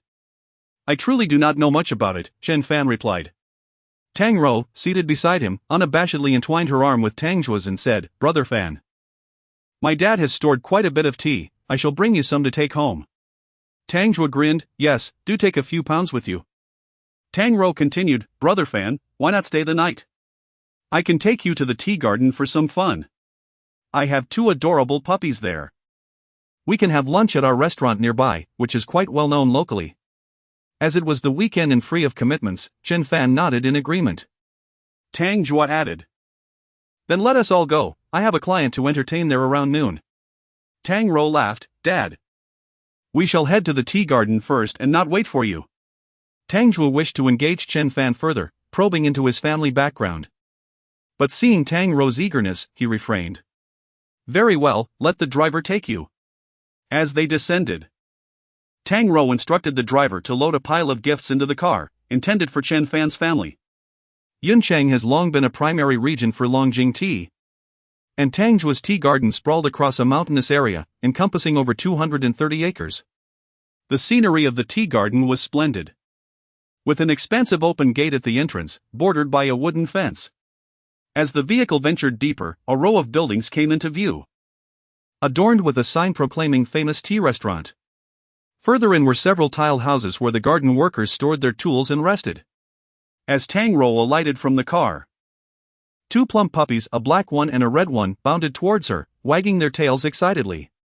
"Xiao Hei, Xiao Hong, did you miss me?" Tang Rou laughed, affectionately patting their heads. The little creatures, nearly 2 or 3 months old, were so chubby they could barely run. After amusing themselves with the dogs for a while, the 2 ascended the tea mountain, with the 2 dogs, Xiao Hei and Xiao Hong, wagging their tails behind them. However, their plumpness occasionally caused them to tumble. At the foot of the mountain lay an orchard, cultivating various fruits such as pears, peaches, apricots, and walnuts, spanning several acres. Within the orchard, some vegetables were also grown. And in the distance, a fish pond could be seen, where chickens and ducks foraged for insects among the crops. Tang Rou remarked that these fruit trees and vegetables were for their own consumption and were not treated with pesticides. As they continued their ascent, camellias were planted along both sides, although they were not yet in bloom. Tang Rou pointed towards the mountain and said, "There are 15 ancient tea trees over there, which my father treasures dearly. However, tea trees have a lifespan, and it's a miracle that they have survived to this day. 3 of them have begun to wither. I wonder if they will make it through this year." The mountain path was arduous, and after a while, Tang Rou began to breathe heavily. The 2 little dogs persevered up the hill, panting from exhaustion. A pavilion had been constructed here, and Tang Rou sat down to rest while the 2 dogs frolicked nearby. Chen Fan gazed down at the lush greenery below and remarked, "Having a tea plantation here is truly wonderful." Tang Rou smiled and replied, "You can come here often to play in the future. If you tire of playing, you can stay, there are places to rest on the mountain." Chen Fan looked up and noticed a 2-story building at the summit and couldn't help but ask, "Why build a house at the peak? Aren't you worried about the mountain winds?" Tang Rou explained, "The view from the mountain is splendid. I spend some time up here every year. Moreover, the house is also to guard those ancient tea trees." Chen Fan inquired, "Are the old tea trees so precious?" Tang Rou nodded, indeed. My father hopes to use the tea from these ancient trees to participate in the prestigious tea selection competition and achieve recognition. If they earn a commendation, the tea from the plantation can fetch a higher price. Chen Fan asked, what is the profit per acre of tea here? Tang Rou chuckled, around 20,000, I suppose. With over 200 acres, it amounts to nearly 4 million in profit each year. Chen Fan remarked, your father is engaged in large-scale business. This amount should not be a concern for him. Tang Rou laughed, that may be true. But my father cherishes this tea garden and comes here whenever he has the time. Chen Fan found it curious but did not dwell on it, saying with a smile, let us go and see the ancient tea trees. Eventually, after climbing for several minutes, they spotted the first ancient tea tree. Although parts of it had withered, the living sections remained lush and vibrant. Tang Rou said, Fangu, this tea tree is over 150 years old. However, in recent years, it has shown signs of decay, and its yield diminishes year by year. Chen Fan gently supported the tea tree and imparted a hint of vitality to it. After observing for a while, they continued upward and came across several more ancient tea trees. Nearing the summit, they encountered a tea tree that was mostly dead, with only a single branch still bearing leaves. Once towering, it had ultimately succumbed to the ravages of time, its life nearing its end. Tang Rou sighed softly and said, this tree is the oldest, it was transplanted from another mountain and is over 200 years old. When my father took over the tea garden, it was still thriving.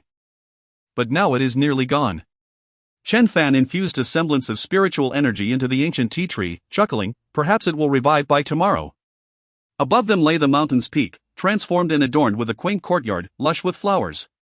As they approached the small building, Tang Rou retrieved a key from a nearby flower pot and unlocked the door. The living room was simple, furnished with 2 sets of sofas and a tea table. Yet it bore a layer of dust. Tang Rou remarked, I'll have someone come to clean it up shortly. She then inquired, Brother Fan, how about we spend the night here and return tomorrow? Chen Fan responded, did you used to live here alone? Tang Rou smiled, I would when my father was alive. But I don't feel brave enough to do so by myself. Chen Fan nodded, very well, we shall stay here tonight. The first floor housed the dining and living areas, while the bedrooms and study were on the second floor.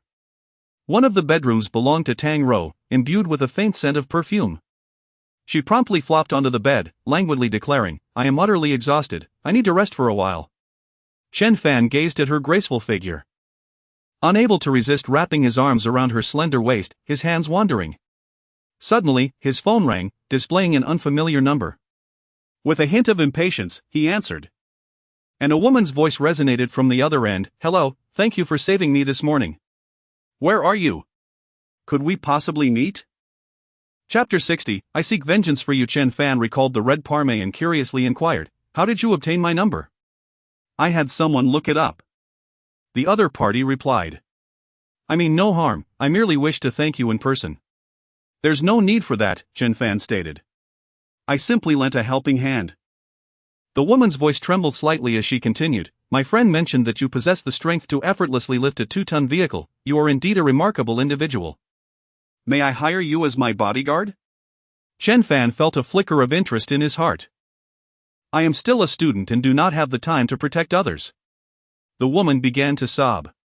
But I do not know whom to turn to. They are everywhere, and I have nowhere left to go. Chen Fan furrowed his brows and asked, who are they? They are the ones attempting to force me to relinquish my possessions.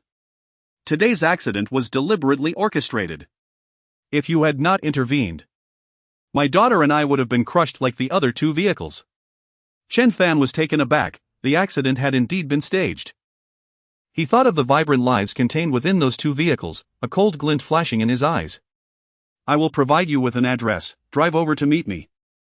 The woman was overjoyed. All right, I will come immediately. He sent her the location, and Tang Rou, embracing him from behind, asked sweetly, Brother Fan, who was on the phone? A friend, she will come over shortly to discuss something. At that moment, loud voices resonated from the shadowy side of the mountain, indicating that there were multiple individuals present. Tang Rou drew back the curtains and glanced toward the back mountain, frowning as she remarked, it's them again. Chen Fan approached the window to investigate. Below, 5 youths, around 17 or 18 years old, were climbing up the mountain, chatting and laughing boisterously. Who are they? Chen Fan inquired. I don't know them, Tang Rou replied. They have been coming to the mountain frequently over the past 6 months. Once, they broke the lock and killed my guard dog, the big yellow one. Another time, they attempted to lay hands on me, but the uncle from the tea plantation arrived just in time to chase them away. Tang Rou's expression turned sorrowful at the mention of the dog, her gaze filled with resentment as she glared at the group of youths below. Chen Fan's brows furrowed with indignation. These little brats need to be taught a lesson. Xiao Rou, I will avenge you. He leapt from the window and strode toward the group of youths. Before long, they were close enough for a confrontation, and the youths regarded him with sideways glances. What are you doing here? One of the blonde-haired youths retorted insolently. Leave, this is a private tea garden, and outsiders are not permitted, Chen Fan commanded. One youth, towering at nearly 6 feet 2 inches, glared fiercely and approached Chen Fan, leaning in close as he snarled, I'm going in. And what are you going to do about it?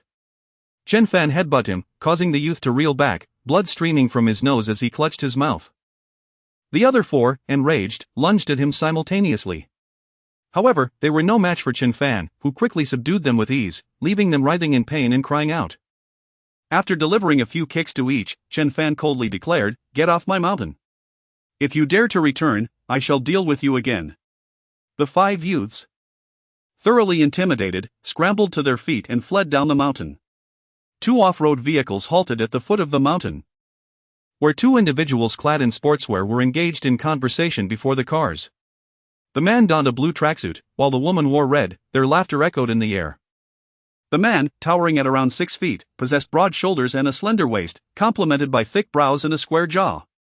As he glanced upward, he observed 5 youths who appeared quite disheveled, some with swollen noses and others sporting dark circles under their eyes, groaning in discomfort. The man furrowed his brows and inquired, What happened? The tall youth, whose nose was bleeding, wore a sorrowful expression as he replied, Fengge, a boy on the mountain attacked us upon sight, declaring that we are forbidden from ascending the mountain again, or else he would strike us each time we dared to return. The man, referred to as Fengge, was instantly incensed. Lead me to him. The woman in the red tracksuit grasped his arm, saying, Fengge, I shall accompany you. The 5 youths instantly perked up. The tall boy's eyes sparkled with excitement as he exclaimed, Fengge is a 4th-degree black belt in karate, defeating him would be child's play. Indeed. Let Fengge teach him a lesson, so he understands our might. They ventured up the mountain, while Chen Fan had already returned to a small building, playfully engaging with 2 puppies at the entrance. He cradled the red puppy in his arms, infusing it with a thread of celestial energy. The little red dog immediately squinted its eyes in bliss, emitting soft sounds of contentment and exposing its belly to Chen Fan. The black puppy promptly joined in, seeking affection, prompting Chen Fan to smile and similarly share a strand of celestial energy with it. The 2 puppies evidently absorbed significantly more celestial energy than the jujube in peach trees. And after receiving the energy, they scampered to a corner, their eyes half closed in a state of serene lethargy. Meanwhile, Tang Rou busied herself in the living room, wiping down the dining table and chairs. At that moment, the 5 youths ascended the mountain once more, accompanied by a man and woman in sports attire. Unlike their earlier disheveled appearance, the youths now marched with vigor, their chins held high. Fengge, it's him. The man in sportswear approached, fixing a piercing gaze on Chen Fan and demanding, Did you strike them? Chen Fan, with his hands tucked into his pockets, stared at the 5 youths and replied, Did I not warn you that if you ascend the mountain again, I would strike you each time we meet? The youths instinctively recoiled, averting their eyes from him. Fengge retorted angrily, You are excessively arrogant, boy. Chen Fan scoffed in response, Arrogant? Had I not considered their youth? I would have severed a limb from each of them. Fengge chuckled darkly, This is intriguing, let me see what qualifies you to exhibit such audacity before me. The woman in the red tracksuit interjected loudly, Fengge, be gentle, do not kill him. Tang Rou approached the door, fully aware of Chen Fan's prowess. Hearing the woman's words, she encouraged, Fengge, strike his face. Fengge snorted disdainfully and took a few steps forward, beckoning Chen Fan with a cold gesture. Come here. Stepping forward, Chen Fan swiftly caught Fengge off guard, delivering a resounding kick to his face that echoed loudly. Tang Rou clapped enthusiastically, exclaiming, "Well done, Fan Gu! You delivered that blow exactly as promised." The little black and red puppies also perked up, barking excitedly, seemingly cheering Chen Fan on. At just 20 years of age, Feng, a 4th-degree black belt in karate, had never before encountered such a loss. His face turned a deep shade of purple. And with a cry of distress, he launched a kick towards Chen Fan. In a swift motion, Chen Fan closed the distance, using his right hand to push Feng away with considerable force, sending him crashing against a stone, resulting in a painful exclamation. A woman in athletic attire rushed to assist him, her face reflecting profound astonishment. Despite being a 4th-degree black belt, Feng's practical skills proved insufficient, as he failed to withstand even a single blow from his opponent. Chen Fan then approached the 5 youths, speaking coldly, "I have warned you before. If you ascend the mountain again, I will strike you. Will you take action yourselves, or shall I intervene?" Witnessing even the most formidable among them, Feng, incapacitated in the distance, the 5 youths immediately wilted. The tallest among them hastily replied, "We can handle it ourselves, you need not intervene." Chen Fan, arms crossed, replied nonchalantly, "You shall each partake in a mutual exchange of slaps, let it be 10 each, as you all share the same fate." Chapter 61, A woman with no path forward. Thus, the 5 individuals exchanged slaps, initially with little force, but upon receiving a piercing glance from Chen Fan, they resorted to striking harder, the sound of slaps resonating continuously. Each was met with 10 resounding slaps, leaving their faces swollen. And 2 of them had tears welling in their eyes. "You may leave," he stated coldly. The 5 youths hurriedly assisted their leader, Feng Gu, and fled down the mountain. As Feng Gu turned to descend, he suddenly faced Chen Fan and declared, "Today, I am outmatched, I shall return another day to seek your counsel." Clearly unwilling to accept defeat, he left behind that harsh remark. Chen Fan replied nonchalantly, "Next time, bring someone capable, not a weakling like yourself." Feng Ji's expression darkened further, and he scoffed heavily. Once this group had distanced themselves, Tang Rou burst into laughter, exclaiming, "I wish you had come earlier to teach these rascals a lesson." Chen Fan chuckled, "They will think twice before returning." After some playful banter, he commenced his training atop the mountain. Having perfected the 5th stance of the divine machine posture, he began practicing the 6th. After an hour, he successfully mastered the 6th posture, a mysterious force coursing through his entire being, his spirit seemingly bathed in celestial light, embodying both form and essence. At that moment, his phone rang again. It was the woman from the Pamei calling. Breathless, she said, "Hello? I am on my way up the mountain." Chen Fan, taken aback by her arrival, replied, "Please wait where you are, I will come down to find you." He descended swiftly and soon arrived before a large stone, where a woman in a red dress leaned against it, panting heavily. It was evident she was not accustomed to climbing, beads of sweat glistening on her forehead. The woman possessed an exquisite figure, her profile strikingly beautiful, her breaths causing her form to rise and fall. Upon noticing Chen Fan's arrival, she quickly stood, slightly embarrassed, and introduced herself. "Hello, my name is Wei Yuan. I apologize for disturbing you." Her features were remarkably refined, reminiscent of a young Monica Bellucci, the Italian beauty, though her silhouette was even more graceful. Chen Fan replied coolly, "No worries. You mentioned over the phone that someone intends to harm you?" Wei Yuan nodded fervently. "They wish to kill me and my child, so they can seize my husband's inheritance." Chen Fan inquired, "Who is your husband?" Wei Yuan responded, "My husband is Wei Shishing." Chen Fan was taken aback. Wei Shishing of the Qianxing Group?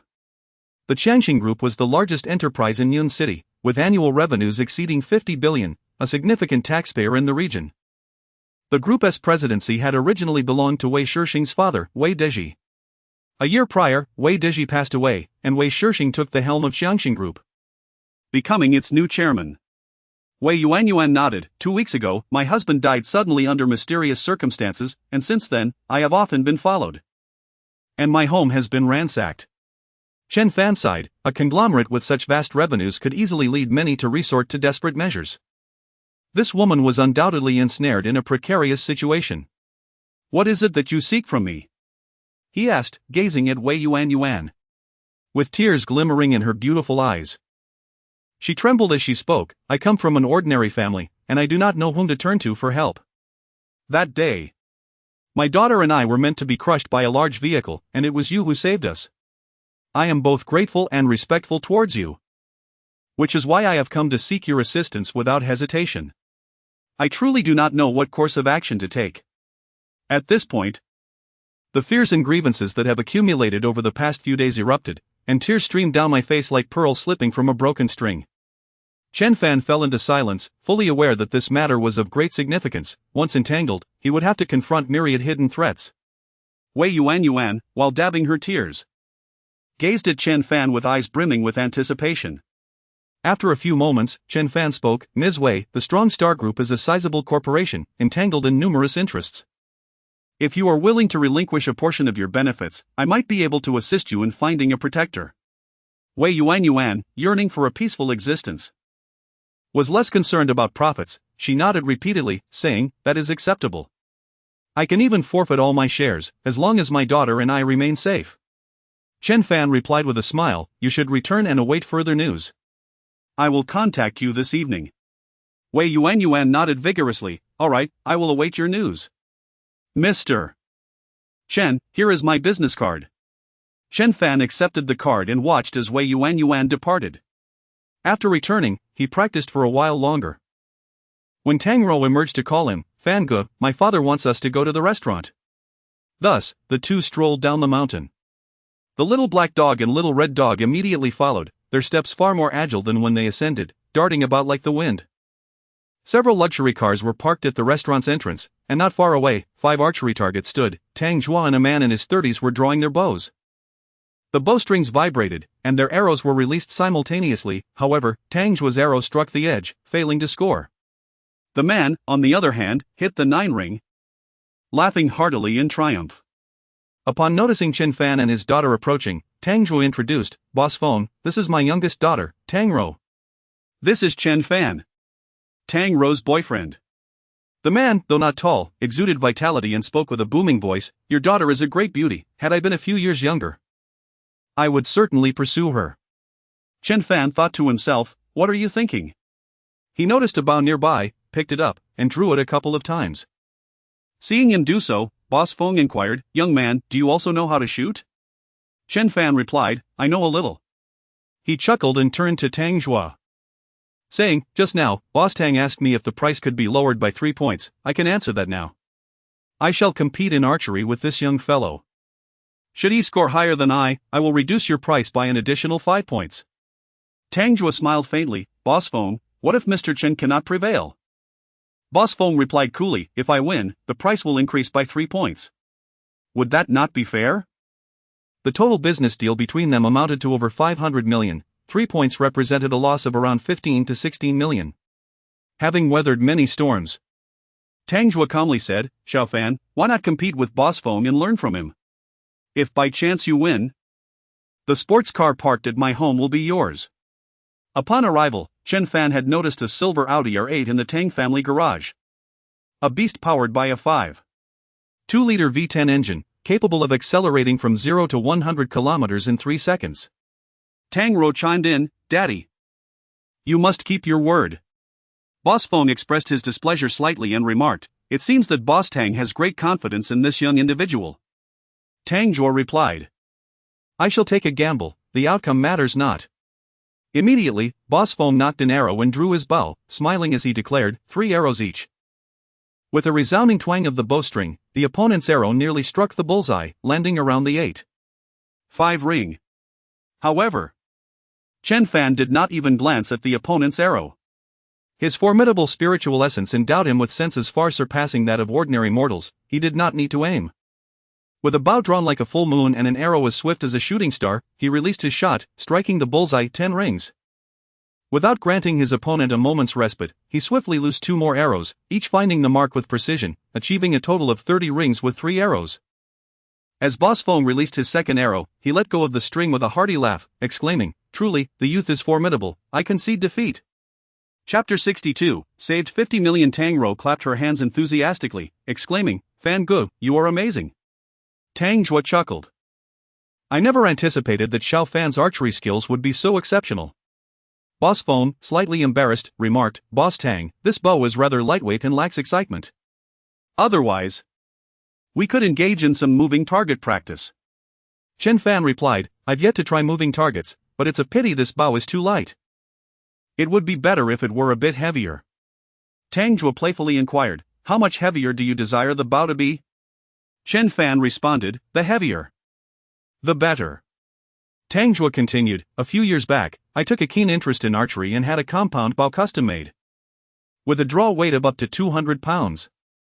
Would you like to give it a try? Chen Fan's eyes sparkled with excitement as he smiled. I would love to. Tang Jue made a trip to the storage, retrieving a compound bow. Typically, such bows have a maximum draw weight of just over 100 pounds. But this one was specially crafted, boasting an impressive 200 pounds equivalent to over 80 kilograms. The arrowheads were also customized, heavier than standard ones. Chen Fan gently pulled back the bowstring, nodding in approval, not bad. Boss Feng raised an eyebrow and said, young man, if you can hit a moving target with a 200-pound bow, I shall never touch archery again. Chen Fan laughed, Boss Feng, how could I deprive you of your passion? How about this, if I hit the moving target with this bow, you lower the price by another 5%, deal? Boss Feng, fond of bets, chuckled heartily, interesting. But if you miss, the previous 5% discount is off the table. Tang Jue calmly interjected, that's fine. Xiao Fan. No need to feel nervous, shoot freely, missing is no concern. Boss Feng instructed one of his bodyguards, throw something. The bodyguard nodded, picked up a stone the size of an egg from the ground, loosened his shoulders, and said to Chen Fan, watch closely. With that, he hurled the stone with great force, sending it soaring several dozen meters into the air. At the moment the stone was released, Chen Fan had already drawn the bow. The string taut. The arrow flew swiftly, emitting a sharp sound as it struck the ascending stone. With a resounding crack, the stone shattered. The arrow's momentum unyielding as it continued its flight far beyond before descending. Excellent! Tang Jue exclaimed, his eyes gleaming with pride, knowing his daughter had found a treasure. Tang Rou jumped with joy, exclaiming, Fan Gu, you're incredible. Boss Feng stood in astonishment, mouth agape, murmuring, how is this possible? Tang Jue laughed heartily. Boss Feng, it was merely luck. Now you owe me another 5%, I sincerely apologize. Boss Feng, ever gracious, gave Chen Fan a thumbs up, saying, remarkable. I am thoroughly impressed. With little interest in continuing archery, Boss Feng left after a brief lunch, having barely touched his drink. Before departing, he requested Chen Fan's phone number, expressing a desire to stay in touch. After bidding farewell to Boss Feng, Tang Jue sighed in relief, smiling as he patted Chen Fan on the shoulder, saying, Xiao Fan, you saved me 50 million, tell me, what do you wish for? Uncle will grant your request. Chen Fan smiled and said, Uncle Tang, did you not gift me a sports car? Everything else can be disregarded. Tang Rou quickly interjected, Dad, Brother Fan hasn't he decided yet? He will let you know once he has. Tang Jue, slightly helpless, nodded, all right then, we shall defer it for now. When Xiao Fan has made his choice, I will purchase it for him. The proprietor Feng had dined hastily, and before everyone had their fill, he returned to continue his meal. Chen Fan inquired about Tang Jue's business. It turned out that Tang Jue was engaged in the building materials trade, purchasing in bulk from suppliers and selling to various distributors across regions. His concentrated purchasing power granted him superior bargaining leverage with suppliers. Moreover, downstream wholesalers were required to make partial payments before obtaining goods from him. 2 small dogs scampered beneath the table, and Chen Fan offered them some meat, causing the little creatures to eat until their bellies were round. Tang Jue, preoccupied with his business, received a phone call and left before finishing his meal. As Chen Fan needed to treat Han Sanjiang later that evening, he played for a while before taking a car ride home with Tang Rou. They first stopped at the Tang residence, where Tang Rou handed Chen Fan the keys to the R8, placing all the gifts they had purchased into the car. Chen Fan chuckled, Little Rou, is it appropriate for me to drive away with Uncle's car like this? Tang Rou rolled her eyes, what's inappropriate about it? This car is merely worth over 2 million, you've saved him 50 million. Upon leaving the neighborhood, he initially drove cautiously, as he had never operated a sports car before. However, after a brief distance, he became accustomed to the vehicle's dynamics, accelerating as he went. The sleek silver R8 turned heads, garnering attention throughout the journey. When they arrived at home, the roar of the engine stirred the neighbors, who emerged to witness the spectacle. After all, in Chen Fan's village, the finest cars were worth only a few $100,000. They had never encountered a sports car valued at $2 to $3 million. Upon returning home, he found Song Shihao already there. He beckoned Song Shihao into his study and asked, "I recall you mentioning that the Song family plans to expand their business in Yun City?" Song Shihao replied with a smile, "Indeed, brother. The Song family's territory is primarily in Jiangnan, but Jiangbei is also a significant market. My father has long desired to venture this way but has yet to find a suitable opportunity." Chen Fan continued, "Have you heard of the Qianxing Group?" Although Song Shihao was not particularly scholarly, he hailed from a family of merchants and was familiar with major enterprises. He responded promptly, "Yes. It is the leading enterprise in Yun City. My father admires the owner, Wei Diji, claiming he is a man of great ambition." Chen Fan replied, "Wei Diji has passed away, leaving the group to his son Wei Shixing, who, unexpectedly, also succumbed to sudden death, leaving behind a widow and child." Song Shihao raised an eyebrow. Having witnessed and heard of many such occurrences, he quickly grasped the situation. "Brother, are you considering involving yourself in this matter?" Chen Fan replied, "I have no personal interest. However, if they seek my assistance, I am inclined to help. I believe if the Song family is interested, they might contemplate it. The family is willing to sell a portion of their shares, and the value will undoubtedly be below market price." Song Shihao's eyes sparkled with excitement as he exclaimed, "Brother, I will make a call to inquire, and I'll return shortly." After less than 3 minutes, Song Shihao returned, grinning, "Brother, my father has offered a low price. First, we must secure control. Second, the price should not exceed 60% of the market value. Third, this family must not influence our strategic decisions." Chen Fan remarked, "You discuss this with her, I will make arrangements." Song Shihao nodded in agreement. "Brother, let us meet tonight." He promptly called Wei Yuan to arrange a meeting at a nearby restaurant at 6 o'clock that evening. After finalizing these matters, he returned to treating Han Sanjiang. He once again summoned his celestial energy to stimulate the dormant meridians. The silver needles penetrated deeply, continuously oscillating and invigorating. After about 10 minutes, Han Sanjiang felt a warmth radiating from his meridians, indicating the faintest signs of awakening, which filled him with immense excitement. Chen Fan furrowed his brow. "What are you so excited about?" Han Sanjiang awkwardly smiled and replied, "I apologize, my lord, I shall rein in my emotions." A few moments later, a slender passage opened within the meridians, allowing the energy to begin circulating. At this moment, Han Sanjiang was overwhelmed with tears of joy. Yet he dared not utter a sound, fearful of incurring Chen Fan's wrath once more. Chapter 63, Reopening the Spiritual Vein Before Long. Chen Fan retracted the silver needles and smiled, "Excellent. With diligent practice, you shall recover in a month's time." Han Sanjiang rose to kneel in gratitude. But Chen Fan gently pressed him down, saying, "Remain seated. I will prepare a prescription, have someone procure the herbs to expedite your recovery." Han Sanjiang wiped away his tears and exclaimed, "To encounter the young master is indeed the fortune I, Han Sanjiang, have earned over 10 lifetimes." Han Zian, also dabbing her eyes, softly inquired, "Young master, I just heard Song Shihao mention that the Song family is acquiring local enterprises?" Chen Fan replied, "I will facilitate an introduction, allowing them to negotiate independently." Han Zian cautioned, "Young master, such substantial enterprises involve myriad complexities. Although the Song family wields considerable wealth and influence, there is an ancient adage that states a powerful dragon cannot suppress a local snake. We must proceed with utmost caution. Perhaps I could enlist some influential local friends to support the Song family." Chen Fan found her reasoning sound and agreed, "Very well. You shall accompany me to the negotiations this evening." Han Sanjiang interjected, "Young master, should anyone lack discernment, I shall personally intervene.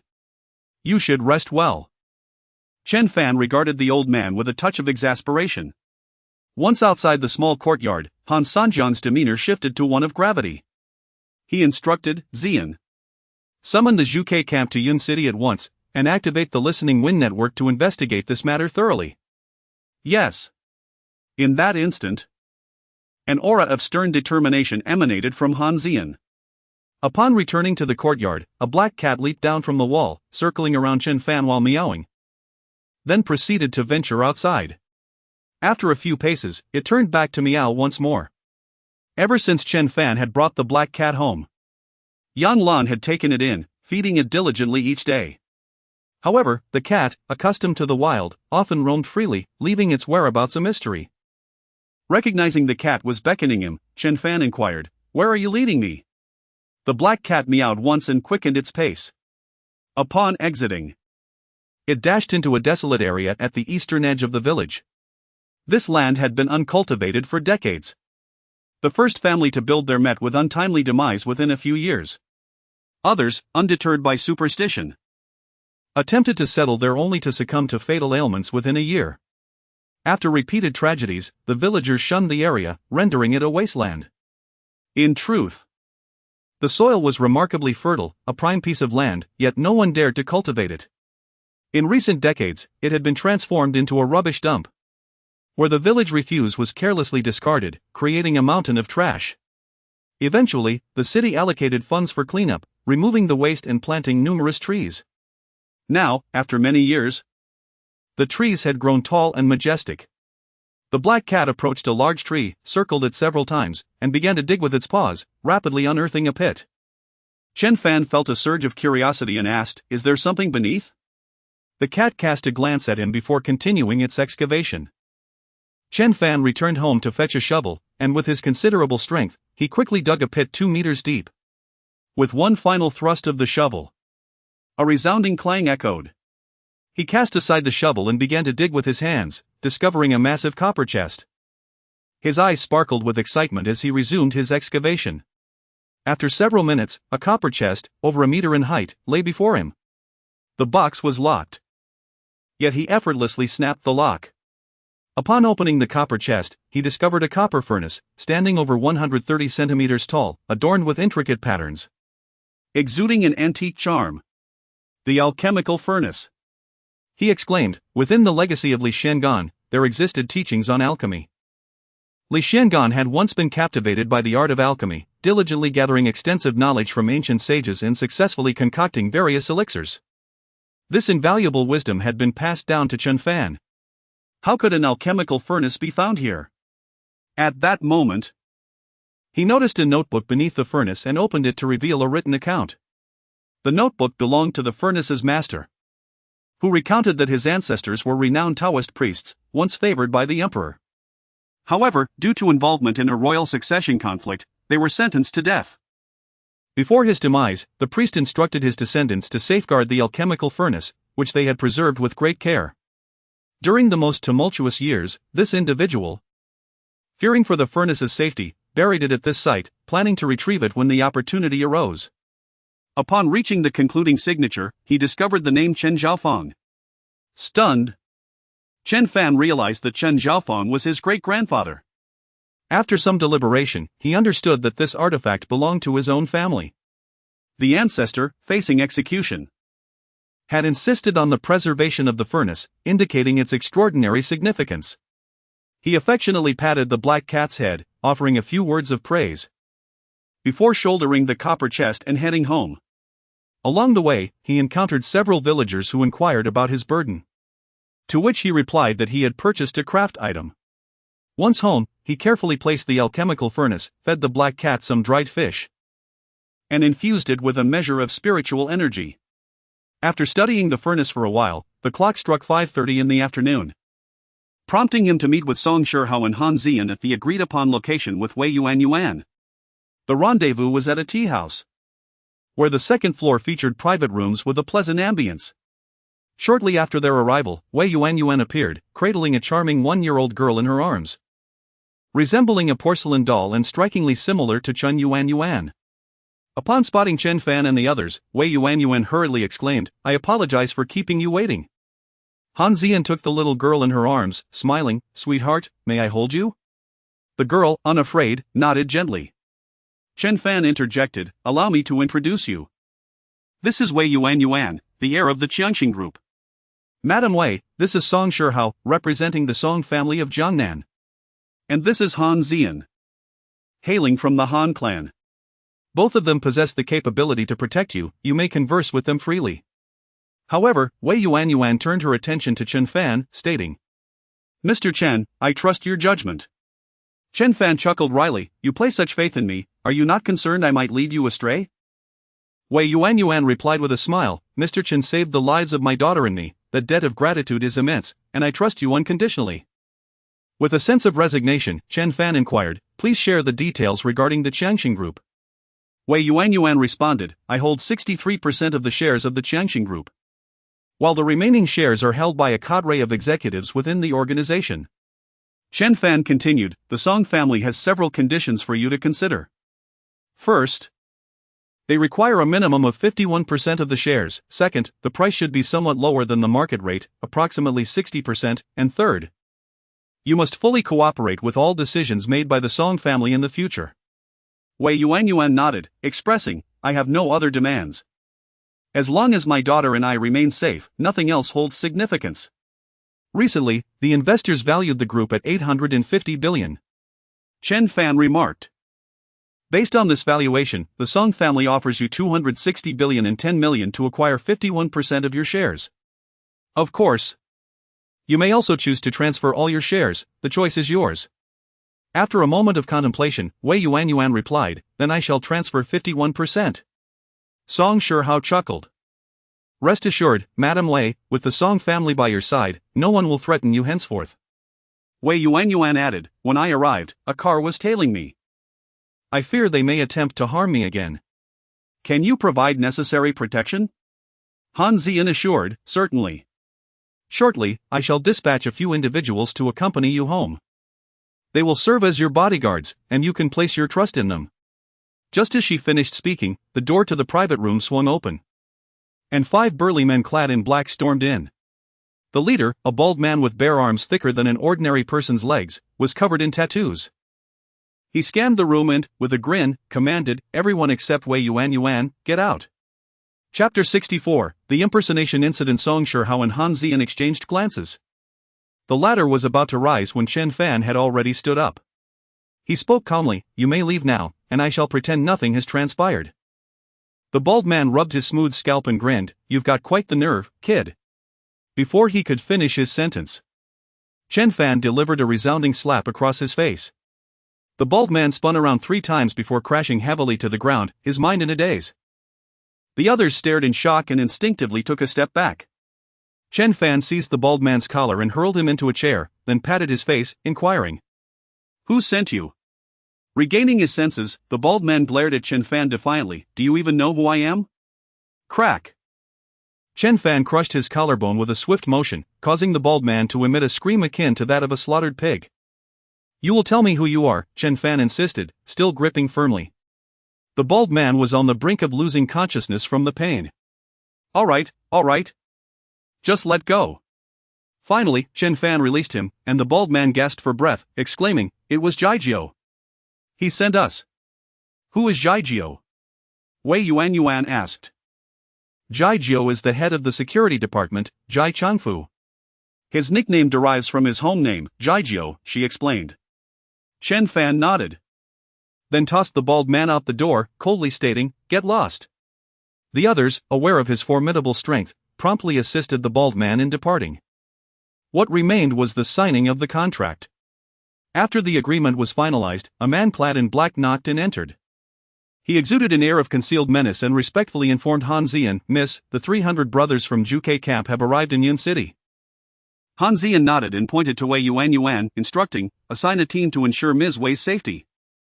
Understood, the man responded dutifully. With the matters settled, Han Ziyan arranged for protection to escort Wei Yuanyuan and her daughter back home. Song Shihao made a phone call to inform his family of the situation, receiving their full support. With other matters to attend to, Chen Fan and Han Ziyan returned home first. Night had fallen, and upon arriving, they overheard someone cursing at their doorstep in a most vulgar manner. Chen Fan recognized the voice of Chen Xuevu. He had not lived at home for some time. So why was he back to hurl insults? What nonsense! Just because you bought a villa, you think you're something special? Let me tell you. Your entire family is doomed to a short life. Earn money today, and tomorrow you'll all be gone. And you, Chen Xuezheng, what are you worth? Scoring full marks in exams means nothing, you still failed to enter university, didn't you?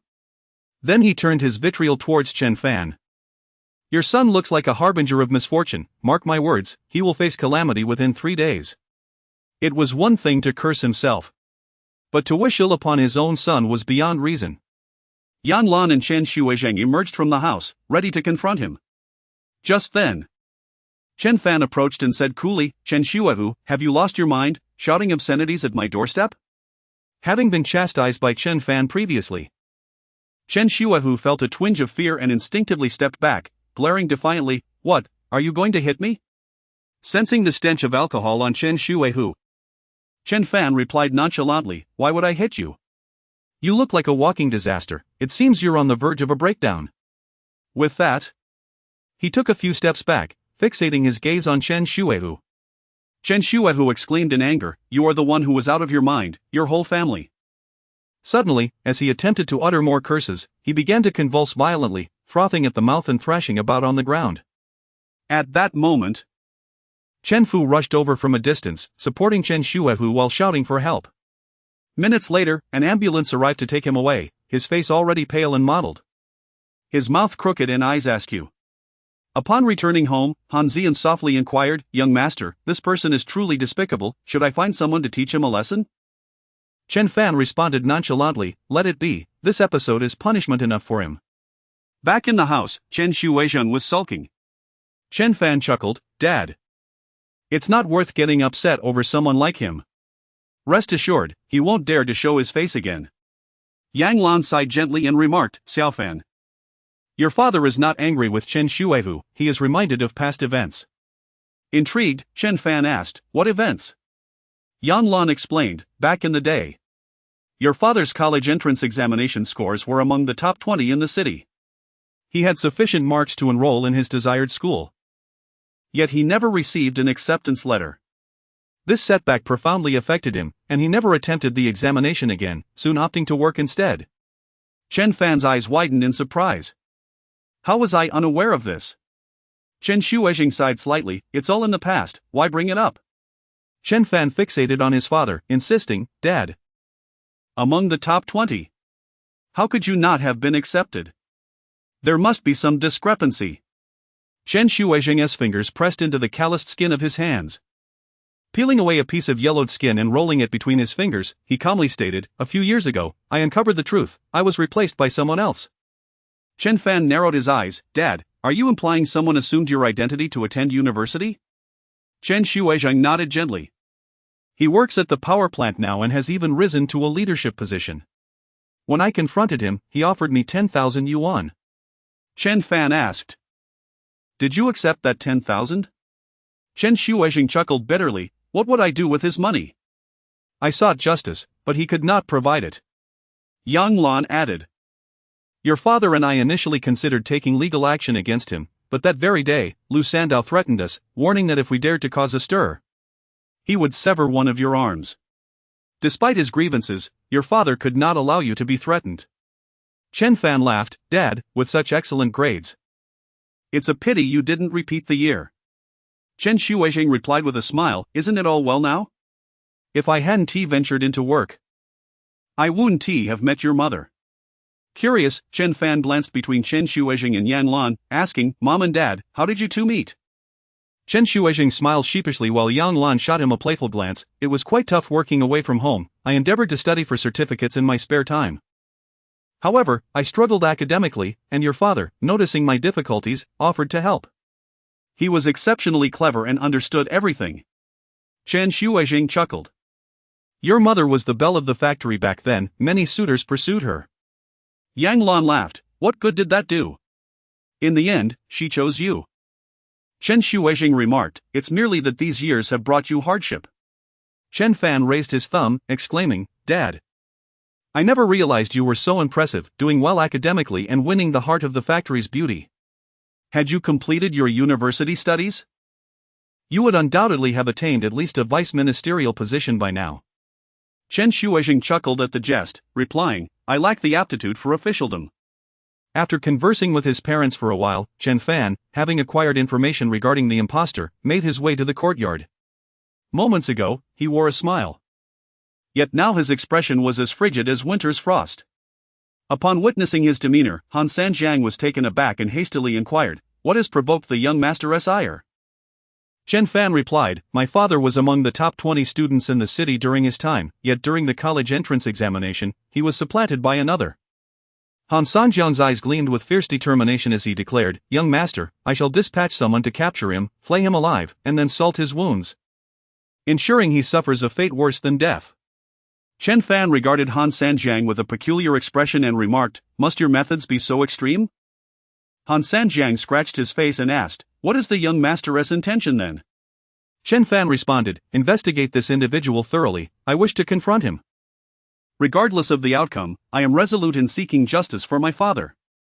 Chapter 65, The Mighty Han Clan. Han Sanjiang nodded affirmatively, "Indeed. This matter will be entrusted to this old servant, and I shall ensure that the young master is satisfied." Chen Fan acknowledged with a nod and inquired, "What of the spiritual vein?" Han Sanjiang replied with a smile, "The width of the spiritual vein is approximately 1/5 of its former capacity. I believe it shall soon be restored." Chen Fan remarked, "Cultivating in the spiritual realm entails numerous risks. Once you have recovered, I shall impart to you a set of incantations." Han Sanjiang was overjoyed. "Thank you, young master." Chen Fan continued, "Once you have regained your strength, you should return." Han Sanjiang then added, "Young master, according to the agreement made with the celestial beings of upon your appearance, my Han clan is to relinquish half of its assets and offer the most outstanding woman of our clan to you. Xian, in both beauty and talent, is the finest among us. Should you not find her unworthy, you may keep her by your side as a servant." After a moment of contemplation, Chen Fan acquiesced. "Very well." He understood that to achieve the accomplishments of his master, he would require substantial support from a formidable force like the Han clan. Attaining such heights alone would be exceedingly difficult. Accepting Han Xian would, in essence, solidify a mutual agreement, allowing both him and the Han clan to prosper as he grew stronger. Han Sanjiang breathed a sigh of relief, genuinely concerned that Chen Fan might dismiss Han Xian. He retrieved a small booklet from his bosom and said, "Young master, this is an overview of the Han clan's assets, I implore you to peruse it." Chen Fan declined. Waving his hand, "Let us discuss the assets at a later time." He was acutely aware that until he could instill awe in the numerous experts of the Han clan, such matters were but castles in the air, susceptible to collapse at any moment. Reluctantly, Han Sanjiang put away the booklet, stating, "This old servant understands that the young master may not find these matters appealing, however, in the mundane world, one must always contend with financial matters. I shall manage them for you, and whenever you require, simply inform me." With limited knowledge of the Han clan, Chen Fan requested, "Please enlighten me on the current state of the Han clan." Han Sanjiang then succinctly outlined the situation. The Han clan, having been established through martial prowess, has flourished for over a century, branching out and nurturing a plethora of martial arts experts.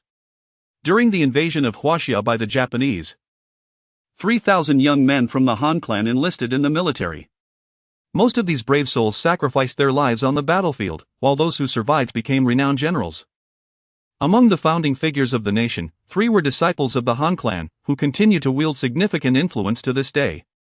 Presently, the Han clan has members in various sectors, including law enforcement, the military, business, and politics, where they mutually support each other and have established firm foundations in their respective domains. The clan itself possesses assets primarily in catering, security, and agriculture. Numerous Han clan members have ventured abroad to establish businesses, each receiving support from the clan during their initial endeavors, ultimately thriving and expanding. Nevertheless, the core mission of the Han clan remains the promotion of martial arts. Each year, the clan recruits 3,000 youths from across the nation for training, through rigorous selection. Only a scant few remain to study the more profound arts. Now, the Han clan boasts a global following of 80,000 disciples and operates various institutions, such as intelligence-gathering entities like Wind Listening, the Agile Zhuke Camp, and assassination squads known as Dark Stabs. Chen Fan was taken aback by the formidable strength of the Han clan and couldn't help but exclaim, "Even my master could not have anticipated the extent of the Han clan's growth to this day." Han Sanjiang chuckled, saying, "My grandfather believed that the number of descendants in the Han family was limited, and if martial arts were taught solely to the Han clan's sons, their achievements would be restricted. Thus, from the very beginning, he took in numerous disciples and devoted himself to their meticulous instruction, never hoarding knowledge for himself. Chen Fan remarked. Your grandfather was undoubtedly a man of great wisdom. Over a century has passed. Is it true that you are the most formidable practitioner in the Han sect now? Han Sanjiang shook his head. There are 4 outer elders in the Han sect, all possessing spiritual realm cultivation. However, they must heed my commands. Yet, in recent years, my cultivation has waned, and their obedience has diminished. Chen Fan frowned. Do they harbor rebellious intentions? Han Sanjiang replied, not at all, after all. They cannot sever ties with the Han sect. They likely believe I am no longer fit to lead them. The urgency I felt to break through back then stemmed from the pressure exerted by those 4 elders. They are younger than I, yet their cultivation is comparable to mine.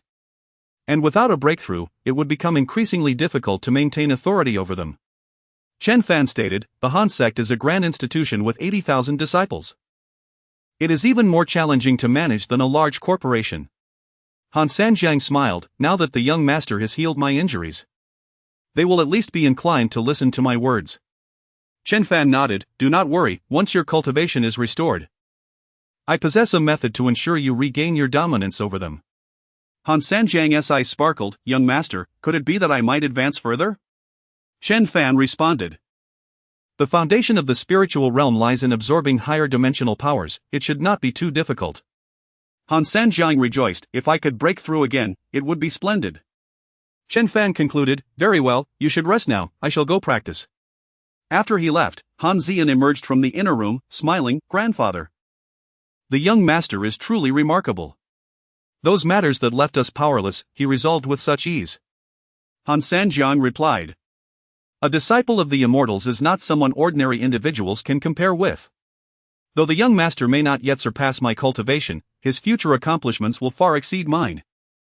Han Zian's beautiful eyes sparkled. Grandfather, will the young master become a human immortal? In her understanding, a human immortal was already an immensely powerful being. Han Sanjiang chuckled. What significance does a human immortal hold? In the past, an immortal slashed the sky with a sword, parting the dense clouds and instantly clearing the heavens. That sword was truly unparalleled. Do you think a human immortal could achieve that?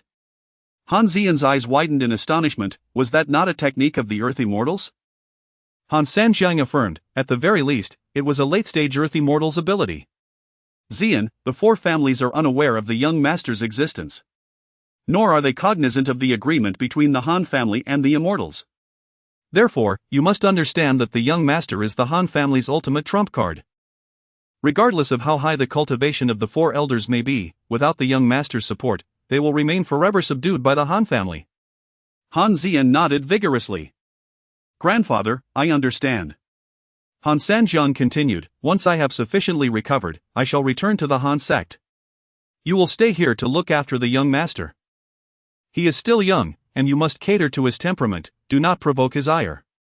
From a young age, Han Zian had been instilled with similar thoughts. She had been aware of the young master's existence since she could comprehend.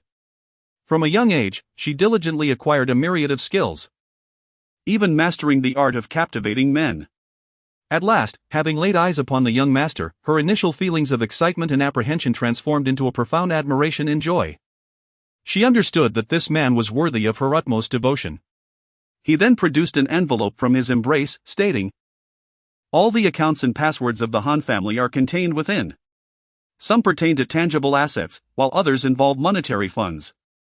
Feel free to utilize them without seeking my approval. Furthermore, should the opportunity arise, it would be prudent for you to bear the young master's child. Only with a child can you aspire to become the legitimate consort. Han Zian's delicate face flushed crimson, yet she nodded gently, accepting the envelope with both hands, and replied, rest assured, grandfather, I shall strive diligently. Chapter 66, The Study of the Alchemical Furnace. Chen Fan found himself unable to sleep. His mind preoccupied with thoughts of the alchemical furnace. Once everyone had retired for the night, he stealthily relocated the furnace to his chamber, embarking on an exploration of its intricate structure. The alchemical techniques imparted by Li Xiangang contained insights regarding the furnace, and armed with this knowledge, He devoted a couple of hours to thoroughly familiarizing himself with its workings. He discerned each step in the alchemical process, the mechanisms to be engaged, and the distinct functions of various components. Eventually, he opened the furnace and retrieved a stack of alchemical formulas. Upon counting, he discovered a total of 9 distinct recipes. Each formula was meticulously detailed, elucidating the refinement process and the requisite temperature with utmost clarity. The herbs required appeared to be rather commonplace. Could it be that the elixirs were truly as miraculous as rumored? His curiosity was piqued. In addition to the formulas, several sheets of paper outlined the preparation methods for various types of charcoal used in the furnace. After some contemplation, he ventured into the courtyard. Hearing his footsteps, Han Zian promptly opened the door to greet him. "Young master," she said. Chen Fan presented her with the handwritten collection of herbal formulas and the charcoal preparation methods, inquiring, "Zian, can you gather all the required herbs?" Having studied numerous medical and herbal texts since childhood, Han Zian merely glanced at the list before nodding. "I can procure them swiftly, these herbs should all be in the storeroom." "Excellent. Please assemble 10 sets of ingredients. Additionally, prepare some charcoal using the methods outlined," Chen Fan instructed. "Rest assured, I will ensure they exert their utmost efforts," Han Zian replied. "May I ask, what purpose do these herbs serve?" Chen Fan did not withhold the truth, stating, "My master has imparted to me the art of alchemy, and I wish to experiment on my own." Han Zian gasped softly. "You intend to practice alchemy?" "Lower your voice," he cautioned. "I am merely trying my hand at it. If word gets out and I fail, it would be quite embarrassing." Han Zian stifled a smile. Zian understands. In the quiet of the night, as he summoned Han Zian to assign her tasks, he remarked, "I appreciate your efforts. Should the elixirs be successfully concocted, I shall gift you one." Han Zian beamed, "Thank you, young master. May I inquire what elixir you intend to produce?" "The vitality pill," Chen Fan replied. "Consuming one during cultivation will expedite the process. Particularly at critical junctures, it proves to be highly effective." Han Zian nodded thoughtfully. "I have only heard of one individual capable of crafting elixirs, but he has remained elusive for over a decade." Chen Fan mused. "The art of alchemy is neither as simple nor as daunting as it appears. With lineage, talent, and a furnace, one can certainly attempt it." Han Zian sighed. Even possessing that lineage is not something afforded to just anyone. With sleep eluding him, Chen Fan settled beneath the jujube tree, engaging in conversation with Han Zian. She brewed a pot of tea and sat beside him, watching him quietly. At that moment, the black cat approached, taking its place at Chen Fan's feet, purring contentedly. "Little Black, go fetch the remaining spirit jujubes," Chen Fan instructed. The black cat sprang into action, darting toward Chen Fan's chamber with lightning speed. Having already distributed the jujubes among the others, only 9 remained, nestled within a small basket. Before long, the black cat returned, clutching a basket and placing it before Chen Fan. He picked 3 spirit dates and handed them to Han Zian, urging her to taste them. Previously, she had refrained from eating the spirit dates, saving them for Han Sanjiang. She took a gentle bite, savoring the exquisite flavor, and exclaimed, "Delicious." Chen Fan replied, "I will gather some more for you later." A sweetness enveloped Han Zian's heart as she softly inquired, "Are you about to graduate, my lord?" "Indeed," Chen Fan affirmed. "I should be able to take my examinations next week." "What are your plans after graduation? Will you return to the mountains?" she asked, noting that he had descended from the mountains in secret. "I haven't decided yet, let's discuss it later. For now, I am focused on my cultivation. Perhaps when my skills are sufficiently advanced, I may not need to return," he responded. "By the way, Zian, you must be younger than I am, right?" Chen Fan asked. "My lord, I am 21 this year," Han Zian replied. Chen Fan grinned, "I am 22, so you are 1 year my junior. That means Linger is even younger than you." "Linger is 19, she remarked playfully. "She's been mischievous lately and has vanished for a few days. I wonder what trouble she's stirring up. At such a young age, did you not attend university?" Chen Fan inquired with curiosity. Han Zian took another bite of the spirit date and laughed. "I completed my university studies at the age of 14. Afterward, my grandfather engaged several tutors to teach me. And I learned a bit of everything. I can do many things but am not particularly proficient in any. What have you studied? Chen Fan asked, intrigued. Music, chess, calligraphy, painting, economics, business management, and even dance, singing, and martial arts to some extent. Additionally, I have mastered 9 foreign languages and have some knowledge of medicine, Han Zian replied. Chen Fan's eyes widened in astonishment as he couldn't help but give her a thumbs up, exclaiming, "You are remarkable. Just the thought of learning 9 foreign languages gives me a headache." Han Zian chuckled, "Your talents lie elsewhere, my lord, these are merely trivial pursuits, not worth mentioning." Their conversation flowed seamlessly until the early hours of the morning, and it was only past 3 o'clock that Chen Fan rose to depart. As Han Zian headed to her room, she discovered that the door had been locked from the inside, preventing her entry. Not far away, Chen Fan turned back and asked, "What's wrong?" Han Zian's expression was somewhat peculiar as she replied, "It's nothing, my lord. Perhaps my grandfather was forgetful and accidentally locked the door. I can wait outside for a while, dawn is approaching."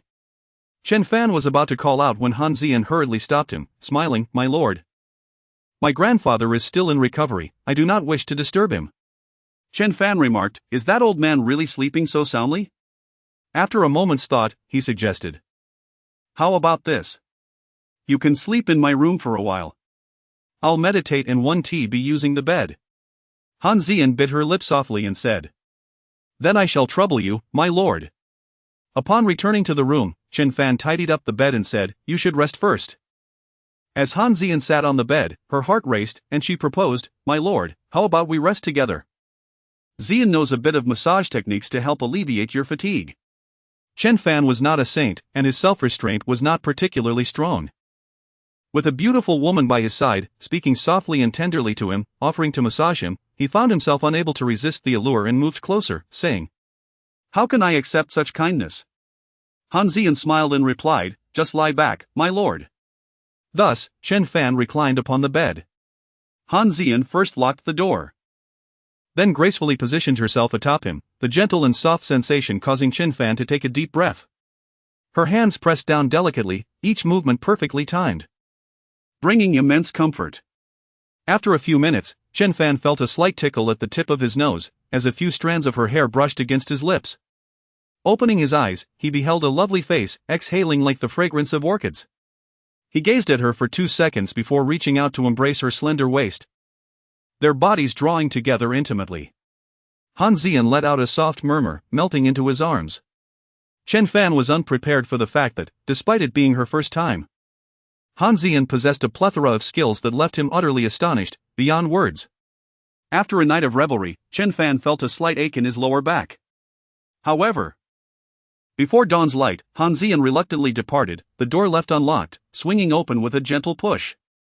Once she had gone, Chen Fan inhaled the lingering fragrance on his pillow, still feeling somewhat unfulfilled, and could not help but wonder if this was somehow connected to his cultivation of the 9-yang immortal technique.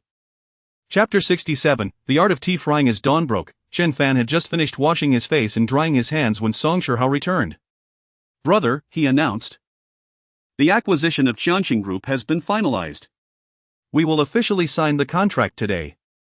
Chen Fan inquired, "Have those troubles been resolved?" With a mischievous grin, Song Shihao replied, "Han Men has thoroughly investigated the situation. Last night, those who worked behind the scenes were dragged from their beds and left hanging on the rooftop to face the night breeze. They were utterly terrified and will now comply with whatever is asked of them." "Humph, a bunch of clowns, handling them was quite effortless." Chen Fan nodded. "As long as everything proceeds smoothly, it will benefit both the Song family and Wei Yuan. With that, Song Shihao took his leave, as he had other matters to attend to. Han Zian had prepared an exquisite breakfast, but Chen Fan hastily consumed a bit before heading to the tea garden. Having utilized his celestial powers yesterday, he was eager to see if the 2 tea trees had undergone any transformations overnight and whether they could yield new tea. Tang Rou had agreed to meet him early at the tea garden, climbing halfway up the mountain. They were greeted by the sight of the 150-year-old tea tree, which had grown taller overnight and sprouted numerous tender leaves. Tang Rou exclaimed, "Goodness! Has the tea tree returned to its youth? How did it produce so many new leaves?" Chen Fan was prepared. He took out a bag and said, "Xiao Rou, hurry and pick the tea. We will fry some ourselves later." Tang Rou's enthusiasm was piqued, and together they began to harvest the tea leaves.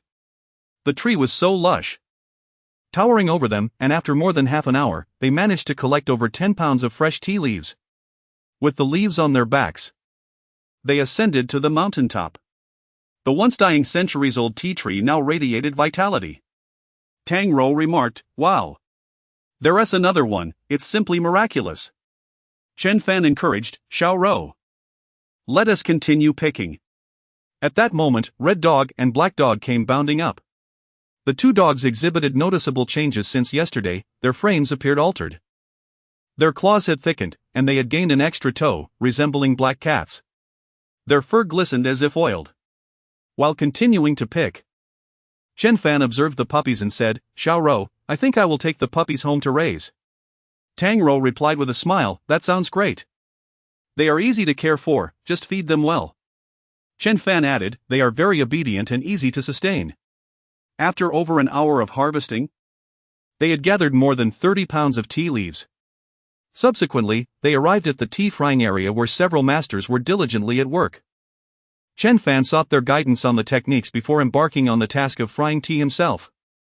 With his spiritual essence observing the leaves, he was able to master the heat far beyond the capabilities of the seasoned masters. The first batch was made from the leaves of the mountaintop's old tea tree. From 30-some pounds of fresh leaves, they produced nearly 6 pounds of tea. As the fragrant brew wafted through the air, the masters were drawn in. "Which tree produced these leaves? The aroma is exquisite," exclaimed an elderly man in his 70s. "In my 50 years of tea frying, I have never encountered such a fragrant tea." Suddenly, his expression froze. After a full minute, he began to chew, his eyes glistening with moisture as he murmured, "Such fine tea. To my surprise, our tea garden is capable of producing such exquisite tea leaves. If we were in ancient times, only the emperor would have the privilege of tasting such a brew." Chen Fan chuckled, remarking on his admirable skill, which drew compliments from all the masters present. The second tea tree yielded 3.5 pounds of leaves, slightly inferior in flavor to those from the old tea tree, yet still of the highest quality. "Here we have 2,000 packages," and Chen instructed the masters to seal the tea leaves, 2 taels per package. Once the tea was finished, it was already lunchtime, and the two enjoyed a meal at a restaurant within the tea garden.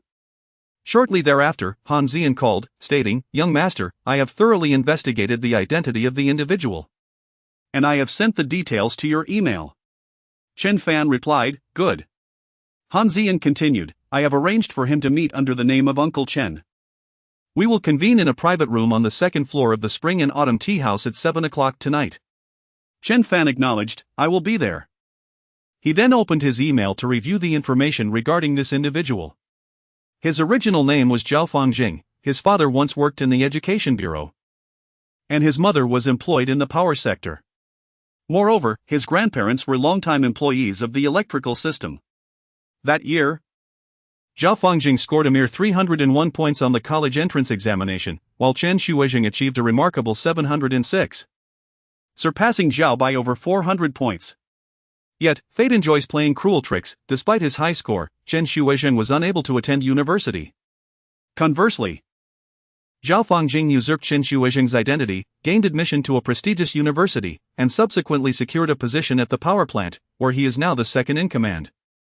Upon reviewing this individual's profile, it became evident that he did not possess overwhelming power, yet even a modicum of authority could suffocate someone like Chen Shuizheng, a mere commoner. And when Chen Shuizheng discovered the truth and sought to reclaim his rightful place, Zhao Fangjing would merely need to enlist the likes of Lu Sandao to issue a threat, ensuring his own safety. "You scoundrel, I will make you pay tenfold," Chen muttered to himself as he gazed at Zhao Fangjing's photo on his phone. "Brother Fan, what's the matter?" Tang Rou leaned in to catch a glimpse of the phone and inquired, "Who is he?" Chen Fan explained the situation, and Tang Rou responded in astonishment, "I can't believe this. How shameless can one be? Your uncle was such an outstanding person, yet didn't he get to attend university? These individuals truly have no regard for the law." Chen Fan asserted, "I will ensure he pays for all of this." Tang Rou suggested, "Brother Fan, My father knows some friends in the political arena, would you like me to seek their assistance? Chen Fan smiled, I have already made arrangements. If I require anything, I will reach out to you. After their meal, he first escorted Tang Ro back home, with two small dogs quietly seated in the front passenger seat.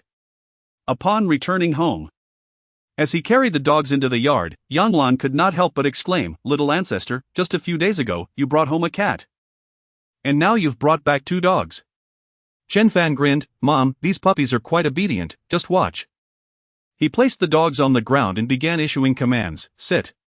The two puppies promptly sat down, wagging their tails as they gazed up at their new master. Stand. The puppies stood up. Go over there to relieve yourselves.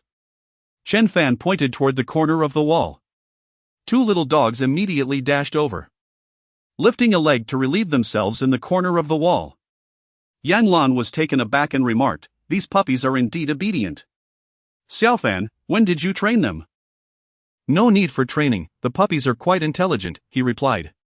The red one is named Red General, and the black one is called Black General. Yan Lan also took a liking to the two dogs, chuckling, all right, I shall prepare a nest for them shortly. Setting down the dogs, he made his way to the adjacent courtyard. Han Sanjiang was still meditating indoors when Han Zian approached him, her pretty face slightly flushed with shyness as she softly said, Young master, you have returned. Chen Fan nodded gently, Zian, are the medicinal herbs ready? They should arrive shortly. By the way, the charcoal you requested will also be delivered. She replied. Chen Fan acknowledged her and then invited Han Zian to assist him in building a nest for the dogs.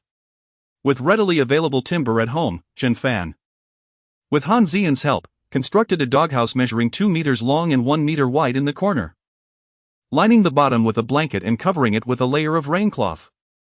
Just as the doghouse was completed, a cacophony of noises erupted at the entrance. Initially, Chen Fan paid it no mind, but soon someone forcefully kicked his front door and bellowed, hand over the treasures.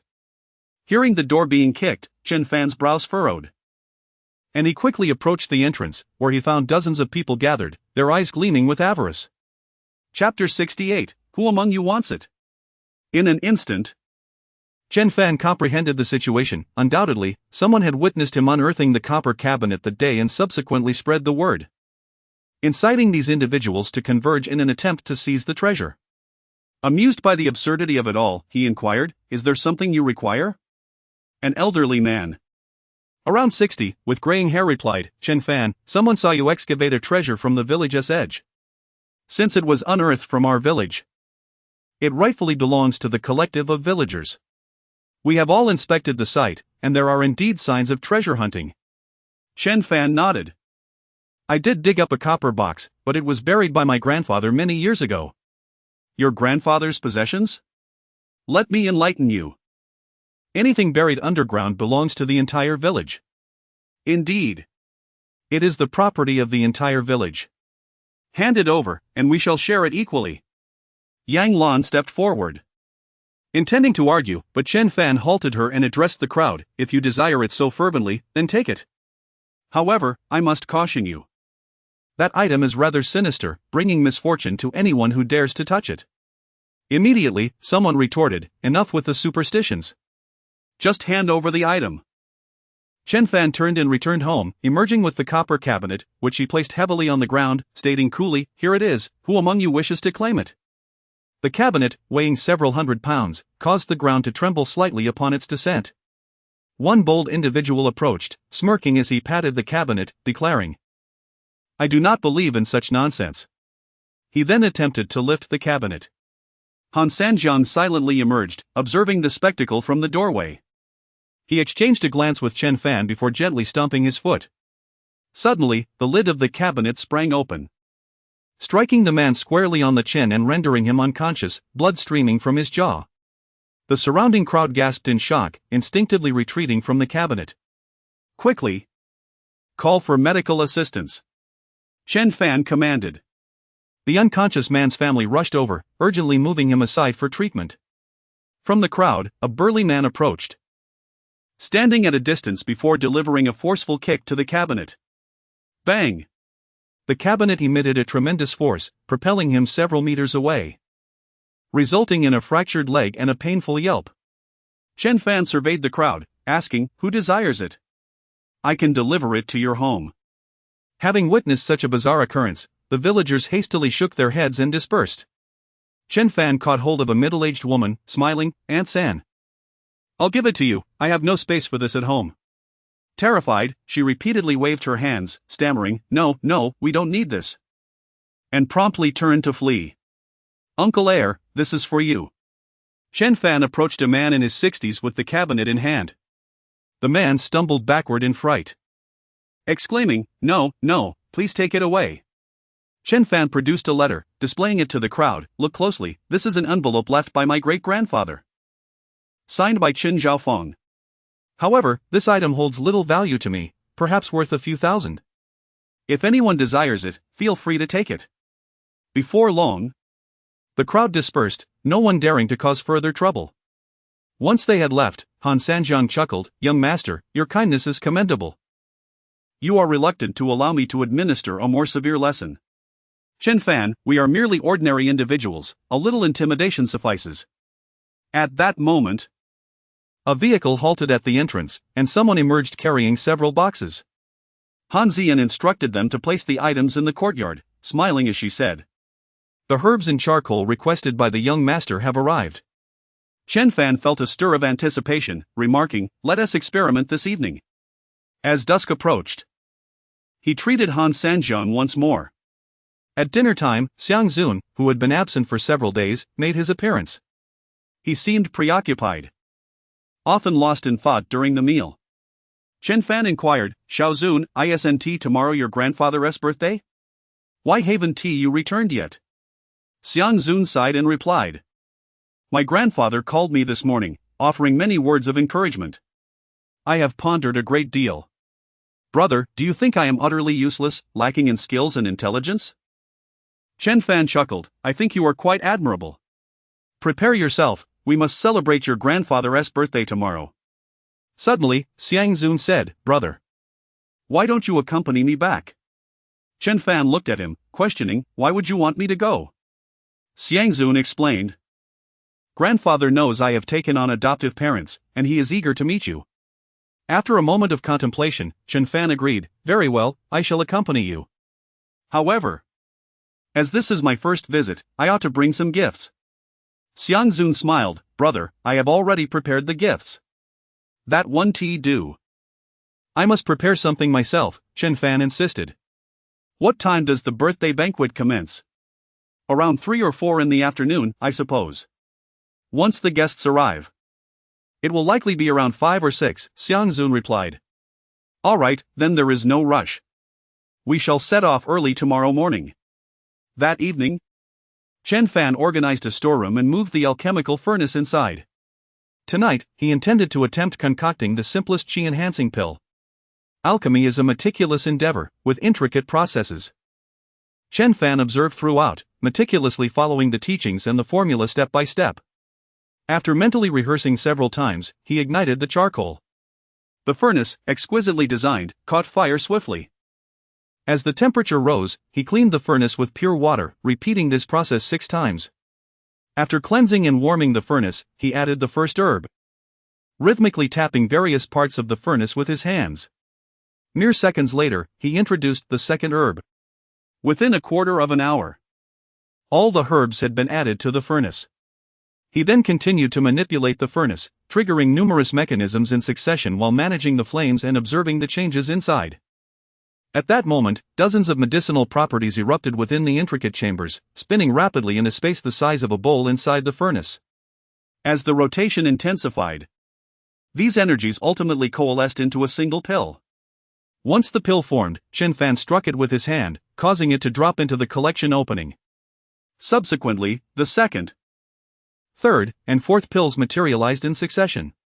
Upon exhausting all the herbs, a total of 6 pills were produced. As the moment was ripe, Chen Fan pressed the furnace, causing the lid to spring open, and the 6 pills soared into the air, which he deftly caught. Each pill, about the size of a green bean, was smooth in texture and emitted a fragrant aroma. He furrowed his brow slightly, murmuring, "As expected, my first attempt at alchemy has yielded unsatisfactory results. they are merely inferior pills. According to the teachings of Li Shangan, elixirs are categorized from the lowest grade to the highest: inferior, low grade, middle low, medium, middle high, high grade, superior, exquisite, and transcendent. He remained undeterred, for it was his first attempt at alchemy, and improvement was certainly on the horizon. He consumed a single elixir. Feeling the medicinal energy swiftly coursing through his body, bringing him immense comfort. After approximately 10 minutes, he opened his eyes and remarked to himself, indeed, this elixir could prove life-saving in critical moments. He then produced 2 more elixirs and placed them into the mouths of Chen Shuijing and Yang Lan. Both experienced the elixirs dissolving instantly, a slight bitterness followed by an aromatic fragrance, prompting their inquiry about the nature of the concoction. A marvelous treasure. It promotes beauty and vitality, Chen Fan replied with a smile. Subsequently, he retrieved a porcelain vial, storing 2 elixirs within, and presented the final one to Han Zian. Han Zian was currently washing Chen Fan's clothes. Ever since her arrival, Chen Fan's garments had not even been touched by Yang Lan, as they were promptly whisked away by Han Zian for laundering. Open your mouth, Chen Fan instructed. Han Zian slightly parted her lips, and Chen Fan placed the elixir into her mouth. As the elixir dissolved and the medicinal essence flowed, a faint blush graced Han Zian's delicate features. What a remarkable potency! It purifies impurities and strengthens the meridians. Has the young master successfully refined this elixir? She inquired. Chapter 69, Vitality Pill. Chen Fan felt a sense of pride. Not too shabby, right? My first attempt yielded a low-grade pill. I shall endeavor to explore other formulas in due course. Han Zian nodded vigorously. Young master, you will undoubtedly refine even superior pills. Chen Fan produced another piece of paper inscribed with a list of herbs. This is the formula for the meridian opening pill. If you can gather the requisite materials, I shall give it a try. Han Zian's heart raced. The meridian opening pill. Young master, what is its purpose? Chen Fan replied with a smile, your grandfather seeks to break through, necessitating the opening of an additional spiritual meridian. However, the challenge of unlocking the second meridian is tenfold that of the first. For success, he must rely on the power of the meridian opening pill. Han Zian was thoroughly astonished. She could hardly believe that such a legendary pill could be refined by her young master. Young master, I shall ensure that the Han clan exerts all efforts in searching for these herbs. Her voice trembled slightly with excitement. Indeed, do your best, he encouraged. At that moment, General Hong and General He approached, having been fed by Han Zian during this period, thus forming a closer bond with her. Han Zian remarked. The creatures you nurture are remarkable. These 2 dogs are spirit hounds. Once they mature, they will be formidable beasts capable of battling tigers and bears. Chen Fan expressed his surprise, chuckling, Zian, you possess remarkable knowledge. Han Zian replied, I once perused a compendium dedicated to various dog breeds. Among them, approximately 1% are canine kings. Out of 100,000 dogs, there is a chance for 1 spirit hound to emerge. The 2 you have raised, young master, will likely attain weights of at least 100 kilograms, making them a match for common black bears and smaller tigers or leopards. Is that so? How impressive! Chen Fan mused. Han Zian lifted General Hong, examining its bones. Its skeletal structure is unlike ordinary dogs, it is exceptionally gifted. If this dog receives proper enlightenment, it may even have the opportunity to transform into a spirit. Chen Fan noted, the space I have for alchemy is somewhat limited. Tomorrow, let us connect with the residence of Chen Shuihu next door. Please have someone clean it up, I shall conduct my alchemy there. Originally, Chen Fan had no intention of purchasing that house, but after Chen Shuihu's recent hospitalization, he incurred considerable expenses. Chen Shuihu's wife, aware of Chen Fan's family purchasing property, approached him with an offer to sell. Just yesterday, Song Shihao concluded a contract with Chen Shuihu, acquiring the latter's estate for 800,000. Han Zian nodded in agreement. Very well, I shall arrange for it to be tidied up tomorrow. In the evening, while engaging in casual conversation with Han Zian, he produced a packet of tea leaves.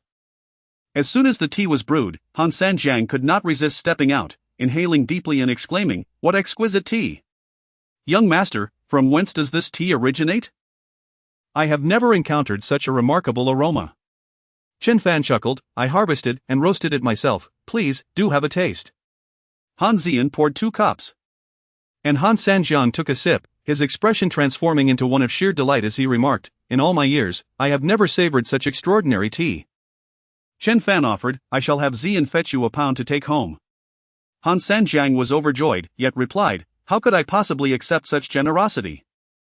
Chen Fan reassured him, I sense your recovery is surpassing expectations, you may return to rest for a few days. Han Sanjiang nodded. Young master. I too plan to return tomorrow. Zian remained here to attend to you. That evening, Han Zian continued to sleep in Chen Fan's room, and before dawn, she quietly slipped back to the small courtyard in the west. After having breakfast with Han Sanjiang, a business vehicle arrived at the door, and several black-clad subordinates took Han Sanjiang away. The old man had finally departed, and Chen Fan felt quite elated. Shortly thereafter, Xiang Zun's car also arrived. Chen Fan brought along 2 pounds of spiritual tea and 2 vitality pills to accompany him to the capital. Safe travels, my dear brother. Han Zian waved goodbye at the entrance. As the vehicle moved, during their casual conversation, Xiang Zun remarked with a smile, brother. Grandfather is delighted to know that you are coming, and he urged me to ensure that you do not incur any expenses. Chen Fan dismissed such trivialities. By the way, what else did the Taoist elders say besides foreseeing a calamity in your fate? Xiang Zun replied. The Taoist elder informed my grandfather that our Xiang family faces a significant crisis, and I am the sole hope for our lineage. He mentioned that I would encounter a benefactor, and if supported by this benefactor, our family could ascend to greater heights, otherwise, we would face a collapse akin to a crumbling edifice, vanishing in an instant. Engaged in light conversation, they were oblivious to the passage of time. They departed at 7 in the morning, and around 3 in the afternoon, the vehicle arrived at the Xiang residence. Contrary to Chen Fan's expectations, the Xiang residence was not particularly opulent. The courtyard housed a row of 3-story red brick buildings. However, there was ample open space below, accommodating numerous vehicles. At the main entrance of the small building, a guard stood on either side, and a middle-aged man in his 50s, of modest height and slender build yet quite spirited, stood slightly outside. Brother, this is my father, Xiang Yuanchan, Xiang Zun introduced. Xiang Yuanchan welcomed guests and, upon seeing his son return, smiled, Xiao Zun. Quickly go inside and greet the guests. Xiang Zun grinned, Dad, this is my brother, Chen Fan. Chen Fan slightly bowed, greetings, Uncle Xiang. Xiang Yuanchan chuckled. You are the one who saved Xiao Zun, right? I haven't had the chance to thank you yet. It was a trifling matter, Chen Fan replied. All right, Xiao Zun. Take your brother inside to sit. Your grandfather is waiting for you. As they walked in, they entered the living room, turning left into a larger hall. At that moment, there were a dozen or so people seated in the hall. An elderly gentleman with white hair and brows, in his 80s, sat in a grand chair, engaging in cheerful conversation with the guests. Upon Xiang Zun's entrance, the elder waved, Xiao Zun, come here and greet the guests. Xiang Zun approached each guest, addressing one as uncle and another as grandfather. After greeting them all, he reached the elder's side and said with a smile, Grandfather, my brother has also arrived. Chen Fan then stepped forward to pay his respects, Greetings, esteemed elder. I wish you blessings as vast as the eastern sea and longevity surpassing the southern mountain. The elder beamed with joy, saying, You must be Chen Fan, truly a talented young man. Thank you for saving Xiao Zun last time. We have yet to express our gratitude properly. Come, sit here. It was merely a small matter, not worth mentioning. Chen Fan replied as he brought forth the 2 pounds of tea, placing it beside the elder with a smile, I have brought you some tea.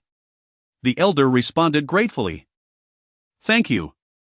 Chen Fan then produced a porcelain vial and said, Inside are 2 pills, you may take them when you have time, as they are beneficial for your health. Xiang Zun replied with a smile, Grandfather, my brother is quite remarkable, the medicine he sent is guaranteed to be effective. Is that so? What if it turns out to be some wild herb? If you cause harm to your grandfather, will you take responsibility?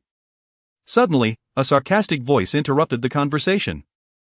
Xiang Zun turned to see a man in his 20s, perhaps not yet 30, entering the room. He was casting a disdainful glance in his direction. Xiang Zun narrowed his eyes and said, Tong Go, what do you mean by this?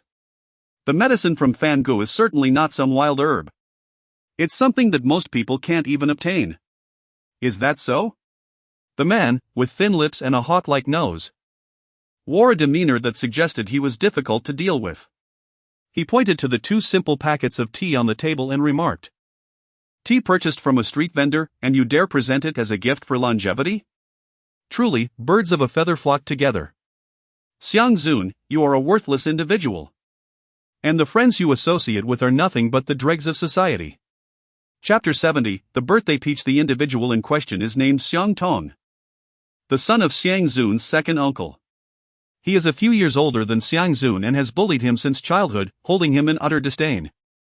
In contrast to Xiang Zun's lack of academic prowess, Xiang Tong excels academically, having been admitted to a prestigious foreign institution, from which he graduated just last year. Following his graduation, he further honed his skills within the family business and has now ascended to the position of manager. Upon hearing him speak of Chen Fan, Xiang Zun retorted angrily, Xiang Tong, be quiet. Xiang Tong raised an eyebrow, what's the matter? Am I not allowed to speak? Is there any inaccuracy in my words? Are you not worthless? Are your friends not from the lower echelons? As Xiang Zun prepared to argue back, Chen Fan placed a reassuring hand on his shoulder and remarked, You claim this tea was purchased from a street vendor, but that is far from the truth. This tea is a rare infusion cultivated by a celestial being. It is a treasure beyond measure. What? Celestial tea? Why don't you say it was nurtured by the Buddha himself? Xiang Tong laughed heartily, his sarcasm evident. Ignoring him, Chen Fan unwrapped one of the packages, revealing 20 smaller packets, each containing a half-tail of tea. He tore open one of the small packets and poured a third of it into the cup belonging to the elderly patriarch. Instantly, an alluring fragrance wafted through the air, causing the patriarch's eyes to sparkle. Though my sense of smell may have dulled, I can still detect the aroma. This is exquisite tea, he exclaimed, immediately instructing a servant, quickly brew it. A servant brought forth a freshly boiled iron kettle. Chen Fan accepted it, raising his right hand high, and a stream of water cascaded down. The boiling water, upon contacting the tea leaves, cooled to a perfect 85 degrees. The leaves danced within the water, releasing an even more intense aroma. Remarkably, the water column soared over a meter high, yet not a single drop was spilled. Chen Fan lifted the cup and presented it to the patriarch with a smile, Patriarch, please enjoy the tea. The patriarch took a sip, and his expression suddenly froze. After several seconds, he moved his lips slightly and sighed deeply. 10 years ago, the esteemed Jin Ko Shinduan invited me to taste a pot of tea that he had painstakingly acquired from an eccentric. After sampling it, I believed it was the finest tea in existence. Yet today, this tea surpasses that exquisite brew. He lifted 2 pounds of tea leaves, a beaming smile illuminating his face. 2 whole pounds. Next time, I must have Jin Ko Shinduan beseech me a few times, ha! Overjoyed, he carefully placed the tea leaves into a small box and handed it to his steward, instructing, lock this away, no one is to touch it. Xiang Tong was left dumbfounded. Could it truly be celestial tea? He could not resist leaning closer to inhale its enchanting fragrance. Unbeknownst to him, the patriarch had moved the teacup away, fearing that this grandson might pilfer his tea. Xiang Zun, filled with pride, remarked, Grandfather, did I not speak the truth? The tea my brother gifted you is undoubtedly the finest. He then produced a beautifully packaged box, declaring, Grandfather, while my brother has bestowed upon you celestial tea, I present to you a heavenly peach. The patriarch's eyes lit up. Oh, a heavenly peach. Quickly, let us see.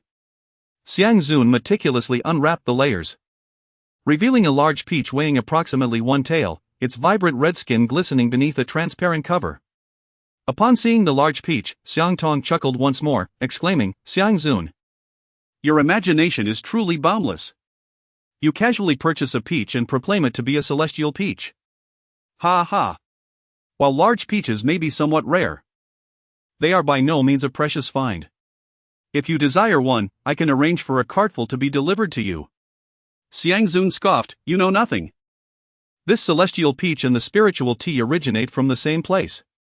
With that, he lifted the lid, and a burst of fruity fragrance wafted through the air. The elderly gentleman's eyes sparkled with delight at the delightful aroma. Xiang Zun chuckled, "Grandfather, whether this is indeed a celestial peach, you shall know with just one taste." He summoned a ceramic knife, delicately slicing off a piece the size of an egg and placing it in the old man's mouth. The elder chewed a few times, his eyes shining brightly as a sweet, refreshing juice filled his mouth, a cool sensation traveling from his stomach to his head, bringing immense comfort. Chen Fan remarked. "The elder suffers from a deficiency in spleen qi. This peach is perfectly suited for his condition. Consuming this peach could extend his life by at least 5 years." The old man had consulted esteemed physicians regarding his condition, which was indeed a congenital deficiency, difficult to remedy. Hearing Chen Fan's words now filled him with both astonishment and joy. "Indeed, I have always had a weak spleen. After this small bite, I feel a warmth in my stomach, it must be having an effect." Chen Fan advised, "This peach is rather large, consuming 1/3 at a time is sufficient. Do not overindulge." Xiang Zun then sliced more and placed it on a plate for the elder to enjoy, while the remaining pieces were carefully sealed for later consumption. The elderly gentleman was exceedingly pleased. He affectionately patted his precious grandson Xiang Zun on the head, saying, "Little Zun, my affection for you has not been in vain. But how did you come by such a rare celestial peach?" Xiang Zun glanced at Chen Fan and replied with a smile, "Grandfather, I sought assistance from my brother." Xiang Tong's expression darkened as he felt a wave of astonishment. He couldn't help but reassess Chen Fan. Had he misjudged him? The elder then recalled the small porcelain vial gifted by Chen Fan. Upon opening it, he poured out 2 pills that exuded a delightful fragrance. His eyes brightened as he inquired, "What is this medicine?" Chen Fan responded, "Elder, this is a vitality pill. It can replenish your vital energy, enhance immunity, and prolong life.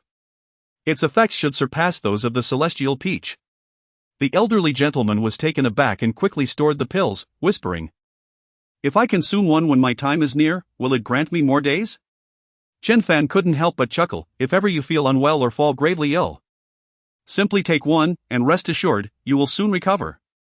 With the prior offerings of spiritual tea and celestial peaches, the elderly gentleman had already come to trust Chen Fan implicitly. He reflected, "The wise oracle has long foretold that little Zun is destined for a trial. Yet with the aid of a benefactor, he shall turn misfortune into fortune. It seems that benefactor is indeed you, my young friend. I am unworthy of such praise." Chen Fan replied. Xiang Tong, having been repeatedly humiliated throughout the day, found himself at a loss for words, his emotions in turmoil. Soon, more guests arrived. And Xiang Zun and Chen Fan sat beside the elderly gentleman, engaging in quiet conversation. Before long, someone entered carrying an enormous golden gift box. Chen Fan glanced over and noticed a faint aura of dark energy surrounding it. Xiang Tong, intrigued by such a sizable box, exclaimed, "What is this? Let me see," and reached out to open it.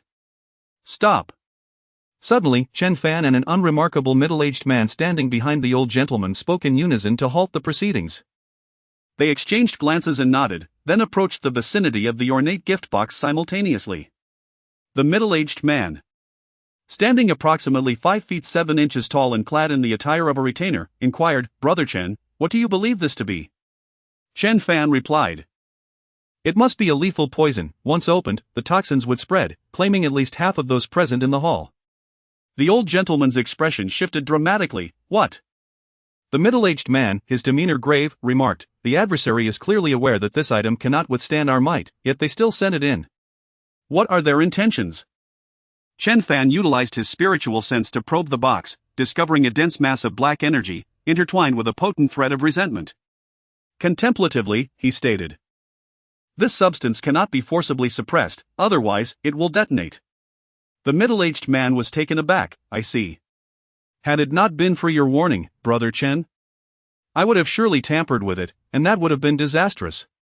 Chen Fan replied nonchalantly, "Merely a trivial skill." He extended his hand and pressed down on the gift box, channeling his celestial energy into it. With a soft pop, the black energy within the box was instantly incinerated, turning to mere ashes. Chapter 71, a trivial skill. Chen Fan finally opened the gift box, only to find it empty, save for a pile of cardboard. The middle-aged man gazed at him in admiration, exclaiming, I never imagined you possessed such extraordinary skills. If I am not mistaken, you must be among the pinnacle of masters in the divine realm. At this proclamation, those of equal standing were taken aback, such youth. And yet a master of the divine realm. Chen Fan replied modestly, you flatter me. May I inquire your esteemed name? Forgive my presumption. I am Tai Qianshu. If you do not mind, let us become friends. He extended his hand, shaking Chen Fan's firmly. The elder chuckled, nudging Xiangzun, Shaozun. You've casually befriended a master of the divine realm, what luck? Xiangzun beamed with pride, deliberately casting a glance at Xiangtong. Birds of a feather flocked together, naturally. My friends are exceptional. Who was it that claimed my brother is of the lower strata of society? If divine masters are deemed lowly, then what does that make you? Xiangtong? The depths of hell, perhaps? Xiangtong's face flushed crimson, huffing indignantly, yet unable to muster a retort. However, he was not an ordinary individual. He smiled at Chen Fan. Master Chen, I apologize for any offense caused by Xiangtong earlier. Please do not take it to heart. Chen Fan merely acknowledged him with a faint hum. At that moment, Xiang Yuancheng angrily reprimanded the young man who had brought the gift box, demanding, where did this gift box come from? The young man, in his early 20s, appeared momentarily dazed before suddenly straightening up and collapsing backward.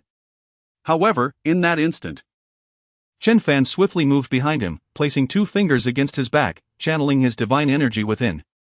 Within this individual, a chilling force was controlling his nerves and muscles, compelling him to look up, where he beheld a dozen fine threads hanging in the air.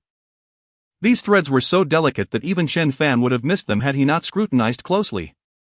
Following the threads upward, he discerned a masked face, with 2 piercing eyes like cold stars. Meeting each other's gaze, Chen Fan commanded coolly, descend. With that, he propelled himself skyward like a cannonball, causing the ground to tremble violently. Grasping a garment and a mask, he found the interior void of any presence. Returning to the ground, he felt the fabric prick his hand, and soon his entire arm, clutching the garment, turned black. At that moment, a sinister laugh echoed from outside. Ignorant youth. You've fallen victim to my bone-dissolving powder. I wonder how long you can endure. Chen Fan summoned his celestial energy, swiftly expelling the poison. And his once discolored arm returned to its original state. He discarded the garment on the ground, remarking nonchalantly, what bone-dissolving powder? I see it as merely a strengthening powder, lacking any true potency. His adversary fell silent, only to let out a heavy grunt after several moments. Kid. I'll remember you, your name is Chen Fan. Tai Qianshu attempted to pursue, but Chen Fan restrained him. There is no need to chase. That was the art of distant communication, he has long since fled. Tai Qianshu, astonished, glanced at Chen Fan's hand. I have long heard of the terror of bone-dissolving powder. It can dissolve flesh and blood upon contact, leaving naught but a puddle of yellow liquid. Chen Fan replied dismissively, a mere trivial skill, not worth mentioning. He instructed that the garment and mask be gathered into a bag and taken far away to be burned. The crowd has already expressed profound admiration for Chen Fan. Had it not been for him today, the Xiang family would have descended into chaos. The elder stroked his beard and chuckled, what a fine young man. It is a pity that our Xiang family lacks beautiful maidens, otherwise we could have formed a marital alliance. Suddenly, Xiangzun interjected, grandfather, what about my cousin? Xiangzun has an aunt who gave birth to a daughter 19 years ago. And to this day, no one knows who the child's biological father is. She raised the child alone, and now the girl is a junior at Huaxia University. Xiangzun's cousin, named Su Yan, is exceptionally beautiful, captivating all who behold her, and is regarded by Huaxia alumni as the most stunning beauty since the university's inception. Upon hearing Xiangzun's words, the elder was taken aback and remarked, that might be quite difficult, that girl has lofty aspirations. The last time the grandson of the minister pursued her, he was met with scorn so harsh that he reportedly went 3 days without eating upon returning home. Xiangzun whispered, grandfather, I believe my brother can handle Sister Yan. You see, even the ancestral elder of the Han family treats my brother with utmost respect, akin to a subordinate addressing a superior. The elder pondered for a moment and replied, it seems your brother's background is not ordinary, he is indeed your benefactor. Very well. Little Yen will be arriving shortly, so you shall act as an intermediary. Those who came to celebrate the elder's birthday were mostly family or close acquaintances, resulting in a relatively modest gathering. Feeling bored in the living room, Xiang Zun pulled Chen Fan into his room, located on the third floor. His room was adorned with photographs of female celebrities, each bearing a signature. He boasted, "Brother, I have pictures of all the beautiful starlets of today, including some risky ones. Would you care to see?" Chen Fan rolled his eyes and replied, "You can keep those for yourself." Xiang Zun gazed dreamily at a particular celebrity's photograph and said, "This woman is my favorite, but alas, she is too difficult to pursue. She is indifferent to wealth and unafraid of corporate threats. How frustrating." Chen Fan observed the picture, which depicted a stunning young woman in her 20s. Her beauty was striking, and her figure was undeniably alluring. "Brother, you may find her picture enchanting, but in reality, she is even more breathtaking. Upon seeing her in person, you would surely be spellbound." Chen Fan glanced at the image and then shifted his gaze, saying, "Is that so? Then let us invite her to dinner. I wish to see just how beautiful she truly is." Xiang Zun blinked and replied, "Although I have failed to win her heart. She once mentioned that if someone could outrun her, she would be willing to be that person's girlfriend." Chen Fan asked, "She can run fast?" Xiang Zun affirmed, "Of course. She used to compete in athletics. She has the quintessential long legs. Her best time in the 400 meters is 52 seconds, which meets the national athlete standard." Chen Fan examined Xiang Zun's physique and remarked, "You indeed have little chance." Xiang Zun tugged at his hair, exclaiming, "I refuse to accept that. Brother, why don't you pursue her? If I cannot have her, I want you to." At that moment, footsteps echoed from outside, followed by a knock on the door. "Xiao Zun, I am coming in." Upon hearing the voice, Xiang Zun's expression changed, and he exclaimed, "It's my cousin." He hurriedly rushed to the door and opened it, revealing a long-haired beauty standing outside. Though her features were not the epitome of conventional beauty, their harmonious combination rendered her exceptionally pleasing to the eye. She stood approximately 1 meter 67 tall, adorned in an elegant black dress, exuding grace and allure. She was Su Yan, the cousin of Xiang Zun, a third-year student in the clinical department of the School of Medicine at Huaxia University. Their grandfather had once remarked that encountering a person of great significance was a stroke of fortune. As she stepped inside, she scanned the surroundings and soon caught sight of Chen Fan. Her beautiful eyes lingered on him for a moment before she smiled and said, "Hello, I am Su Yan." Chen Fan, engrossed in browsing through Xiang Zun's photo album, nodded slightly in acknowledgement. "Hello, I am Chen Fan." As Su Yan approached, Chen Fan felt a stirring within him, an awakening of his inner vitality. The closer she drew, the more pronounced the reaction became. However, he was certain that there was no corresponding feminine counterpart within Su Yan. Why was that? Su Yan, too, experienced an inexplicable sensation, an unexpected aversion to Chen Fan that left her feeling quite agitated. "You should leave," she exclaimed in a delicate voice. Yet, Chen Fan firmly grasped her pulse point, and despite her attempts to struggle, his hold remained unwavering. He furrowed his brow and muttered, "Incredible, it appears to be another masculine counterpart corresponding to a feminine essence." Chapter 72, Suppressing the Female Gu. At this moment, the male Gu within him suddenly surged through the point of contact between their skin, swiftly penetrating into the body of the other. The male Gu rapidly located the female Gu within Su Yan and subdued it, causing a tremor within its host. In a mere span of 10 seconds, the male Gu tamed the female Gu, establishing a harmonious connection between them. The male Gu residing in Chen Fan was exceptional, far surpassing the female Gu within Su Yan in prowess, thus possessing the extraordinary ability to assimilate its counterpart instantaneously. As the female Gu was tamed, an overwhelming sensation blossomed within Su Yan, far more intense than the previous feelings she had experienced. Her delicate face flushed crimson, and she gazed at Chen Fan with profound affection, suddenly embracing him tightly and tremblingly whispering, "Kiss me." Xiang Zun stood in shock, utterly unprepared for such an outcome. Chen Fan was equally startled. He had merely intended to take her pulse and assess her condition, unaware that the male Gu would so aggressively dominate the female Gu. Gently pushing Su Yan away, he turned and fled. The influence of the male Gu on the female Gu was immensely powerful, particularly since the female Gu within Su Yan was of a lower level, rendering her even more susceptible to the male Gu's allure. Once Chen Fan escaped, Su Yan quickly returned to her senses, her cheeks burning with embarrassment as she recalled the events that had just transpired. "What just happened to me?" she exclaimed, covering her face. Xiangxun stared at her in astonishment, saying, "Cousin, you have gone too far, you scared my brother away." With that, he hurried after Chen Fan and found him in the small garden behind. He gave a thumbs up and laughed, "Brother, you are incredible. Cousin has always been so proud. Disregarding any man. Yet, you merely held her hand, and she is utterly infatuated with you. Teach me your ways." Chen Fan rolled his eyes at him. "Someone has cast a love goo on her. I merely unintentionally activated the female goo within her, which caused her emotional shift." Xiangxun was taken aback. "A love goo? Is it harmful to my cousin?" Chen Fan replied, "The one who possesses the male goo can manipulate her emotions, making her deeply fall in love with him." Xiangxun fumed, "This is outrageous. Who has resorted to such despicable tactics against my cousin?" Chen Fan felt quite embarrassed, truth be told. He was not so different from the person responsible. However, it was not his intention, everything had transpired too abruptly. "Brother, is there any way to cleanse the female goo?" Chen Fan agreed that this situation was untenable. With the female goo present, Su Yan would never love another man and would even reject others. After pondering for a moment, he said, "I will prepare a prescription, you can gather the herbs for her to consume.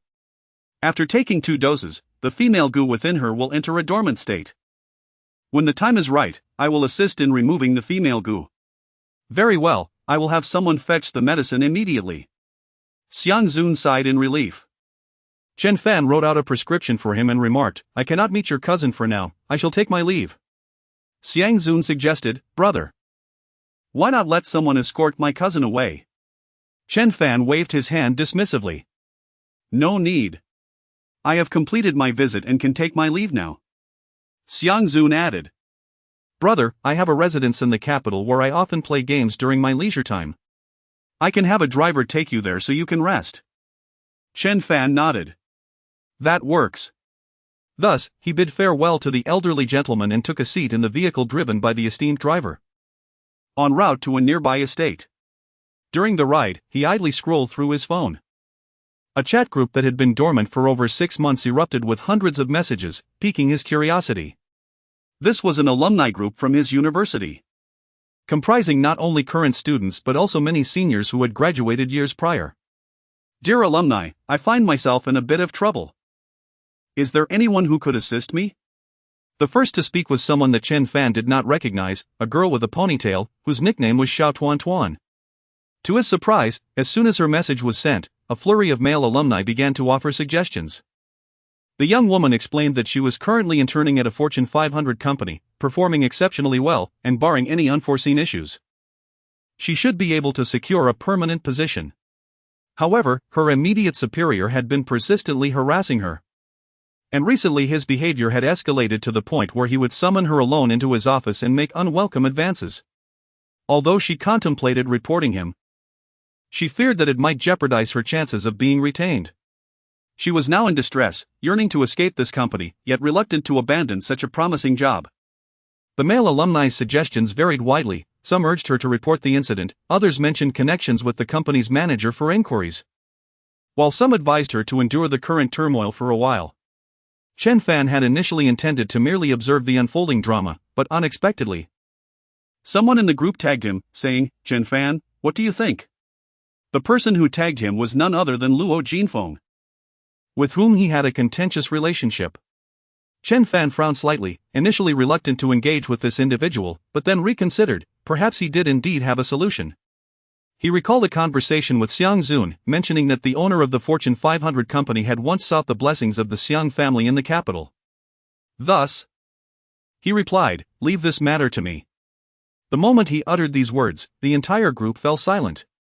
After a minute or so, Luo Jinfeng finally responded with a humorous emoji. However, Xiao Tuan tagged him, asking, "Is that true? Thank you so much. May I add you as a friend?" The male alumni in the group were flabbergasted, for this Xiao Tuan was none other than the campus beauty of their time, Huaxia. For reasons unknown, she had transferred from another prestigious school to Chen Fan's university, but only stayed for 3 months before leaving. Despite the brevity of her stay, her pure and exquisite beauty had earned her the title of the most beautiful campus flower in the university town. At that time, Chen Fan was merely a freshman, while she was in her second year, so he did not know her well, given the limited time they shared. Luo Jinfeng had initially intended to embarrass Chen Fan, but was taken aback by his audacity in claiming he could handle the situation, especially when the most beautiful campus flower had added him as a friend. This was utterly intolerable. He quickly interjected, "Huaxianyu, I was just joking, you can't possibly think he can help you, right?" However, Huaxianyu did not respond, for she had already added Chen Fan as a friend and was seeking his advice. "Hello, I am Huaxianyu." Upon seeing her name, Chen Fan finally recalled who she was. He recalled a moment when he dined in the cafeteria, seated adjacent to Huaxianyu. During that meal, he discreetly observed her, marveling at her beauty, which he deemed a divine masterpiece. For an extended period thereafter, Huaxianyu became the epitome of his dreams. However, she was pursued by countless admirers, far beyond the reach of an ordinary student like him, and he found himself deprived of even a single opportunity to speak with her. "Chen Fan," he replied, "I am familiar with the company you mentioned. I will inquire through a friend shortly, please await further news." Huaxianyu responded with a grateful emoji and inquired, "Chen Fan, I've heard of you. You have captivated 2 of the school's most beautiful girls, even the former campus belle is infatuated with you." Chen Fan felt a flush of embarrassment, pondering how she was so well informed despite having left the school. He replied, "Do not pay heed to their wild tales." Huaxianyu sent a smiling emoji, her belief in his words uncertain. He then called Xiang Zun, asking, "There is a female classmate of mine at Sanha Company who has been harassed by her superior during her internship. Did you not mention that this company is under your family's protection? Could you look into it?" After a moment of contemplation, Xiang Zun recalled the company, saying, "Yes, I am aware of such a company. Brother, what is her name, and who is her superior?" Chen Fan explained the situation, and Xiang Zun assured him, "This is a minor matter, I will handle it immediately. Please wait a moment." Meanwhile, in the office of Sanha Company, Huaxianyu looked at her phone with amusement. She harbored doubts about Chen Fan's ability to assist her, having encountered too many boastful men who claimed to be unparalleled and capable of resolving any issue. In reality, they merely engaged in empty boasts, their true intention being to capture her attention. Chapter 73, The Curse of the Husband. Huaxianyu's impression of Chen Fan had grown somewhat hazy. Yet one who could capture the hearts of 2 prominent campus beauties must possess some remarkable talents. At that moment, a phone call came through. Once connected, a melodious female voice echoed from the other end, sounding quite familiar. "Huaxianyu, this is Lin Yao, the company president. I am aware of the harassment you experienced from your superior, and the company will take this matter seriously. I also extend my apologies on behalf of the company and would like to inform you that your promotion is being expedited. The details regarding the resolution will be announced tomorrow. Does that sound acceptable?" Huaxianyu was taken aback. Was it truly the president who called her? And to address her superior's misconduct? She immediately recalled Chen Fan's earlier words. Could it be that he had intervened on her behalf? After hanging up, she remained in a daze for a moment before promptly asking Chen Fan, "The president just called me." "Chen Fan, you are incredible. How did you manage that?" Chen Fan replied, "I have a friend over there, it was merely a greeting." Seeing that Chen Fan and Huaxianyu had fallen silent, Luo Jinfeng realized the awkwardness of the situation and quickly interjected, "I was just joking. You wouldn't really ask him for help, would you?" Huaxianyu composed a message, "I must also thank you for your guidance. Chen Fan has already assisted me in resolving the issue." Chen Fan arrived at the residence of Xiang Zun, a splendid garden villa boasting both front and rear gardens along with a sizable swimming pool. The garage on the first floor was filled with luxury cars, no fewer than 7 in total. The interior decor was extravagantly lavish, which Chen Fan found quite appealing. Just as he settled in, Huaxianyu initiated a video call. He hesitated momentarily, as he was not very familiar with her, but after a brief contemplation, he accepted the call. On his phone screen appeared a delicate visage, a perfectly shaped face, enchanting features, and light makeup that accentuated her timeless beauty. now more mature and radiant than before. Chen Fan, thank you so much. I was utterly astonished when I received the president's call. She exclaimed with a smile. Chen Fan responded, as long as the issue is resolved, that is what matters. At that moment, Huaxia noticed the surroundings behind Chen Fan, and her interest was piqued. Chen Fan, are you living in a villa? Wow, the decor is truly opulent. Chen Fan replied, it's a friend's place, I'm just staying for the night. Huaxia blinked her beautiful eyes and said, what a pity you are not in Beijing, otherwise, I would invite you out for a drink. Chen Fan chuckled. I am in Beijing, here to celebrate a relative's birthday. Huaxia's eyes lit up, wonderful. How about I treat you to a late-night snack? Chen Fan, considering he had no other plans for the evening, nodded, sure, you can choose the place. Alright, I will send you the location shortly, Huaxia replied with a smile. At that moment, a middle-aged man approached, holding a phone, and quietly said, Mr. Chen, young Master Zun is calling. Chen Fan responded, okay, I'll talk to him shortly. And then ended the video call. He picked up his phone, and Xiang Zun's voice came through, brother, the driver informed me that you've arrived. I've arranged for a few female celebrities, I've sent you their photos, choose a few for tonight. Chen Fan replied, I don't need that. I'm going out to meet a friend.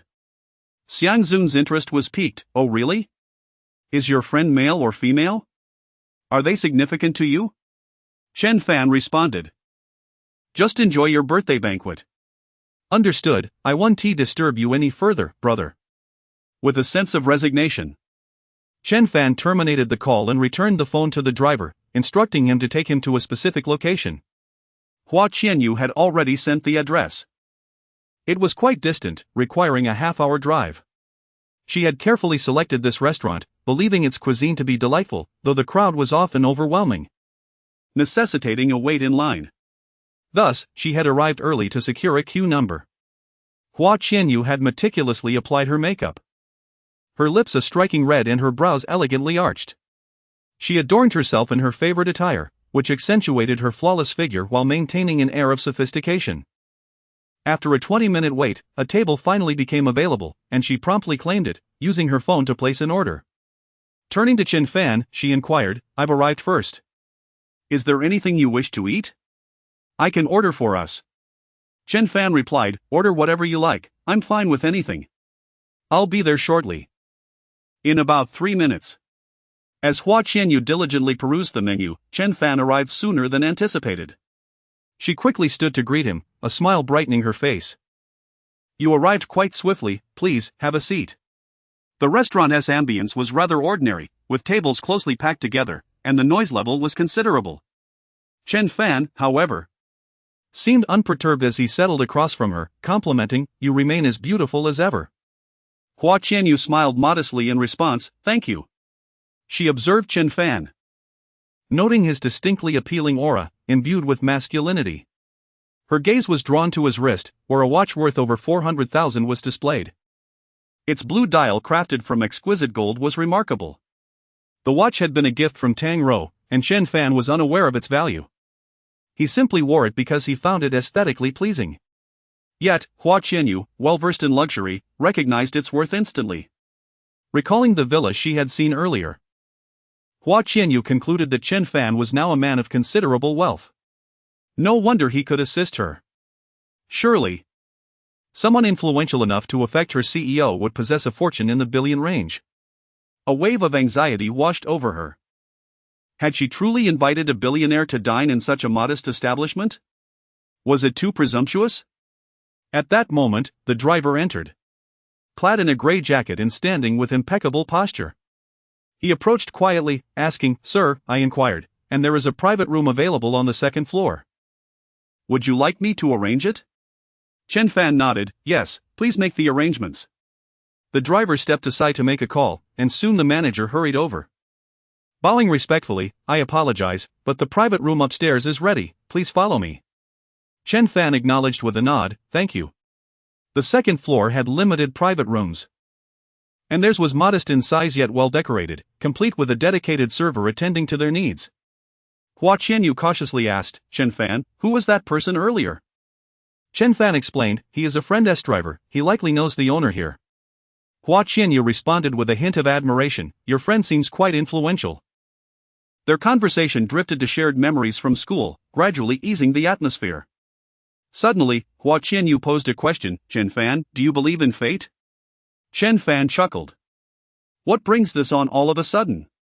After a brief pause, Huaxia continued, when I was young, a fortune teller once told me that I possess a husband-killing fate. No matter who my boyfriend or husband might be, they would not survive beyond 3 months. Chen Fan inquired, do you believe that? Huaxia let out a bitter smile, recalling her first boyfriend, who, after merely 3 days of acquaintance, met with a tragic accident that left him in a vegetative state.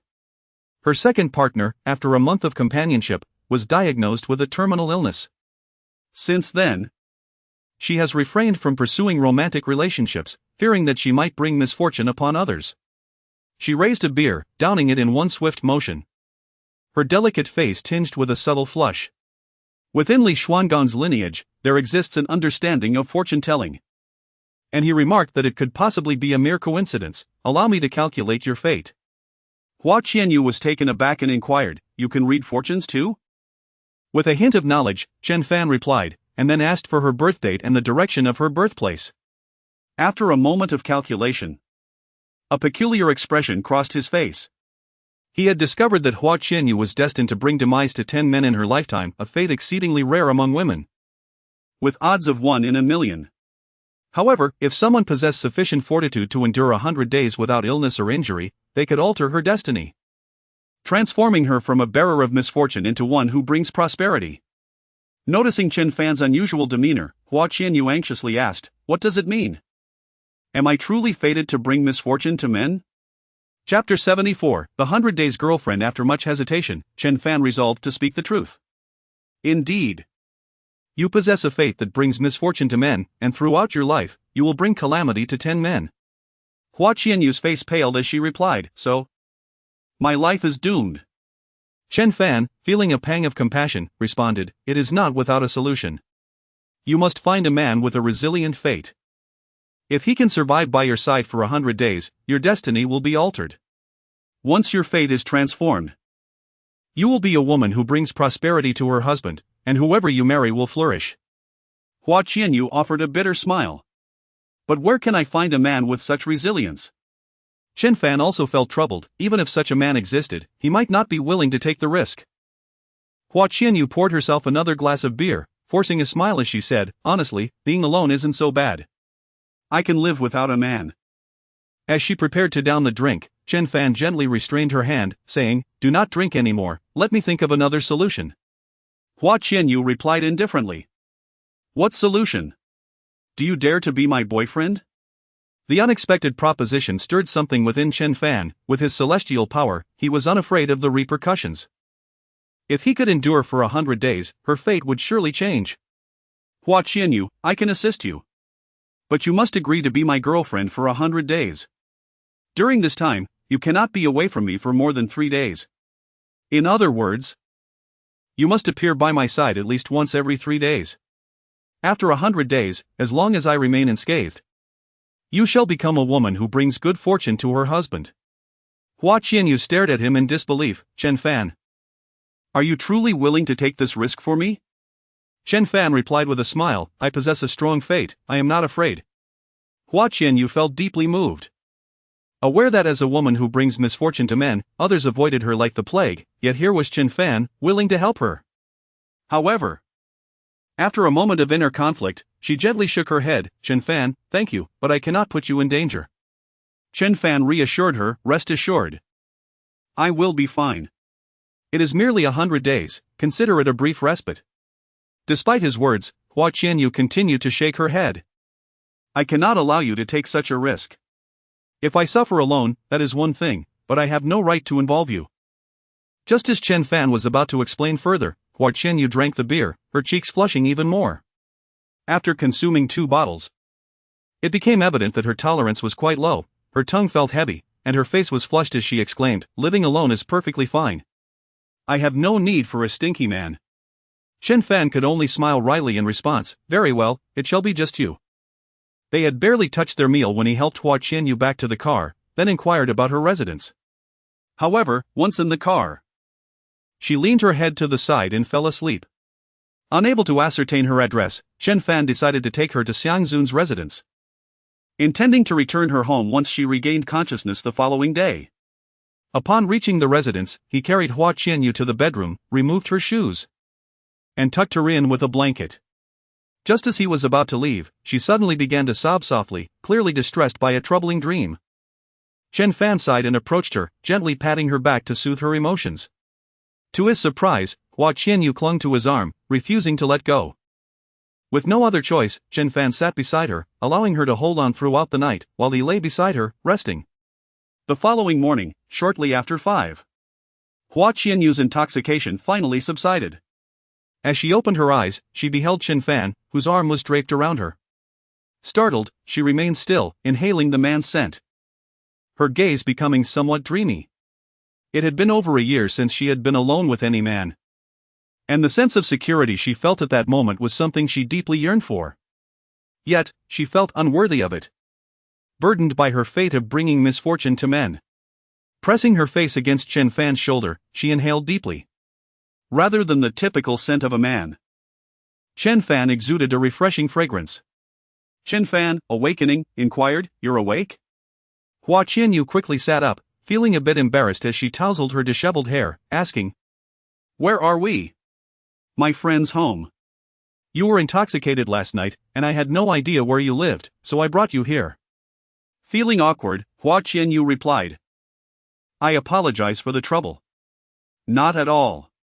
Would you like some water?" Huaxia nodded. Chen Fan rose to pour her a glass of water, stating, "After breakfast, I'll have the driver take you home." Accepting the glass, Huaxia sipped delicately and quietly asked, "Aren't you afraid of my bringing you misfortune?" Recalling their conversation from the previous day, Chen Fan chuckled, "Of course not. I can help you with fortune telling, which means I can also determine if I can assist you in altering your fate." Huaxia's heart raced as she asked, "So, does that mean starting now?" Seeing her willingness to try, Chen Fan nodded, "Yes, from today onward. In 100 days, you shall alter your destiny." Setting down her glass, Huaxia gently wrapped her arms around Chen Fan's waist, softly declaring, "I am your girlfriend now." In that moment of embracing him, the long-suppressed desires within Huaxia erupted, igniting a warmth throughout her body as she leaned in to kiss Chen Fan. The suddenness of it all took him by surprise. His long-cherished dream girl was in his arms, and his instinctive response was to hold her tightly. As the sun ascended high in the sky, Chen Fan sat bare on the bed while Huaxia's delicate hand caressed his well-defined physique, each muscle a testament to strength and perfection. Chen Fan remarked, "I intended to pretend to be your boyfriend, yet you took it seriously." Huaxia shot him a playful glare, having not been with any man for over a year. "How could I resist your allure? Let me rest a moment, and we shall continue." Chen Fan glanced down and replied, "Just a little longer." At that moment, the phone by the bedside rang. It was the butler inquiring, "Mr. Chen, would you like breakfast?" Chen Fan responded, "We shall dine in half an hour." After hanging up, he looked down again, saying, "Replenish your strength." Huaxia, having practiced dance since childhood, possessed remarkable flexibility, and their playful morning was filled with joy. Afterward, they showered, changed clothes, and proceeded to the dining room for breakfast. The meal was exquisitely arranged, featuring dozens of plates of various sizes. Shortly after they sat down, Xiang Zun burst in with enthusiasm, his eyes lighting up upon seeing Huaxia. "Wow, is this my sister-in-law?" "Hello, sister-in-law, I am Xiang Zun." Huaxia blushed, nodding gently. "Hello." Chen Fan, taking a bite of a pastry, asked, "What brings you here?" Xiang Zun grinned, "Grandfather said I should learn more from you, brother." "Is your cousin all right?" He recalled yesterday's events. Xiang Zun scratched his head and said, "Don't mention it, she kept asking for your phone number, but I dared not give it to her. Eventually, I had someone fetch medicine for her, and only then did she return to her usual self. However, she still has you on her mind and insisted that I arrange a meeting for you two today." Chen Fan shook his head, "I shall not meet her. I fear that our encounter might provoke the emotions within her." "Very well," Xiang Zun replied, then cheerfully added, "Brother, grandfather has granted me the privilege to wield the full power of the Xiang family. However, there are conditions. I can only utilize this power when you require it. Chen Fan responded mildly, the elder is kind. Xiang Zun continued, had you not been present yesterday, the birthday celebration would have turned into chaos. By the way, we have uncovered the identity of the one who attacked that day. Chen Fan's interest was piqued. Who was it? The assailant was a man of the underworld. Known as the Puppet Master, he possesses the ability to control the living through fine threads and is one of the country's top assassins. Xiang Zun explained. He had intended to manipulate someone to assassinate our grandfather, but your intervention thwarted his plans. He has since proclaimed that he will take your life within 2 days.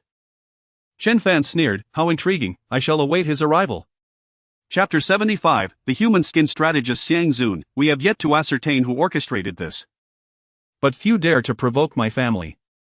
That individual's identity must be extraordinary. Chen Fan, once I capture the culprit, I shall uncover the truth. Humph. Do you possess the capability to seize me? A voice resonated from outside the door. Chen Fan flicked the chopsticks in his hand into the air, revealing a shadowy figure. The chopsticks piercing through his back, eliciting a scream as he was propelled outward. Chen Fan hurled a disc, swift as lightning, striking the back of the man's head. The disc shattered, and the man collapsed to the ground. Approaching the fallen figure, Chen Fan beheld a man curled on the floor, slight of build. With unattractive features and sparse yellow hair, his body continuously bleeding. He stepped on the man's leg, snapping the knee with a resounding crack. And coldly inquired, who sent you?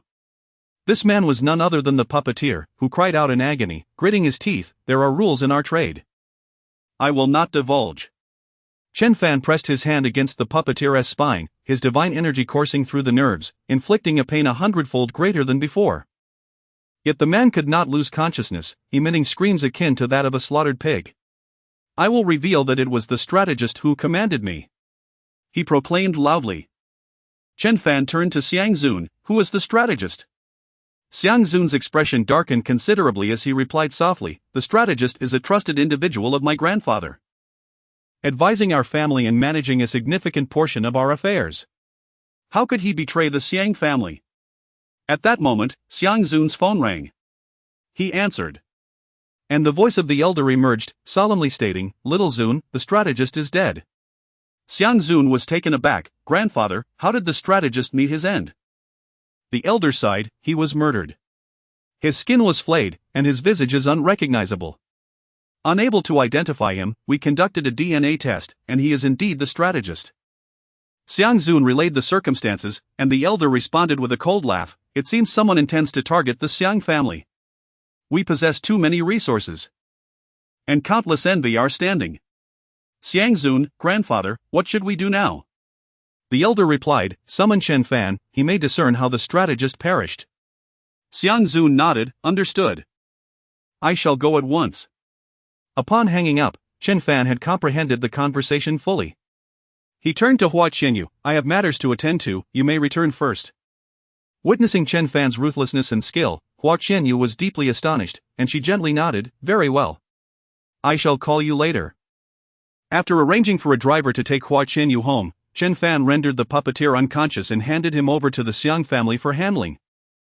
Then accompanied Xiang Zun to the residence of the strategist.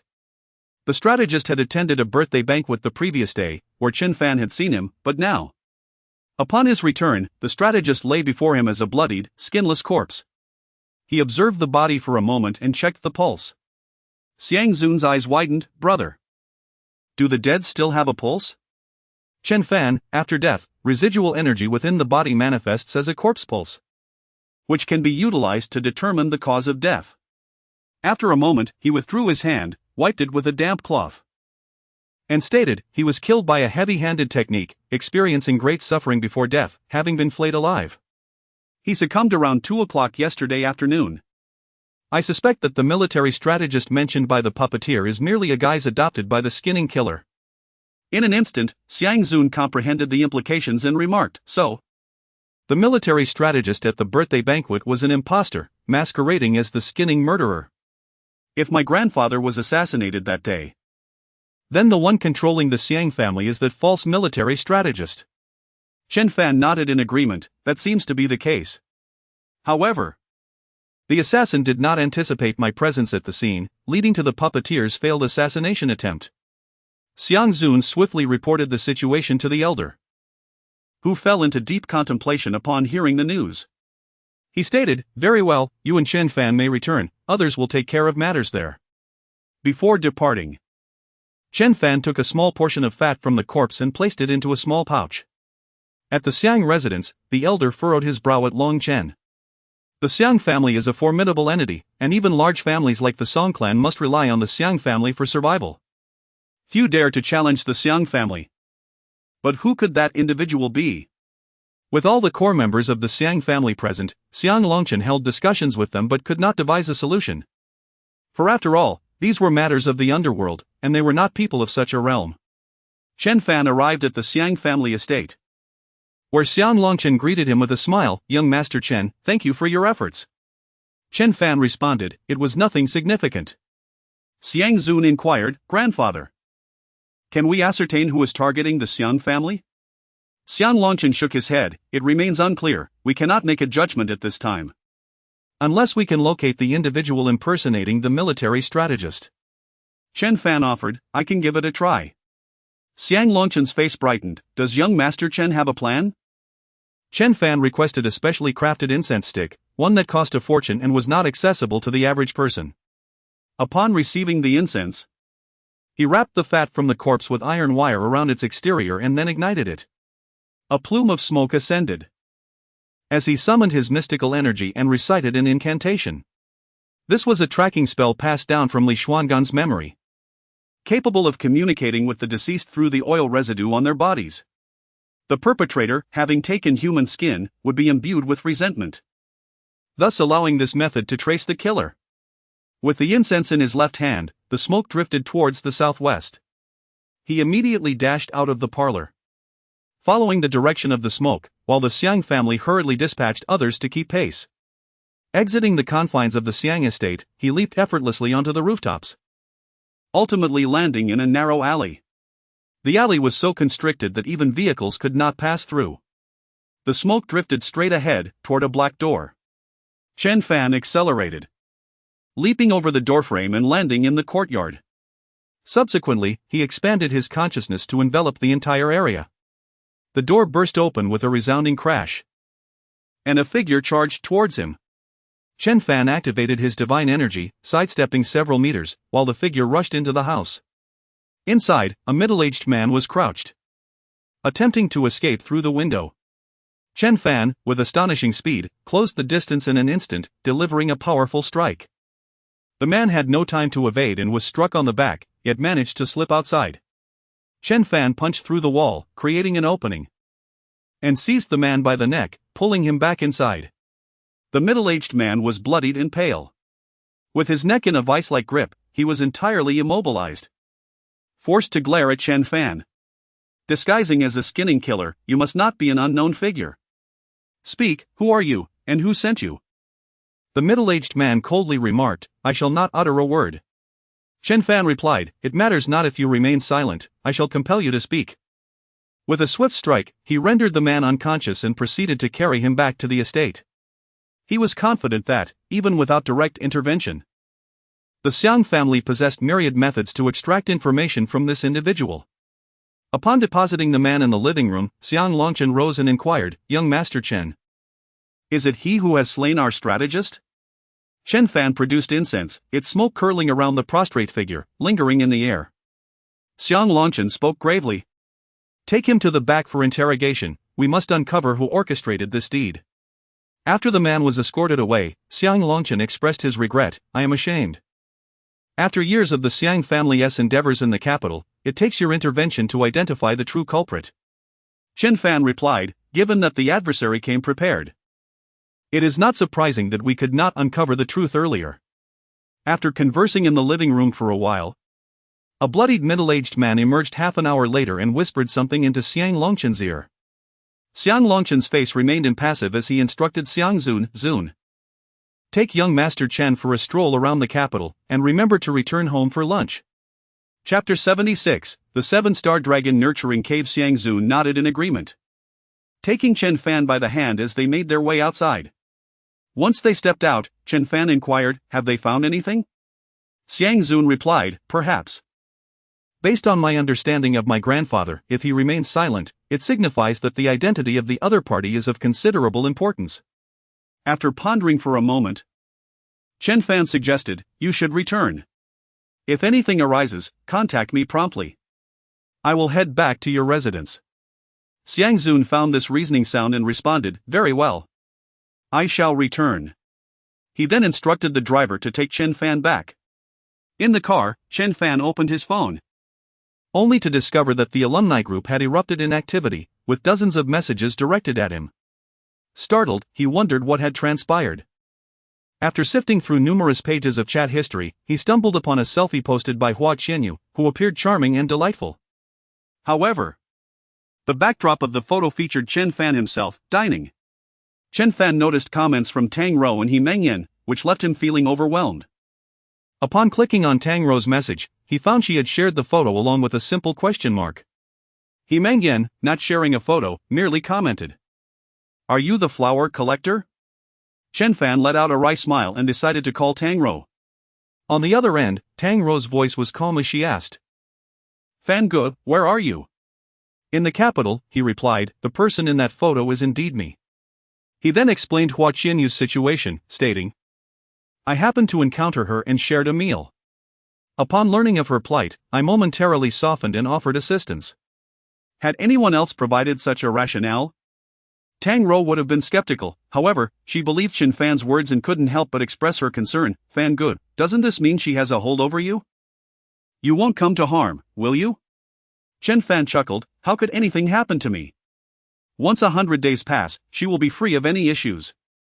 Tang Rou released a sigh of relief. "As long as you are safe, that is what matters most." Chen Fan found her reaction curious and asked, "Aren't you jealous?" Tang Rou responded, "As it is to help her, and considering it is merely being her girlfriend for 100 days, I can completely accept it. By the way, I came to find you yesterday, but you were not home. There is a girl named Han Zian who is truly beautiful and possesses a lovely demeanor." Chen Fan replied, "She is my tenant, residing in the adjacent courtyard." Tang Rou continued, "She is taking care of the Black General and the Red General with great attentiveness." Chen Fan remarked, "Is that so? That sounds good. Fan Ge, when will you return?" Tang Rou inquired. "Tomorrow, I suppose, as there is nothing pressing at the moment," he replied. "I still need to go back to take my exam." "Alright, I'll be waiting for you at home." After chatting with Tang Rou for over half an hour, he finally ended the call. Subsequently, he sent a brief message to Yi Mengyan to update her on the situation. Upon returning to the courtyard, he practiced for a while. When Xiang Zun's call came through, with a sigh, he said, "Brother, I have discovered the identity of those dealing with the Xiang family." Chen Fan refrained from asking for specifics and only inquired, "Will there be conflict?" Xiang Zun replied, "Grandfather has spoken with the other party, and there was a misunderstanding that the Xiang family has clarified." The cause was revealed to be that the other family's ancestral grave had been tampered with by a skilled individual, employing exceedingly malicious methods. This is why that family sought to eliminate the Xiang family. Chen Fan asked, "Oh, what kind of malicious methods?" Xiang Zun, "I did not inquire in detail. In any case, that family is unable to decipher it. Even if they succeed, their fortune has already dissipated. It is lamentable that someone informed that family, claiming this matter was orchestrated by the Xiang clan. Alas, what a malicious diversion of calamity, nearly leading to the downfall of my family." Chen Fan, "Did they believe that person's words without investigation?" Xiang Zun, "Because that individual never speaks falsehoods." Chen Fan expressed astonishment, "Is there truly someone in this world who never tells lies?" Xiang Zun, "It is because he is the renowned diviner, Yun Tianya." Chen Fan suddenly sighed and asked, "Have you sought out Yun Tianya?" Xiang Zun, "He wanders the world, his whereabouts unpredictable. Unless he comes to find you, you cannot locate him." Chen Fan pondered for a moment and replied, "Someone can impersonate a strategist, they can certainly impersonate the renowned diviner, Yun Tianya, can't they?" Xiang Zun affirmed, "My grandfather shares this belief. Given the relationship between Yun Tianya and my grandfather, there is no reason for him to harm the Xiang family." Chen Fan inquired, so, does this mean you have reached a reconciliation? Xiang Zun sighed, that family's power surpasses even that of the Xiang family. What other choice do we have but to reconcile? Moreover, I feel they may not fully trust the Xiang family yet. Chen Fan instructed, clarify what transpired at their ancestral grave, then inform me. Xiang Zun replied, all right, brother, wait a moment, I will inquire immediately. After ending the call, Chen Fan had a servant brew some spiritual tea he had brought, while he waited for news on the sofa. Before he could receive a call from Xiang Zun, he was instead contacted by Huaxia, who cheerfully asked, Chen Fan, what are you doing? Chen Fan, drinking tea. Have you gone to work? Huaxia, I feel utterly exhausted, so I took a leave of absence to rest in the rented apartment. Chen Fan thought to himself. Who could blame you for your relentless endeavors, time and again? Well, make sure to rest adequately. Can you accompany me to the second-hand market this afternoon? She added. If you are busy, it is all right, I can go by myself. Chen Fan contemplated and replied, I may need to attend to some matters this afternoon. But if time permits, I will let you know. Huaxia, all right, I will await your news then. Just as Huaxia hung up, Xiang Zun's video call came through. On his phone, Xiang Zun held up a sheet of white paper, hastily sketching several mountains and a river, indicating the location of the burial site. He said, brother, this is a difficult sketch I managed to create, it depicts the appearance of the grave before. Chen Fan, possessing the legacy of an immortal, immediately recognized it as the rare 7-star dragon nurturing mound.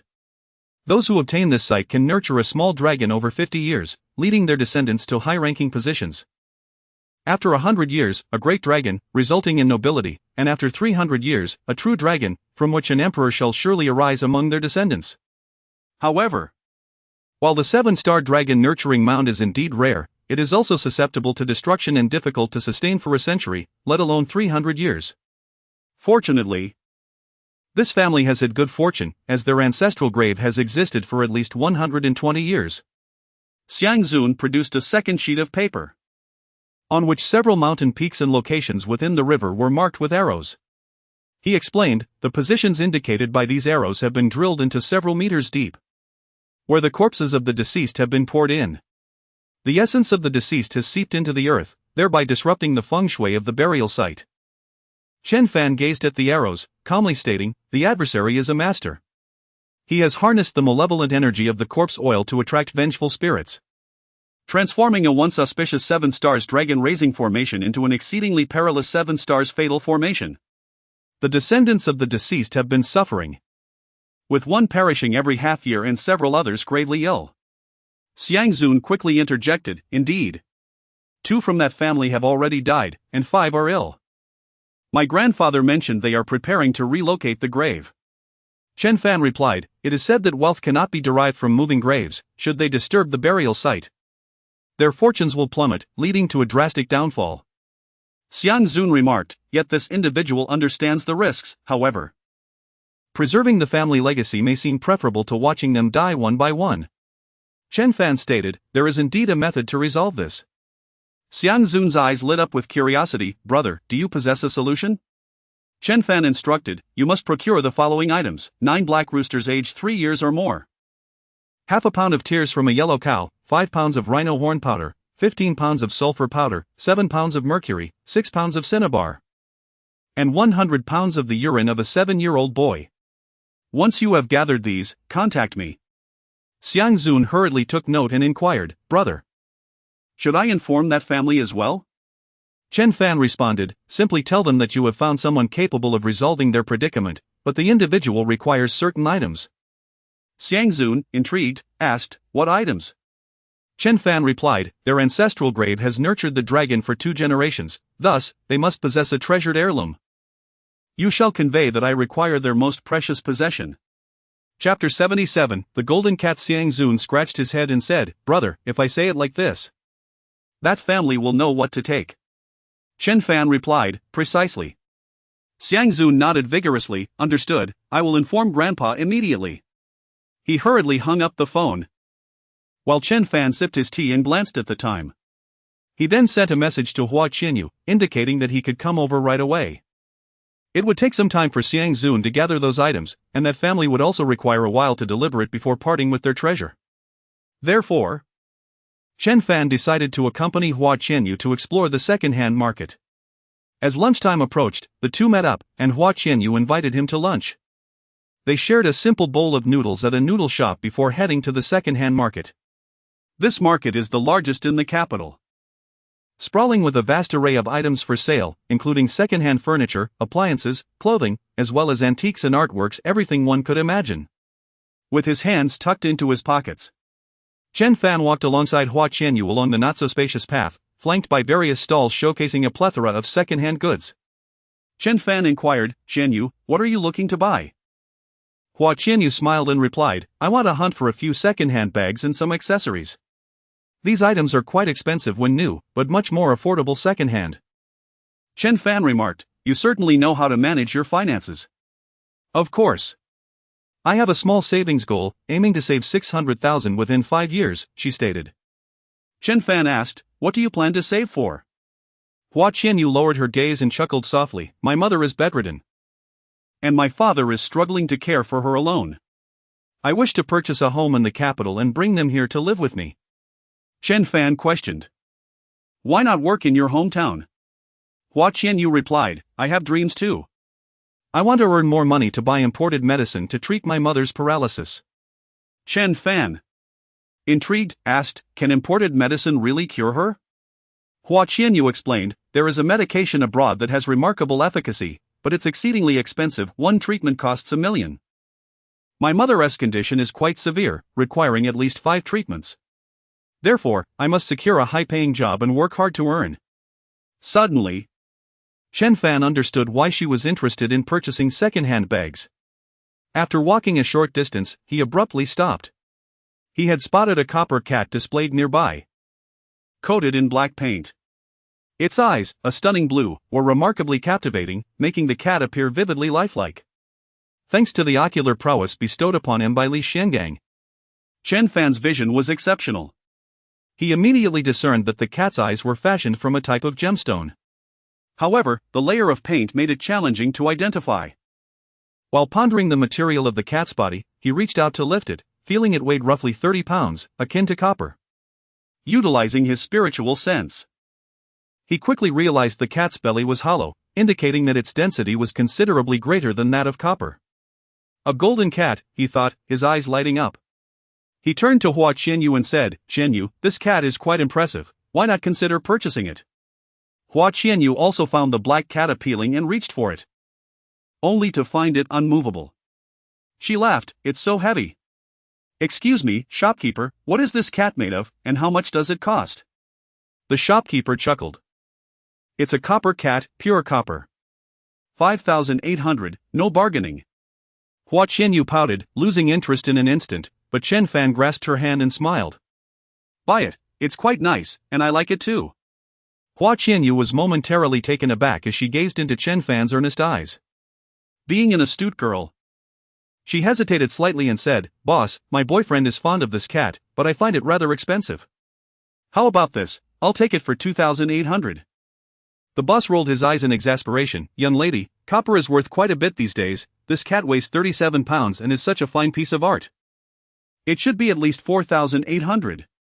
Hua Qianyu's bargaining skills were exceptional, and after a few rounds of negotiation, the boss ultimately relented, selling the black cat for 2,980. As Hua Qianyu was not very strong, Chen Fan assisted her in carrying it after she made the payment. Grinning, "Let us not shop anymore, let us head back." "Ha?" Hua Qianyu paused, confused. Chen Fan whispered, "I want to show you what's inside this cat." Intrigued by his mysterious demeanor, Hua Qianyu nodded in agreement. Upon exiting, Chen Fan purchased a second-hand kitchen knife. They found a CAF and entered a small private room draped with fabric. Once the curtain was drawn, he placed the copper cat on the table and deftly sliced through the exterior with the knife, revealing the copper beneath. "Indeed, it's made of copper," Hua Qianyu remarked after a glance. Then, with another stroke, he peeled away a layer of copper skin, exposing brilliant gold within. Hua Qianyu gasped, her mouth covering in astonishment, her eyes brimming with excitement. Chen Fan scraped the cat's eyes with the knife, unveiling 2 sparkling blue sapphires. He chuckled, these sapphires are quite impressive. At least 10 carats each. I wonder how much they are worth. Huaxia shivered slightly, realizing the significance of the golden cat. Biting her lip, she inquired, Chen Fan, how much could it be worth? Chen Fan replied with a smile, we would need someone knowledgeable to appraise it. He snapped several photos of the golden cat, including close-ups of its eyes, and sent them to Xiang Zun, asking, are you interested in this? Xiang Zun quickly responded, bro, does this cat have any special significance? After the recent events, he had begun to believe in feng shui, sensing that Chen Fan wouldn't randomly show him this cat. Chen Fan explained. This golden cat can enhance your romantic fortune. Xiang Zun rejoiced, really? Who owns it? I want it. Chen Fan replied, it belongs to a friend. She may not be willing to sell, but I'll inquire. Xiang Zun expressed his gratitude, thank you, brother, my future happiness depends on you. At that moment, Huaxia, overwhelmed with excitement, felt her cheeks flush. Chen Fan stated, the value of the gold is nearly 10 million. The quality of the gemstones is quite good. One could fetch 1 to 2 million, so let us estimate around 10 million for both. Altogether, that would be approximately 40 million. Of course, that's the cost price. Adding another 10 million, we could set the price at 50 million. What do you think? 50 million? Huaxia exclaimed, isn't that rather steep? Chen Fan chuckled. It's not expensive. He swiftly sold it for a guaranteed profit. Huaxia clenched her delicate fists, exhaled softly, and declared, Chen Fan, I shall heed your advice. If you trust me, then sell it. He replied to Xiang Zun, proposing a price of 50 million. Naturally, Xiang Zun agreed without hesitation, stating he would promptly send someone to deliver the check and, in the meantime, retrieve the golden cat. Chapter 78, The 7-Star Flying Dragon in the palm of Huaxia. Perspiration beaded as she had never before encountered a sum as staggering as 50 million. With such wealth, there lay a glimmer of hope for her mother's recovery. A mingling of anxiety and trepidation coursed through her as she tremulously inquired, Chen Fan, is this cat truly made of gold? Chen Fan replied gently, indeed it is, and it is the golden cat you purchased for 2,800. Recalling how Chen Fan had insisted she acquire the black cat, she gazed at the golden feline before her and suddenly asked, Chen Fan, you are aware it is a golden cat, are you not? If you knew, why did you not purchase it yourself? Chen Fan blinked, I had no idea. I merely found it aesthetically pleasing. He faltered, for Huaxia was already in tears, her sorrowful expression reminiscent of a weeping pear blossom.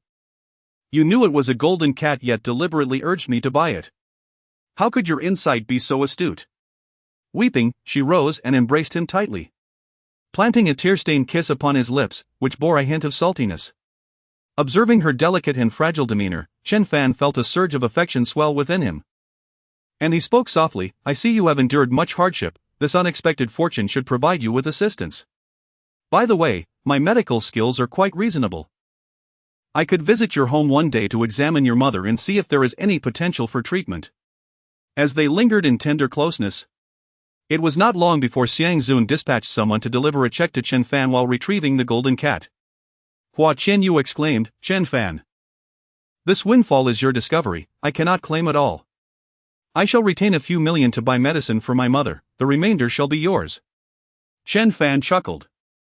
The item was purchased by you, and the money was spent by you, it would be unreasonable for me to accept a share. Absolutely not. She declared firmly. Without your guidance, I would never have purchased the black cat. Chen Fan relented, very well. When you have the funds from the check, should I find myself in need of money, I shall seek your assistance. Does that sound agreeable? Content with this arrangement, she nodded gently. He then suggested she return home while he made his way back. On the journey, Xiang Zun's call arrived. Brother, everything is prepared. The family has responded, and they are willing to relinquish the item. Chen Fan instructed, have them send the item first, I shall assess it and then proceed. Xiang Zun hesitated, brother, might this offend them? Chen Fan scoffed, offend? I am saving their lives. Xiang Zun replied, understood. I shall inform them at once. Minutes later, Chen Fan arrived at the Xiang residence.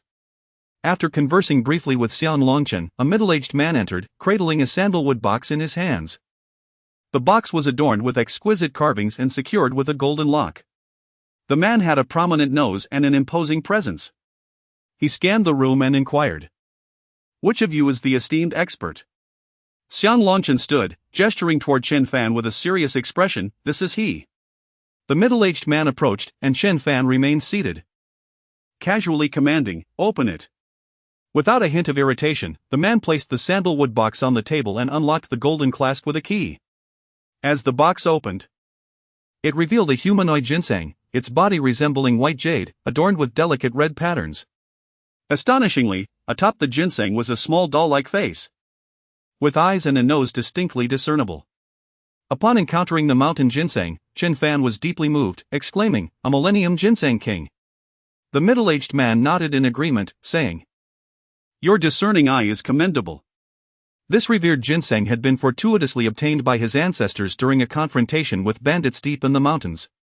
Although the lifespan of ginseng is finite, some rare varieties can evolve, living for a century or even a millennium. This was indeed the legendary 1,000-year ginseng king. Chen Fan nodded. "Let us keep this, I shall assist you." The middle-aged man was elated, bowing deeply. "I am Wu Yafu, thank you." Chen Fan instructed, "Prepare the vehicle. We must reach the burial site before nightfall." The tomb's location was over 200 kilometers away, and the group set off by car. Xiang Zun accompanied Chen Fan in the same vehicle, with Wu Yafu's car trailing behind. Xiang Zun remarked with a smile, "Brother, you truly possess the demeanor of an extraordinary individual. Even someone as proud as Wu Yafu shows you utmost respect. It's quite gratifying to witness." Chen Fan replied, "In times of life and death, he understands the gravity of the situation." Xiang Zun inquired, "Brother, can you truly decipher the enigma?" He remained somewhat apprehensive, considering Wu's formidable influence had failed to yield a solution. Even the renowned diviner had deemed the situation a deadlock. Chen Fan glanced at him but said nothing. Xiang Zun playfully slapped his own face, laughing, "How could I doubt your strength, brother? I deserve this." Chen Fan explained, "With my arrangements, the Seven Stars Deadly Formation can be transformed into the Seven Stars Flying Dragon Formation." Intrigued, Xiang Zun asked, "Brother, if I may interject, what allows you to accomplish what others cannot? What distinguishes you?" Chen Fan elucidated, "When the feng shui formation undergoes transformation, it stirs the malevolent energies of heaven and earth, which mere mortals cannot withstand. Those caught within its grasp are destined for calamity." Xiang Zun gasped, "Aren't you afraid, brother?" Chen Fan smiled, "I have my methods to cope with it." Xiang Zun marveled, "Brother, I never anticipated your mastery of feng shui to be so profound." Upon arriving at Wu's family cemetery, a considerable number of individuals were already present, and the items Chen Fan required had been delivered. In the area previously damaged, machinery had excavated down to 10 meters. After inspecting the site, he instructed his team to mix cinnabar, chicken blood, and ox tears with glutinous rice flour, forming a dark red clay-like substance, with sleeves rolled up. Chen Fan sculpted 9 distinct deities from the red clay, the origins of which remained a mystery. Upon completion, he pricked his finger, applying his blood to the center of each deity's forehead. Although his master had failed in ascension, he retained a semblance of celestial essence, and the blood coursing through him possessed extraordinary potency. Once the celestial blood was applied, the deities radiated warmth, releasing steam until they hardened into stone-like figures. He summoned an individual, pointing to a mountain peak, instructing, "Place it at the marked arrow position and cover it with rubble." The workers had preemptively excavated the designated spots, allowing the deities to be placed directly within. Following this procedure, he smeared blood on the second deity and directed another to position it in the second location. Thus, the first 8 deities were sequentially interred in distinct pits before being buried. With the final deity in hand, he addressed the crowd, "Everyone, please vacate the premises." Wu Yafu promptly summoned everyone and drove away from the cemetery, leaving only Chen Fan behind. Once he saw that all had departed, he pricked his fingertip to draw blood, which he then touched to the center of the 9th statue's forehead. The moisture evaporated, solidifying the statue, after which he rose and cast it into the final pit, subsequently pushing the surrounding rubble into the depths. The ninth divine figure was now in place, and the air crackled with electricity. Dark clouds swiftly gathered in the sky, drawing countless lightning bolts towards the ground adorned with the 9 statues, which crackled and sparked with vibrant energy. Unfazed by the tumultuous storms, Chen Fan ascended to the crypt above, forming intricate hand seals as he recited an incantation. Only upon the completion of this spell could the feng shui of this place be officially altered. His voice resonated powerfully, reverberating through the air and creating a ripple effect. As the heavens erupted with thunder, and 9 massive bolts of lightning struck the earth again and again. Chapter 79, Ascending to New Heights After Countless Strikes. The malevolent energies and resentful spirits buried beneath the earth had been entirely vanquished. Simultaneously, the statue hidden underground began to emanate a radiant glow, subtly forming a formidable array. With a thunderous roar, the ground shook violently for a moment, followed by a barrage of white and purple lightning that descended upon Chen Fan.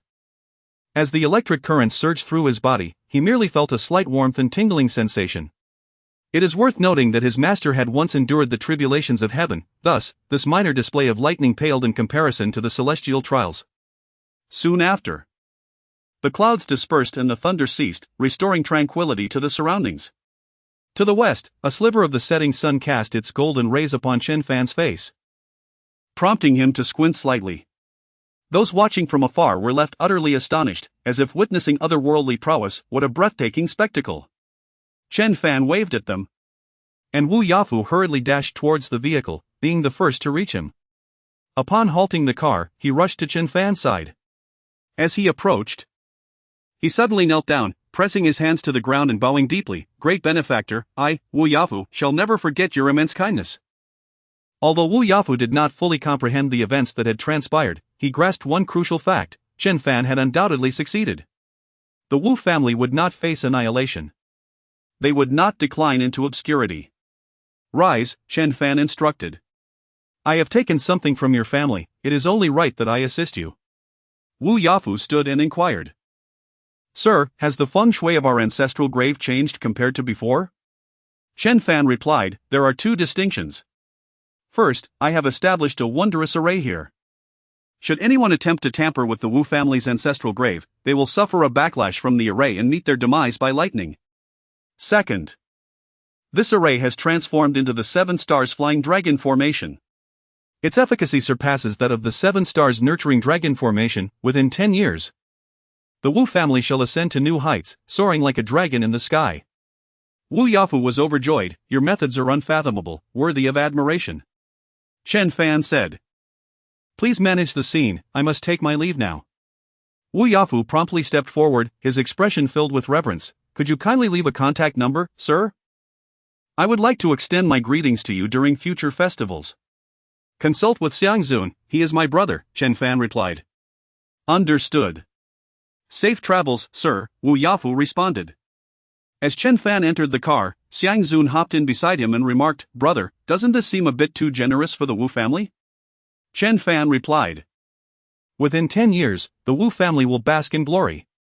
After that, they shall begin to decline. If they wish to alter their fortunes, they can only seek me out." Xiangzun gave a thumbs up. "Impressive. Brother, you are the person I admire most in this world." "Enough flattery," Chen Fan chided. "I must return today. Take me directly to the high-speed rail station." "Brother, can you stay a few more days? You achieved such a monumental feat, shouldn't the Wu family show their gratitude?" Xiangzun suggested. "There's no need," Chen Fan stated. Xiangzun scratched his head. "Very well then. Brother, I shall return to find you in a few days." At the Xiang residence, Xiang Longchen received Wu Yafu's call, relieved to learn that everything had gone smoothly. Wu Yafu said, "Uncle Wu, regarding our previous actions, the Wu family was in the wrong. I sincerely apologize. In the future, the Wu family will make amends. I hope you will speak favorably of us before the gentleman." Xiang Longchen chuckled heartily. "It is all in the past, there is no need to dwell on it." After hanging up the phone, Xiang Longchen quickly called Xiangzun, inquiring, "Little Zun, is young Master Chen with you?" Xiangzun replied, "Grandfather, my brother just boarded the high-speed train. Do you need him for something?" Xiang Longchen chided gently. My dear child, why didn't you persuade him to stay a few more days? He has done our family a tremendous favor, we ought to express our gratitude properly. Xiang Zun smiled broadly. Grandfather, you are being too formal. It's a pity that I haven't introduced my brother to any female celebrities yet. Xiang Longchen coughed lightly and remarked, Little Zun, do return promptly. We need to discuss how to thank young Master Chen. A high-speed train was swift, and within 3 hours, Chen Fan disembarked. Upon exiting the station, he spotted Han Ziyan waving at him from outside. Young master, you must have had a tiring journey, she said with a smile, taking Chen Fan's luggage from him. Chen Fan replied, not too bad. Why did you come instead of Xiao Hao? Han Ziyan explained, I had nothing to do at home. So I came to fetch you on his behalf. As they settled into the car, Han Ziyan inquired, was the birthday banquet lively, young master? Chen Fan responded. It was indeed quite lively, and briefly recounted the events that transpired. Upon hearing his tale, Han Ziyan's beautiful eyes sparkled as she exclaimed, It seems your mastery of geomancy is truly profound. This situation was originally unsolvable, and only relocation of the grave could remedy it. Yet you managed to reverse the feng shui. The Wu family will undoubtedly promote your name vigorously in the future. Chen Fan remarked, I initially had no intention of intervening. But the Wu family's millennium ginseng was too enticing for me to resist. Han Ziyan chuckled, 1 millennium ginseng in exchange for peace, the Wu family certainly profited. Upon returning home, the 2 dogs, Red General and Black General, immediately bounded towards Chen Fan, circling around him.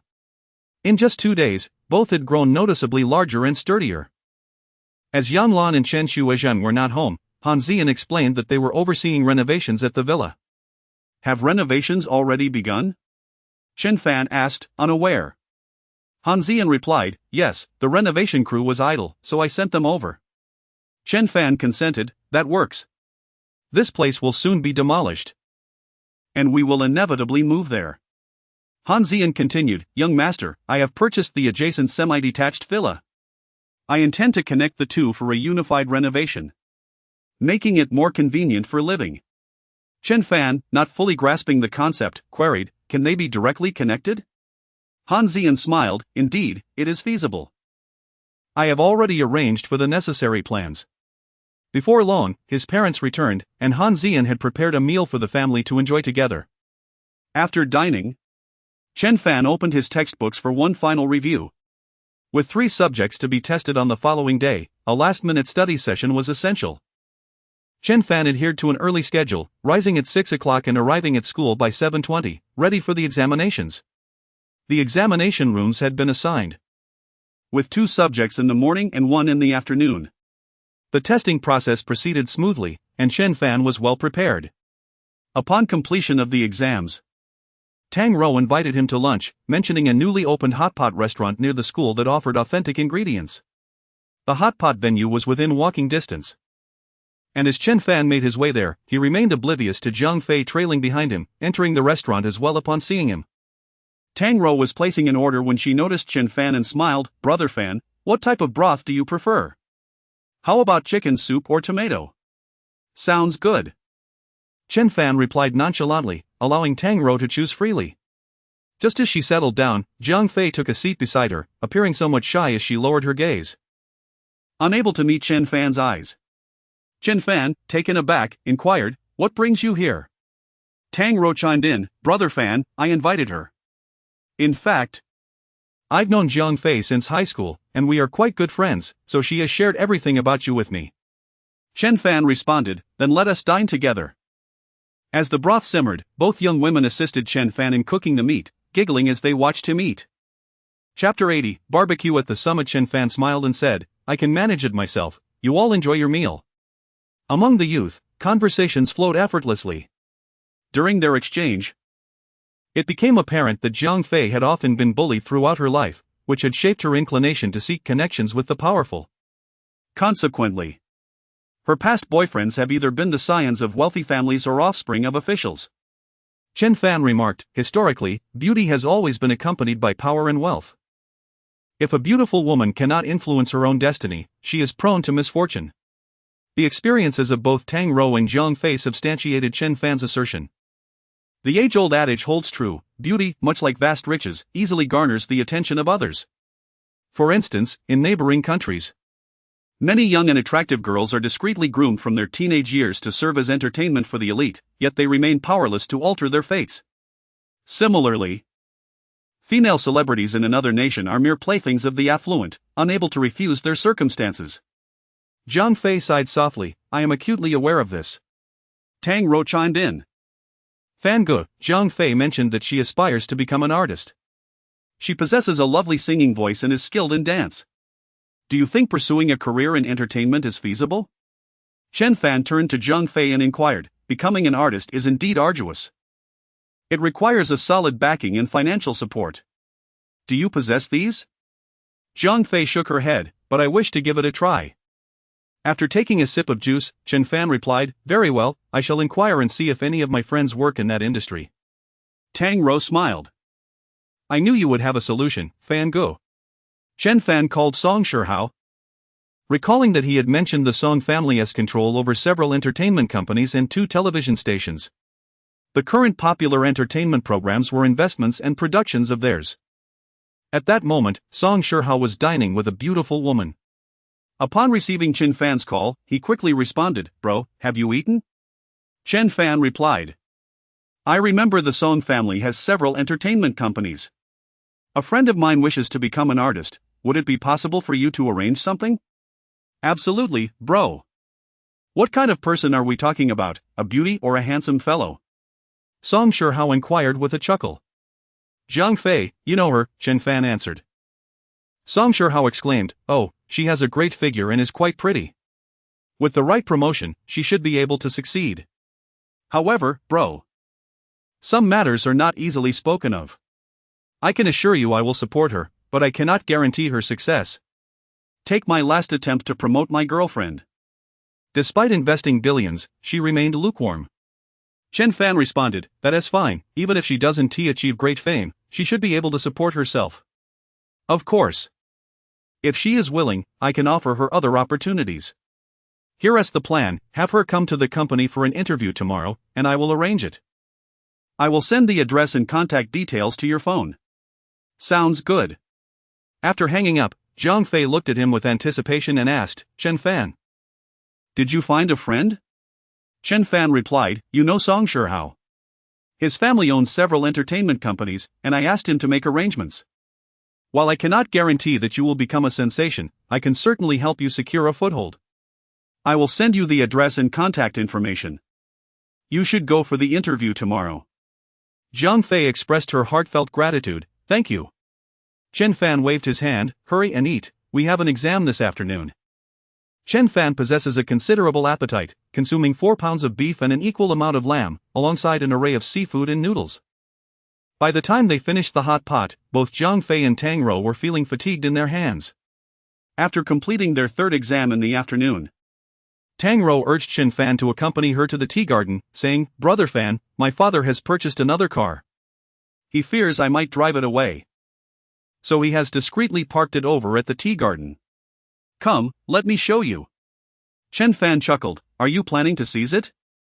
To which Tang Rou replied with a playful grin, he usually has the driver take him around, leaving it idle is a waste. You can take it for a spin and return it once you're bored. Chen Fan laughed heartily, then I shall not be polite. Let us first stop by home and fetch General Hong and General He. As they passed by his home, Chen Fan whistled, prompting 2 dogs and a cat to leap into the vehicle. Around 4 in the afternoon, with a refreshing breeze sweeping through the mountains, the trio, 2 dogs and a cat, strolled leisurely in the tea garden. In the garage were 2 cars, one notably large, measuring nearly 5.9 meters in length, over 2.1 meters in width, and exceeding 2 meters in height. This was a white Mercedes-Benz G63 AMG 66, renowned for its formidable off-road capabilities and robust horsepower. With only 100 units produced worldwide. Originally priced at over 3 million abroad, Tang Zhu had acquired it for over 9 million from a friend. Having driven it only once. Isn't this vehicle quite imposing? Tang Rou remarked as she handed the car keys to Chen Fan, suggesting he take it for a spin shortly. Chen Fan mused, your uncle must have bought this for off-roading. Tang Rou scoffed, at his age. What off-roading can he possibly engage in? Upon reaching the mountain peak, Chen Fan infused 2 ancient tea trees with a touch of celestial energy, preparing to process several pounds of tea leaves. After some time of leisure, Tang Rou had fresh lamb and beef delivered, along with 2 chefs to assist. As they began a barbecue atop the mountain, the 2 little dogs were anxiously circling around, prompting Chen Fan to place some meat in a dish for them. The cat, however, displayed a more aloof demeanor, leaping onto the table to help itself. Tang Rou affectionately patted the cat's head, asking, "Brother Fan, can it catch mice?" "Of course. It is a spirit cat," he replied. Tang Rou recounted, "A few days ago, I encountered a massive rat in the tea garden, weighing at least a pound. It was terrifying. I had the big black dog try to catch it." Chen Fan turned to the cat, "Did you hear that? Enough eating, it's time for work." The cat finished its last morsel of meat and darted down the mountain. In less than 3 minutes, it returned, proudly carrying a large grey rat. Tang Rou let out a shriek, "Quick, drop it, that is frightening." Chen Fan instructed the cat to discard the rat a bit farther away. The cat, displaying a remarkable understanding, nodded and carried the rat far off before disposing of it. At that moment, voices could be heard from the mountain behind them. Chen Fan stood to see a group of about 10 individuals, presumably tourists, making their way up the slope. Tang Rou also came to observe, stating, "Over there is a tourist attraction, it's common for visitors to wander and end up here." Chen Fan glanced toward the opposite side, where it indeed appeared to be a scenic spot. As they spoke, the group reached the summit, and one bald man among them, upon spotting the barbecue and beer, exclaimed with delight, "Look! Barbecue and beer here. Ha, we are lucky." He inquired of Chen Fan, "Kid, I've reserved this place entirely for myself. Go prepare more meat and bring 2 cases of beer." Chen Fan, finishing the skewer in his hand, replied, "You have come to the wrong place, this is private property. Not a barbecue stand." "Is that so? Have I truly come to the wrong place?" The bald man glanced around, then grinned broadly, "What does it matter? You cook your meat well, and I'll pay you 5 yuan per skewer." Chen Fan responded, "We do not sell our skewers. The lamb here," he continued, "is sourced from live sheep transported from the salt flats, freshly slaughtered for consumption. The beef is also preserved through a cold chain all the way here, boasting a taste and texture far superior to what you find elsewhere." The bald man's demeanor darkened slightly as he placed a hand on Chen Fan's shoulder, saying, "Brother, when out in the world, we should show each other some respect." Chen Fan shrugged off his hand, asserting, "You should head back down the mountain. There are restaurants down there where you can eat freely." The bald man, who had once been a figure in the underworld during his youth, scowled and retorted, "Kid, are you refusing to show me respect?" Behind him, a bearded man chuckled, "Brother Guang, if you reveal your former name, I guarantee this kid will be scared stiff." The bald man huffed, pointing to himself and asking, "Me? Zhao Ligang, have you heard of me?" Indeed, Chen Fan had heard of this name. A glimmer of cold intensity flashed in his eyes as he nodded and replied, "I have heard of you. There was a Zhao Ligang who, while intoxicated, raced on the highway, resulting in the deaths of 4 students and injuring 5 others. He was sentenced to merely 3 years. Is that you?" Chapter 81, Retribution. Zhao Liguan was taken aback. It had been a decade since that incident, yet this young man seemed familiar with it. He scoffed and asked, "What? Do you recognize me?" "Back when I was still in junior high, I witnessed my deskmate, a 13-year-old girl, get struck by your vehicle. Her body spun through the air twice before crashing heavily to the ground. As she fell, her eyes met mine, filled with an unwillingness to part from this world. By the time I reached her, her breath had already ceased." Chen Fan stared at the man named Zhao Liguan, fury welling in his eyes. Zhao Liguan, surprisingly, wore a smug expression, shaking his head as he boasted, "I was only inside for 2 months, my brothers in the prison made bail a cinch." At that moment, Chen Fan's mind was flooded with the image of that girl in her final moments, and the agonized cries of her parents echoed in his ears. The burly man chuckled. "And Brother Guang didn't even pay a single penny in compensation, that's skill." With a resounding slap, Chen Fan sent the burly man reeling, half of his teeth flying out. The bald man gasped in shock, retreating hastily. Chen Fan grasped his head, their eyes locked as Zhao Liguan's gaze began to dull. Utilizing his spirit, Chen Fan could effortlessly manipulate another's will, even bending them to his subservience. Seek out the families of those children you killed or injured, and distribute all your assets to them. If you lack the funds, resort to high-interest loans or borrow from your friends and relatives. Once you've dispersed the money, drive your car off the bridge into the river, and with your wretched life, seek atonement. Zhao Liguan's eyes glazed over as he murmured, "Atonement with my worthless life." Distribute the money, borrow. He turned to leave, while those behind him remained perplexed by the unfolding events. The burly man struggled to rise, shouting, "You dare hit me!" Chen Fan delivered a swift kick to his abdomen, sending him tumbling painfully, drenched in sweat, no longer daring to utter threats. Clutching his belly as he descended the mountain. Upon witnessing the scene, the others quickly retreated, vanishing without a trace. Tang Rou clung to Chen Fan's arm, softly saying, "Brother Fan, you recalled the past." Chen Fan pulled Tang Rou down beside him, stating, "This man exhibits no empathy and deserves punishment." After finishing their barbecue, Chen Fan stood atop the mountain, practicing the seventh form of the divine machine posture until darkness enveloped the sky, perfecting the technique. That night, he chose not to return home but stayed on the mountain with Tang Rou. That very afternoon, Zhao Liguan mortgaged his house and car, borrowing several million to compensate the families of the deceased and injured students, totaling over 18 million.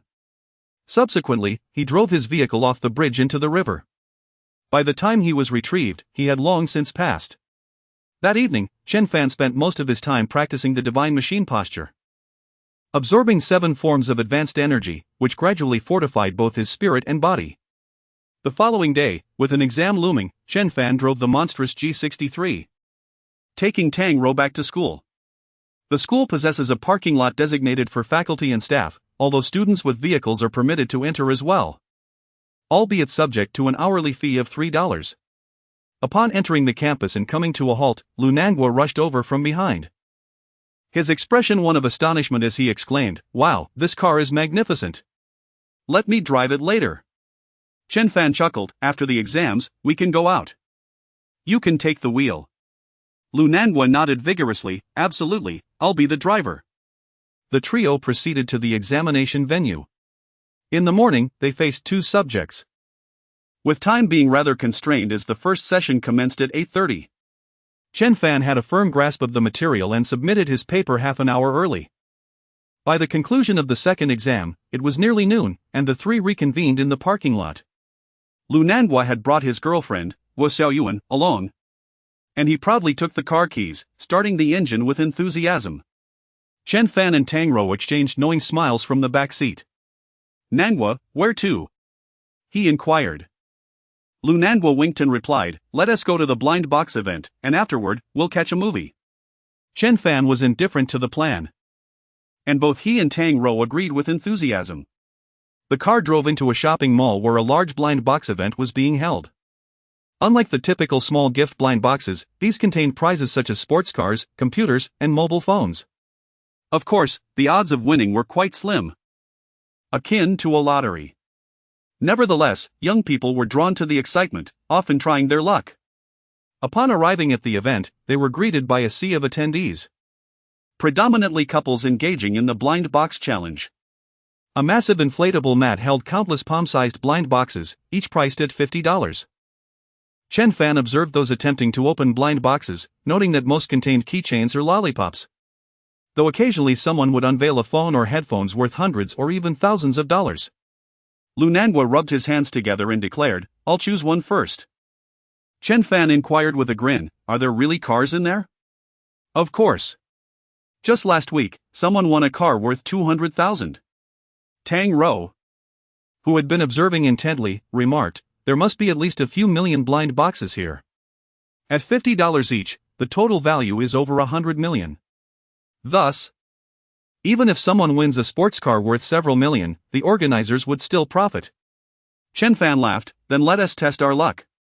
He activated his mental acuity to search within the boxes and soon discovered one bearing the inscription for a 4090 graphics card set, valued at 18,800. He retrieved it and handed it to Tang Rou with a smile, "We'll open it later." Shortly thereafter, he found the latest model of a laptop priced at 16,800.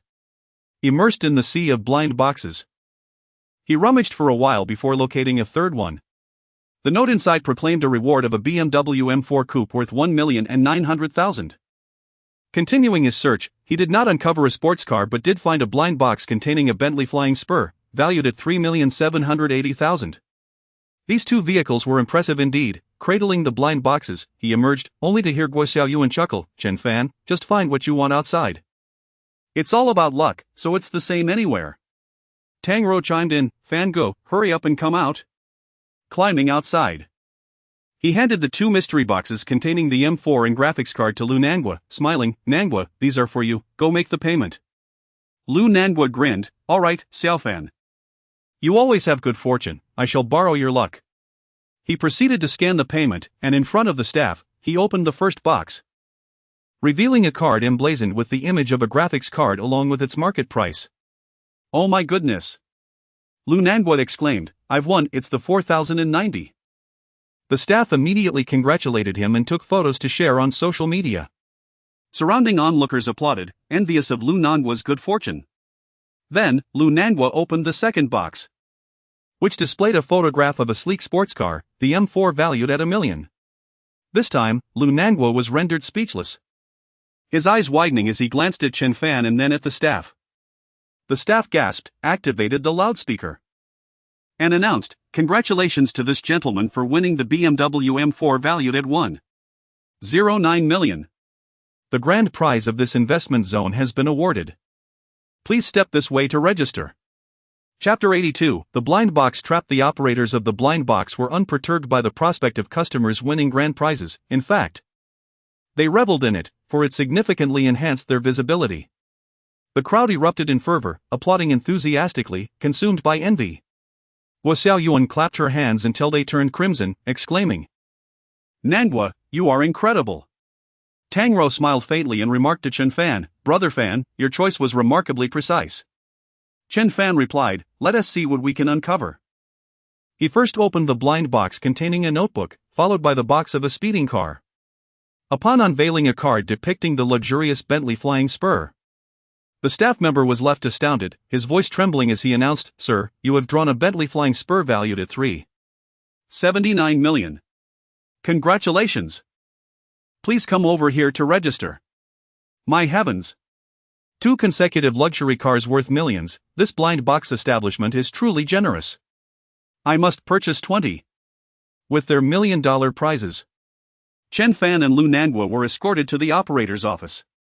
Inside, a manager in his 30s greeted them with a smile, saying, "First and foremost, congratulations to you both on winning the luxury automobiles. However, as these vehicles are substantial items, they will need to be transported from afar.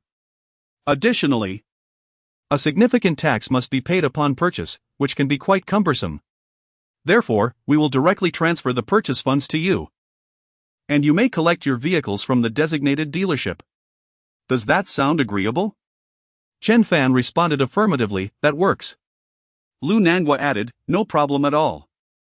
The manager continued, "The M4 currently has a cash discount, bringing it down to approximately 880,000.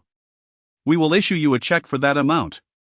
As for the Bentley Flying Spur, after discounts, it will be around $3.7 million, for which we will also provide a check. With these checks in hand, you may withdraw the funds from the bank within 3 days. However, I must caution you that if the checks are lost, we will not issue replacements." Chen Fan replied, "Understood." As for the notebook and graphics card they had drawn, they received the physical items immediately. Once outside, Lu Nangua voiced his apprehension, "Chen Fan, do you think they might be deceiving us?"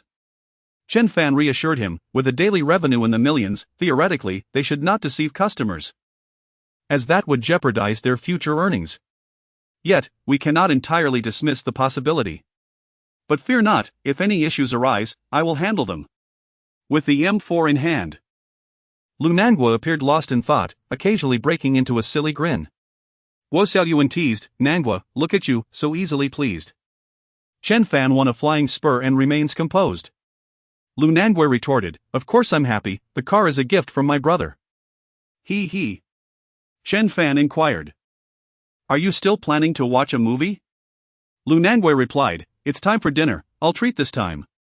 After we eat, Xiao Yuan and I will go for a stroll. Chen Fan understood they were likely heading to a hotel. Having satisfied their hunger, it was time to attend to business. He said, "All right, we won't intrude any longer." That evening, the four of them dined on barbecued meat at the mall. Following their meal, Lu Nanbo and Guo Xiaoyuan departed first, leaving Chen Fan and Tang Rou to explore a little longer. Tang Rou selected several articles of clothing and purchased a bracelet. As they emerged from the store, a figure rushed past them, colliding with Chen Fan. In that fleeting moment, he sensed the individual reaching towards his wallet. He reacted swiftly. Seizing the opponent's wrist, the wallet still clutched tightly in the assailant's hand. The man's expression shifted dramatically as he raised his foot to deliver a fierce kick towards Chen Fan's face. However, just as his foot ascended, Chen Fan yanked him upwards, swiftly twisting his wrist with a sharp crack, before sending him sprawling several meters away with a powerful kick. The thief let out a pained cry, clutching his abdomen and groaning on the ground. At that moment, two more figures in black rushed over. One helped the injured thief while the other glared menacingly at Chen Fan. With a cold snort, Chen Fan turned to Tang Rou, instructing her to call Nanguo and check if the check was still in his possession. "All right." Tang Rou managed to get through, saying, "Nanguo, could you check if you still have the check on you?" Lu Nanguo, already away from the shopping mall, chuckled, "Of course. It's still here." A few seconds later, panic set in. "Oh no, my wallet is missing." Tang Rou glanced at Chen Fan. "His wallet is gone." Chen Fan asserted, "It must have been those individuals. Xiao Rou, return to the car and wait for me, I will pursue them." Understanding his capabilities, Tang Rou nodded, "Be careful." The two men were assisting the injured thief, moving slowly, and by the time Chen Fan caught up, they had just entered the elevator, the doors closing behind them. Upon seeing Chen Fan approach, the man on the left made a slicing motion across his throat, a clear threat. Chen Fan chuckled coldly and opted for the emergency exit to pursue. He moved swiftly and reached the basement level, where the trio had yet to emerge. After a brief moment, the elevator doors finally opened, and the three stepped out. The central thief was cursing furiously, "Damn it, I'm going to kill that bastard." At that instant, Chen Fan stepped forth from the side, locking eyes with the trio. "Hand over the stolen wallet, and I shall let you go." The man on the left abandoned the thief, brandishing a folding knife from his waist. The knife whirled rapidly in his skilled hands, revealing him to be an adept knife fighter. "You're seeking death, don't blame us." He charged forward, swinging the knife to strike. Chen Fan focused on his hand, delivering a kick that shattered the bones in his wrist, sending the folding knife flying deeply into the wall. The attacker howled in agony, clutching his severed wrist and stamping his feet in pain. "Hand over the wallet," Chen Fan commanded, extending his hand. The other accomplice, still supporting the thief, drew a handgun from his waist and shouted at Chen Fan, "Die." The moment the gun was raised, he froze, realizing that Chen Fan had vanished. Suddenly, he felt a hand tightening around his throat. Crack! His neck snapped, collapsing lifelessly to the ground, fluids escaping uncontrollably. Chen Fan reached into the thief's pocket, retrieving Lu Nanguo's wallet, then turned to the pale-faced thief. "Was it the owner of the blind box business who sent you to steal the check?" Acknowledging Chen Fan's prowess, the thief, trembling, confessed, "Yes." "Where is he?" Chen Fan inquired. The thief swallowed hard. He said, "After we succeeded, we should meet him at Lido Community and call him upon arrival." "All right, give me your phone." The thief handed over his phone and provided the contact number of their accomplice. Chen Fan patted him on the shoulder, advising him to take good care of his injury. He approached the parking space where Tang Rou was waiting for him and inquired, "Fan Go, have you found it?" Chen Fan nodded affirmatively, "Yes." "We should first deliver the wallet to Nanguo, we cannot delay his hotel stay." He drove to the hotel entrance, where Lu Nanguo hurried over to retrieve the wallet. Surprised, he asked, "Chen Fan, where did you find it?" Chen Fan replied, "I picked it up." "Keep the check safe, we shall go to the bank to withdraw it first thing tomorrow morning." Acknowledging this, he turned the car around, heading towards Lido Community. Lido Community is an affluent neighborhood, characterized by either spacious flats or semi-detached villas. As the car arrived at the entrance of the community, Chen Fan dialed a number on his phone, and a man's voice echoed from the other end, "Wait for me at the gate." A few minutes later, A black sedan emerged, coming to a halt beside Chen Fan's vehicle. The occupant of the car paused momentarily, wondering when these young men had changed their vehicle. Chapter 83. The blind box contains an X5 and 10 million. Chen Fan had already exited the vehicle, extending his hand to open the car door before taking his seat in the passenger side. The driver, a man in his 40s, was taken aback upon seeing Chen Fan and inquired, "Who are you?" Chen Fan replied, "I am the one who took your check worth over 3 million. You sent people to steal the check, but they were unsuccessful."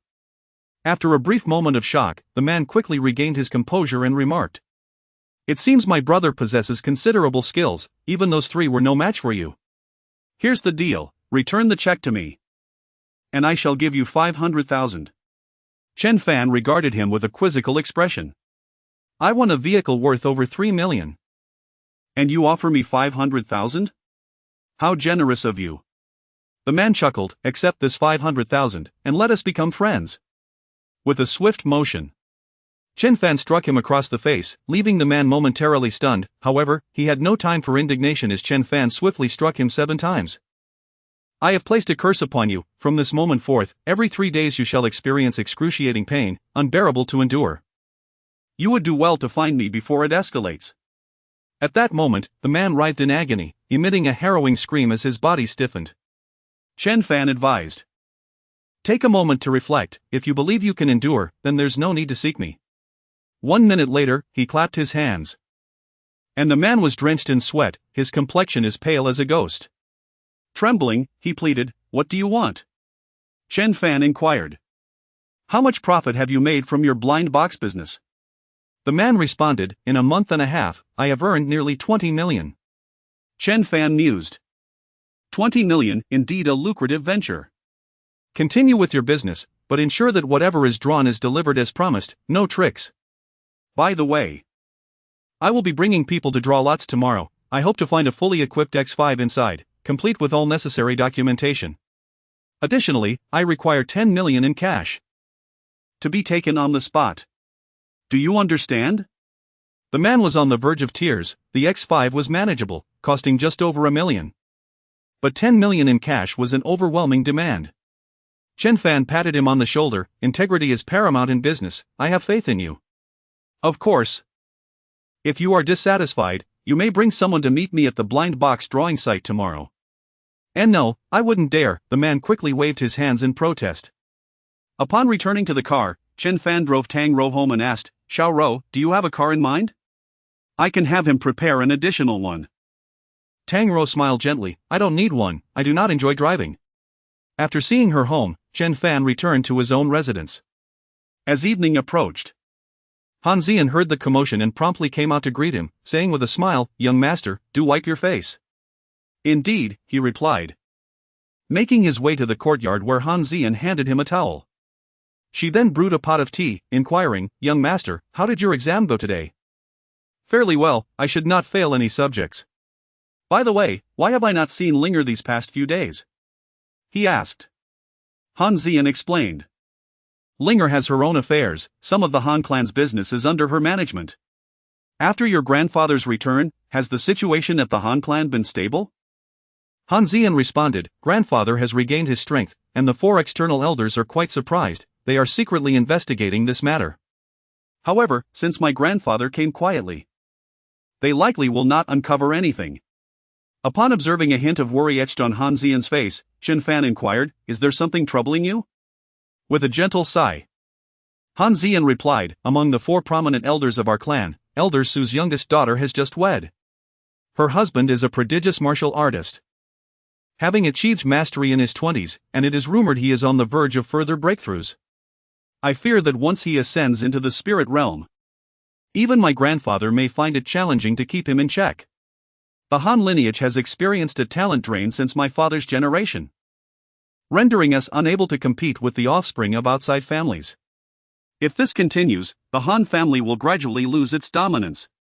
Chen Fan reassured her. "There is no need for haste, we shall take our time." Han Zian continued, "Next month, there will be a competition among the Han disciples, and the victorious faction will secure a significant position. I worry that this position will once again fall into the hands of the outside elders." Chen Fan asked, Is this a long-standing tradition? Han Zian nodded, indeed, and my grandfather cannot refuse. This contest occurs every 5 years, and the last time, the Han family suffered a devastating defeat. With Elder Su's son-in-law participating this time, our chances of victory are even slimmer. Chen Fan responded, there is no cause for concern. Where there is a will, there is a way. I will devise a plan. After finishing a pot of tea, Han Zian blushed and suggested, young master, this little courtyard feels rather lonely with just me. Perhaps you could stay here tonight? Chen Fan did not oppose and nodded, that sounds agreeable. He then practiced his martial arts in the courtyard while Han Zian watched. That evening, he diligently rehearsed the 7 forms of the divine mechanism posture twice, only returning to his room to rest after breaking a light sweat.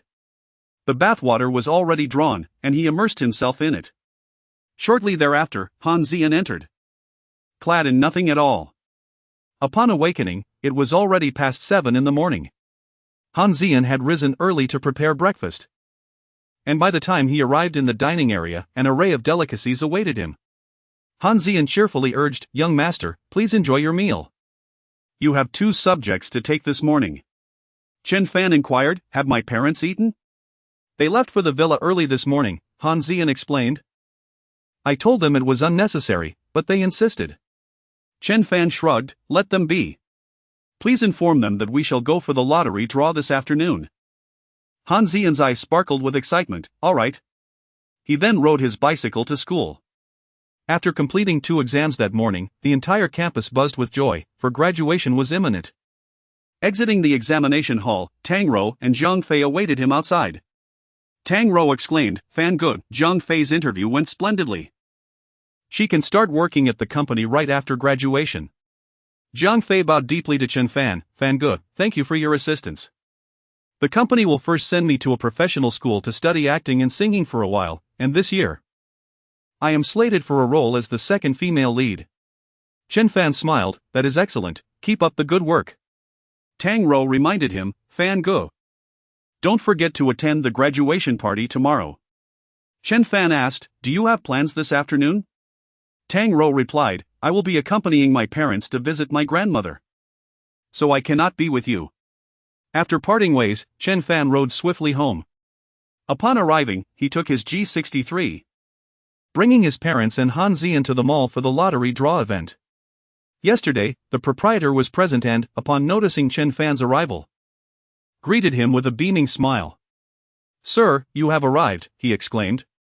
Chen Fan replied with a simple affirmation, there should be what I desire inside, correct? The man nodded vigorously, indeed, and all are in stock.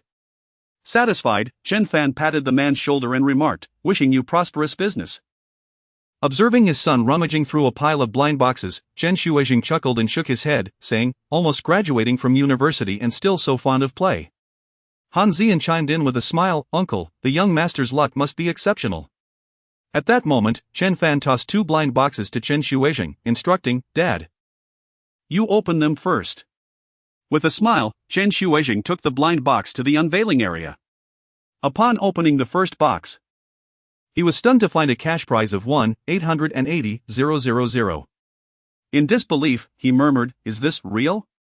Han Zian assured him with a grin, uncle, it is indeed genuine, the money now belongs to you.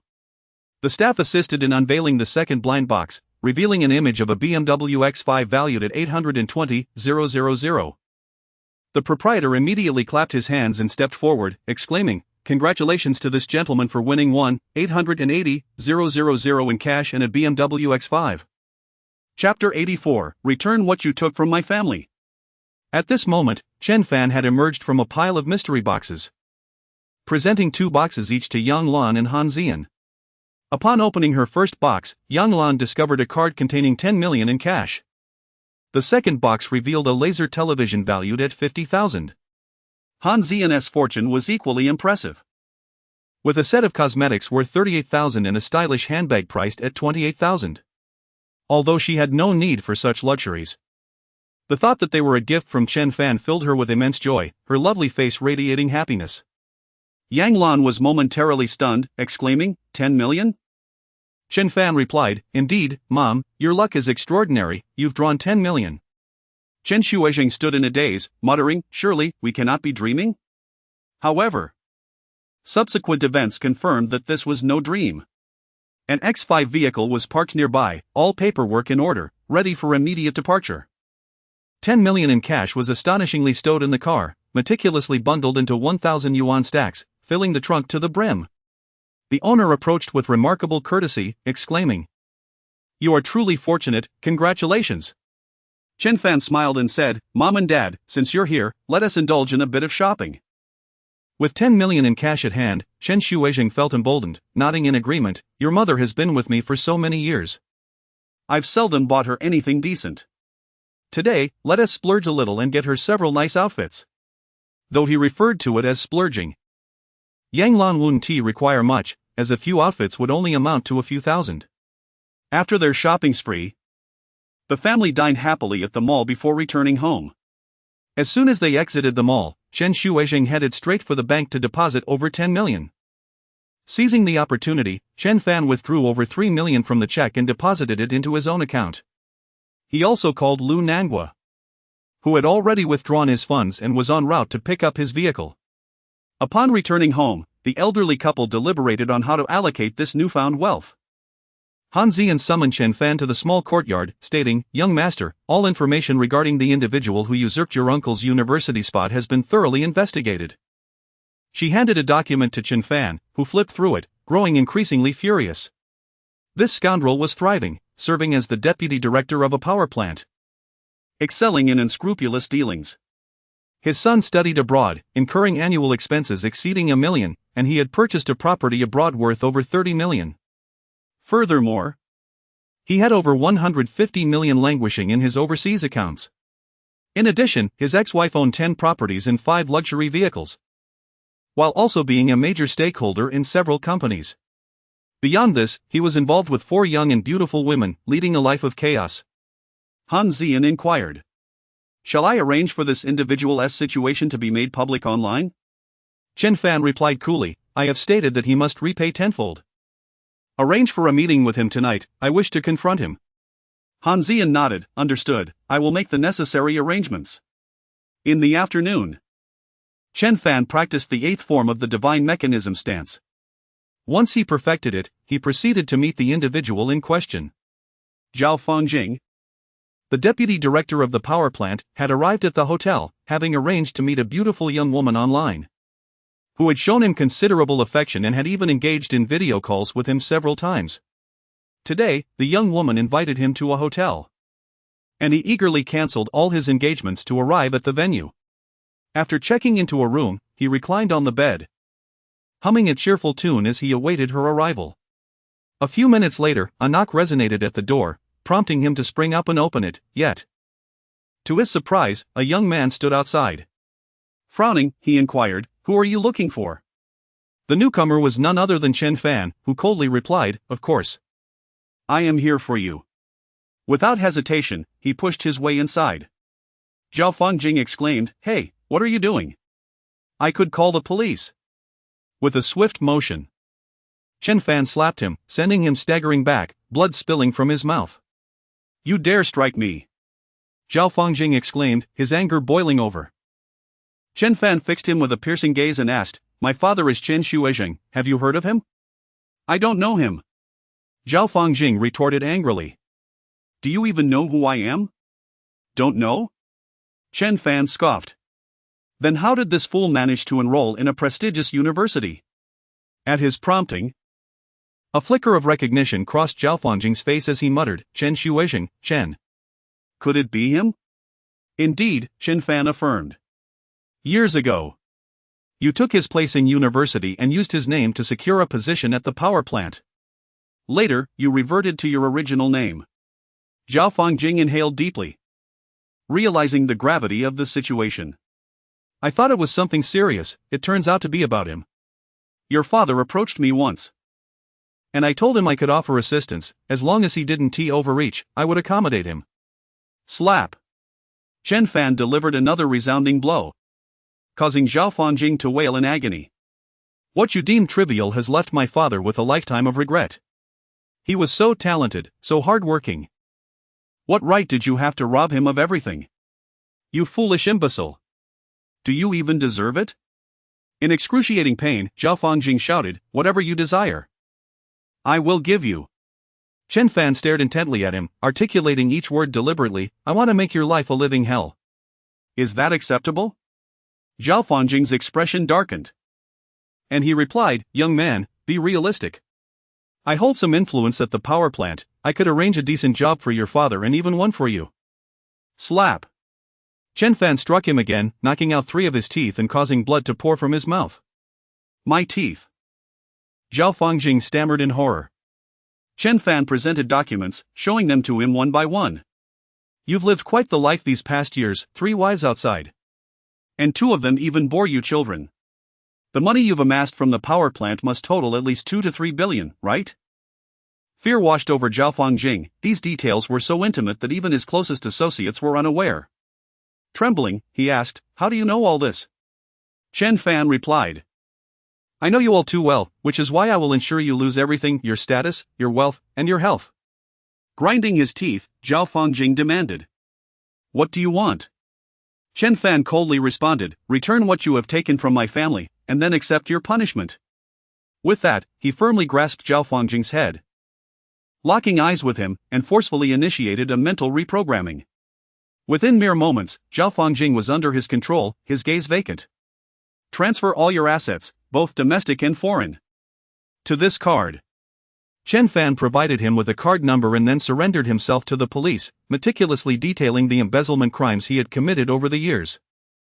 This account was an overseas one supplied by Han Zian. Once the money was deposited, it would be transferred in batches, making it impossible to trace. Having spoken his piece, he implanted 5 forms of malevolent energy into Zhao Fangjing, each causing a unique torment that would make his existence unbearable. "Let us depart." Zhao Fangjing rose and, upon returning home, immediately began liquidating his assets, transferring all his funds into the account Chen Fan had provided. At home, Han Zian awaited his return, softly inquiring, "Young master, has the matter concluded?" Chen Fan replied affirmatively, "He shall not survive beyond 7 days, he will perish in agony." Han Zian remarked, "Such a person deserves their fate. Even if you do not act, I shall not let him escape." Chapter 85, The Top 10 Influential Figures in University Town. 2nd place. Chen Fan sighed softly. Lamenting the fate of his father, a man of remarkable diligence and intelligence, whose life had been so ruthlessly taken away by others. Han Zian chuckled gently. Each person has their own destiny. Your father's situation, while unfortunate, may not be without its silver linings. Without such tribulations, how could an exceptional son like you have come into being? Chen Fan smiled modestly, "I cannot claim to be exceptional. I have caused my father no small amount of worry since childhood." He suddenly inquired, "Zian, what is your current level of cultivation?" Han Zian replied with a wry smile, "In comparison to you, my talent is rather mediocre. I am still merely a purple-level martial artist." Chen Fan acknowledged, "Indeed, your aptitude is not particularly remarkable. Only average at best." Han Zian lowered her head, "I have disappointed you." Chen Fan reassured her, "How could I be disappointed? In truth, talent can be transformed." He placed a comforting hand on her delicate shoulder. "Come with me." He led Han Zian to his bedroom and closed the door.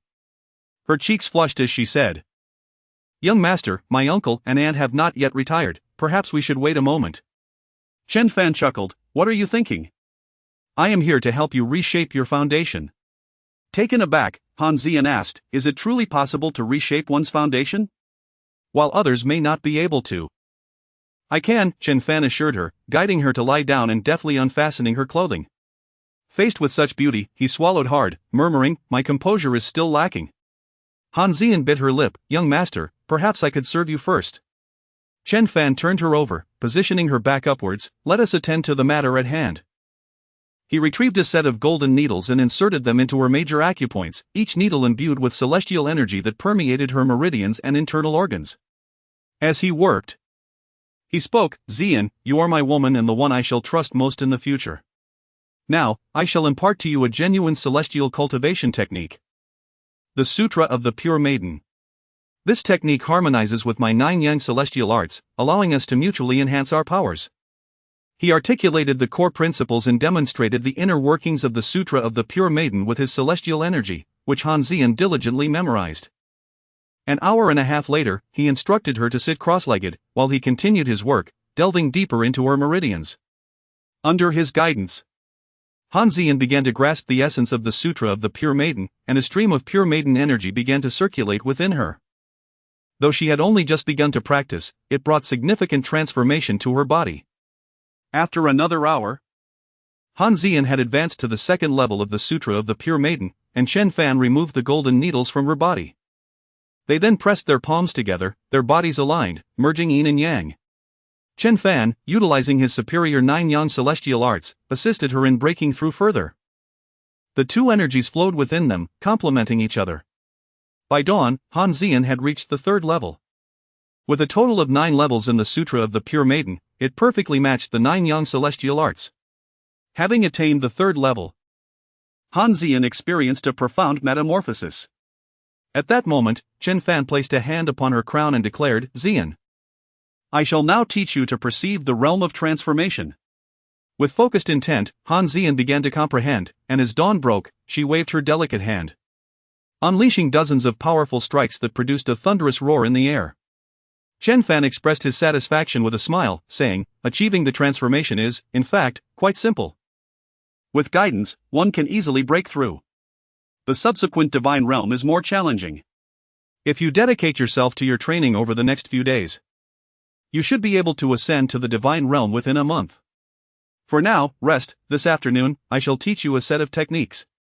Han Xian, overwhelmed with joy, embraced Chen Fan tightly and exclaimed, "Master, you are exceptionally kind to me." Chen Fan replied, "I cannot yet reveal my identity publicly. I require someone trustworthy by my side." Han Xian nodded vigorously, assuring him, "Rest assured, Master. From now on, my life belongs to you. And I am willing to do anything for you." Chen Fan chuckled, "That is unnecessary. Your primary responsibility will be to safeguard my parents and ensure their safety. If you wish to rise, you may inevitably offend some. It is crucial that someone remains at home." Han Xian reassured him, "As long as I am here, uncle and aunt will be safe." After a tiring night, Chen Fan fell asleep, instructing, "Wake me at 9, I need to gather my belongings from school. Graduation is finally upon us." Without hesitation, he drifted off, while Han Xian rose to tidy the courtyard, wash clothes, and prepare meals. After 3 hours, Han Xian awakened Chen Fan, who hastily consumed a bite before driving the G63 to school to collect his things. Upon arriving at the campus, he received a call from Yi Mengyan, who said, "Chen Fan, I've rented a place outside, could you assist me in moving my belongings?" Chen Fan responded, "Of course. I just arrived at school, I'll head over now." He then called Lu Nangua, and together they swiftly loaded Yi Mengyan's items into the vehicle. Yi Mengyan gazed at the campus with a gentle sigh, remarking, "How swiftly time has passed, 4 years have flown by." Chen Fan replied, "An end is merely a new beginning. Mengyan, you're planning to take the postgraduate entrance exam, right? Best of luck, you will surely succeed." Yi Mengyan nodded earnestly, stating, "I will do my utmost." They moved her belongings into her rented apartment, which consisted of a bedroom for rest and a living room designated for study. Its proximity to the campus offered a serene environment suitable for revision. After finishing the move, Lu Nangua mentioned, "We need to return. Our class is scheduled to take group photos at noon." On their way back, Lu Nangua drove, positioning the car in front of a red X6, and grinned, "Chen Fan, what do you think? Isn't my X6 handsome?" Chen Fan remarked, "I can't believe you actually went to pick it up." "Of course," Lu Nangua replied. "Chen Fan, you're welcome to drive it any time. Without you, I wouldn't have been able to acquire this X6. At 11 o'clock, the entire class gathered for photographs, followed by a group photo for the entire department. By the time they wrapped up these activities, it was already noon. Chen Fan, along with Tang Rou, Lu Nangua, and Guo Xiaoyuan, headed out for a meal of stir-fried dishes. They also invited Yi Mengyan, but she had to continue preparing for the entrance exam, so she only had a light meal before returning to her studies. Lu Nangua inquired, "Are you planning to attend the graduation banquet organized by a few prominent figures from the school tonight?" Chen Fan asked, "Which prominent figures?" Lu Nangui replied, brother. You are increasingly out of touch, you don't even know the top 10 figures of the university town? Chen Fan shook his head, explaining that so much had transpired in recent months that he had not been paying attention to such matters. Lu Nangui elaborated. The top 10 figures either have significant family backgrounds or have accomplished remarkable feats. For instance, there is Li Luoshui, whose father holds a prominent position in Yun City. Then there is Zhang Tiefu, the national champion in Sanzhou, renowned for his formidable kicks. I have witnessed him bend a steel pipe with a single strike. Moreover, we have Chen Fan, the illustrious son of the Chen family, who is also among the 10 most remarkable figures. Chen Fan, taken aback, pointed at himself in disbelief. Me? Lu Nangui chuckled. Of course, it is you. Who else could simultaneously capture the affections of 3 campus beauties and share a meal with the most esteemed flower of the university, Huaxia? Chen Fan shook his head dismissively. How mundane. This is the outcome of a vote conducted by thousands of students on the university forum. You ranked second in votes. Trailing the first by merely 30, Lu Nangui stated with a serious demeanor. Chapter 86, Graduation Banquet. Inside the restaurant, the majority of diners were students from the university town, with several frequent visitors among them. 2 young women perused the menu while Lu Nangui opened the university town forum, chuckling, take a look for yourself. Chen Fan cast a glance and noted that the most voted individual was someone named Huang Qifeng. He inquired, what does this Huang Qifeng do? Lu Nangui replied, are you not aware? Huang Qifeng is currently a prominent internet celebrity. He frequently showcases his skills in martial arts online and has even challenged various opponents, achieving success on multiple occasions, amassing over 1 million followers. Coupled with his athletic physique and good looks, he has attracted a significant number of female admirers. Lu Nangui then shared a short video with Chen Fan, revealing a buzzcut young man clad in a black tank top performing an impressive feat before 5 red bricks. He positioned his fist an inch away from the bricks and, with a sudden strike, shattered all 5. Chen Fan lost interest after a brief glance. While such feats might impress the average person, they were trivial to someone of his caliber, a master of divine realms. Guo Xiaoyuan remarked, I've heard that tonight's graduation banquet is hosted by 4 successful individuals who have already entered the workforce. One of them is even an alumnus of our school. Lu Nangui responded, I am aware of that. It is said that they attend the graduation banquet every year. These 4 individuals are reputedly quite successful. One is well acquainted with numerous prominent figures in the capital, another is thriving in the entertainment industry in Shanghai, and the other 2 hold shares in publicly listed companies. Upon hearing this, Chen Fan anticipated that tonight's banquet would likely be rather dull. He suggested, why don't we find a place of our own and invite a few familiar classmates to celebrate our graduation? Tang Rou nodded in agreement. Sounds good to me. Lu Nangui interjected, I've heard that not everyone can attend this banquet, one must receive an invitation. I certainly did not receive one. Just then, Tang Rou received a text message inviting her to tonight's graduation banquet. She showed it to Chen Fan, saying, look, I did receive one. Shortly thereafter, Chen Fan's phone vibrated as well, indicating he too had received an invitation. Lu Nangui remarked, you are the campus belle, and you are among the top 10 notable figures. It is no surprise you both received invitations. The message contained a link to a chat group, prompting Tang Rou to scan the code and join a group named Junior Sisters and Brothers. The group was predominantly female, with very few males. Chen Fan also scanned the code, joining a group titled Brothers from All Walks of Life, which had a majority of males with only a few females. How intriguing that there are 2 groups, Chen Fan noted. Tang Rou asked, Brother Fan, should we still go? Of course. They have extended an invitation. It would be impolite not to attend, he replied.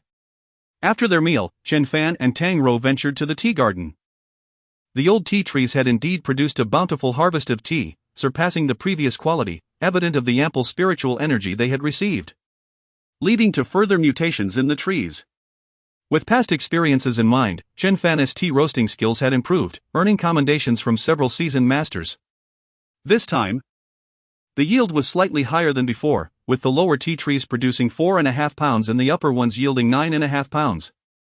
Chen Fan opted for more exquisite packaging, sealing the tea on site. As soon as Tang Zhua finished roasting his tea leaves, he unceremoniously took away 4 pounds of them. Tang Rou protested, "Dad, this is the result of hard work between Chen Fan and me, how can you just take it?" With a grin, Tang Zhuo replied, "I'm taking these to participate in the green tea selection. Once we win an award, we can establish our own brand." Watching Tang Zhuo depart, Chen Fan inquired of Tang Rou, "Xiao Rou, "Do you prefer pears or peaches?" To which she responded, "I like both. However, the season for apricots and peaches has already passed. No worries, tomorrow we'll have some to eat." He proceeded to the orchard, selecting the oldest peach tree to infuse with his mystical energy. Subsequently, he found a pear tree, an apricot tree, and a large cherry tree. As twilight approached, they packed the tea leaves and drove to the graduation banquet. The event was held at the Furue Grand Hotel. Upon their arrival, they noticed a banner in the lobby indicating that the university town's graduation banquet was taking place in the banquet hall on the second floor. They took the elevator to the second floor, where a sign indicated that the hall was to the left. To the left was a corridor, where two male students had donned waitstaff uniforms. One of them, Chen Fan recognized as Luo Jinfeng, wore a proud expression, as though this job as a waiter elevated his social standing. Upon seeing Chen Fan approach, Luo Jinfeng's demeanor darkened. Pondering how Chen Fan could possibly be attending such an elite gathering, he raised an eyebrow and said, "Chen Fan, did you receive an invitation? Without one, you can't enter." Tang Rou furrowed her brow and said, "If we can't go in, we'll leave." The other waiter quickly interjected with a smile, "Yes, just joking. I checked the list, you're both on it. Please, come in." Once inside, Luo Jinfeng scoffed, "I really don't understand why they invited Chen Fan." The other whispered, "You don't know? I just overheard someone from Modu speaking with a person from the capital. Tang Rou and Zhang Fei are their targets tonight." Luo Jinfeng's eyes lit up. "Are you saying that tonight is actually a hunting ground for these individuals?" The other nodded, "Let us keep this to ourselves. We're just here for a couple of cigarettes and a meal." As Chen Fan and Tang Rou entered the banquet hall, they found around 20 guests already present. Among them was a man in a white suit, aged around 27 or 28, conversing with Zhang Fei. However, Zhang Fei's gaze frequently darted towards the entrance. Upon spotting Chen Fan, she quickly apologized and hurried over. "Fangu, Xiaorou, I've been waiting for you both for ages," she exclaimed with a smile. The man in the white suit approached them as well, his hair impeccably styled, exuding a peculiar blend of high-end perfume and smoke. His wristwatch was worth millions, and his attire was from a luxury brand costing several $100,000. He smiled and said, "So, you must be Tang Rou, one of the campus beauties. It's a pleasure to finally meet you." As he extended his hand, Tang Rou merely nodded without reciprocating the gesture. Undeterred, he turned to Chen Fan and remarked, "You must be Chen Fan, the renowned figure among the top 10 rising stars." "I'm Gui Jinbo." Chen Fan shook his hand and replied, "You flatter me." He glanced into the distance a few times, and soon several young men approached him.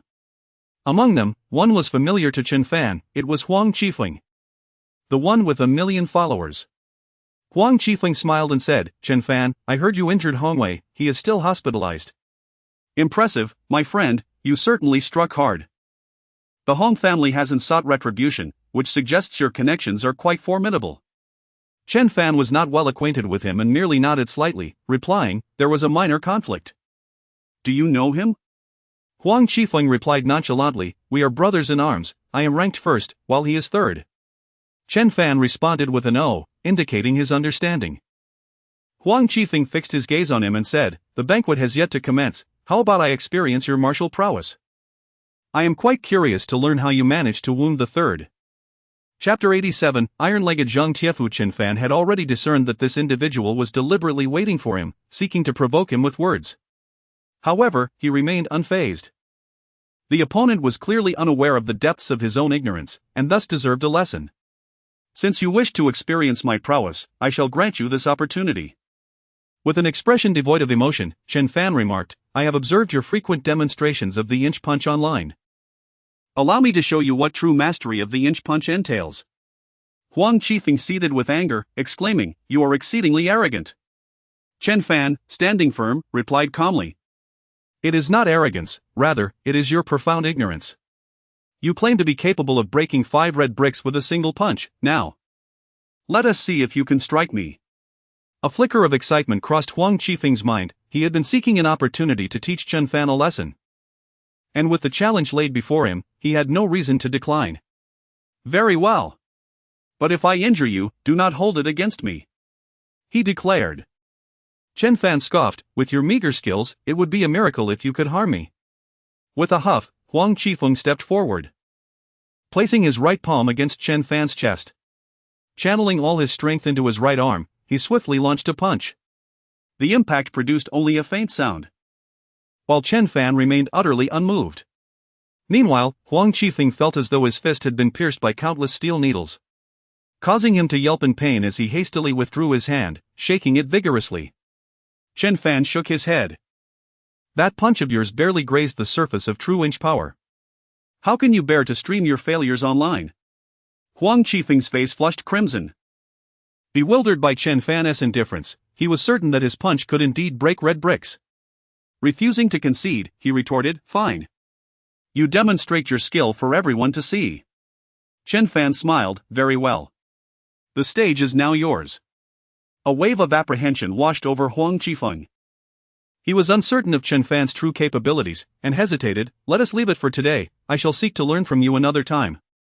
Suddenly, he lost his balance. His body weakened, and he staggered back 2 steps before collapsing onto the ground, his complexion flushed as though he had indulged in excess drink.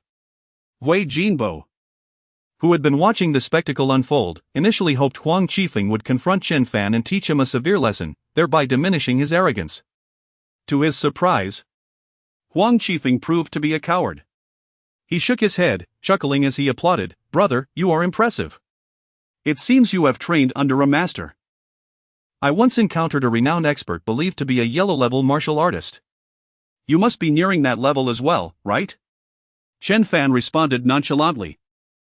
I suppose I could hold my own against a yellow-level fighter in a few exchanges. Wei Jinbo, raising his thumb in admiration, suggested, how fortuitous. My bodyguard is a yellow-level martial artist, why not engage in a friendly spar so everyone can witness? Chen Fan furrowed his brow, perceiving the ill intentions in Wei Jinbo's eyes, and replied, I am not so idle. If you have a grandmaster by your side, however, that would be worth exploring. A grandmaster? You speak with great bravado. Another man approached, resembling Chen Fan in age, clad in a white tang suit, albeit of shorter stature yet brimming with vitality. Beside him stood a man in a blue suit, in his 30s.